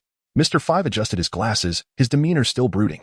Ms. Valentine, with a playful smile, observed Chinchi, you're quite adorable, little boy. I simply must capture you. Her beauty momentarily captivated Chinchi. Yet that feeling was fleeting as he faced the duo. You clearly misunderstand the situation. We are not the same as those useless agents, Mr. 5 referred to Ika Lem and Vivy, the mid-tier agents. Ms. Valentine opened her umbrella, her body soaring into the sky effortlessly, utilizing her paramecia-type weight fruit ability to lighten her form and ascend rapidly. Ho ho, dear little boy, I shall play with you, she exclaimed, halting midair. Her fist aimed downward as she prepared to deliver a crushing blow. 1,000 kilograms, ton press. She intensified her weight to 1,000 kilograms, ready to strike Chinchi with lethal force. Whisper now, Grey Cat. Chinchi's sword transformed into countless grains of sand, coalescing into a massive shield above him. A dull thud resonated as it barely deflected Valentine's powerful punch. What is this? Could he also be a devil fruit user? Ms. Valentine's eyes widened in disbelief at the sand shield formed from Chinchi's sword. He was not merely an ordinary swordsman, but a swordsman endowed with fruit powers. As Ms. Valentine was thwarted, Mr. Five charged forward with a punch that would explode upon contact. Chinchi used his sandy shield to block Valentine, freeing his left hand to unleash a white energy wave, binding art number 4, White Thunder. The White Thunder struck Mr. Five's incoming punch, detonating him and generating a wave of heat. This technique acted as a fuse, igniting Mr. Five, who was already a walking bomb, without inflicting harm on Chinchi. Seeing this, Ms. Valentine grimaced, biting her lip, before once again lightening her body with the umbrella and soaring into the air. Sister, don't fly off without warning. Aren't you supposed to stay and play with me? Chinchi grinned, looking up at the airborne Ms. Valentine, the scenery quite enchanting. Don't get cocky, you little brat. On Valentine's Day, as the umbrella was closed, the body grew heavier. A leg was extended, descending like a guillotine, the lethal 10-ton technique, the 1,000-kilogram guillotine. Valentine's Day spun around, descending vertically upon Chinchi, who remained calm. In an instant, he vanished from his original spot, while Valentine's Day crashed into the ground, creating a massive crater over 5 meters in diameter. The weight of 10 tons plummeting from such heights was no trivial matter. You scoundrel! The dense smoke enveloping Mr. Five gradually cleared, the explosive momentum fading. One sword style, Eagle Strike. Chinchi swung his blade, unleashing an indistinct yet formidable eagle-shaped sword aura that struck Mr. Five directly. The Eagle Strike being a third-level sword technique that transformed spiritual pressure into a smaller eagle-shaped sword attack against the foe. Mr. Five could not withstand it and was knocked to the ground.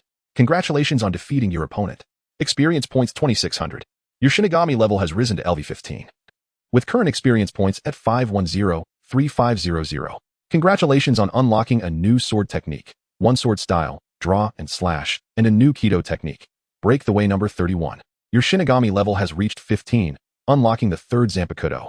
At that moment, a Zampakuto resembling a large kitchen knife appeared in Chinchi's hand. Upon closer inspection, he was taken aback. This was Zangetsu.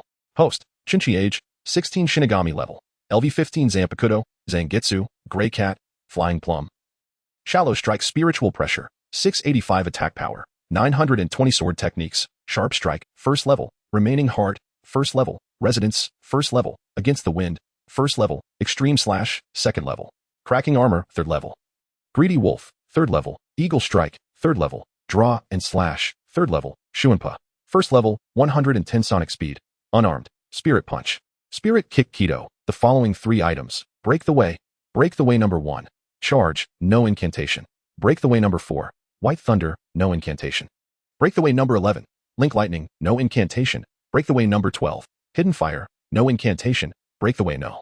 31, Red Fire Cannon, requires incantation. Binding Arts number 1, Seal, no incantation. Binding Arts number 4, This Rope, no incantation. Binding Arts number 8, Rebuke, no incantation. Binding Arts number 9, Strike, requires incantation. Binding Arts no.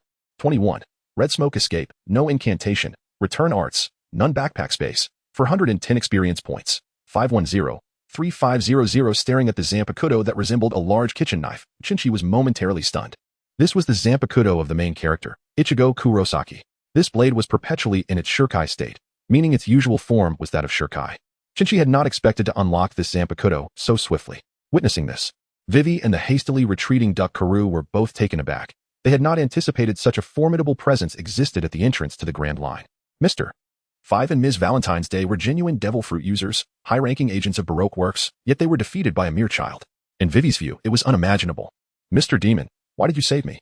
After a moment of contemplation, Vivy managed to utter these words. Well done, Chinchi. At that moment, upon seeing the male and female adversaries defeated, Nami abandoned her quarrel with Zoro and approached directly. You. Nami grinned at Vivy. Your bodyguard has already made a promise to me. Let us make a deal. At that moment, Luffy awakened, and everyone informed him of the situation. They gathered together and began to converse.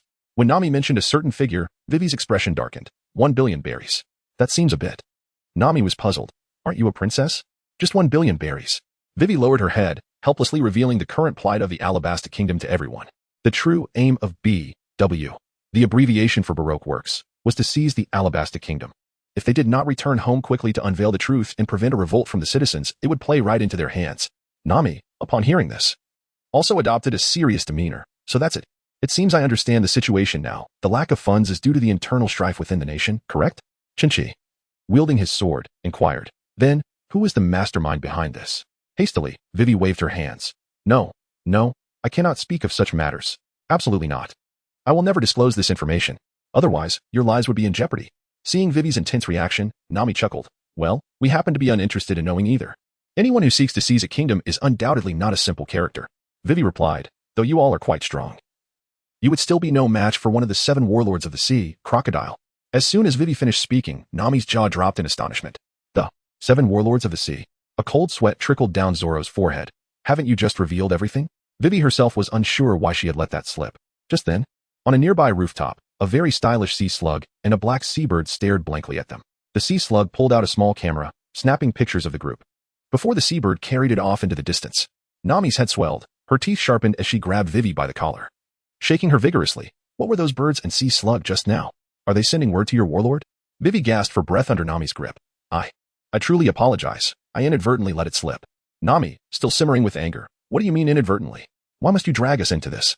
Zoro, with an eager expression, remarked, we are incredibly fortunate. Who would have thought we would meet a warlord so soon? Luffy was equally exhilarated. What kind of person would he become? Chenqi displayed an unmistakable expression of delight. It seemed that an epic battle was imminent, and the mere thought of it was thrilling. Nami shouted at the 3 fools. Shut your filthy mouths. Zoro cast a mischievous grin at Nami, remarking, it appears we have officially joined BW's list of targets. Luffy exclaimed, incredible. In stark contrast, Nami crouched in a corner, enveloped in an overwhelming sense of despair, as if the end of the world were imminent. Observing Nami's despondent demeanor, Vivy hurried over to pat her shoulder in a comforting gesture, saying, if you don't mind, I have 100,000 berries here. You can take it for now. I have a plan to divert their attention. Just as they were conversing, Icolum approached, cradling several dolls. His curly hair had been styled into long tresses, and he had applied a ring of lipstick, presenting an exceedingly bizarre appearance. Upon witnessing this postmodern visage, Luffy's eyes sparkled with excitement. Uncle, your outfit must be quite popular. Meanwhile, Nami remained huddled in her corner, muttering, you fools. Yet Icolum's comical face bore a serious expression as he declared, you must listen to me. BW will undoubtedly send someone to hunt you down, and given that you've eliminated Mr. Five's partner, this will surely attract the boss's keen attention. Furthermore, although the mastermind has ceased bounties since becoming a warlord of the sea, his previous bounty was a staggering 81 million berries. That's more than double Chopper's bounty. Icolum continued. However, regarding the matter of escorting the princess back to Alabasta. Escorting the princess? What is that about? Luffy inquired, still groggy from just waking up. Chopper pointed with his thumb at Vivy, saying, we're taking this girl back home. Luffy, without a moment's hesitation, exclaimed, so that's how it is. No problem. Nami, springing to her feet with fervor, shouted, that guy's bounty is more than 4 times that of Arlong. We must refuse. Though Nami was filled with trepidation and reluctance, Luffy wholeheartedly supported the idea. Icarus had grown his curly hair long to disguise himself as Vivy, while the others transformed into members of Luffy's crew. He set sail ahead of them, attempting to divert BW's attention. However, scarcely had the ship ventured 2 nautical miles when it suddenly erupted in a violent explosion before everyone's eyes. A collective gasp echoed among them. Have the pursuers arrived so swiftly? We must flee. If we are discovered, all of Icarus's efforts will be in vain.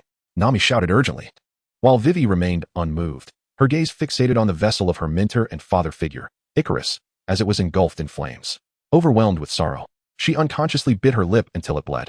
Noticing this, Nami rushed to embrace her, reassuring, don't worry, we will ensure your safe return to Alabasta. In the midst of the mounting tension, Chopper turned to Luffy and urged, Luffy, quickly bring back those 2. I'll take care of the ship. Absolutely. Leave it to me. Luffy replied, referring to Usopp and Sanji, who were still lost in slumber. Luffy, sensing the looming crisis, wasted no time. He seized Sanji's leg with his left hand and grasped Usopp's nose with his right, sprinting away without hesitation. With such a tumultuous turn of events, how could they possibly remain oblivious? Release my nose, it's about to break, shouted Usopp. Let me go, you scoundrel. What on earth is happening? Luffy paid no heed to the fuss and simply dragged them aboard the ship. Vivy anxiously glanced around, inquiring, where has Karu gone? Gaga. Chopper pointed, isn't he right here? It turned out that the little creature had slipped aboard the ship long before anyone noticed. As everyone boarded, only Usopp and Sanji remained oblivious to the unfolding events. With identical postures and expressions, Sanji voiced, why the rush to set sail? Surely we could stay another night? There are so many lovely girls there. Exactly. The sun hasn't even risen yet. Why the urgency? Suddenly, 2 sharp knocks silenced them, and the ship fell eerily quiet. Nami clapped her hands, and Usopp and Sanji, frozen in their identical stances, collapsed onto the deck. A bead of cold sweat trickled down Vivy's brow as she realized that Nami was the strongest person aboard this vessel. Do be careful when sailing. It would be unfortunate to collide with the rocks. As the merry-go sailed onward, a mature woman's voice echoed across the deck, drawing everyone's attention. A striking lady, adorned with a wide-brimmed hat, perched atop the cabin. "Who are you?" Zoro bellowed, unsheathing his sword. The woman ignored him. Her wicked grin directed at Vivy. "Just now, I spotted Mr. 8 over there, and Ms. Wednesday." Luffy spoke up. "Who are you? And why have you appeared on our ship?" Vivy's eyes revealed a profound terror. "Could it be that you are the one who? Wherefore have you come here?" "Miss Sunday?" At this, Nami abruptly turned to Vivy, inquiring, "What is this about? Which number is she in the lineup?" Vivy fixated her gaze upon Miss Sunday, her anxious demeanor glistening with cold sweat. Miss Sunday, the Deputy General Manager of Baroque Works, the Supreme Commander, and partner to Mr. Zoro. Vivy's expression grew increasingly grave. In truth, she is the only one in the entire organization who knows the identity of the boss. Miss Sunday regarded them with an ambiguous expression. A mixture of disdain and something else. "Princess, do you truly believe that you can oppose B.W. and save Alabasta? How naive. Do not underestimate me, Miss Sunday." Vivy shouted. At that moment, Usopp, holding his slingshot, and Sanji, brandishing a pistol, positioned themselves on either side of her. Usopp was somewhat unfazed. Yet he was perplexed by Sanji's choice to aim a gun at a woman. Sanji hastily clarified, "Do not look at me with such eyes. I sense she poses a threat to the lovely Miss Wednesday." Miss Sunday remained motionless. "Do not point such dangerous objects at me, if you please." As she spoke, an array of peculiar arms emerged beside Sanji and Usopp, catching them off guard and toppling them instantly. This individual, could it be a devil fruit user? Sanji, knocked from the cabin roof, finally beheld Miss Sunday's true visage, the ghastly appearance giving way to reveal a strikingly beautiful woman. "Oh, you are simply too eager," she remarked. "I have not received any orders, thus I have no reason to engage you." As she spoke, she used her powers to snatch Luffy's straw hat. "You must be the captain of this vessel, Monkey D. Luffy." This infuriated Luffy, who bellowed like a child. "Return my hat. Do you wish to fight, you scoundrel? I shall consider you an enemy. You have taken my most cherished hat. This cannot stand." Unfazed, Ms. Sunday placed the hat atop her own head. "How unfortunate for you to have acquired a princess pursued by B.W. And how unfortunate for the princess to be protected by such pirates. Even more unfortunate is that your destination, known as Little Garden, will likely not require our intervention. You shall meet your doom there." Ignoring Miss Sunday's tirade, Luffy shouted back, "We will not perish in such a place, you fool. Hurry and return my hat, you idiot." In response to Luffy's childlike antics, Miss Sunday remained composed. Shouting from a distance is a tactic anyone can employ. As she spoke, she flicked the straw hat, which landed back on Luffy's head, and simultaneously, she flicked a pointer into Vivy's hand. This pointer was no ordinary log pointer, but a permanent one capable of eternally recording an island's magnetic location. "This is the permanent pointer for Alabasta. You may proceed unimpeded, for no pursuer shall hinder your path." Vivy asked, "Why grant us this?" Nami looked up. "Is this person truly benevolent?" Zoro commented, "It seems to be a trap regardless." Miss Sunday smirked. "What will you do now? The existence of such an item is of no consequence." Luffy snatched the pointer from Vivy's hand and crushed it effortlessly. In the realm of deities, it is futile to try to comprehend. Indeed, Nami rushed over, her size 39 shoe firmly wedged against Luffy's size 45 face. Roaring like a lioness, "Are you an idiot? They went to such lengths to show us the way. What if it turns out to be correct?" A rare seriousness adorned Luffy's face, alongside the imprint of Nami's shoe. "The course of this ship is not for you to dictate." Those familiar with the anime are well aware that although Luffy often appears foolish, he invariably makes decisive and correct choices at pivotal moments. As everyone watched helplessly as Ikelim was obliterated before them, it was only natural for Luffy, as the captain, to remain skeptical. I harbor no disdain for the courageous. If you are still alive, perhaps we shall meet again." Miss Sunday concluded with a charming smile, before departing on the back of a great sea turtle. Throughout the encounter, Chenqi remained silent, refraining from any action against her, for he alone understood the true nature of Miss Sunday. Luffy placed his hand on his forehead, exclaiming, "Wow, what a gigantic sea turtle." Vivy finally displayed a look of guilt, pondering, "Is it truly all right for me to be on this ship? I might cause trouble for everyone." Nami, tapping her head with her finger, retorted, "What are you talking about? Thanks to you, our photograph is already in their possession. If you wish to avoid complications, you should not have acted in such a manner from the very beginning." I am truly sorry," Vivy responded. Nami then asked, "Luffy, do you agree with me?" Luffy raised his right fist high. "Sanji, the dawn has arrived. Prepare breakfast." Sanji gazed affectionately at Vivy. "Rest assured, dear Princess Vivy, now that the sleeping knight has awakened, your safety is guaranteed." He then turned to Nami. "Miss Nami, you are not feeling jealous, are you?" Nami replied with an indifferent expression, "Not at all." Usopp, proudly holding up Luffy's bounty notice, declared, "Leave the task of providing cover to me. In fact, the townsfolk are whispering that this 30 million bounty is actually aimed at the back of my head." Luffy gazed nonchalantly at the surface of the sea and mused, "Why isn't it snowing? How could it possibly snow?" Vivy replied, It's not that it can't snow. The waters ahead of Welcome Town are quite peculiar, with erratic magnetic forces at play. At that moment, Sanji emerged from the kitchen, proclaiming, "Brothers, would you care to sample my special beverage?" To which everyone exclaimed, "Absolutely." Carrie chimed in with a cheerful gah. Despite the impending challenge posed by the warlords of the sea, the crew exhibited no signs of tension and instead radiated even more joy than usual. Perhaps it was due to her recent arrival on the ship that Vivy felt a twinge of uncertainty. Is this truly appropriate? Nami handed her a glass of Sanji-esque concoction, reassuring her, when the time comes for real danger, they will certainly rise to the occasion. They have no desire to meet their demise. Vivy let out a soft sigh, reflecting, I don't know why, but seeing them like this oddly comforts me. On the deck, Sanji puffed on a cigarette while observing Karoo diligently sipping his drink, asking, is it to your liking? Don't rush. I have plenty more. Gah. Luffy. Usopp. Please craft a fishing rod for me. Chopper. Fishing, is it? A splendid idea indeed. Usopp. All right then, I shall create a fishing rod brimming with artistic flair. Nami, feeling at ease, bestowed a radiant smile upon Vivy. On this ship, all worries shall dissipate into thin air. Indeed, even in the face of formidable foes, one must charge forward with unwavering resolve and wear an even brighter smile than usual. Optimism is not merely a trait, it is a way of life. Suddenly, the sea erupted with considerable ripples as a dolphin leapt gracefully from the depths, a creature far larger than the Mary, exceeding it by more than 20-fold. Luffy continued to wear a smile as he exclaimed, everyone, quickly escape. With a resounding shout from Luffy, Nami directed the crew. Chopper and Sanji swiftly hoisted the sails, while Zoro and Usopp took the helm, enabling their quick escape. Nami gazed towards the direction indicated by the compass, her eyes settling on an island adorned with coconut trees, suggesting it was uninhabited and cloaked in a dense forest. This island marked the second stop on their journey through the Grand Line, known as Little Garden. As the ship approached the shore, a piercing screech echoed from above. The crew looked up to behold a colossal pterosaur, its wingspan nearly 30 meters wide. Nami and Usopp gaped in astonishment, their mouths agape for an extended moment, only to lower their gaze and spot a robust, multicolored tiger, measuring several meters in length. Gnawing on the flesh of a massive antelope skeleton nearby, Nami nearly lost her composure in fright. In stark contrast, Luffy observed the scene with a sense of excitement akin to that of a spectator at a thrilling performance, exclaiming, Sanji, lunch.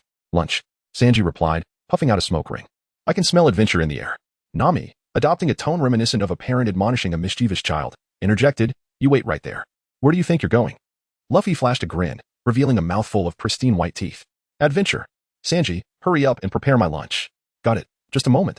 Nami, overwhelmed with emotion, couldn't help but shed tears, thinking to herself how this lively individual was simply unstoppable. To her surprise, Vivy approached timidly and inquired softly, may I join you? Luffy spread his arms wide, resembling a hyperactive child. Come on, everyone. Nami responded, Vivy, if I stay here, thoughts of the country will inevitably flood my mind. While the recording pointer is storing information, I shall take a moment to clear my head. Do not worry about me. I have Carrie with me. Gah. Carrie's mouth gaped open in astonishment, clearly taken aback. Sanji, the flirtatious cook, poked his head out from the kitchen. Well then, I shall prepare a love bento for Miss Vivy. Could you kindly prepare a drink for Karoo? And with that, they set off. Luffy raised his fist high, exuding an air of indomitable spirit, while Vivy rode closely behind on Karoo. It must be said that Vivy possesses a bolder spirit than Nami. Without uttering a single word, Chopper leaped off the ship. Nami gasped, what are you going to do now? Chopper turned back. I recently learned a new technique, and I wish to give it a try. To Zoro, Chopper, like himself, was a swordsman. Upon witnessing Chopper's descent, Zoro cracked his neck, perfect timing. I too shall take a stroll. Usopp suddenly turned around, Nanny? A stroll? Hey, Zoro, wait up. Oh. Zoro turned back, realizing Sanji was calling for him. We're running low on food, go catch some edible beasts. Zoro, with a nonchalant expression, shoved his hands into his pockets. Understood. I shall return with a ferocious beast that you cannot contend with. You better wait for me, you rascal. I want to ignore your words. Are you implying you can capture a larger prey than I? Indeed, that is precisely my intention. Then let us engage in a hunting competition. Am I to fear you? Thus, Sanji followed Zoro as they both descended. Nami wept once more. Why must these fellows be like this? Usopp consoled her, do not cry. I understand your feelings. The two were now in a state of mutual silence, only tears flowing in abundance. After a while, the garden was filled with the roars of ferocious beasts, startling both of them into a shiver. Usopp glanced at her. You truly are unreliable. Nami retorted. That is precisely my line. On Luffy's side, he and Vivy, along with others, beheld a dinosaur towering over 30 meters in height. A dinosaur. How immense. Vivy suddenly wore an expression of enlightenment. I understand now. This is an island from the ancient era. An ancient island? Due to the treacherous nature of the Grand Line, there is almost no communication between the islands, resulting in each island possessing its own distinct culture. Some islands are home to advanced civilizations, while others have remained unchanged for thousands or even tens of thousands of years, preserving their original appearance. This is the essence of the Grand Line. Through this series of revelations, Vivy conveyed that this place is indeed one of those islands that have remained untouched for centuries. Aboard the Mary, the piercing screams of a man and a woman echoed throughout the forest. Nami and Usopp had encountered a giant standing 50 to 60 meters tall. "Excuse me, do you have any alcohol on your ship?" The giant's gruff voice thundered like a mighty tempest. Startled, Usopp and Nami nearly lost their breath. "Why yes, we do," Nami stammered, managing to squeeze out those few words. They wondered if their entire stock of alcohol would suffice for merely a sip from such a colossal figure. "Well," the giant exclaimed, suddenly turning around to find a large carnivorous dinosaur biting at his backside. Without hesitation, he seized the massive axe in his hand and swiftly decapitated the dinosaur. Holding the axe in one hand and the creature's head in the other, he proclaimed, "I, Buggy, am the mightiest warrior of Elbaf." Nami and Usopp screamed in unison, their jaws nearly grazing the ground in sheer terror, before both fainted from fright. The red-haired Buggy, a giant of the Elbaf tribe, was the captain of the giant warrior pirates, renowned alongside the blue-haired Dory. In truth, Usopp and Nami were merely pretending to have fainted. They had mistaken the giant for a bear. API call failed with status code 429, error, code, 429, message, resource has been exhausted, e.g. check quota. Status, resource exhausted. Luffy, unbeknownst to him, had ascended to the pinnacle of the long-necked dinosaur, his hand shielding his brow as he gazed upon the scenery below. Wow, there lies a volcano, accompanied by several particularly large caverns. It was perilous, although it was herbivorous. It was still a dinosaur. Below, Vivy shouted loudly. Luffy, with an air of nonchalance, assured, rest assured, he has been munching on leaves from the very beginning, completely oblivious to my presence. As the words left his mouth, a colossal sword, seemingly conjured from nowhere, severed the dinosaur's neck, causing Luffy to plummet downwards. "Run!" cried Duck Karoo, who, terrified, fainted in a fit of panic. The giant wielding the sword caught Luffy effortlessly, bellowing with hearty laughter. "Wah, what a vibrant young man. A long-awaited guest." The giant, known as the Blue Demon Dory, stood before Luffy, who rose to his feet and scrutinized him, exclaiming, "You're enormous. Are you truly human?" "Wahahaha. I am the mightiest warrior of Elbaf, Dory." Vivy, utterly astonished, stood frozen. A giant. Although I have heard of them, this is my first encounter. I invite you all to my humble abode." Nami and Usopp found themselves forcibly escorted to the home of the Red Demon Buggy. They perched uneasily on a wooden stump, watching Buggy consume copious amounts of drink and meat, feeling increasingly uncomfortable. "Do not hold back. This is exquisite dinosaur meat," Buggy proclaimed before taking another hefty bite. Usopp and Nami, heads bowed, could no longer contain their tears, pondering, he intends to fatten us up before feasting on us, doesn't he? With a deep breath, Nami summoned her courage to ask, "Mr. Buggy, may I pose a question?" "What is it, little girl?" "How long does it take for the records of this island to fill up?" Without hesitation, Buggy replied, "A year." The two collapsed in shock. If it truly took a year to record, Alabasta would surely be long forgotten by then. Meanwhile, at the home of the giant Dory, he placed a massive chunk of dinosaur meat before Luffy, who immediately began to devour it, consuming half in no time, an astonishing appetite. "This meat is absolutely delicious. Giant uncle." "Wahaha. Of course. If you dare to say otherwise, I shall send you flying. You are quite the amusing little fellow. By the way, why do you live here all alone? Are there no nearby villages?" "Our village is called Elbaf." Vivy and Karoo exchanged glances, observing their camaraderie as if they had known each other for a century. After sharing tales of Elbaf's history, Dory continued, "I have two formidable rivals in my life." "Two rivals?" "Indeed. The first is Buggy, a fellow warrior of Elbaf. We have battled for over a century without a victor." Luffy wore an expression of keen interest. 100 years without a victor.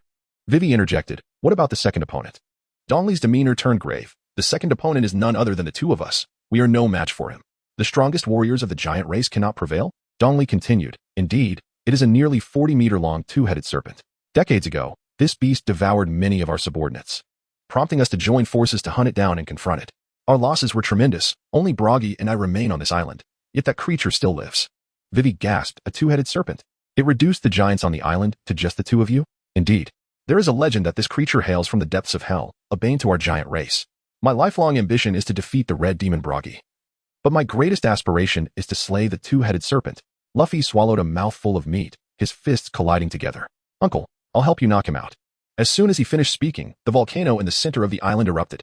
"Is that all you've got, you little squirt?" laughed the Red Demon. "Haha. Well, enough chit-chat. The volcanic eruption is the signal for our duel." Vivy inquired, "What grudge do you have that has led to a century of combat?" Dongley replied with a smile, "There is no animosity between the Red Demon and me. Our only enemy is the two-headed serpent. My duel with him is merely for honor." On a leisurely island in the Grand Line, A little girl wearing a wide-brimmed hat called out to a rather effeminate man beside her, Mr. 3. The man, holding a cup of tea, leisurely savored his drink. If you have something to say, wait a moment. When it comes to tea, it's best to enjoy the Marquis Retinesse black tea. You were so relaxed, Mr. 3. With his eyes closed, Mr. 3 blissfully blew on the steam rising from his teacup. Just enjoy this leisurely time. I am a senior agent of the company and have my privileges. Also, do not refer to me by my code name in public. The hairstyle atop Mr. 3's head formed the number 3, and his teacup was inscribed with the same numeral. He spoke solemnly to the little girl. Such actions would reveal my identity as Mr. 3. Is that so? The little girl asked, her face filled with confusion. This girl was Mr. 3's partner, codename Ms. Golden Week. Mr. 3 continued to look languidly at Ms. Golden Week. By the way, you've been staring at that piece of paper for days. What is it?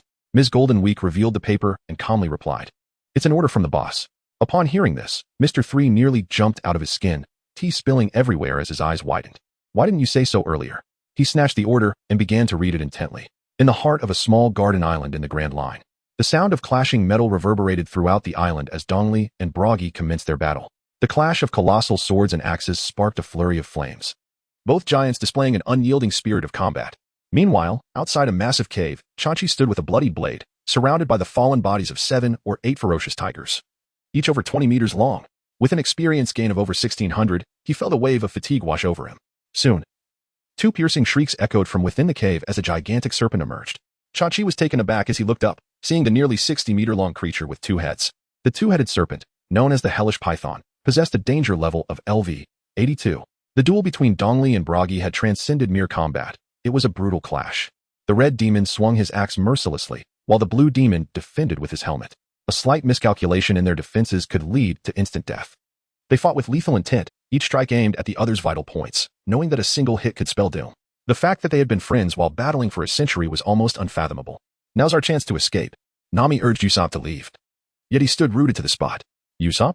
How incredible, fighting with such fervor without any reason. This is what it means to be a true man. Initially terrified, Usopp was suddenly inspired by the spirit of the 2 giants. This is the essence of a brave warrior of the sea.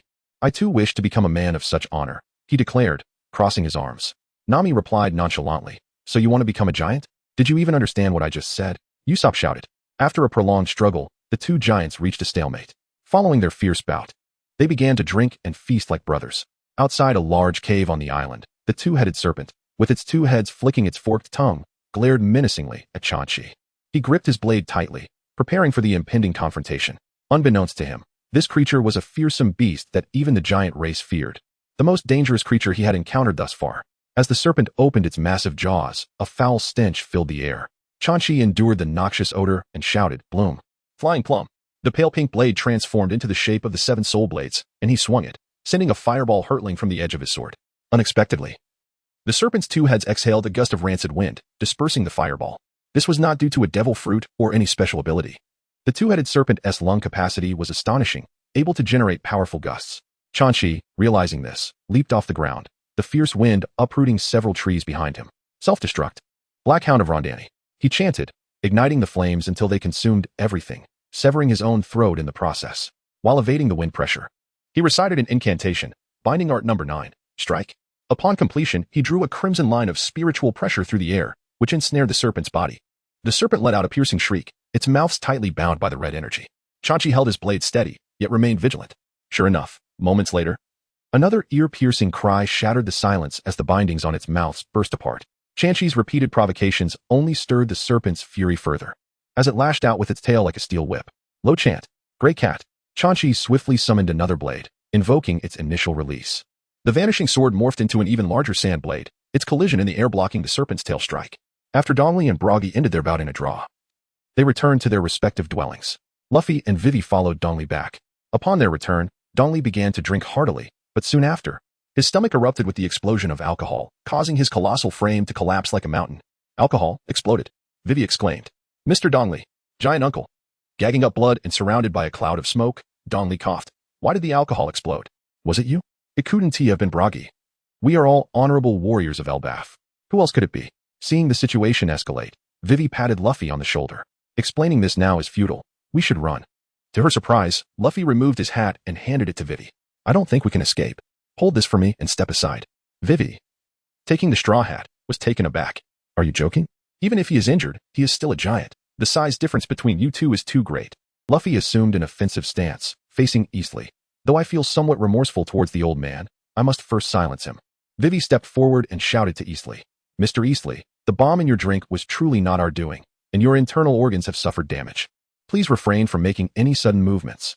Eastly was utterly unconvinced, his face ashen, as he raised his massive sword and brought it down with ferocity. How dare you employ such despicable tactics against me? With a thunderous crash, the ground was cleaved open, leaving a deep chasm, while Luffy nimbly leaped aside like a sprightly monkey. The violent exertion caused Eastly's insides to jolt, and he coughed up a couple of mouthfuls of blood.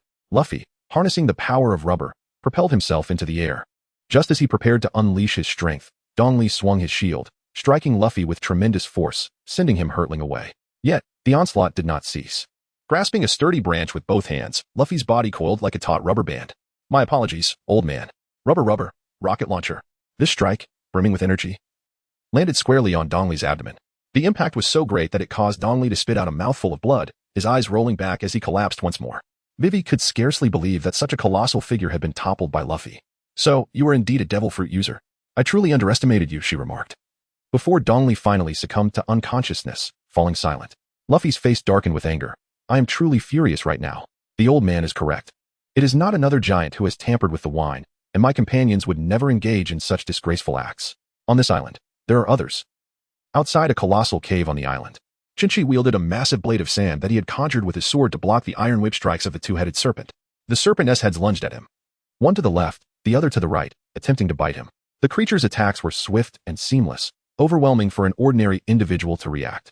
However, Chinchi effortlessly evaded with his Shuinpa, maneuvering behind the serpent, Bakud number 12, Fa. With both hands, he summoned 2 orbs of crimson spiritual energy. In the next moment, these orbs swiftly formed a spiritual net around the serpent. Should the creature make contact, it would emit a series of piercing shrieks. Meanwhile, Chinchi muttered incantations. The words lost to the air. The net of Fa, composed of high-density spiritual pressure, caused a slight burning sensation upon contact with the serpent's skin. Yet, this sensation was fleeting. The serpent quickly retaliated, roaring as it shattered the spiritual rays into fragments. Truly, it was a magical beast of extraordinary danger, tough-skinned and resilient.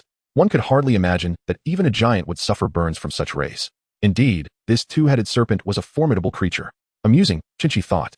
A wicked smile creeping onto his lips as the serpent, now enraged, inhaled sharply before unleashing a powerful breath. This exhalation manifested as translucent blades of wind, a signature attack of the serpent, capable of shredding flesh and bone. Even giants like Don Quixote and Bragi could only withstand it with great difficulty, suffering injuries in the process. This time, Chinchi did not evade, for the wind blades nearly enveloped the entire battlefield. Instead, he directed his palm towards the serpent. O sovereign, mask of flesh and blood, myriad manifestations. Take flight under the name of humanity. With searing heat and chaos, sweep southward across the seas, move forth. Bakud number 31, Akka. The incantation Chinchi had been reciting culminated as the serpent unleashed its wind blades. A sphere akin to a meteor cannon burst forth from his palm, shattering the wind blades and striking the serpent's heads directly. The creature's anguished cries echoed across the island, lingering in the air. In the aftermath, the serpent's heads were nearly unrecognizable, transforming into a billowing cloud of smoke, its body collapsing like a deflated balloon. Congratulations on defeating your opponent. Experience points 8,200. Your Shinigami level has risen to LV 17. Current experience points 1210 4,500. Congratulations on unlocking a new sword technique, 1 sword style, NATO. And new Kido techniques, Bakud number 32 and HD number 26. Host, Chinchi age, 16 Shinigami level, LV, 17 Zampakuto, Zhanyu, Hui Mao, Fei Mei. Chienda's spiritual pressure, 855 attack power, 1095 swordsmanship, XJ, level 1, CNXN, level 1, J Xiying, level 1, NF level 1, JZHN, level 2, Li Ji, level 3, TNL level 3, YJ, level 3, BHCHN, level 3.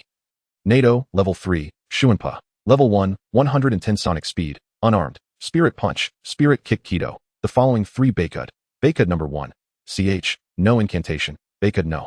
4, Shiroi Rai, no incantation, Bakud number 11, Sui Raiden, no incantation, Bakud number 12, Fa, no incantation, Bakud number 31. Akka, requires incantation, Bakud no. 32. K-Ka, no incantation, HD, HD number 1. Sai, no incantation, HD number 4. JSH-ing, no incantation, HD number 8. CH, no incantation. HD number 9, J, requires incantation. HD number 21, a K, in DN, no incantation. HD no. 26, Q-gu-ing, no incantation. Ryatsu, none bag space. 410 experience points. 12104500 this time, he leaped directly from level 15 to 17, an impressive ascent of 2 levels. He had not anticipated such a significant increase in experience points from defeating this creature. However, he noted that the numerical value of the Kido techniques correlated directly with their potency. His initial use of Beika number 12, Fa had barely inflicted damage, while the subsequent use of Beika number 31, Akka had utterly obliterated the serpent's heads. The experience gain of 8,200 points was the highest he had ever achieved, surpassing that from previous foes such as Alron, 1,200 points, and Slock, the Silver Nation's master, 4,300. It was astonishing that such beings still existed on this island. Chinchi mused, dragging the tail of the two-headed serpent towards the Mary. He recalled that Green Algae Head and the cook had engaged in a hunting competition. He wondered what expressions they would wear upon his return with this beast. With a grin, he continued onward, dragging something nearly 100 times his size. Which way do I return? He glanced around, a frown crossing his face. At that moment, the volcano at the island's center erupted once more. Vivy and Luffy were momentarily taken aback. The eruption signified the commencement of their duel. Indeed, Don Quixote, oblivious to his injuries, endured the pain to stand upright, blood surging within him. Luffy and Vivy pleaded with him to reconsider, but he paid them no heed. Luffy wished to intervene. Yet Dongli lifted a massive stone slab and let it crash down upon Luffy. Hey, what on earth are you doing? Quickly remove this from atop me. It's too late to stop now. Dongli pointed his sword at him and remarked, this duel has already been tampered with. What kind of duel can it still be if it has been manipulated? Luffy shouted loudly, but Dongli paid him no heed and turned to leave. Trapped beneath the stone slab, Luffy could only expose his head and hands, repeatedly exclaiming his frustration while pounding against the stone, yet to no avail. His face was contorted with rage. Who is it? Who is responsible for this? Witnessing his fury, Vivy was momentarily taken aback. It was astonishing that he would be so incensed over a giant he had only just met, as he hardly resembled a notorious criminal. At that moment, Vivy realized that the quick-footed Karoo had vanished as well. Meanwhile, Zoro was trudging through the forest, dragging a triceratops that was more than 20 times his size. Thinking to himself, oh no doubt this fool is lost again, one gets used to it.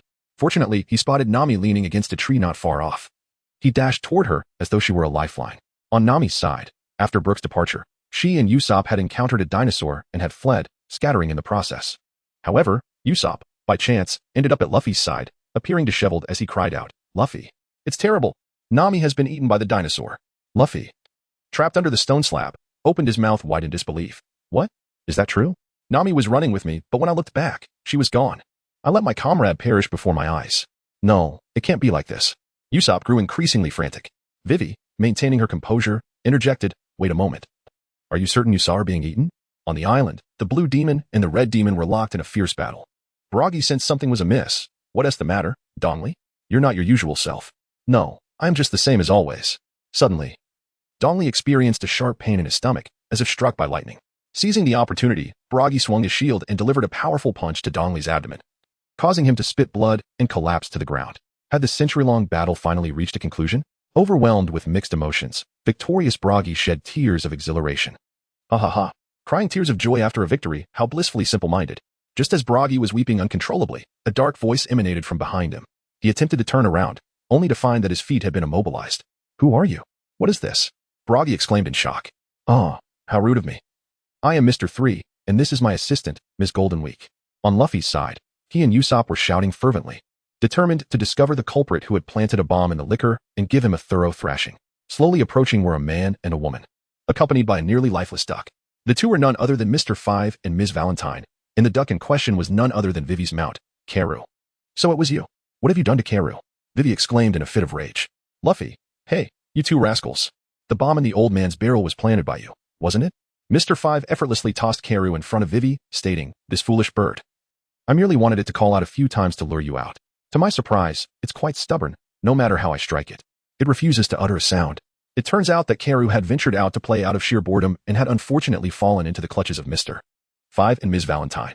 Regardless of the torment inflicted by Mr. 5, Karoo steadfastly remained silent.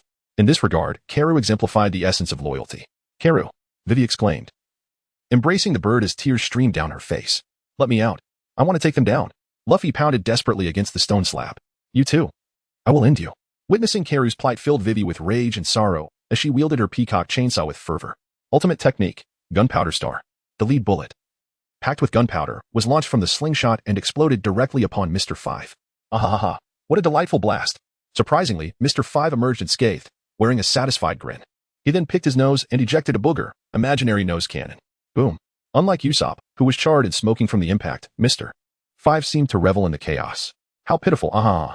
At that moment, Ms. Valentine took to the air with her umbrella, declaring 1,000 kilograms of weight. She then increased her body mass, crushing Usopp into the ground. Usopp!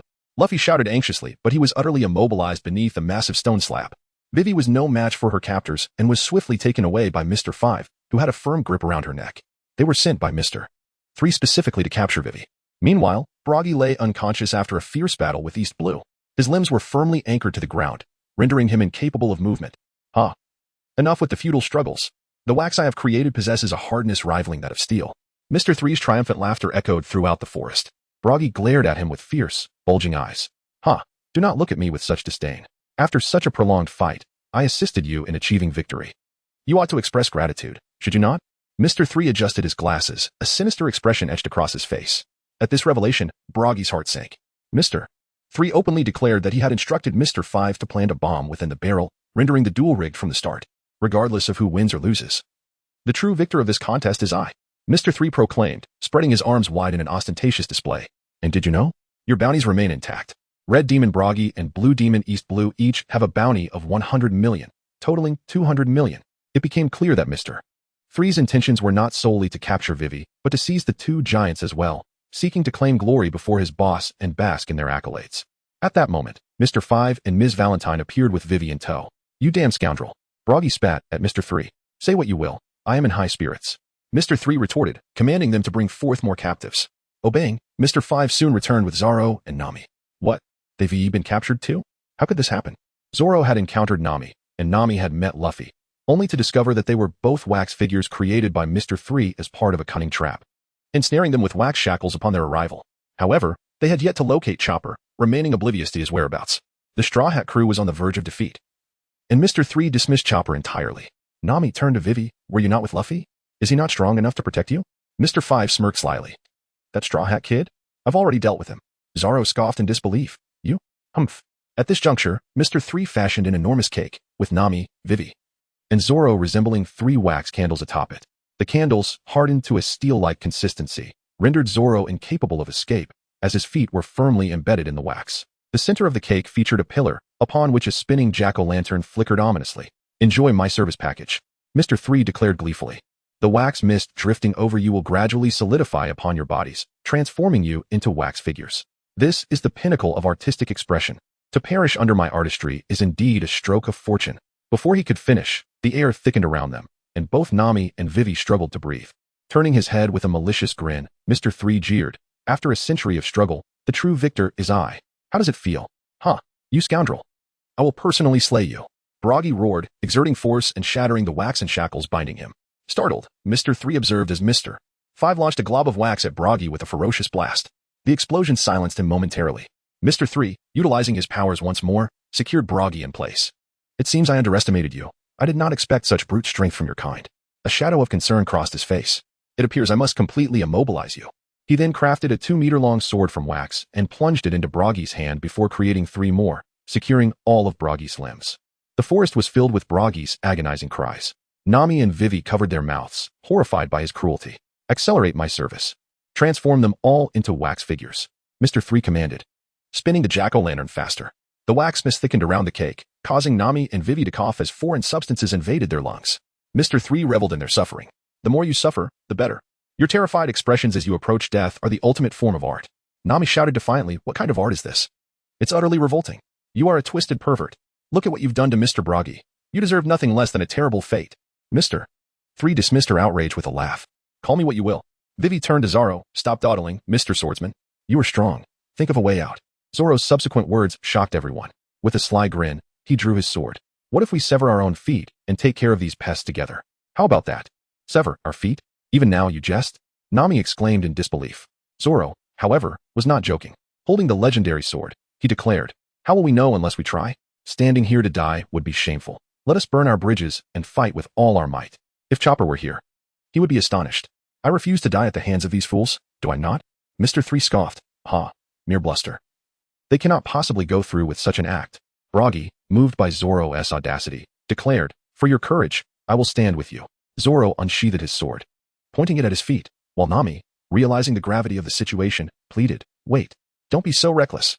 What will you do if you lose your feet?" Who could say? Zoro's actions even instilled fear in Mr. 3. What is wrong with them? Mr. 5 mused, brow furrowed in concern. Seeing Zoro's resolve, Vivy interjected, "Wait. I want to join too." Nami exclaimed, "Vivy. All right. I understand." Zoro, with determination, aimed his twin blades at his own ankle and swiftly brought them down. Meanwhile, the giant Buggy bellowed as he struggled to free himself from the candle dagger, blood splattering forth in a desperate bid to aid Zoro. "I will send you all flying." At that critical moment, a thunderous shout shattered the earlier tension. "Usopp. Bird. Go." "Understood," came the response. It was none other than Luffy, Usopp, and Karu. Upon witnessing the timely arrival of reinforcements, Nami couldn't contain her emotions and tears streamed down her cheeks in relief. Luffy clenched his fist, producing a crackling sound. "You wretches who have sullied the duel of the giants shall never be forgiven." Mr. 3 adjusted his glasses, seemingly unfazed by the arrival of Luffy and his companions. "Humph, I never anticipated that you would be the one with the second highest bounty in the East Blue." Usopp inquired, "What about Chopper? Haven't you seen him? He is the strongest in the East Blue." Mr. 5 chuckled ominously. "Humph, him? I have already dealt with him long ago." Luffy was utterly incredulous. "Is that all you've got?" Just then, Nami, in a state of distress, urged, "Luffy, we must find a way to destroy this pillar, or we shall end up as wax figures." Before Luffy could finish his words, Usopp glanced at Zoro, his eyes betraying a hint of panic. "Hey, Zoro, what's the matter with you?" It turned out that Zoro had attempted to sever his own legs. And just as he was halfway through, Luffy arrived, causing blood to flow down his legs in a rather alarming manner. Zoro appeared unfazed, stating nonchalantly, "I'm fine." Vivy looked at him as if he were a monster, exclaiming, "How can you say you're fine after this?" Luffy clenched his fist, "Although I am unaware of the circumstances. Let us first destroy this pillar." Usopp, perched atop Karu, wore an equally indignant expression. "Understood, and today, I am not quite myself." In his heart, the valiant spirit of a maritime warrior was tarnished by the conspiratorial antics of these individuals, which he found utterly contemptible. Vivy, in a state of urgency, urged, "Hurry up and take action. We are about to be frozen." At that moment, Zoro surprisingly stood with one hand on his hip, the blade of Wad Ikamanji raised skyward. Nami looked at him in confusion. "What are you doing? Even if we are to be frozen, we must strike a graceful pose." Vivy interjected, "Hey, this is hardly the time for jokes. If our feet were not immobilized." Vivy and Nami would have relished the opportunity to give him a good beating. "What on earth is happening?" Mr. 3 displayed an irritated expression. "How could we have been underestimated by them?" Mr. 5 urged. "Mr. 3, allow us to eliminate them."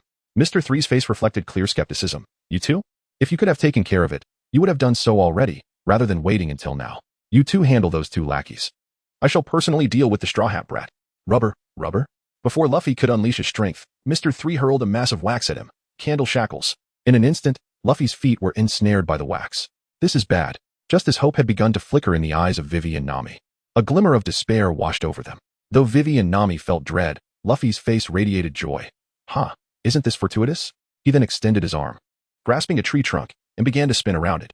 Rubber, hammer. The wax shackles binding his feet became a weapon as he struck the pillar with great force.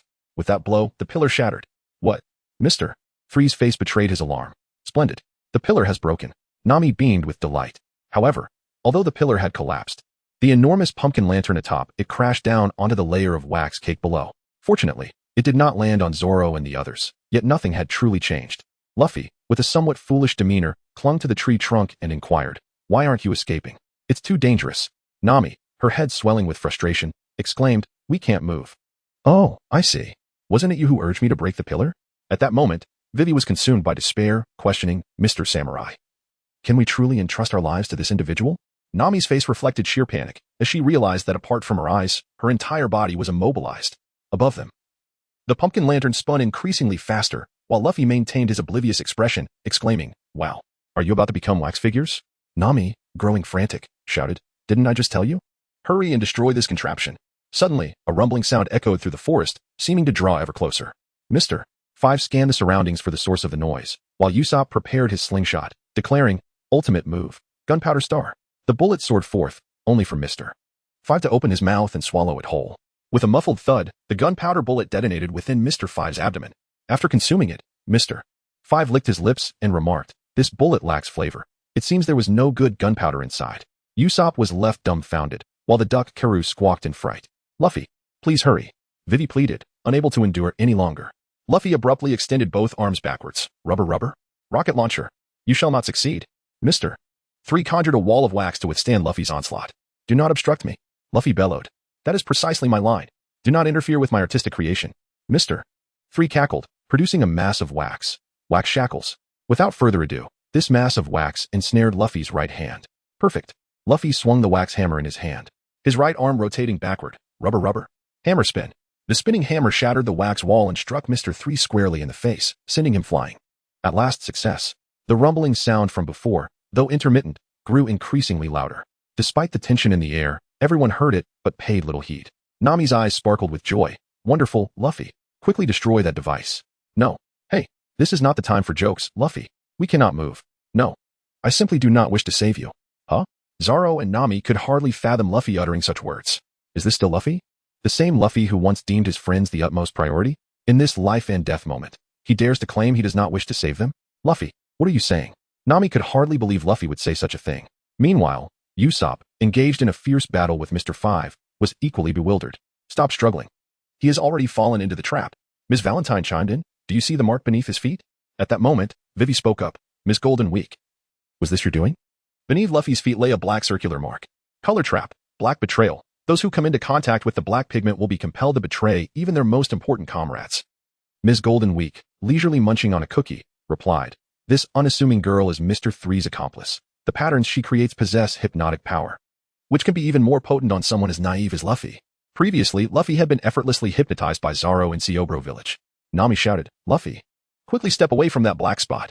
I refuse. Luffy, stay put on that black pigment. We do not need you to save us. Indeed. Under the influence of the black hypnosis, Luffy reacted oppositely to his friend's words, stepping away from his original position. Vivy is quite astute. As soon as he moved, Luffy regained his composure, donned his hat, and wore a foolish expression. Huh? That felt strange just now. All right, I'm coming to save you. Haha. But before we act, let us share a hearty laugh. Just as Luffy was about to spring into action, he suddenly erupted into maniacal laughter. Nami and the others felt as if they were turning to stone. They were nearly wax figures themselves. Why? What is happening now? A moment earlier, Ms. Golden Week had drawn a yellow mark on Luffy's clothing. Color trap, yellow laughter. Those influenced by the yellow suggestion will laugh uncontrollably. Zoro remarked, now we are truly doomed. Nami lamented, my body is completely immobile. Meanwhile, Mr. 5 brandished a revolver, opened the chamber, blew into it, then closed it. Aiming the gun at Usopp and Karu, I forgot to mention, the air I exhale can also become a bomb. Brace yourselves. Breath grenade. Suddenly, Mr. 5 pulled the trigger, and Usopp and Karu were blasted away like paper. At that moment, Luffy continued to laugh uncontrollably, fully under Ms. Golden Week's control, while Usopp and Karu lay incapacitated. The wax covering Zoro, Nami, and Vivy thickened ominously. Were they all doomed? Mr. 3 rose, witnessing the scene with a hearty laugh. Ha! I told you all. You foolish lot. Opposing us leads only to death. I shall turn you all into wax figures. Ha ha. Mr. 5 put away his revolver. Mission accomplished. We can report back to the boss. The rumbling sound, akin to an earthquake, grew nearer, then abruptly ceased, replaced by a youthful voice. I say, you are rather overconfident. Aren't you? No sooner had the words left his lips than a gigantic fireball soared through the air, igniting the enormous pumpkin lantern. O ruler, mask of flesh, myriad forms, take flight with the name of humanity. Scorching heat and chaos, surging forth from across the sea. Destruction path, number 31, red fire cannon. The moment the phrase was uttered, a cannon-like fireball struck, engulfing the entire pumpkin lantern in flames. Who else could it be but Chopper? With that, the entire candelabra ignited. And Vivy and Nami broke through the flames, albeit somewhat disheveled, but they were saved. Chopper? Chopper. Chopper. Mr. 3's face turned pale with fear. The East Blue's most wanted criminal has appeared. Nami and Vivy, their clothing reduced to mere swimwear, exclaimed, your timing is impeccable. Thank you so much. Had Sanji been present, he might have lost consciousness from a nosebleed. It is unbelievable that I am still alive. What a nuisance. The wax has melted. Mr. 5 wore a grim expression as he aimed his revolver at the group. Amidst the flames, a silhouette emerged. Demon burn. Slash. 3 swords intertwined with flames. Blood spattering from Mr. 5 as he collapsed. The sensation of burning blades is rather delightful. Zoro emerged from the flames, sheathing his sword. The tide of battle had turned, sending Mr. 3 into a panic as he attempted to flee, only to hear another low command from behind. Blossom forth. Flying plum. Suddenly, a fireball struck Mr. 3 directly. As a wax fruit, his body was highly susceptible to flames, and this blow severely incapacitated him. Ms. Golden Week and Ms. Valentine effortlessly subdued him. After Chopper S experience points surged by nearly 2, 000. Luffy finally ceased his laughter. At that moment, within a small wax cottage on the island, a temporary stronghold established by Mr. 3, Sanji returned to the Mary and, upon finding his comrades missing, ventured back into the forest, arriving at the small cottage. Inside, a telephone bug rang suddenly. Sanji answered, and on the other end was none other than Mr. Zero, the boss of the Baroque Works. Thus, Sanji masqueraded as Mr. 3 and engaged in conversation, and Mr. Zero remained unsuspecting. After hanging up the phone, Mr. Zero discovered Mr. 13, C. Hayes, and his partner Ms. Black Friday, Seabird, peering at him through the window. To eliminate potential threats, Sanji hurried outside and swiftly dealt with Mr. 13. After vanquishing them, a permanent log pose rolled out from Ms. Black Friday. Within the island, all enemies had been subdued. "Where on earth have you been, Chenqi?"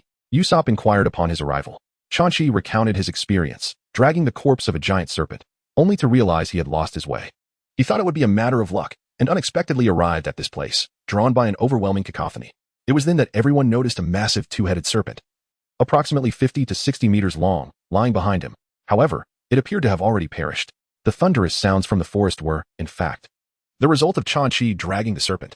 At that moment, the two giants, Buggy and Dory, had already awakened.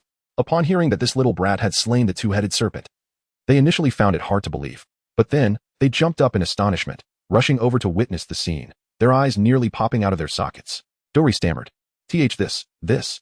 Buggy, unable to trust his own eyes, examined the serpent's corpse closely, turning it over. Is it truly a two-headed serpent?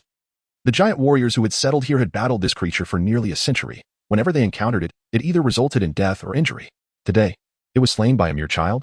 Yet, looking at Chenqi, one could see he bore no wounds, not even a single hair lost.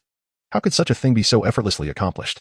The two giants turned their gaze toward Chenqi, their enormous eyes resembling lanterns, scrutinizing him.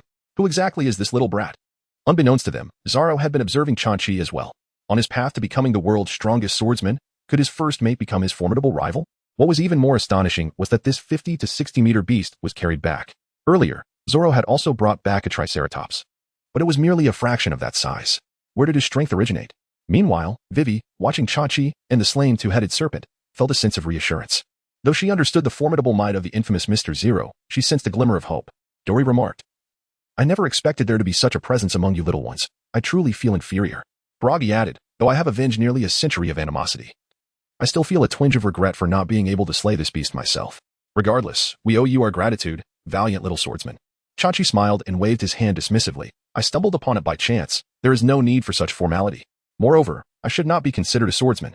Luffy's face radiated excitement as he exclaimed, "Well, no matter what, everyone is safe and sound, and that is what truly matters." Vivy lowered her head, her expression tinged with remorse. "I am truly sorry, everyone. If it weren't for me, you wouldn't have had to endure such a grueling battle."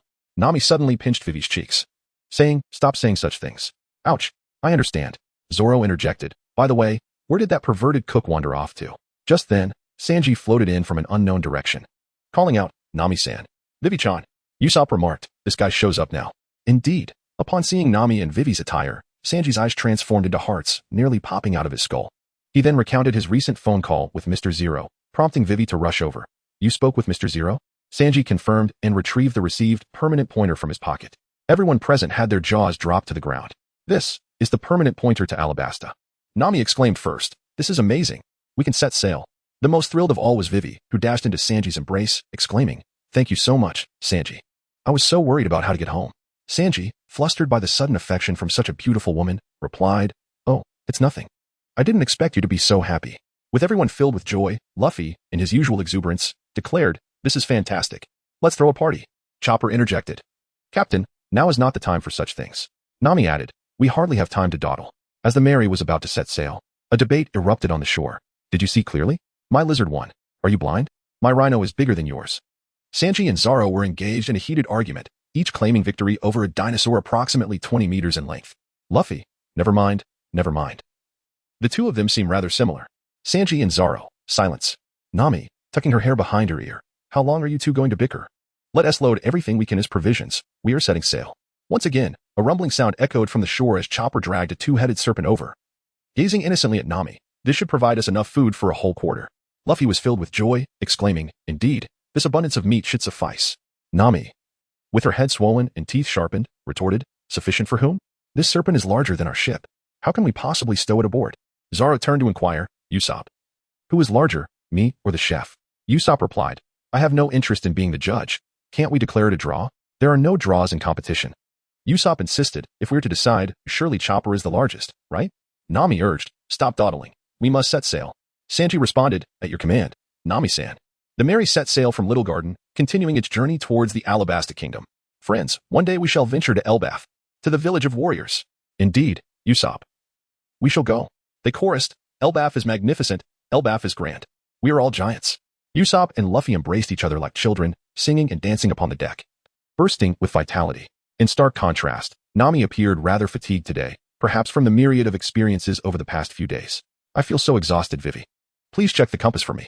At last, we can return to Alabasta. I must save our country.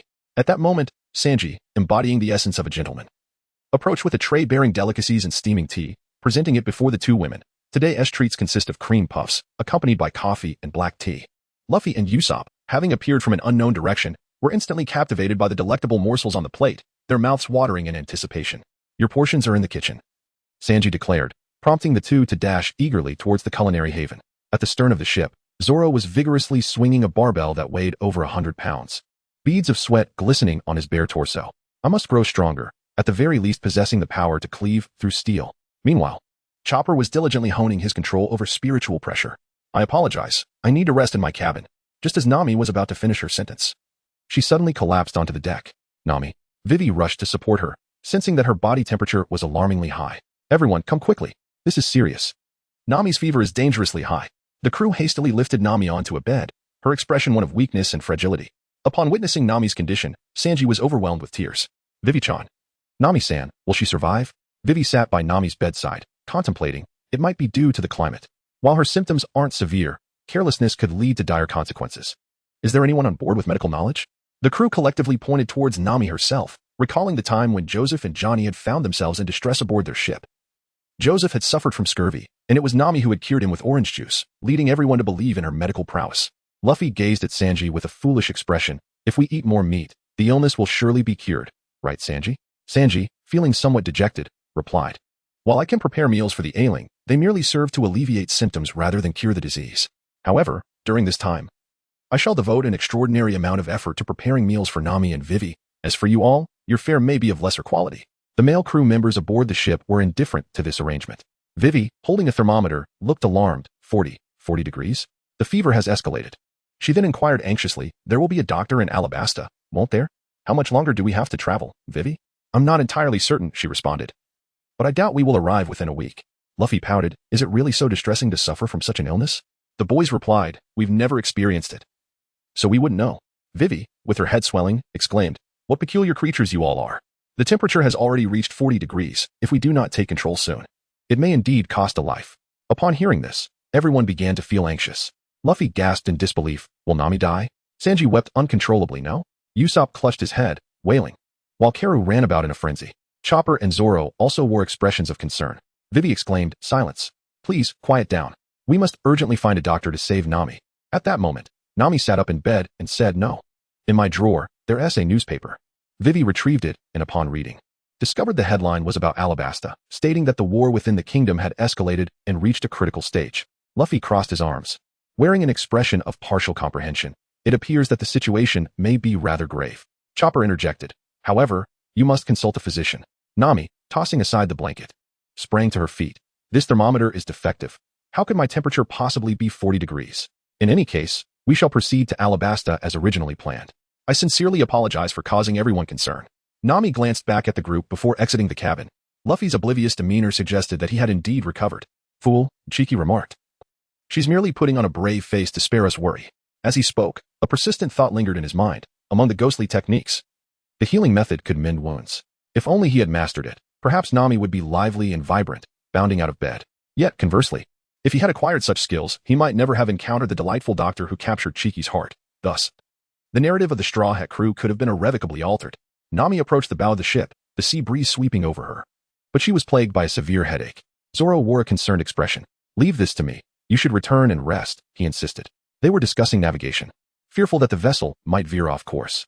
It is precisely because I cannot entrust this to you that I have come here, Nami retorted.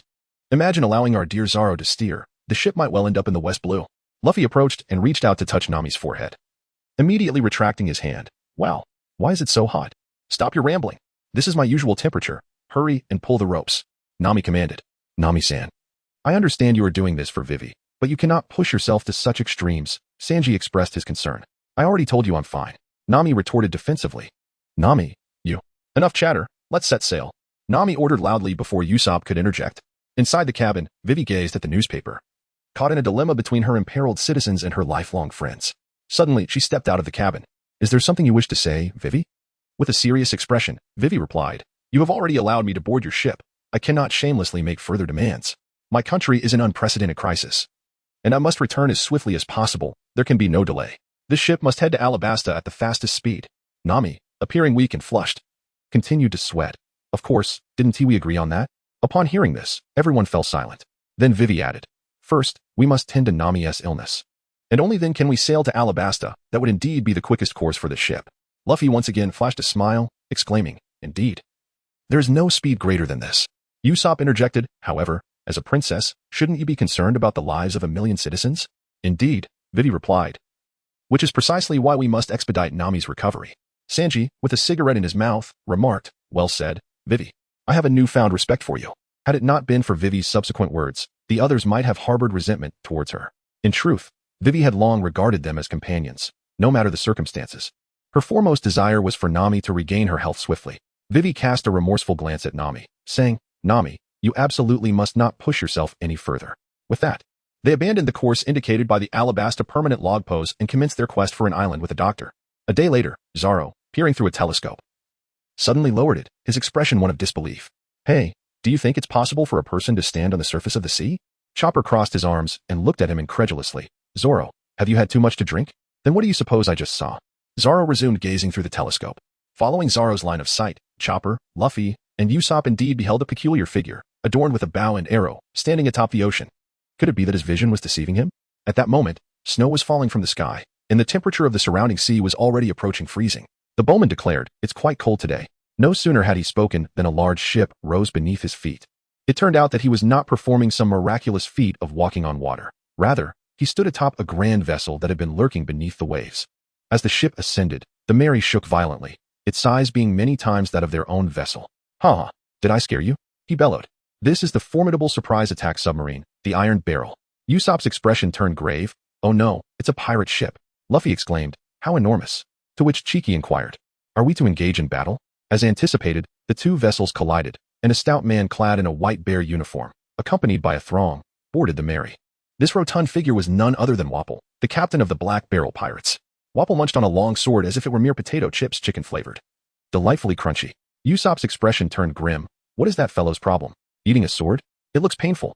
Wapol, shoving the last hilt into his mouth, asked, Do you possess a record pointer or a permanent pointer to the kingdom of Black Barrel?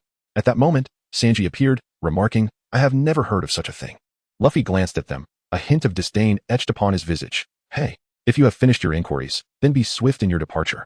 Wapol, with a cunning grin, retorted, If you haven't brought a pointer, then hand over this vessel and its treasures to me. What did you say? Upon finishing his statement, Wapol opened his mouth. A cavernous maw far exceeding that of a hippopotamus, and in one swift motion, devoured half of the small platform beneath the cabin. I am absolutely famished. Crunch. Crunch. Wapol is a user of the superhuman type munch fruit. Usopp's expression transformed in horror. What are you doing, you fiend? Luffy was infuriated. You scoundrel. Do not consume our ship.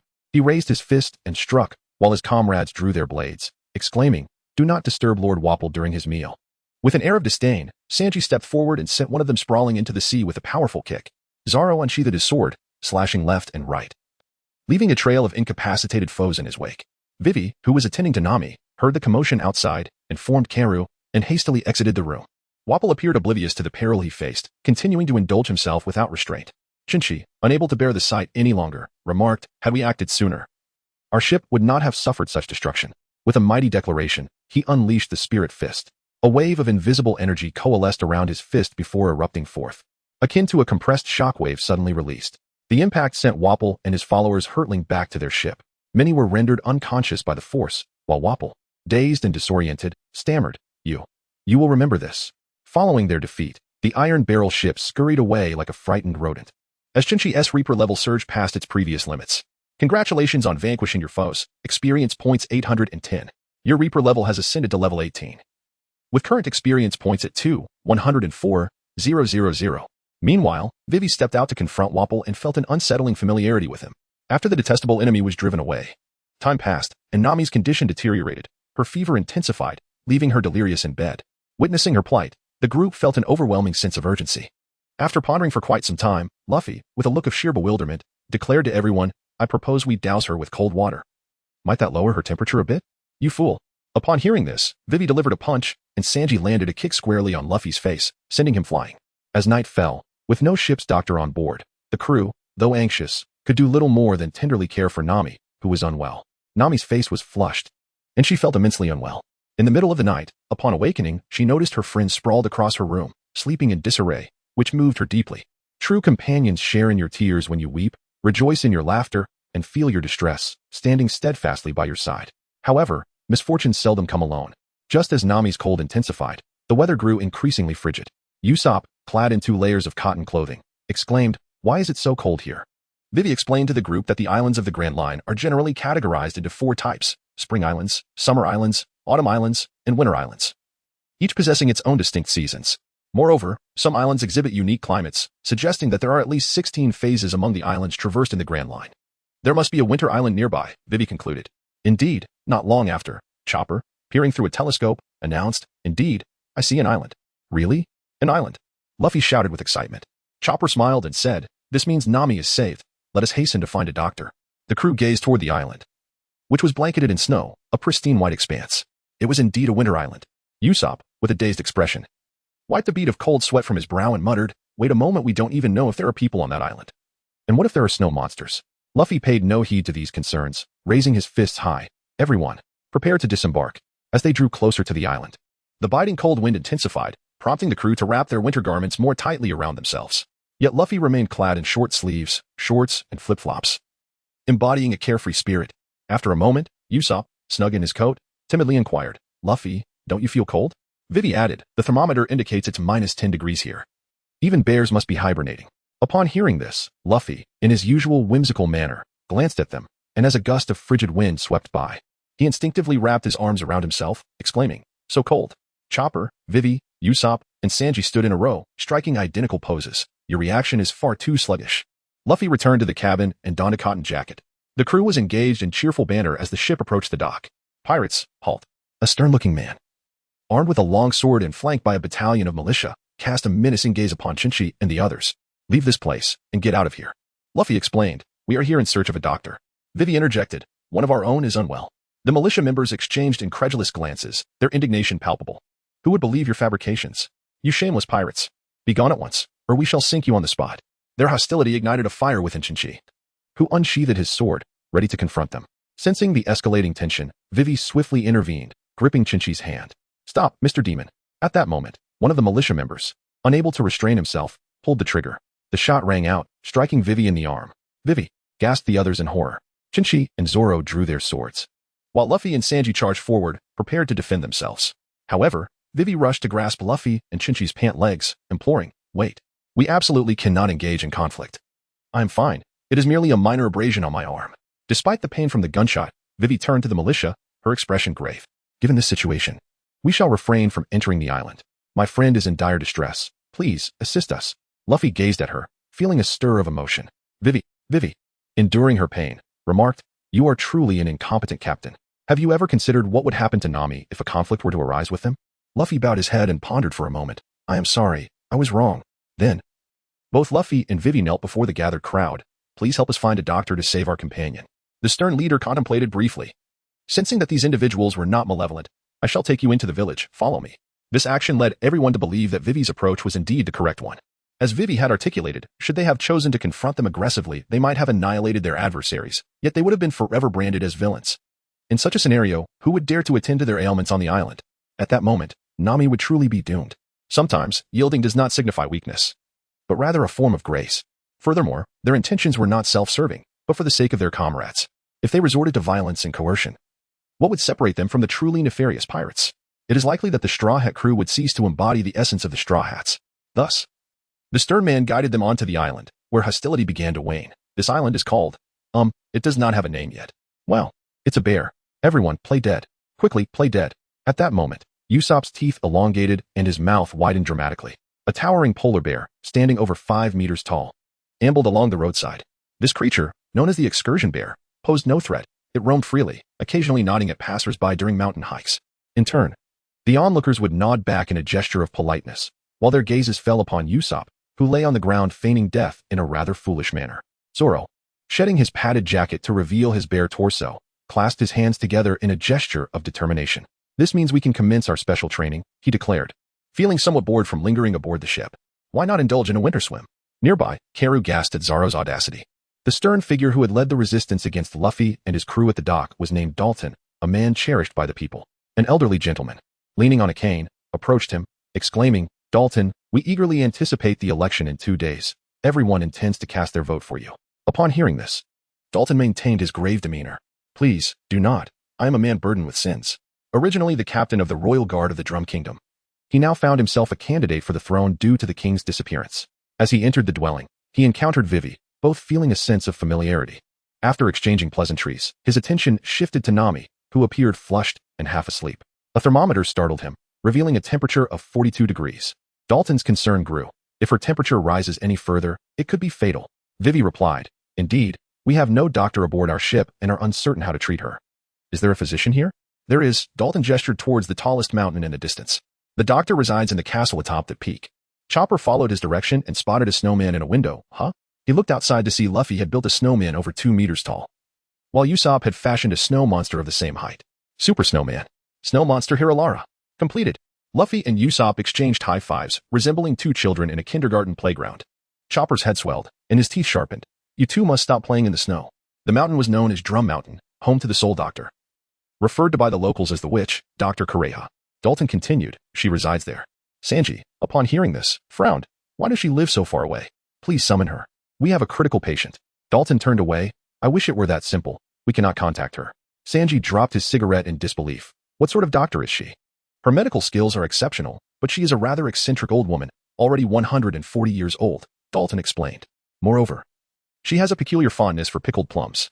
140 years old? Sanji echoed, astonished. "Indeed, she will venture down the mountain to seek out patients, but she demands exorbitant fees. Once she cures your ailment, she will take anything she desires from you." Luffy and Usopp sat in identical postures, sipping hot tea. "What a dreadful old woman she is, resembling a brigand." Dalton continued, "There is a legend that on nights of the full moon, a reindeer pulls a sleigh to take her out, and many have witnessed this, hence the witch's name." Upon hearing this, Usopp clutched his head with both hands, exclaiming wildly as if he were deranged, "See, I told you there are snow monsters here. You all still don't believe me." Hearing this, he hurried to Nami, patting her face. Hey, Nami, wake up." Chopper, Sanji, Vivy, Usopp, and Karoo lined up, their heads enlarged as they shouted, "What are you doing?" Nami slowly opened her eyes, and Luffy said, "Listen to me. We must ascend the mountain to find a doctor. Let us go now." Upon hearing this, Sanji was the first to object. "Wait a moment. What do you intend for Nami-san to do?" "Luffy, I shall carry her up. The sooner we administer treatment, the better." Vivy, "No, that would only exacerbate her condition. Moreover, the side of the mountain is a sheer cliff, and it is exceedingly high."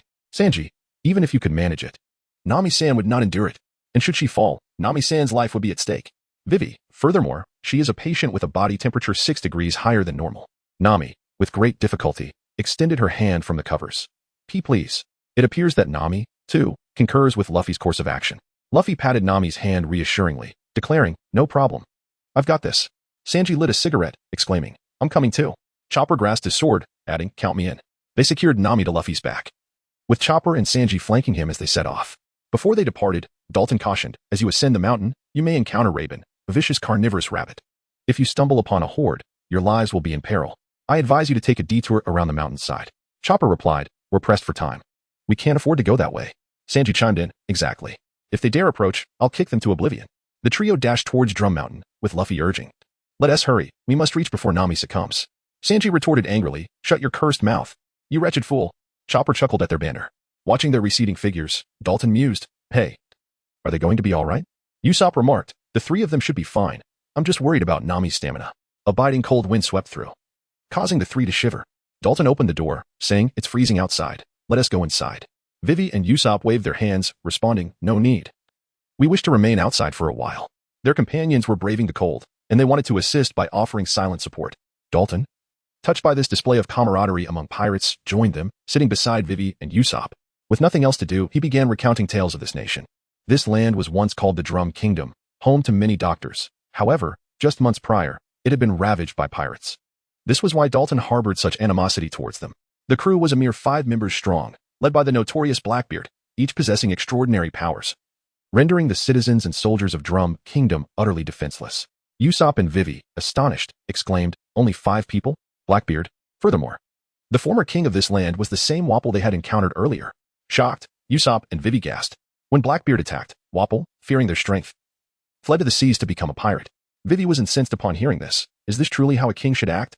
This was in stark contrast to her beliefs. She could never abandon her people. The notion of a king forsaking his subjects for a life of piracy was utterly outrageous. Meanwhile, as Chopper and the others ventured deeper into the mountains, the cold wind became more biting. Suddenly, they heard rustling thud. Running swiftly, they spotted a pack of menacing rabbits charging at them from both sides of the snowy terrain. With a patient Nami in tow, they evaded confrontation, quickening their pace. These were the carnivorous rabbits Dalton had warned about. Raven. After crossing a patch of snow, they managed to escape the first wave, but soon encountered another group. This time comprised of fully grown raven, each over 3 meters long. Realizing the gravity of their situation, Chopper finally drew his sword, declaring, "You all take Nami and flee. I will hold them off." Luffy was eager to join the fray, but Sanji restrained him, saying, "Luffy, you must not intervene." "Why not?" Luffy inquired. "If you engage, even if you manage to defeat them, Nami will still be affected. In that case, she might lose her life. Leave this to me and Chenqi." Luffy nodded to indicate his understanding when a raven lunged towards him. Sanji swiftly delivered a kick, sending it flying several meters away. Suddenly, 3 more charged from behind. In response, Chinchi unleashed his Zampakuto. Let it hum. Gray cat. As the blade transformed into sand, it spiraled behind him, and in the instant he swung the sword. 3 arcs of blood erupted forth. Following the prompt of gaining experience ringing in his ears, the ravens became furious. They realized that these humans were no ordinary adversaries. And with their massive forms, they descended upon Chinchi and the others like an overwhelming tide. "Quickly retreat. I will provide cover," Chinchi shouted once more. Concerned that he might struggle alone, Sanji urged Luffy to flee, joining forces with Chinchi to confront the oncoming rabbits. As the horde advanced, Luffy couldn't restrain himself and kicked one of the rabbits down. "Hey, didn't I tell you not to engage?" Sanji shouted. Spotting a high platform ahead, Luffy declared, "I'll head up first." "All right, you go ahead," Sanji replied. As Luffy propelled himself off the ground, he soared into the air. At that moment, Wolpo, leading a throng of soldiers, arrived on the island, exclaiming, "Waha! We have returned. Let us continue our march towards the castle. I shall no longer be a pirate, but rather, I shall reclaim my throne as king." Wolpo's return ignited hostility among the populace, prompting a man to hastily rush to Dalton's residence to deliver the news. Upon learning of Wolpo's return, Dalton was filled with a surge of fury and charged out single-handedly. "Wolpo, you shameless scoundrel, how dare you come back?" Dalton confronted Wolpo, and without further ado, he brandished his sword, cutting down a squad of soldiers. "Dalton, you insolent fool, do you dare defy me?" Wolpo bellowed. "I have come to eliminate you. Prepare to meet your end." Dalton, filled with rage at the sight of the former king, began to transform, taking on the form of a wild bull. It was revealed that he possessed the powers of the Zoan-type bulbul fruit. The crowd gasped in awe. "Look, the power of the bulbul fruit has manifested. Fire! Open fire immediately!" Wolpo commanded, and the soldiers aimed their guns at him, pulling the triggers in unison. Bullets rained down like a torrential downpour, but Dalton swiftly evaded, leaving behind a series of afterimages as he dashed into the enemy ranks, swiftly decimating the gunmen. "I can no longer tolerate your treachery. In a time of national crisis, you dare lead your men in retreat. What sort of king are you?" Dalton exclaimed. No sooner had he spoken than Wolpo's advisor unleashed an arrow, striking Dalton squarely in the chest, causing him to collapse. Wolpo, witnessing this, was filled with glee. "Waha! This is the fate that awaits those who defy me." However, the populace was incensed, rallying together to arm themselves and charge at Wolpo's forces. At the foot of Magnet Drum Mountain, "What are you dawdling for? Hurry and run," Chiji shouted at the two, delivering a powerful punch that knocked several ravens to the ground. Sanji wore a look of exasperation. "They have blocked the path ahead." "What did you say?" Chiji replied. "I will carve us a path. You two rush through. Blossom forth. Flying plum." He unleashed another Zampakuto, sending a fireball crashing forward, clearing a swath. Indeed, Chiji's strike forged a path, prompting Luffy and Sanji to heed his words and charge ahead with all their might. Yet, these rabbits, seemingly enraged, began to leap frantically in place. Snow cascaded down from the platform in large chunks. Sanji's eyes brimmed with tears. These wretched rabbits have truly gone too far. Luffy, bewildered, exclaimed, "What is it, Sanji? Hurry and run." "Run where?" Sanji inquired. "The farther away, the better," Luffy urged. "Huh, an avalanche is coming." In the next moment, The snow above cascaded down like a mighty river. It turned out that the Lapins had been jumping up and down moments before, intending to shake loose the snow and trigger an avalanche to bury them alive. How utterly despicable. Luffy and Sanji hurriedly retreated, while Chinchi stood his ground. An unprecedented fury etched upon his face. You wretched rabbits! Behave yourselves, he thundered. O sovereign, a mask of flesh and blood, myriad forms, take flight. Crowned in the name of humanity. Scorching heat and turmoil surge forth from across the sea, advancing southward. Destructive path, 31st, crimson fire cannon. Suddenly, from Chinchi's palm erupted a colossal fireball, instantly melting the snow ahead, yet the momentum of the assault remained unabated as it hurtled toward the rabbits. The fireball detonated among them with the force of a cannon, leaving devastation in its wake. Not all the snow transformed into water. An avalanche cascaded downwards. Be gentle with the lady, Sanji exclaimed, pushing Luffy aside to shield Nami, becoming buried in the snow himself as Luffy fell to the ground.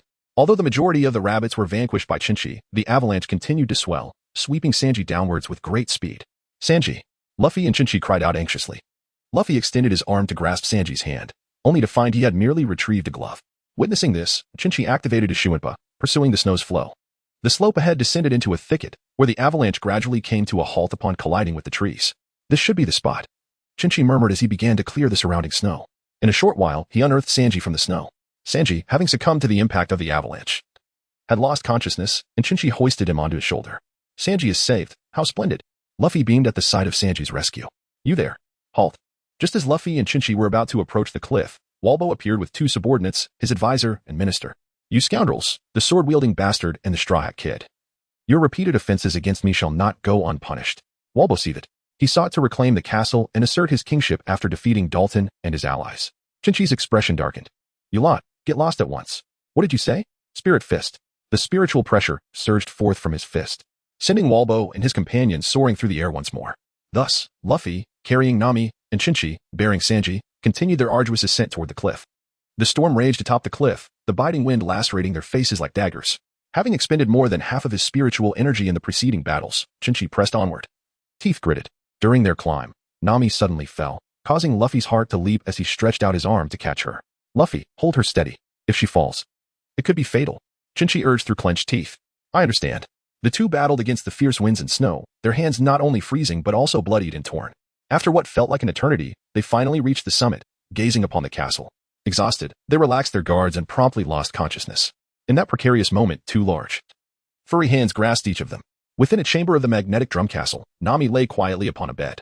A blue-nosed reindeer with antlers scurried about, holding two vials of medicine, emitting adorable pattering sounds as it walked. As Nami slowly opened her eyes, she noticed a considerable alleviation of her discomfort, the fever subsiding. Suddenly, she sat upright, and, upon seeing the blue-nosed reindeer, it dropped the vials in fright. The reindeer scampered to the door, its small hooves perched on the frame, peering out with a look of terror. This was the first time Nami had encountered such a creature, and a cold sweat trickled down her forehead. I should be the one frightened of you, right? And it seems you're hiding incorrectly. Upon her remark, the reindeer adjusted its position, revealing only its head. Who are you? The reindeer replied, I am a human. Has your fever truly subsided? Nami gasped, wow, you can talk?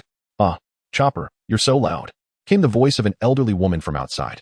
The reindeer was Tony Chopper, a creature transformed by the human fruit, normally resembling a reindeer. He possessed the ability to speak. The elderly woman, Dr. Kureha, entered, a gaunt figure holding a liquor bottle. She reached out and gently touched Nami's forehead. 37.2 degrees.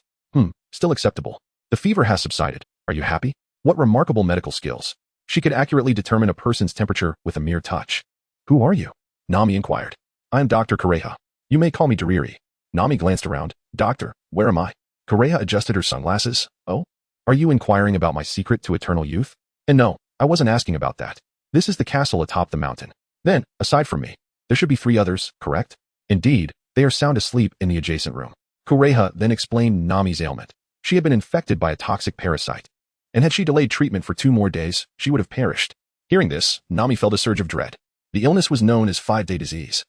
Its virus believed to have gone extinct over a century ago. Fortunately, Kureha had antibiotics to combat it. Otherwise, the consequences would have been dire. Gratitude washed over Nami's face. Thank you so much.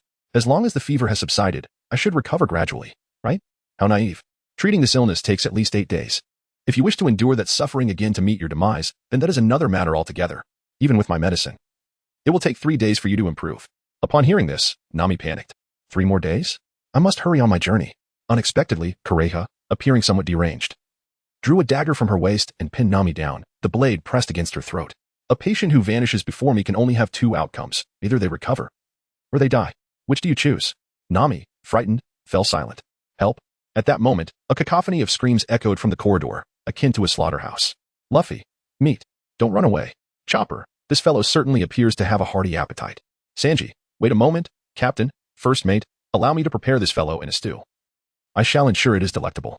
Luffy, Chopper, and Sanji? The three are engaged in a lively debate over Chopper, clamoring to stew him. Kureha is also drawn by the commotion outside. I never anticipated they would mobilize so swiftly.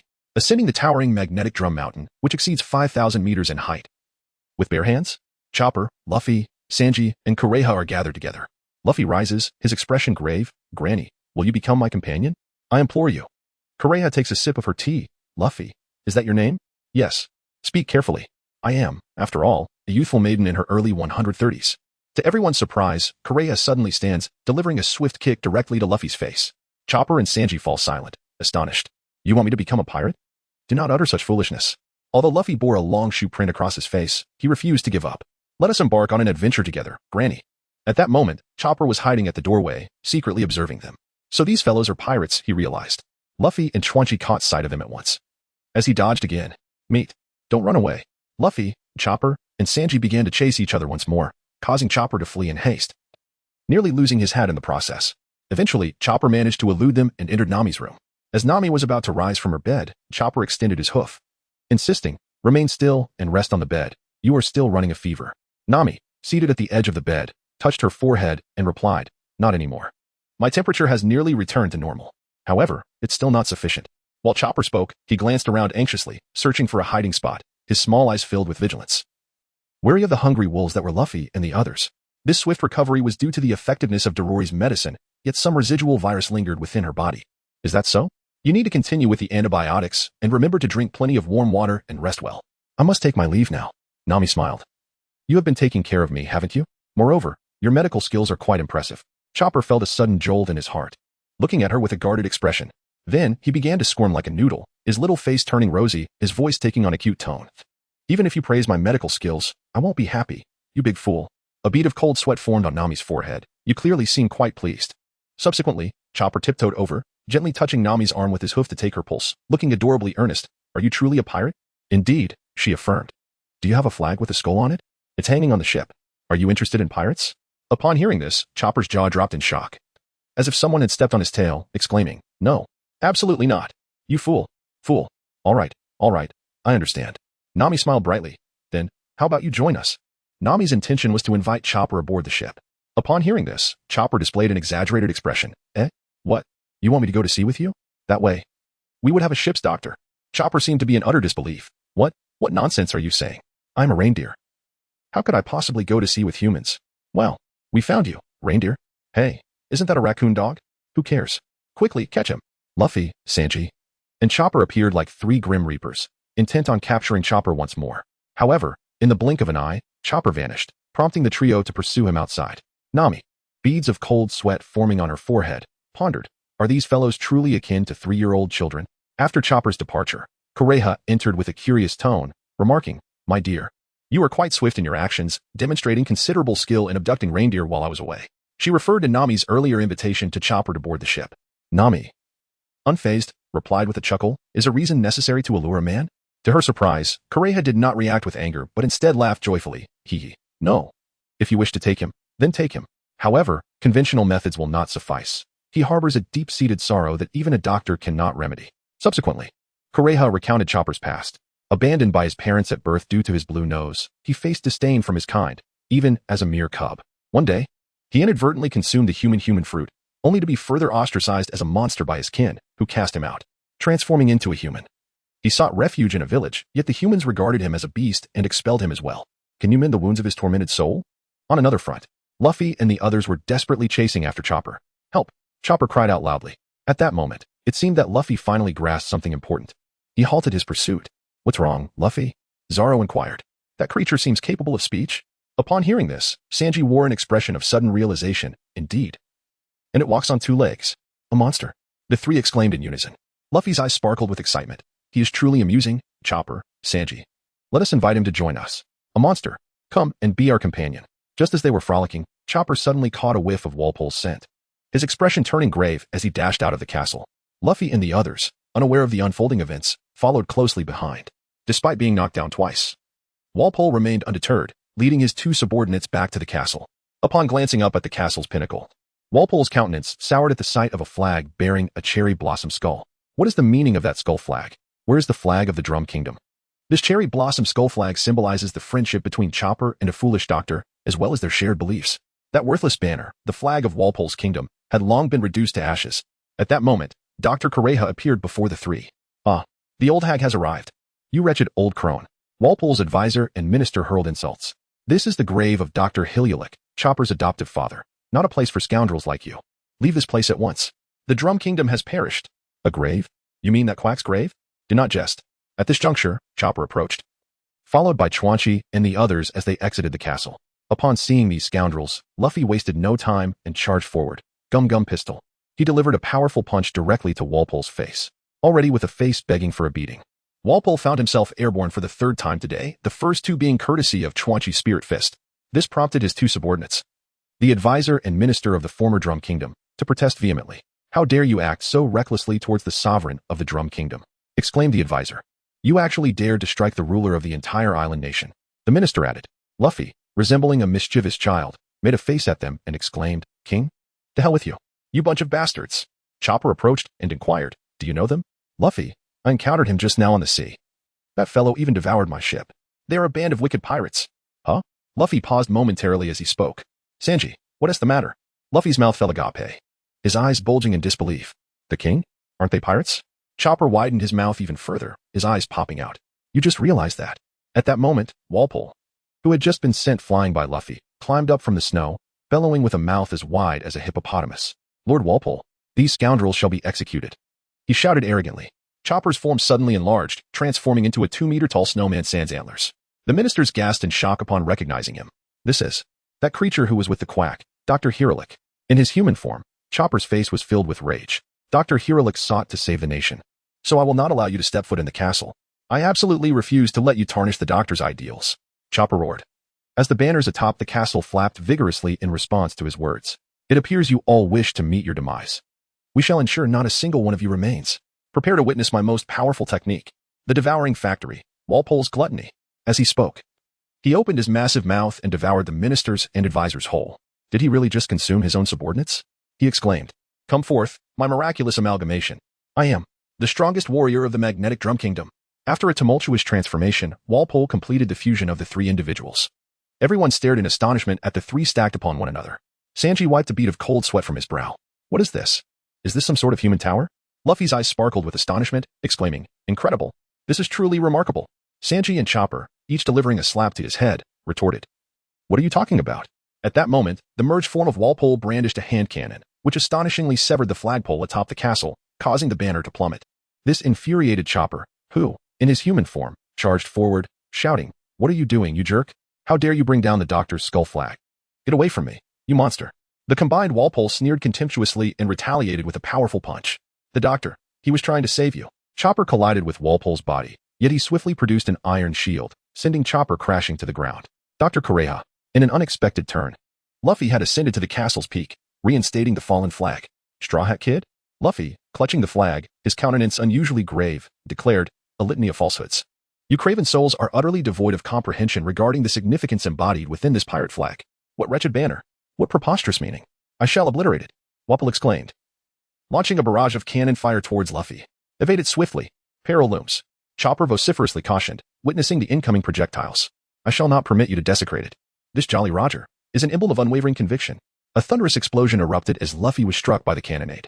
Luffy, in an instant. The castle's apex was engulfed in billowing smoke, obscuring Luffy from view. Wahaha! What ails you, whelp?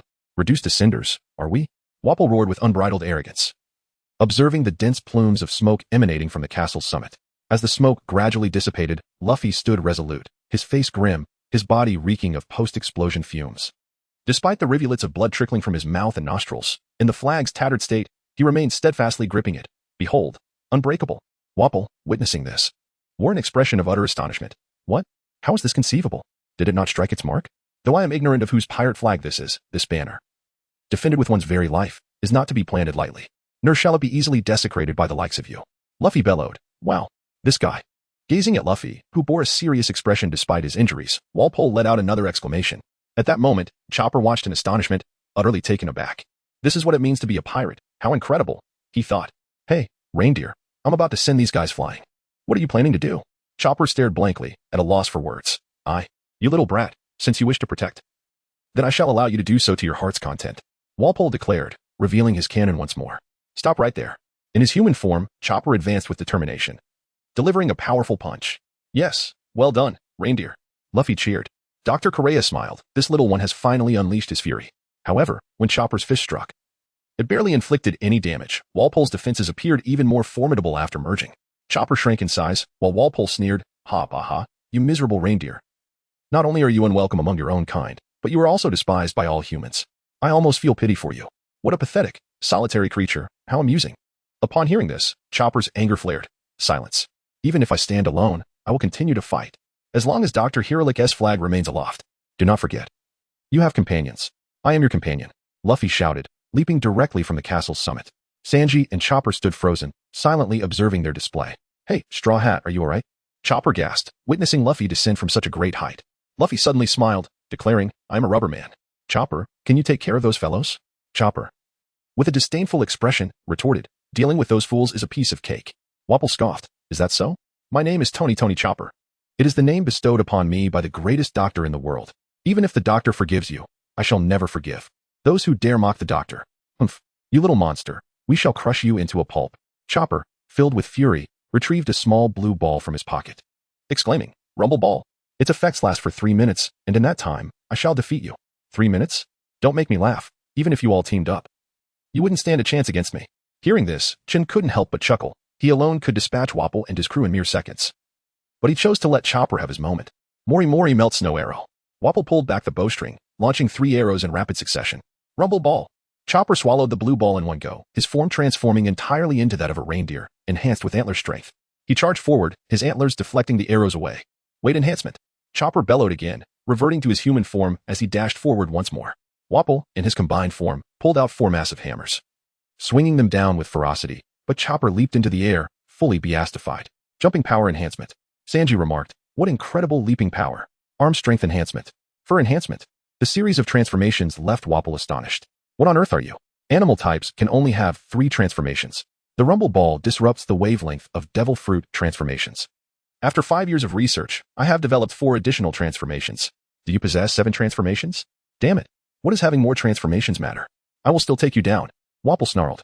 Luffy, with an innocent expression and eyes sparkling with excitement, exclaimed, 7-segment transformation? What an intriguing reindeer. I must forewarn you, my hoof strikes can shatter rocks. Stop with the bluster. This is no mere bravado. Hoof strike. Cherry blossom. The muscular Chopper charged forward, delivering a blow that sent Walpole soaring once again through the air. It was uncertain how many times this had occurred today. After a brief moment, Walpole spat out a mouthful of blood onto the ground. At that moment, Dalton, Zoro, Usopp, and Vivy arrived at the scene, having witnessed Luffy standing atop the castle, waving a flag, only to be struck by cannon fire. Concerned, they rushed over. Not by climbing the sheer cliff, but via the cableway. Vivy inquired, is Nami alright? She is fine now, came the reply. Zoro then asked, what were you doing at the top of the castle just now? Luffy, he gave the king's men a thorough beating. They happened to witness the scene where Chopper, transformed into a 7-part figure, was sent flying by Walpole. Dalton directed his gaze towards Chopper, who immediately concealed himself behind a tree, his body partially exposed. Peering out with wary eyes. Is this the blue-nosed one from that time? Did he truly assist us? Dalton pondered, bowing deeply to Chopper. Thank you. Drum Island shall surely be rejuvenated. Usopp, upon seeing this peculiar creature resembling both a raccoon and a reindeer, exclaimed in astonishment. Wow. A monster. Chopper, hearing this, was equally startled. Luffy exclaimed to Usopp, you scoundrel, he is the new companion I have sought. Do not frighten him away. Is that so? Halt. Monster. Luffy relentlessly pursued from behind. He continued his chase, while Chopper skillfully evaded him, and before they knew it, night had fallen. Chopper nestled in a corner, gazing at the moon. Tonight is a night of the full moon.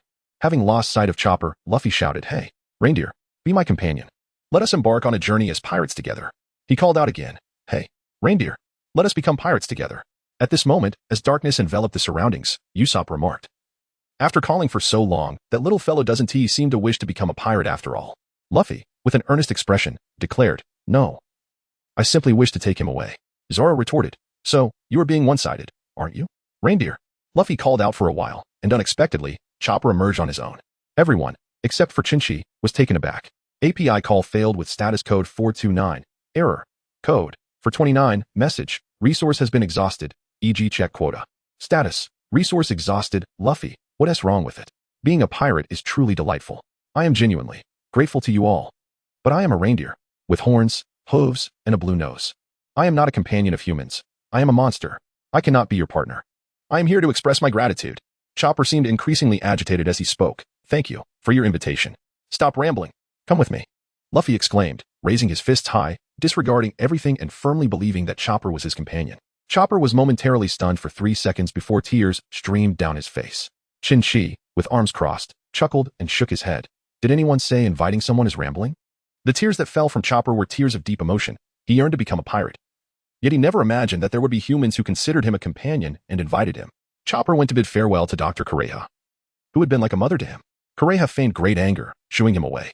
After Chopper and the others exited the castle, they discovered pink snowflakes falling from the sky.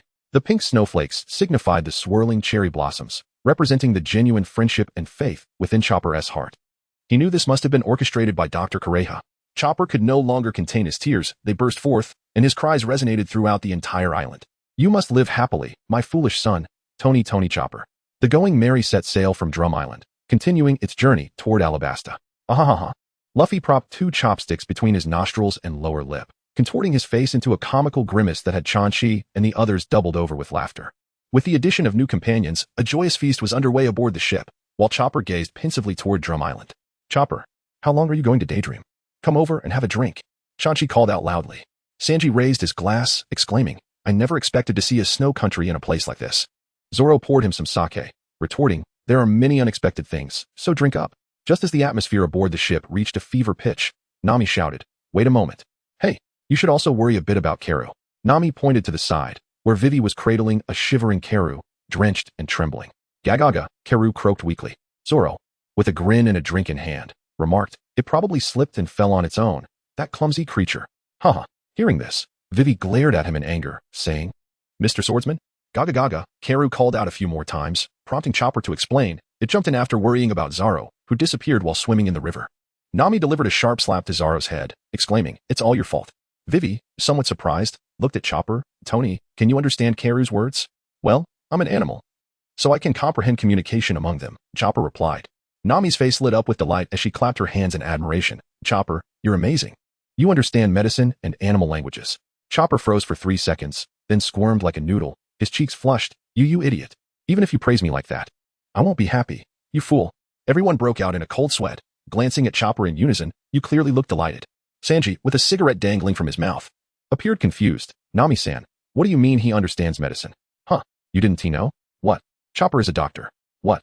Chopper, you're actually a doctor? Nami responded. Then why did you all invite him to join?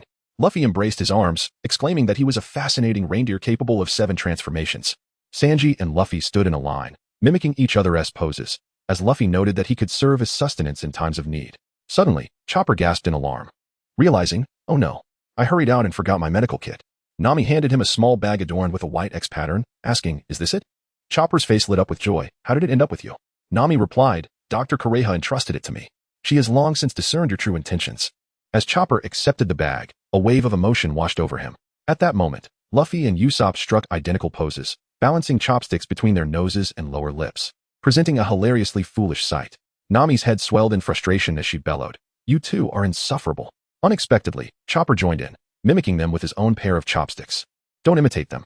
Meanwhile, Karu, having indulged in an excessive amount of fruit wine, lay on a barrel with a distended belly, while Vivy gently patted his stomach.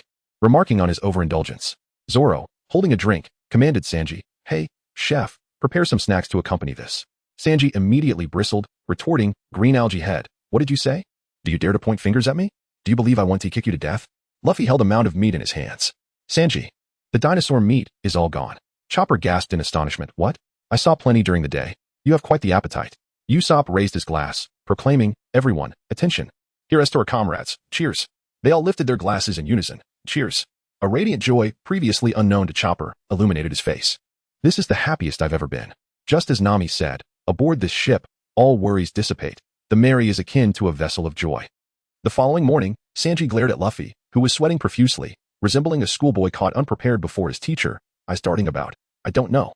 Sanji, cigarette in mouth, commanded, "Stop looking elsewhere and focus on my eyes. I allocated the food for Alabasta into 8 portions. How could it all vanish in one night?" Luffy, his expression rigid, replied, "I truly don't know." Sanji leaned closer to Luffy, scrutinizing the corner of his mouth. "Huh? Is there something on your lips?" Luffy wiped his mouth, growing increasingly flustered. "I've cleaned it up," he exclaimed. Single-celled organisms are not adept at deceit, and Sanji is quite cunning indeed. With a swift kick, Sanji sent Luffy flying, exclaiming, "It was you who did this." After reprimanding Luffy, Sanji looked up at Nami, who stood in the ship's cabin on the 2nd floor. "Did you see that, Nami-san? This guy is utterly outrageous. We should buy a refrigerator with a lock." At that moment, Usopp, Chopper, and Karu were sitting by the ship's edge, feigning to fish while desperately munching on their food. It turned out they were accomplices of Luffy. As Usopp, Chopper, and Karu, the 3 co-conspirators, each received a thwack from Nami, they all collapsed onto the deck, barely conscious. Chopper and Zoro lay on the deck, sound asleep, with Chopper unaware of when he had caught Zoro's drowsiness. Nami turned to Vivy, asking, "So how do you say? Is Crocodile a hero of the people?" Vivy replied, "He is a warlord of the sea, a legally employed pirate by the government. While the people may regard him as a hero, his true aim is to seize control of Alabasta." Luffy extended his fist, inquiring, "So we just need to drive him away, right?" Vivy replied, "Indeed, we must first quell the uprising, and then expel BW." Subsequently, Vivy elaborated on BW's organizational structure. "So we can simply knock that sand crocodile away?" Luffy mirrored his previous stance. Sanji took a puff of his cigarette, saying, "You wouldn't understand." 6 days after the Mary set sail from Drum Island, due to a shortage of provisions, nearly all consumed by Luffy, Chopper planned to catch some fish to replenish their supplies, only to discover that the bait was also gone. "Luffy, how could you eat all the bait? Without bait, how are we supposed to fish?" Luffy pouted. "Didn't you also partake in the meal?" "I merely had a tiny morsel from the bait box." Even Chenqi is on the brink of starvation. Faced with the absence of bait, Luffy sought to atone for his misdeeds. And thus the captain and his first mate decided to tie Karu to a fishing rod, using him as bait to catch fish. Since boarding this pirate vessel, Chenqi's demeanor had inexplicably transformed into one of considerable foolishness. Foolishness is a contagion that can be deadly. "How can you treat Karu this way?" Vivy exclaimed. Witnessing the disgraceful antics of the two, she promptly delivered a sharp blow to each, sending Luffy and Chenqi tumbling to the ground. It appeared Vivy had indeed inherited Nami's profound teachings. Her fists dealt a staggering 9,999% increase in damage to her comrades, while Nami boasted a full 1,000%. The two were closely matched. Yet it seemed Vivy was rapidly outpacing them in prowess. As Vivy pulled Karu up, she was astonished to discover they had actually caught something. A person of ambiguous appearance was clutching Karu's neck, as Karu squawked and struggled. The fishing rod was hoisted up directly. "Wow, we caught a human!" everyone exclaimed in unison. "Oh, I've bumped into a duck." Unbeknownst to them, this individual was none other than Bon Clay, a high-ranking agent of Baroque Works, codenamed Mr. 2. Bon Clay, seated across from them, remarked, "I sincerely apologize for being rescued by you unfamiliar pirates. This kindness shall be etched in my memory for eternity. By the way, do you have any delicious hot soup here?" In unison, everyone responded, "No." They were on the verge of running out of food. With both captain and first mate having resorted to eating bait, Bon Clay then turned his gaze to Vivy, pouting his bright red lips. "You are quite adorable. I could just bite you." Upon seeing Bon Clay's visage, Vivy displayed an expression of utter discomfort. That's truly revolting." Luffy chuckled. "So you can't swim either?" "I have consumed a devil fruit." Usopp, intrigued, inquired, "Which fruit did you eat?" "Well, since there is nothing else to do, allow me to demonstrate for you all. Pay close attention." As Fanklai spoke, he delivered a powerful strike to Luffy's face, sending him flying. Is this guy an enemy? Just as Chinchi and Zoro drew their swords, they were both astonished by the scene before them. Haha, wait a moment. Did I not mention this as a performance? Fanklai's face astonishingly transformed to resemble Luffy's perfectly. This is no jest. Luffy rose from the deck, gazing in astonishment at a figure strikingly identical to himself. Is it truly identical? The doppelganger, Fanklai, posed flamboyantly with arms outstretched like a swan, exuberantly exclaiming, "How about that? Are you frightened?" He then touched his own face, reverting to his original appearance. Subsequently, he playfully tapped each member of the Straw Hat crew, one by one, transforming their faces to mirror his own.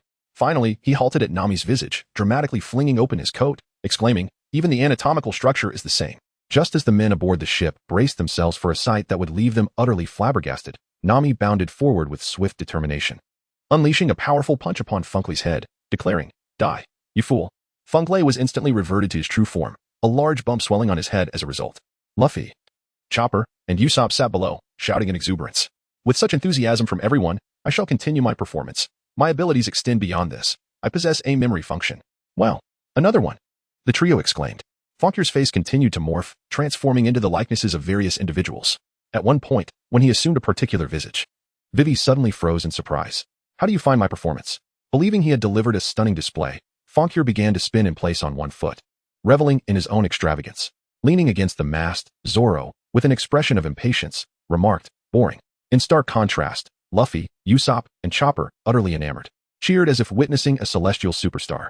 The three then embraced Fonkier, dancing joyfully together. This is no jest. While these jesters reveled in their merriment, a pirate ship approached in the distance. Upon seeing his own vessel nearing, Fonkier leaped onto the side of the ship. So soon we must part ways. No banquet lasts forever. Yet, remember this. He raised a thumb in salute. The depth of friendship is not measured by the time spent together. Until next time. Luffy and Usopp shouted, while Chopper's eyes brimmed with tears of excitement. Fonkier boarded his ship. All right, let us set sail. Yes. Mr. 2, Lord Fonkier. Mr. 2. Vivy gasped, covering half her face, her eyes betraying a mix of terror and disbelief. Just now, during the performance, I saw my father's face. Chinchi's expression turned serious. If he impersonates the king, we could be in quite a predicament. Zoro crossed his arms. It seems we have let a troublesome individual escape. Chopper appeared bewildered. Is he an enemy? Nami interjected. Indeed, if he were to oppose us, we would face considerable trouble. Should he utilize his memory abilities to mimic any of us, trust among us would be irreparably damaged. Oh, is that so? Luffy responded, his expression blank. Zoro patted his shoulder. Though this theory lacks substantiation, there is no need to fear him. Chenqi crossed his arms. In truth, we should be grateful to have encountered him. Knowing our adversary is advantageous. We must devise a prudent strategy. Meow. Just as they were deliberating, a significant ripple spread across the sea, revealing a colossal cat face before them. Vivy exclaimed in shock. A sea cat? Wow, it's a sea beast.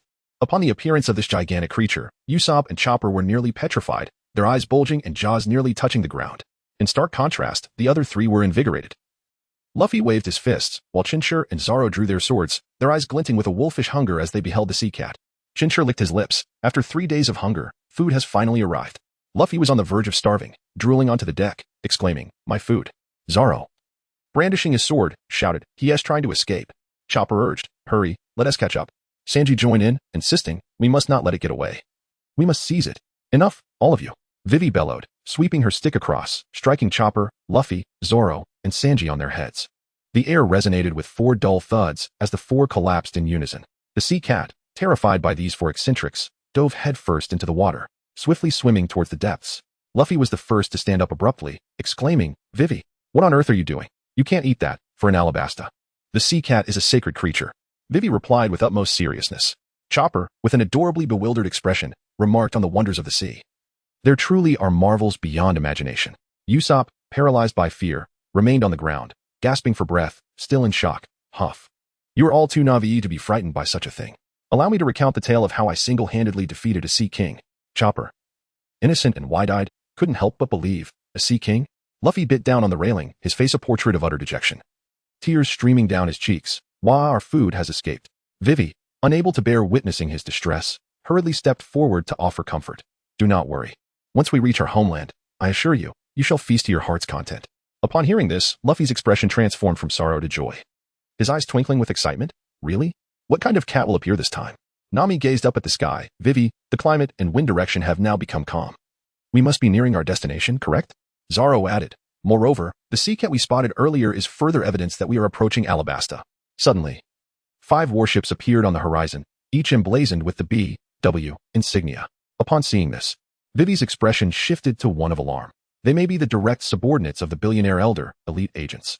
Nami observed, it looks like there are over 200 of them. Vivy continued, they are the Sea Army de la Sea Army of B.W.S. forces. Not to be compared with the bounty hunters from Whiskey Peak. The bounty hunters from Whiskey Peak are associated with the millionaire elder. Usopp, thoroughly frightened, exclaimed, Then, we must bombard them immediately. Luffy was already so famished that his stomach pressed against his back, and he paid no heed to the so-called billionaires before him. He waved his hands insistently, declaring, no, we must first partake in a meal. It would be far more efficient to confront them after we are well fed. Chopper, bearing the soul-cutting blade, wore an expression of indifference, remarking, they are merely a bunch of inconsequential minions. There's no need to concern ourselves with them. Sanji, perched on the ship's railing, a cigarette dangling from his lips, added, indeed. If we misidentify our target, it could lead to complications, especially since we are only 9 in number, counting Karoo. With this sentiment shared, the crew collectively dismissed the notion of the minions, and a plan began to form. Chopper retrieved some bandages from the medical kit. In any case, we must secure these. Our adversaries are too multifaceted. As he spoke, Zoro wrapped the bandages around his left arm. The others followed suit, with Chopper asserting precisely, with this insignia, we shall prevent that Mr. 2 from exploiting any openings. Sanji tightened his bandages, questioning, is it truly that similar? The ability of the imitation fruit? He had not laid eyes on Mr. 2 while in the cabin moments ago. You should have come out to take a look. It is not merely similar. It is indistinguishable. Sanji lit a cigarette, declaring, I have no interest in transvestites. Chopper's expression turned serious. If that individual is among our foes, our ability to operate independently will be severely hindered. The ship was nearing the port, and they resolved to dock at the northern entrance, ensuring they concealed the vessel afterward. Luffy extended his left arm, declaring, all right, from now on, no matter what happens, this mark on my left hand will signify our comradeship. Everyone stretched out their hands, forming a circle, each revealing the band on their left arm. Now, let us prepare to set foot on the land. Luffy raised his arms high and exclaimed, let us head towards the restaurant, and also to Alabasta. Usopp's head and mouth expanded in disbelief. Hey, you've got the order wrong. This is the emblem of our comrades. Vivy gently touched the band on her left arm, feeling warmth in her heart as a knowing smile graced her face. In the port city of Alabasta, amidst the fields of rapeseed, a man with 2 cigars in his mouth was followed by a sword-wielding girl, wearing an impatient expression. That restaurant is so noisy. What is going on?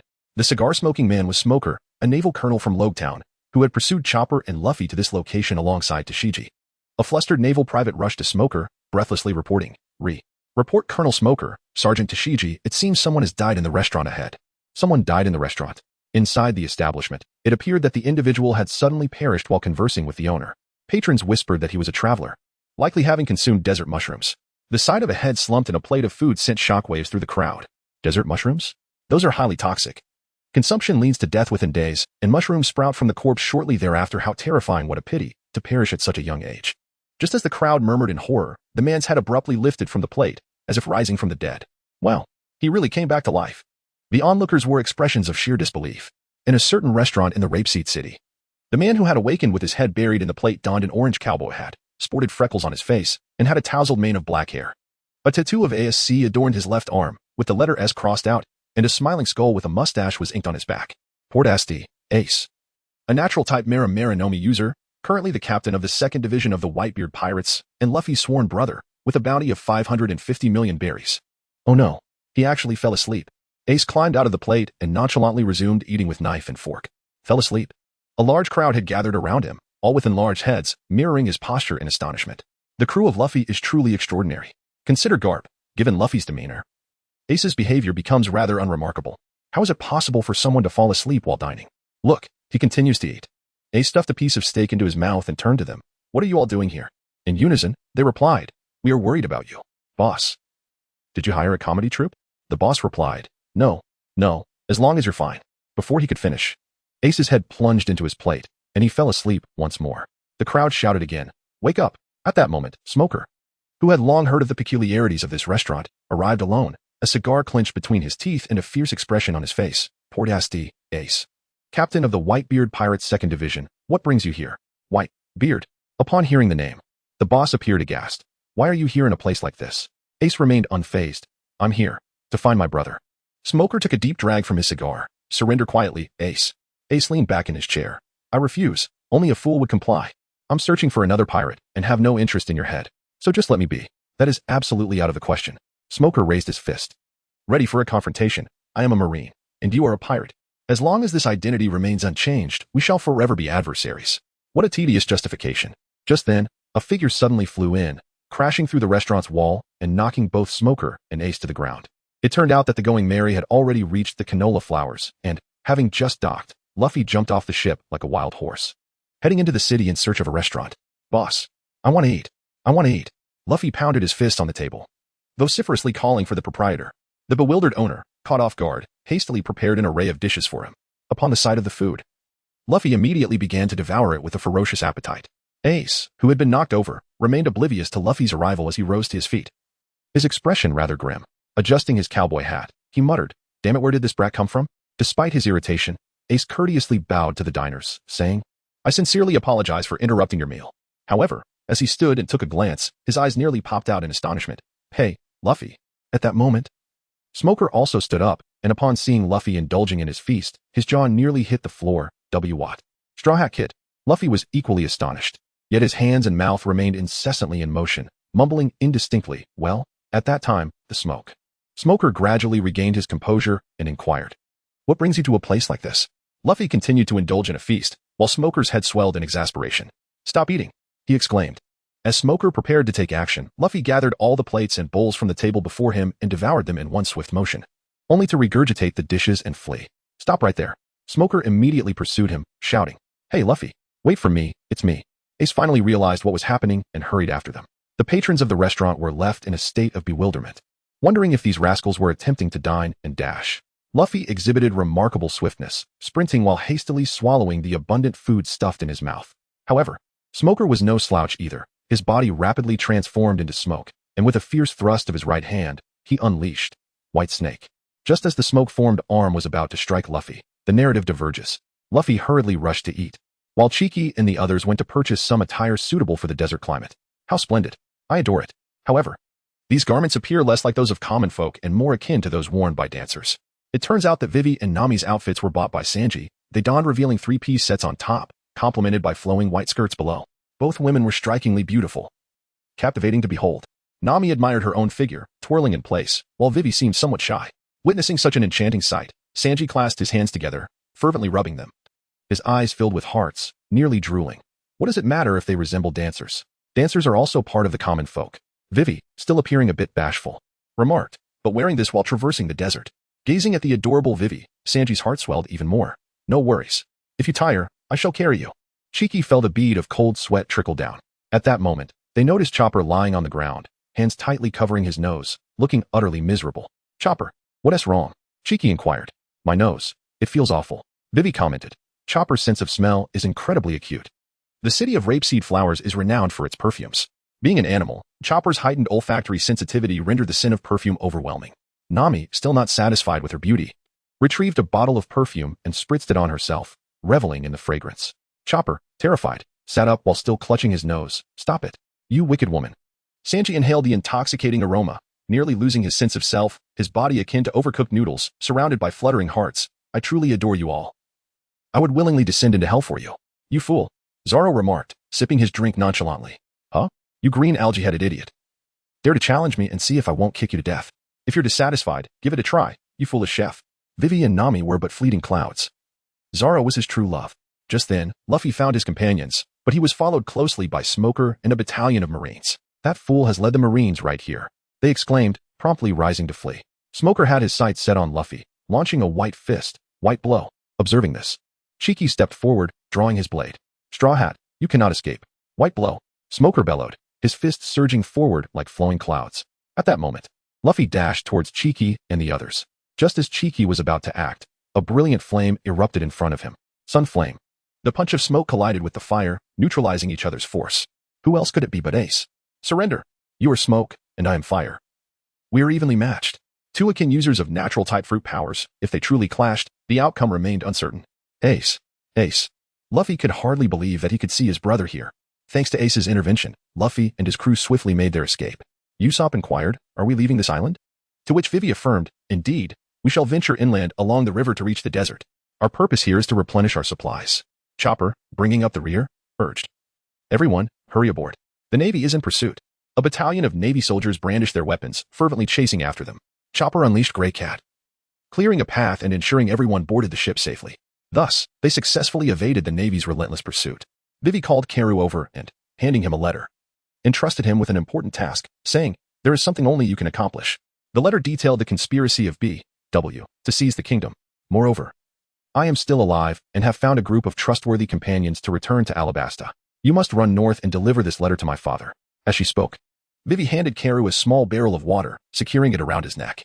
"You must traverse the desert alone, so cherish this water." Karoo, brimming with confidence, let out a determined cry in response. With that, he dashed towards the capital. On board the ship, Luffy was joyfully drinking from a large wooden barrel when Sanji kicked him on the head, exclaiming, "Idiot. This water was hard-earned." They were bound for the desert, where fresh water was scarce, which was why Sanji was so furious. Zoro then asked, "Who was it that set the fire to save us earlier?" "Luffy," That is my brother. Brother. Yes, his name is Ace, and he is also a pirate. He is 3 years my senior. Which means he set sail 3 years before me. Sanji, I never imagined that both of you brothers consumed devil fruits.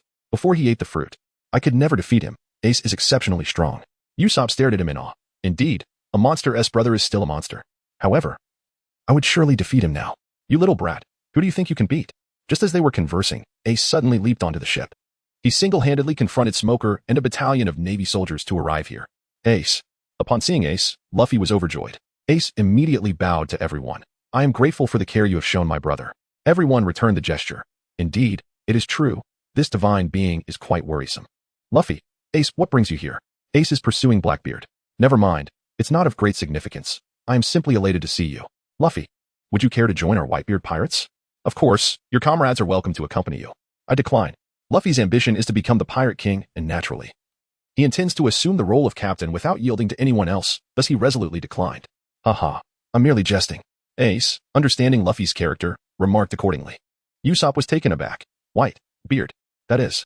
Chopper interjected, that S one of the 4 emperors, the strongest man in the world. You are absolutely right. Ace continued, revealing the tattoo of the Whitebeard pirates on his back, stating, this is my pride. Luffy. Whitebeard is the strongest pirate I have ever encountered. It is he, not you, who is destined to become the Pirate King. Luffy chuckled, no worries. We'll just settle it with a duel when the time comes. Ace produced a small piece of paper and tossed it into Luffy's hand, saying, here, take this. I have brought this for you. You must carry this with you forever. What is it? Luffy examined the object in his hands, perplexed by its nature. This piece of paper would allow us to reunite in the future. Is this Ace's life card? Upon hearing this, Luffy chuckled, and without a second thought, joyfully tucked it into the red ribbon adorning his hat. Having a foolish younger brother certainly causes a great deal of concern for an elder sibling. My brother. I entrust him to your care. With sincere words, Ace conveyed his instructions to Chinchi and the others before gracefully leaping onto his small vessel. Luffy hurriedly ran over. Are you leaving so soon? Indeed, Ace replied. Just stay a little longer. It took us so long to finally meet. Ace untied the ropes connecting the boats. I too wish to linger with you all, but pressing matters demand my attention. That scoundrel Blackbeard has committed such a shameless act, and I must provide an explanation to Dad. I hope that when we meet again, we shall stand atop the pinnacle of piracy. As they watched Ace navigate his small boat gradually fade into the distance, the crew formed a line. Nami exclaimed in astonishment. Is someone so composed truly Luffy's elder brother? Usopp remarked, I thought he would be even more foolish than Luffy. Zoro commented, what a devoted older brother he is. Chopper, weeping like a heartbroken deer, lamented. How wonderful it is to have an older brother. Farewell, Ace. As the small boat receded, Luffy waved desperately. Whitebeard's 2nd Division commander. Indeed, it is Portgas D. Ace. We have 5 warships and over 200 billionaires here. If you dare, come and give it a try, you landlubber scoundrel. Just as Ace had not departed far. 5B. W. Warships emerged ahead, with their crew threatening to capture Ace. These were the very 5 warships that the Straw Hat crew encountered upon their arrival in the port city of Canola Flour. Clearly, Ace's bounty of 550 million was a tantalizing lure. Ace regarded them with indifference, leaping into the air with a swift motion, his right hand igniting into a blaze. The flames illuminated the sky like a blooming sunflower. Then, Ace shouted distinctly, Fire Fist. He unleashed a punch that surged forth like a reborn fire dragon, ruthlessly crashing into the lead ship. Boom, boom, boom. The second, the third. He continued unrelenting until he struck the 5th vessel. Soon, all 5 warships were engulfed in flames. Ace landed steadily on his small boat. Adjusting his cowboy hat with his right index finger, let us ascend to the peak of piracy together. Luffy. Inside the Alabasta Rain Banquet Casino Hall, Mr. Zero wore a grim expression. The battle plan is set for 7 o'clock 2 days hence. Is everything prepared? Ms. Sunday replied, all is ready. Hundreds of billionaires have gathered in Canola Flour. I have summoned Mr. 2 as well. It seems he has not captured Mr. 3. The senior agents will convene at the Spider CAF at 8 tonight. Mr. Zero reclined on the sofa. Oh, excellent. It is already past 5. The crew, led by Luffy and Chenqi, finally arrived at the next city. Chenqi placed a hand on his forehead, gazing into the distance where a vast desert stretched out before him, dotted with a few solitary houses. Luffy and Chenqi struck identical poses, exclaiming, wow. We finally arrived at Yuba. Usopp interjected, it's Yuba. No, we are not there yet, Vivy remarked as she produced a map of Alabasta. We have just crossed the Sandora River. Currently, we are upstream at the Iluma Oasis. Chenqi appeared perplexed, questioning, Oasis? Where is the oasis here? With a complex expression, Vivy replied, they're ISN T1 at the moment.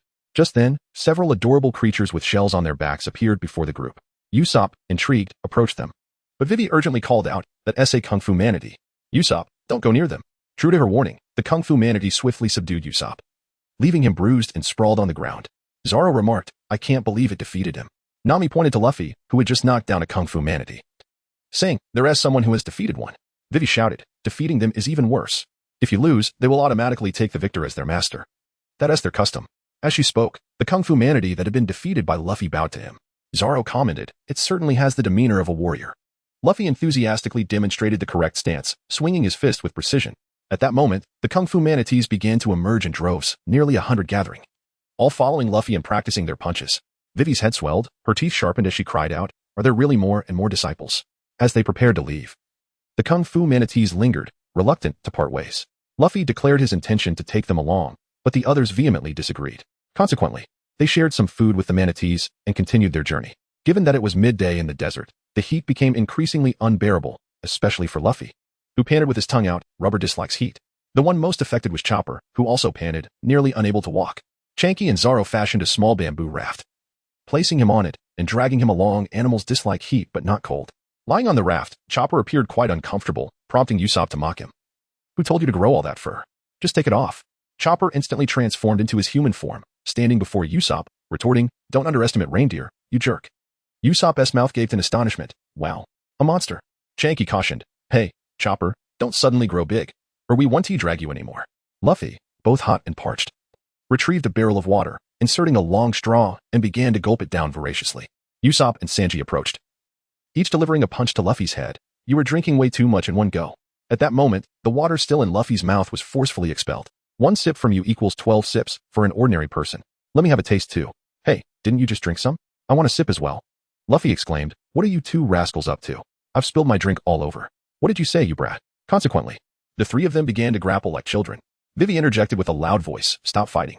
You're merely wasting your energy." After walking for a while longer, Luffy, panting, suggested, "Sanji, let us commence our meal." Sanji replied, "No, we must wait for Vivy's permission." Usopp, leaning against a tree branch, appeared utterly exhausted. "Vivy, let's eat. I can barely move anymore. However, we have only traversed a third of the way to Yuba." Luffy pouted, exclaiming, "How foolish. Have you never heard the adage, when one is hungry, one must eat?" Vivy replied, "All right then, let us take a short respite when we reach the pile of stones." The journey through the desert was arduous. The scorching, arid climate posed a constant threat of dehydration, and without timely nourishment, one could easily succumb to exhaustion. Even Chinchi began to feel the strain. Everyone was both hot and weary, yet burdened with a considerable amount of luggage. They collectively decided to engage in a game of rock, paper, scissors to determine who would bear the weight of their belongings. Ultimately, Luffy emerged as the loser. "How heavy this is. And the heat is unbearable," he lamented. Luffy, burdened with all the luggage, ambled along with a hunch akin to that of a tortoise, his tongue lolling out and sweat drenching his face. Suddenly, everyone noticed that the terrain ahead no longer resembled a desert. With a resounding shout, Chinchi exclaimed, "Everyone! A pile of stones has been spotted ahead." Upon hearing this, Luffy transformed entirely, and with his luggage in tow, he shot forward like an arrow released from its bow. Usopp gasped, "He is running so fast." Chinchi, sweating nervously, remarked, "The prospect of resting and eating changes everything," leading the charge. Luffy soon discovered a multitude of birds sprawled on the ground, appearing to be on the brink of death, nearly dozens of them. "Chopper, there are so many injured birds here.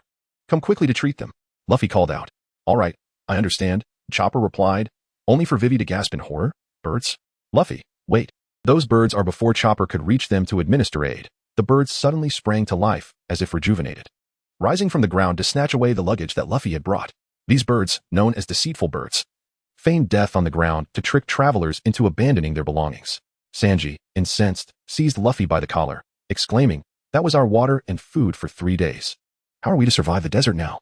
Luffy has also become infamous. I am but a victim.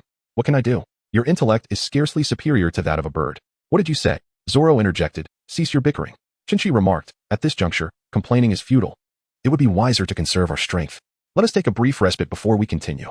As he spoke, the group beheld, a few hundred meters ahead, those deceitful birds that had yet to depart, continuing to feast upon their provisions and drink their water, as though mocking them for their folly.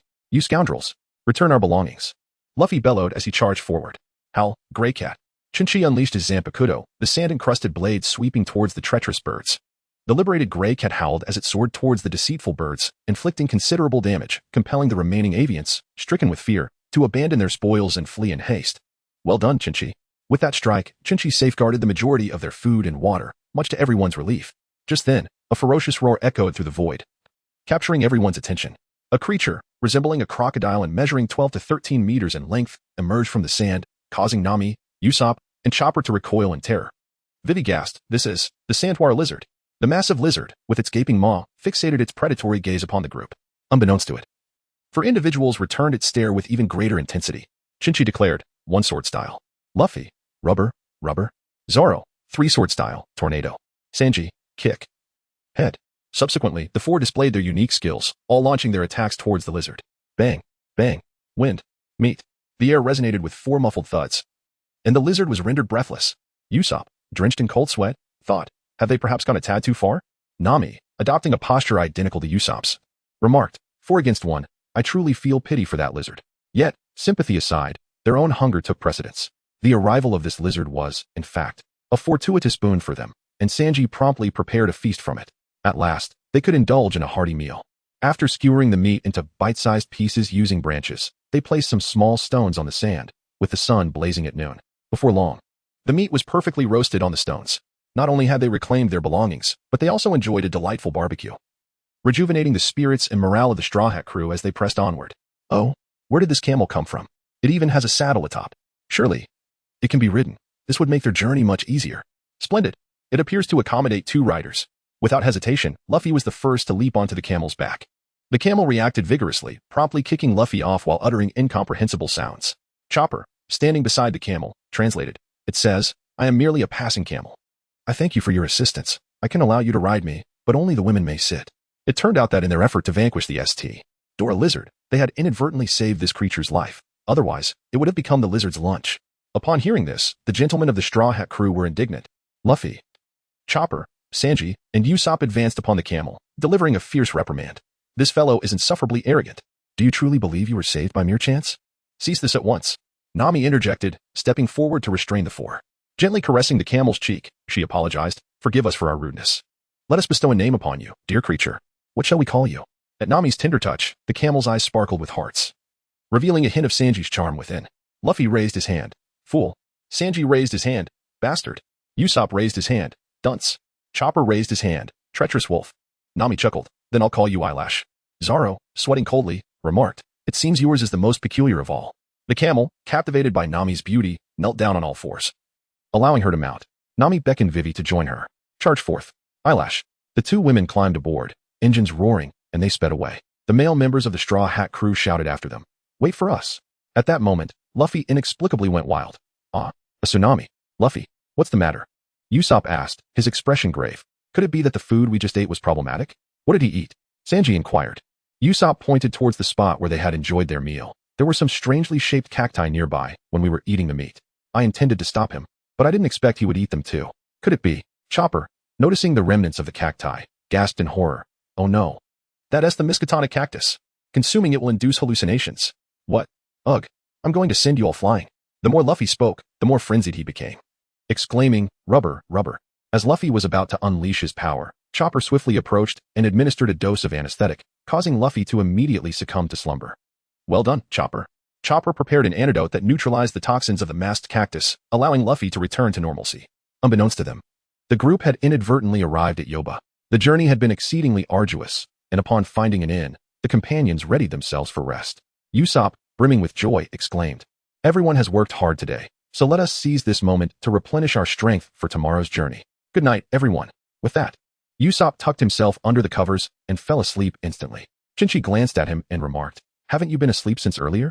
Upon hearing this, Usopp, infuriated, grabbed a pillow and launched it directly at Chinchi's face, retorting, of course. I'm utterly exhausted. My stamina pales in comparison to you monsters. Chinchi, equally incensed, brandished a pillow, glaring fiercely at Usopp. You scoundrel, dare you strike me? And you, Blue Nose, you have been the most useless today, being dragged by both Chinchi and Zoro. As Usopp continued, he seized another pillow and hurled it at Chopper. Chopper, now incensed as well, raised his voice to argue. I'm an animal, so I'm sensitive to heat. Chinchi, in retaliation, tossed back a pillow, but miscalculated, striking Zoro in the face instead. Zoro, now irate, shouted, how dare you? Who was the one that threw a pillow at me? Sanji, who had been peacefully resting, leaped up.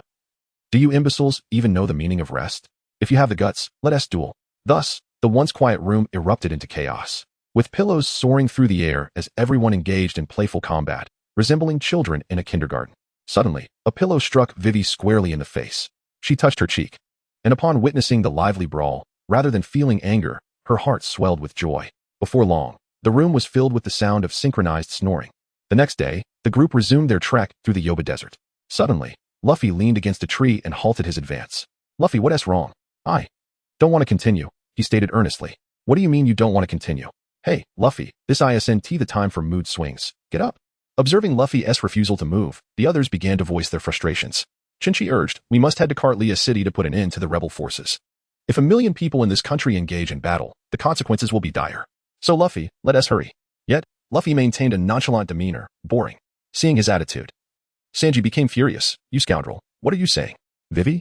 I want to go and punch that sand crocodile. Huh? Luffy, with a serious expression, declared, even if we quell the rebellion in the country, can we stop Crocodile? Even if we venture into that city, we may not be able to persuade the rebels. Who would heed the words of a pirate? Upon hearing this, everyone was taken aback. Could it be that the foolish, brainless, single-celled Luffy had uttered such profound words? His statement pierced through the facade, causing everyone to ponder whether he had been transformed by Mr. Two. Following Luffy's remarks, the atmosphere grew heavier as he continued. Vivy, you wish for no one to perish in this battle, for the citizens and for us, yet our adversary is one of the 7 warlords. Facing a conflict involving 1,000,000 people, is it not a tad naive to hope for everyone's safety? Vivy retorted vehemently, what is wrong with wishing for everyone's safety? People are bound to die. In response, Vivy delivered a powerful punch to Luffy's face, sending him sprawling several meters away. Silence. You mustn't utter such words. If you do, I shall not show you mercy. Whether it be the rebel army or the royal army, no one in this nation is at fault. Why must we seek death? This is all Crocodile's doing. Luffy rose to his feet and delivered a punch to Vivy's face, exclaiming, then why would you risk your life? Usopp interjected, hey Luffy, you're going too far. Sanji, in a fit of rage, added, Luffy, you scoundrel. How can you fight them all on your own? What exactly should I use to battle against them? Luffy and Vivy grappled with one another like 2 spirited children, engaged in both a playful tussle and a heated argument. Vivy exclaimed, aside from my own life, I care for nothing else. Luffy exclaimed passionately, let us risk our lives together. We are comrades. Upon hearing this, Vivy instinctively covered her mouth, her tears flowing like a torrent. Perhaps she was unaware that, despite her status as a princess, she had long been a member of the Straw Hat crew. Tell me, where can I find Crocodile? Following this tumultuous exchange, the group altered their strategy.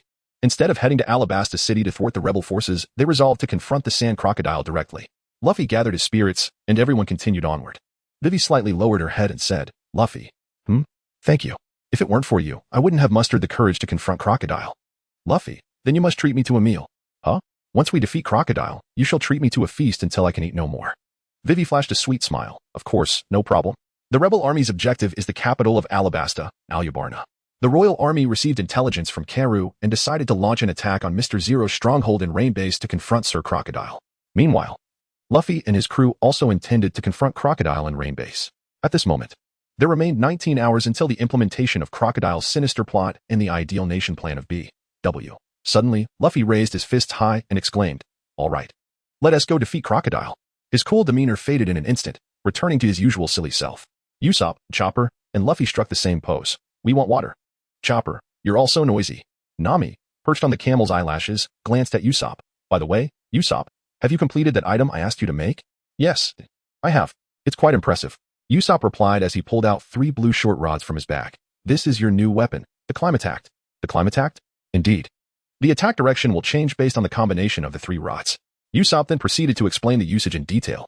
Sanji pointed his thumb at himself. Hey, you better not give Nami-san any dangerous items. She and Vivy-chan don't need to fight, because I will protect them. Haha, just call me Prince. Zoro interjected sarcastically. Prince?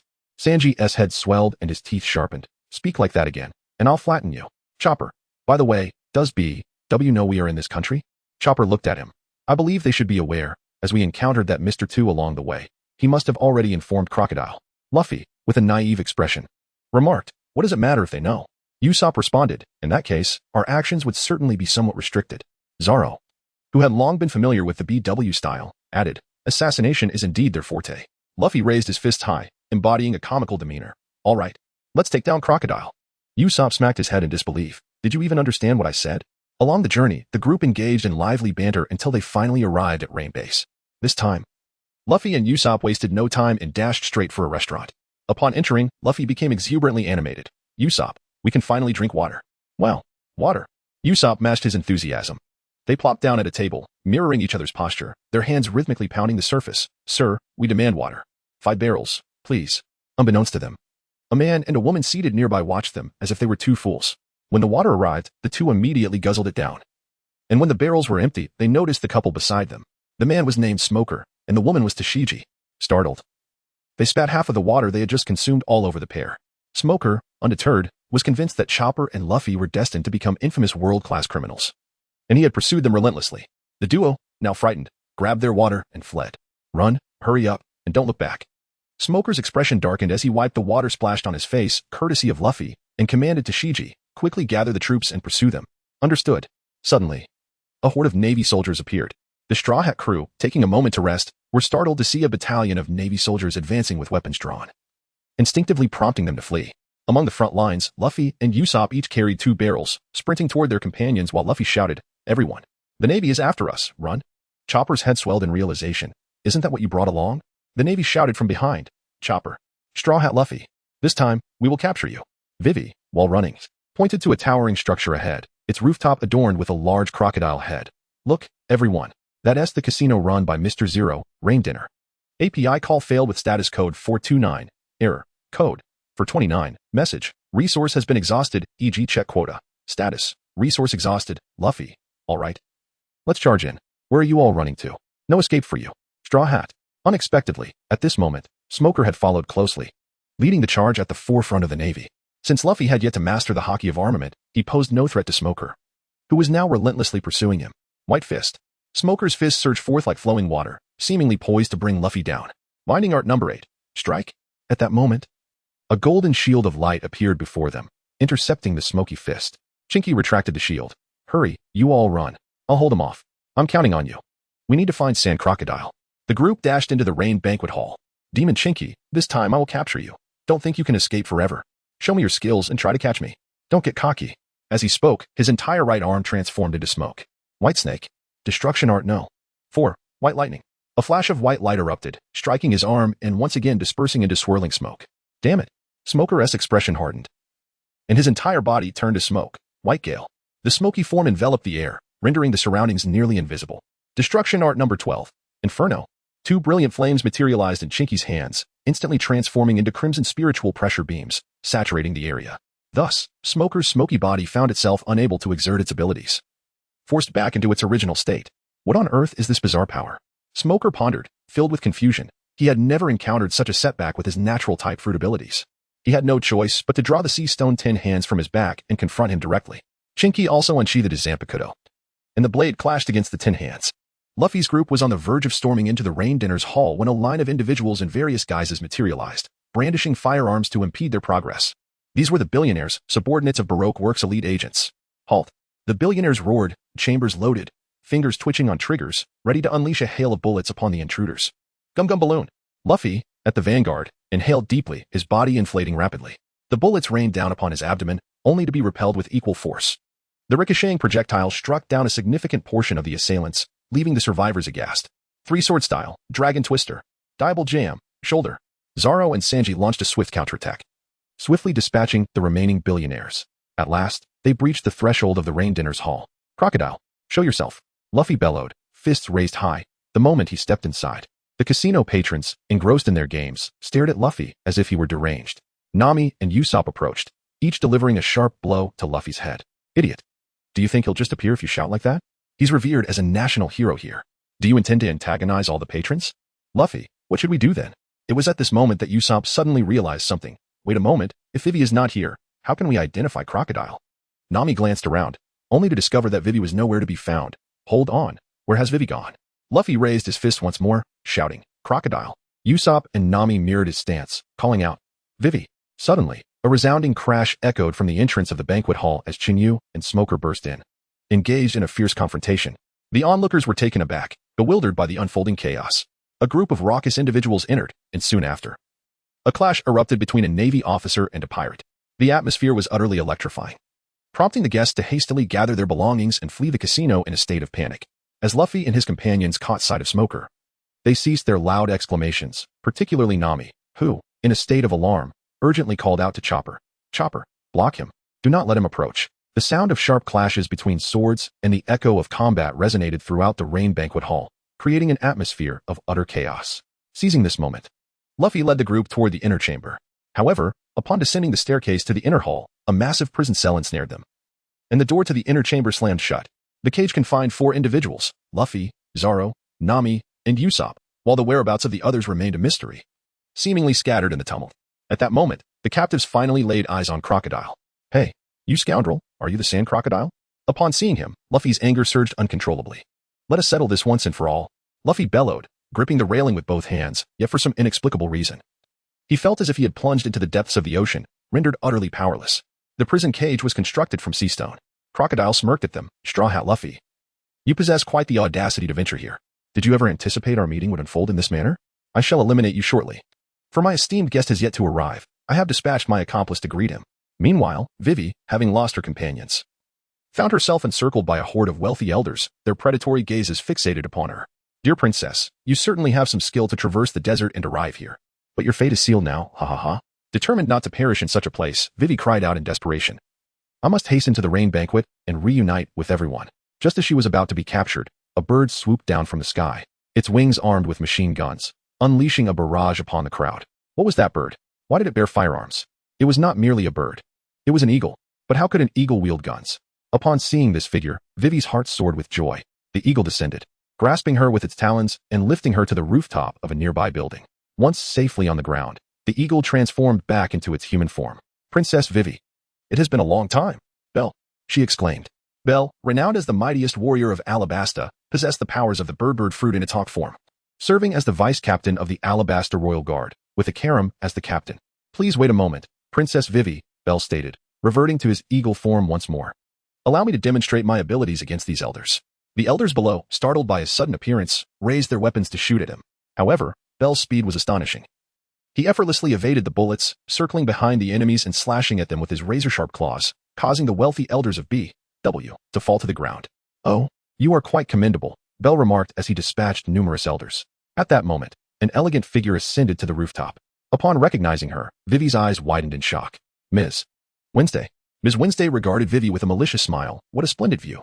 It is my first time witnessing someone who can fly. But, is he stronger than I?" Just then, Belle soared upwards. "Princess Vivy, these are the individuals intent on wreaking havoc in Alabasta, are they not?" Ms. Wednesday remained unfazed. "If possible, I would like to invite the princess to my abode for a delightful gathering. Would that be agreeable?" Belle shot her a frosty glare. "Cut the nonsense. That is out of the question. Do not underestimate me." Vivy could no longer contain her fury, drawing forth her peacock chainsaw and thrusting it toward Ms. Wednesday. With a casual motion, Ms. Wednesday seized Vivy's wrist, a playful smile gracing her lips. How can a dignified princess resort to violence? "Ms. Wednesday," Vivy retorted, her face flushed with indignation. "You murdered a Karam. I will never forgive you." Belle was taken aback. She killed the captain? Ms. Wednesday's expression dripped with mockery. "Why are you so enraged? Is it permissible for you to slay our staff while we cannot? How unreasonable." As she spoke, 2 arms appeared behind Vivy, forcefully slamming her to the ground. Furious, Belle shouted, "You scoundrel, release the princess." His eyes gleamed with fury as he charged at Ms. Wednesday. Suddenly, 3 arms manifested on Belle's body, while Ms. Wednesday crossed her arms, with a crack echoing as if she had snapped Belle's neck. Belle, Ms. Wednesday, whose real name was Nico Robin, a paramecia-type user of the flower fruit, easily defeated Belle and abducted Vivy. Outside the Rain Banquet Casino, Chenqi and Smoker remained locked in a fierce battle, surrounded by fallen marines, wounded by Chenqi. Gradually, Chenqi appeared to be at a disadvantage, retreating while muttering to himself, seemingly lost in thought. "What is the matter, demon? Are you faltering?" Smoker sensed Chenqi's waning strength as the surrounding smoke thickened, launching a more ferocious assault. "O Sovereign! The mask of flesh, the myriad forms, soaring high, crowned with the name of humanity. The scorching heat and turmoil, rolling south across the seas, take a step forward." Chenqi, while retreating, recited this incantation. Way of Destruction number 31, Red Fire Cannon. A brilliant flame erupted like a cannonball, infused with formidable spiritual pressure, shooting forth from his palm. Smoker, caught off guard by the frontal assault, had no chance to evade and was struck directly by the intense heat. With a thunderous explosion, the spiritual fire detonated upon him, accompanied by Smoker's agonized cry as he collapsed to the ground. "Congratulations on defeating your opponent. Experience gained 8,200. Your Shinigami level has risen to LV 19. Current experience 1,200 5,500. Host, Chenqi. Age, 16. Shinigami level, LV 19. Zampakuto, Zanue, Gray Cat, Fame, Chienda, Spiritual Pressure, 1055. Attack Power, 1360. The once invincible Marine Colonel, who had vanquished countless pirates in the East Sea, lay defeated. Smoker gasped heavily, his eyes wide in disbelief. Fortuitously. As a smoke fruit user, he possessed a degree of immunity to flames. Otherwise, he would have been gravely injured or worse. Chenqi could not be allowed to live. With determination solidified, Smoker resolved to stand against him. Chenqi turned and raced towards the interior of the Rain Banquet. An hour earlier, within the seastone prison of the Rain Banquet's inner sanctum, Luffy, imitating Sanji, pretended to hold a cigarette and remarked, "You're the one who sneaked the meat, aren't you?" With a resemblance of 99%. Usopp, standing beside him, was laughing so hard that tears streamed down his face, witnessing their carefree demeanor at such a critical moment. Nami's anger flared up, and she swiftly delivered 2 sharp knocks to their heads, causing them to stagger and fall to the ground, their heads emitting steam. "Hey, do you two realize the gravity of the situation?" Nami glared at them, her fury palpable. Luffy pouted, "We can't escape anyway and have nothing to do. It's precisely because we cannot leave that the situation has escalated. We might perish here." He turned to Usopp and Nami, who scolded them. Nami then directed her attention to Zoro. Suddenly, Zoro stirred from the floor, rubbing his sleepy eyes. "Is it morning already?" Nami's head swelled, and her teeth sharpened. It never even got dark. Since joining the Straw Hat crew, she had become a veritable shrew, surrounded by such formidable beings. Yet, she was undeniably the true leader aboard the ship. Just then, amidst the bickering in the cell, an indignant voice echoed throughout the hall. Miss, all Sunday had brought Vivy along. Vivy was the guest that Crocodile had mockingly referred to. Vivy. The crew was torn between joy and concern upon her arrival. Crocodile wore a sinister smile. "Welcome, my esteemed princess."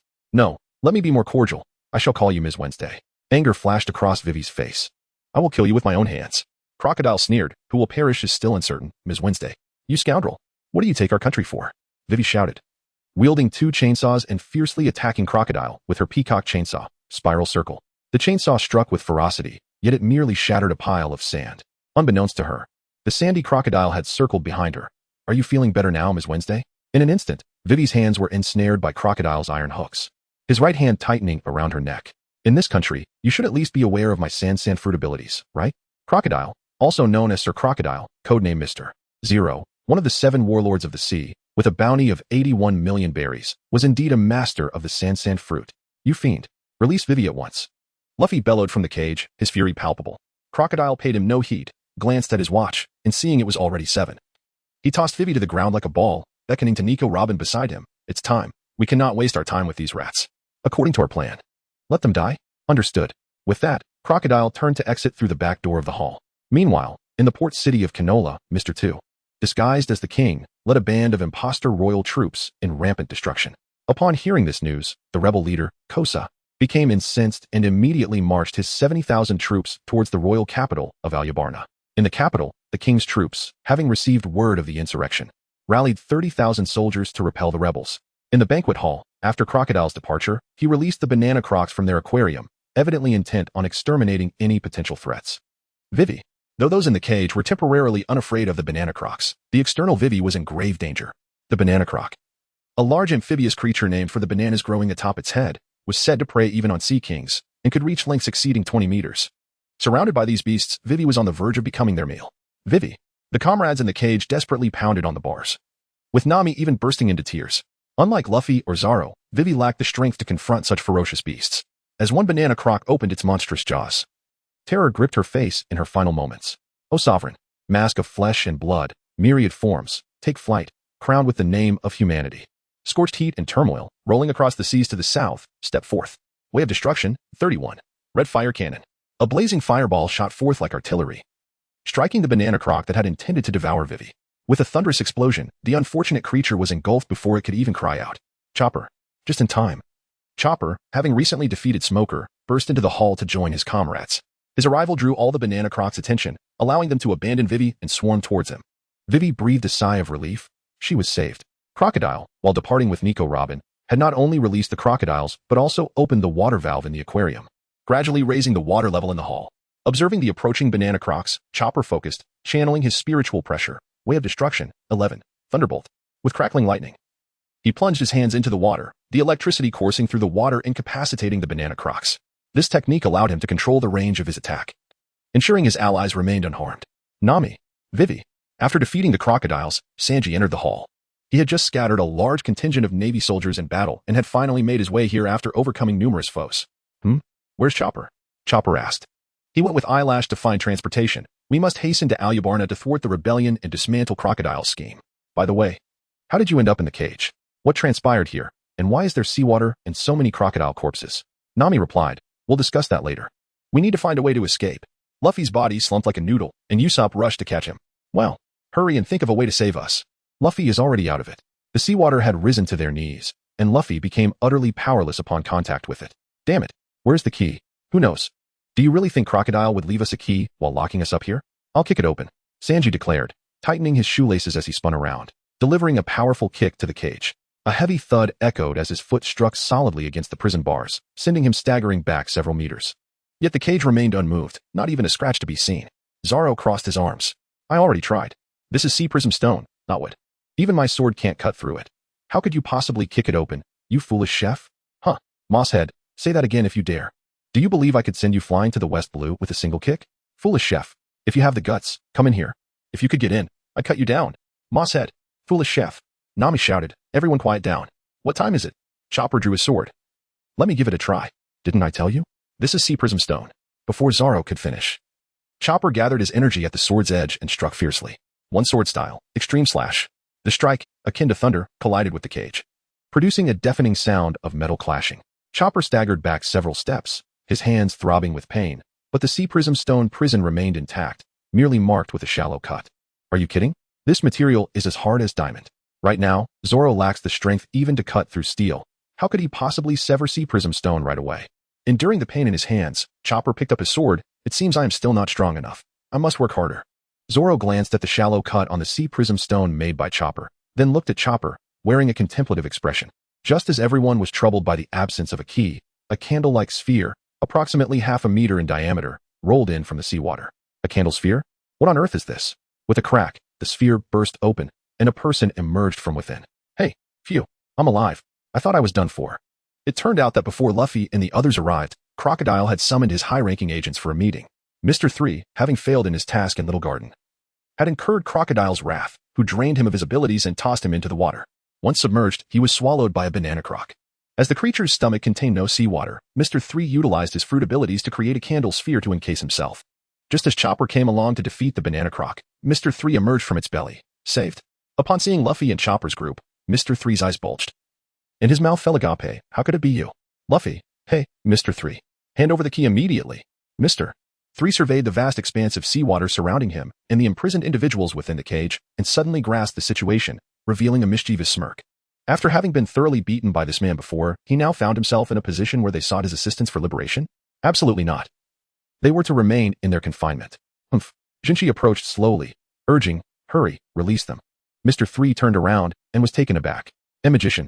He vividly recalled how this individual had bested him in the Little Garden, and the memory still instilled fear within him. There was no contest. Mr. 3 stood no chance against Chenqi. Terrified of enduring another thrashing, he obediently crafted a key from wax and unlocked the sea prism cage. After liberating Luffy and the others, Chenqi patted Mr. 3 on the shoulder, saying, well done, Candleman. Following this, he delivered a powerful punch to Mr. 3's face, causing him to spit out blood and fly backward. Such a person was unpredictable. It was best to deal with them swiftly. Meanwhile, the water level continued to rise, and Luffy had already turned into a helpless heap, from which Chinchi retrieved him. It is understandable that Luffy cannot swim, but it is perplexing that Usopp also choked on water. He was dragged ashore by Vivy and Nami, who held his nose. Sanji remarked, we have wasted a considerable amount of time here. Vivy, is there still a chance? Vivy replied, I am uncertain. Nami inquired, do you still have the perfume you bought at the rapeseed flower field? I do, Vivy said, producing it and handing it to her. Nami took it and sprayed it on herself. Sanji hurriedly leaned in, inhaling deeply, his hands clasped together. Wearing an expression of infatuation, I would willingly descend into hell for you. Observing his ridiculous demeanor, Zoro felt an urge to strike him down. You might as well perish. Once everyone was gathered, they made their way toward the casino's rain banquet. This is the place. I can smell the potent fragrance of Nami's perfume. Hey, everyone, over here. Chopper exclaimed, waving his little hooves vigorously. What is that? Cheeky asked. A crab. Usopp exclaimed. Luffy, it appears to be quite delectable. As everyone looked on, Chopper and Camel Eyelash were riding atop a colossal crab, beckoning everyone to join them. This is a creature unique to Alabasta, known as the running crab. Luffy's eyes sparkled with excitement. Wow, can we really sit on it? Nami expressed a hint of disdain, but it looks rather unappealing. Chopper explained. It is a friend of the eyelashes. Although it is quite garish, it has many companions in this area. Once everyone was seated, Chopper waved the reins. Let us set off. However, just as they had barely begun their journey, a metal hook suddenly flew through the air, ensnaring Vivy's waist and pulling her down. Vivy! Luffy bellowed, extending his arm to seize Vivy and pull her back, yet he himself was taken away by the iron hook. Luffy! Chopper unsheathed his sword, ready to leap down, but Luffy urged everyone, hurry and leave. I'll handle this guy. You must ensure Vivy is safely returned to the palace. That fool. I will personally teach him a lesson. The iron hook belonged to Crocodile, whom Luffy had longed to confront, thus he urged his companions to depart swiftly, determined to face him alone. Given the captain's wishes, Chopper reluctantly sheathed his sword. Zoro understood and urged Chopper to move quickly, believing Luffy could manage that adversary. Meanwhile, Vivy anxiously called out Luffy's name. Nami interjected, "Don't worry, you will be fine. So far, every challenger to Luffy has been defeated." Zoro reassured her, "Listen, Vivy. That guy is in Luffy's capable hands. This is our trust in our captain." Vivy shouted in response, "We will wait for you in Alabasta, Luffy." "All right. Let's hurry toward the capital of Alabasta." After everyone departed, Crocodile glanced at Luffy with indifference. It seems the princess has escaped. However, do not rejoice too soon. Our forces are also gathering towards Alabasta. Straw Hat Luffy, you dare to oppose me. Luffy rose, clenching his fists and assuming an offensive stance. Crocodile cast a sandglass to the ground, declaring, "You have 3 minutes. After that, I shall not be at your service." Without a second thought, Luffy extended his arm, Gum Gum Pistol. As he launched his punch, Crocodile merely tilted his head, effortlessly evading the attack. Not only that, but he also glided low to the ground, swiftly knocking Luffy down. However, Luffy's rubbery form rebounded with remarkable agility, harnessing the force of the impact. Gum Gum Sweep. His foot lashed out like a whip, shattering his opponent's head. Yet, it merely transformed into a mound of sand, astonishingly reverting to its original state. After repeated failed assaults, Crocodile wore a smug expression. "Let me be clear, Straw Hat Luffy, no matter how fiercely you struggle, you are no match for me." Gum Gum Gatling. Paying no heed to his taunts, Luffy unleashed a relentless barrage of punches, each strike mercilessly piercing through Crocodile's form. Yet, what he pierced was merely layer upon layer of sand. As he realized that none of his attacks were effective, Luffy felt a twinge of anxiety. "You wretched sand monster." Crocodile grinned wickedly. "With attacks as feeble as yours, no matter how many times you try, it will all be in vain." Gum Gum Rocket. Luffy stretched his arms back with all his might, harnessing the elastic potential energy to deliver a powerful blow to Crocodile's abdomen. It was just as before. Rubber, battle axe. Luffy extended his leg low and forcefully brought it down, crushing Crocodile into 2 halves. However, his opponent had vanished. Luffy exhibited peculiar behavior, believing that he had crushed his opponent with a single kick, as he stomped in place like a child in a fit of rage, exclaiming, "I stomp, I stomp, I stomp." I had already warned you that it was futile. Unbeknownst to him, his adversary had already positioned himself behind Luffy. "You scoundrel." At that moment, the sand in the hourglass ceased to flow, signifying that 3 minutes had elapsed. The game was over. Straw Hat Luffy. I have been earnest in my efforts all along. Luffy felt a twinge of frustration in his heart. What on earth is wrong with this guy? No matter how hard I strike, I can't land a hit. We are not of the same caliber when it comes to piracy. Crocodile declared, his right hand swiftly transforming into sand. Desert Saber. The sand blade darted across the ground with remarkable speed, resembling a racing serpent of sand. Sensing the imminent danger, Luffy swiftly dodged, feeling a surge of fortune for narrowly escaping the attack. If it had connected, the consequences would have been far more severe than mere pain. Luffy's eyes widened in disbelief as he witnessed the sand blade slicing through the desert, cleaving it into 2 segments that stretched for dozens of meters before finally coming to a halt. Observing his creation, Crocodile wore an expression of smug satisfaction. "I told you. We are not on the same level as pirates. Although we are both capable, the fruits we wield are not comparable." After speaking, he forcefully struck the ground with his sand-formed right hand, exclaiming, "Desert Sunflower." Instantly, the sandy terrain within 100 meters began to sink rapidly. "What is happening?" Luffy gasped in shock as he watched the sand disappear beneath the horizon. Crocodile, observing Luffy's desperate struggles within the treacherous sand trap he had conjured, wore a sinister grin. "In this world, no one has ever defeated me in the sands." Yet, in his moment of despair, Luffy devised a clever plan. He stretched his hands backward and forcefully struck the sinking sand below. Gum Gum Rocket. The ground trembled as his attack created a significant impact, propelling him upward and freeing him from the perilous situation. Gum Gum Whip. With a sudden shout, Luffy extended his rubber leg, slicing through Crocodile in 2. "You truly are relentless." Crocodile retorted, forming a razor-sharp sand blade aimed directly at Luffy's body, but Luffy evaded once more. "The game is over. I no longer wish to play with you." Crocodile swiftly maneuvered in front of Luffy, his iron hook piercing through Luffy's body. Blood spilled onto the ground, staining his straw hat red as it fell into the sand. "Do you think you are opposing?" "Straw Hat Luffy, there are countless loudmouths like you throughout the Grand Line." Meanwhile, aboard the swiftly advancing crab racer, the crew remained oblivious to Luffy's defeat at Crocodile's hands. Usopp and Chopper were engaged in boastful banter, with Chopper listening intently, utterly naive to the seriousness of the situation.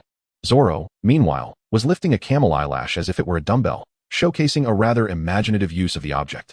Zoro, you're simply wasting your energy, Nami remarked. Mind your own business. Sanji interjected, leave him be, Nami. While we are about to face one of the 7 warlords, some fools still fail to grasp the gravity of our predicament. Zoro paused his actions. Which idiot chef are you referring to? What? You audacious green algae head dare to call me an idiot? The sound of 2 sharp knocks resounded on Sanji and Zoro's heads as Nami glared at them in frustration. What are you two doing fighting among yourselves at a time like this? Usopp scratched his nose, saying, after all, we are up against one of the 7 warlords. It's only natural for everyone to feel a bit anxious.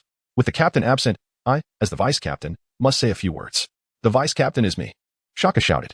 Everyone, do not worry. Luffy will surely not lose. Didn't he promise we would meet in Alabasta? Vivy said, looking at Shaka. Actually, you're the one who seems most worried, aren't you? Nami lightly tapped Vivy's head, far gentler than she would have with a male crew member. You only need to worry about the rebellion. That hurts. Nami raised her right hand. All right, now we must focus all our efforts on reaching Alabasta. Charge forth, Scissors. Scissors? What kind of name is that? It was indeed a rather peculiar name, even more so than the eyelash. Scissors, the name Nami had given to the crab racer. At that moment, the revolutionary leader, Koza, led millions toward the royal capital of Alabasta, a vast cavalry advancing in unison. The sound of hooves echoing through the air. Meanwhile, on the royal army's side, Gaka was overseeing the soldiers as they set up cannons at the southern gate of the capital to prepare for the revolutionary forces. Gaka, a Zoan-type user of the dog fruit, was one of Alabasta's 2 great protectors, the other being Pell, and like Pell, he served as an aide to Akaram. Lord Gaka. Reports indicate that the enemy forces have exceeded 2 million. Moreover, the populace claims the king is ruthlessly slaughtering the innocent amidst the canola fields. Upon hearing this, Gaka's fury ignited. This is impossible. Someone must be manipulating the situation from the shadows. Regardless, I will protect this nation with my life. Meet. A hollow cry echoed across the sandy outskirts of Rain Base. Although Luffy was covered in blood, he still expressed his hunger, buried in the sand with only his head exposed. His injuries from Crocodile's assault and an empty stomach rendered him incapable of escaping, no matter how hard he struggled. Meet. Luffy continued to shout. But at that moment he realized that the sand beneath him was gradually sinking. No, this is not good. If this continues, he would surely be buried in the sand. What should I do? I have yet to defeat Crocodile and become the Pirate King. How can I perish in such a place? As Luffy contemplated this, his head was gradually submerged. Just as he was on the verge of being buried in the sands, for peculiar arms seized his body. Whoosh. Luffy was unexpectedly pulled out of the sand by these 4 hands, lying on the ground and gasping heavily. He could hardly fathom that the one who saved him was none other than Ms. All Sunday, the partner of Crocodile. Thank you. Huff, huff. Why go to such lengths?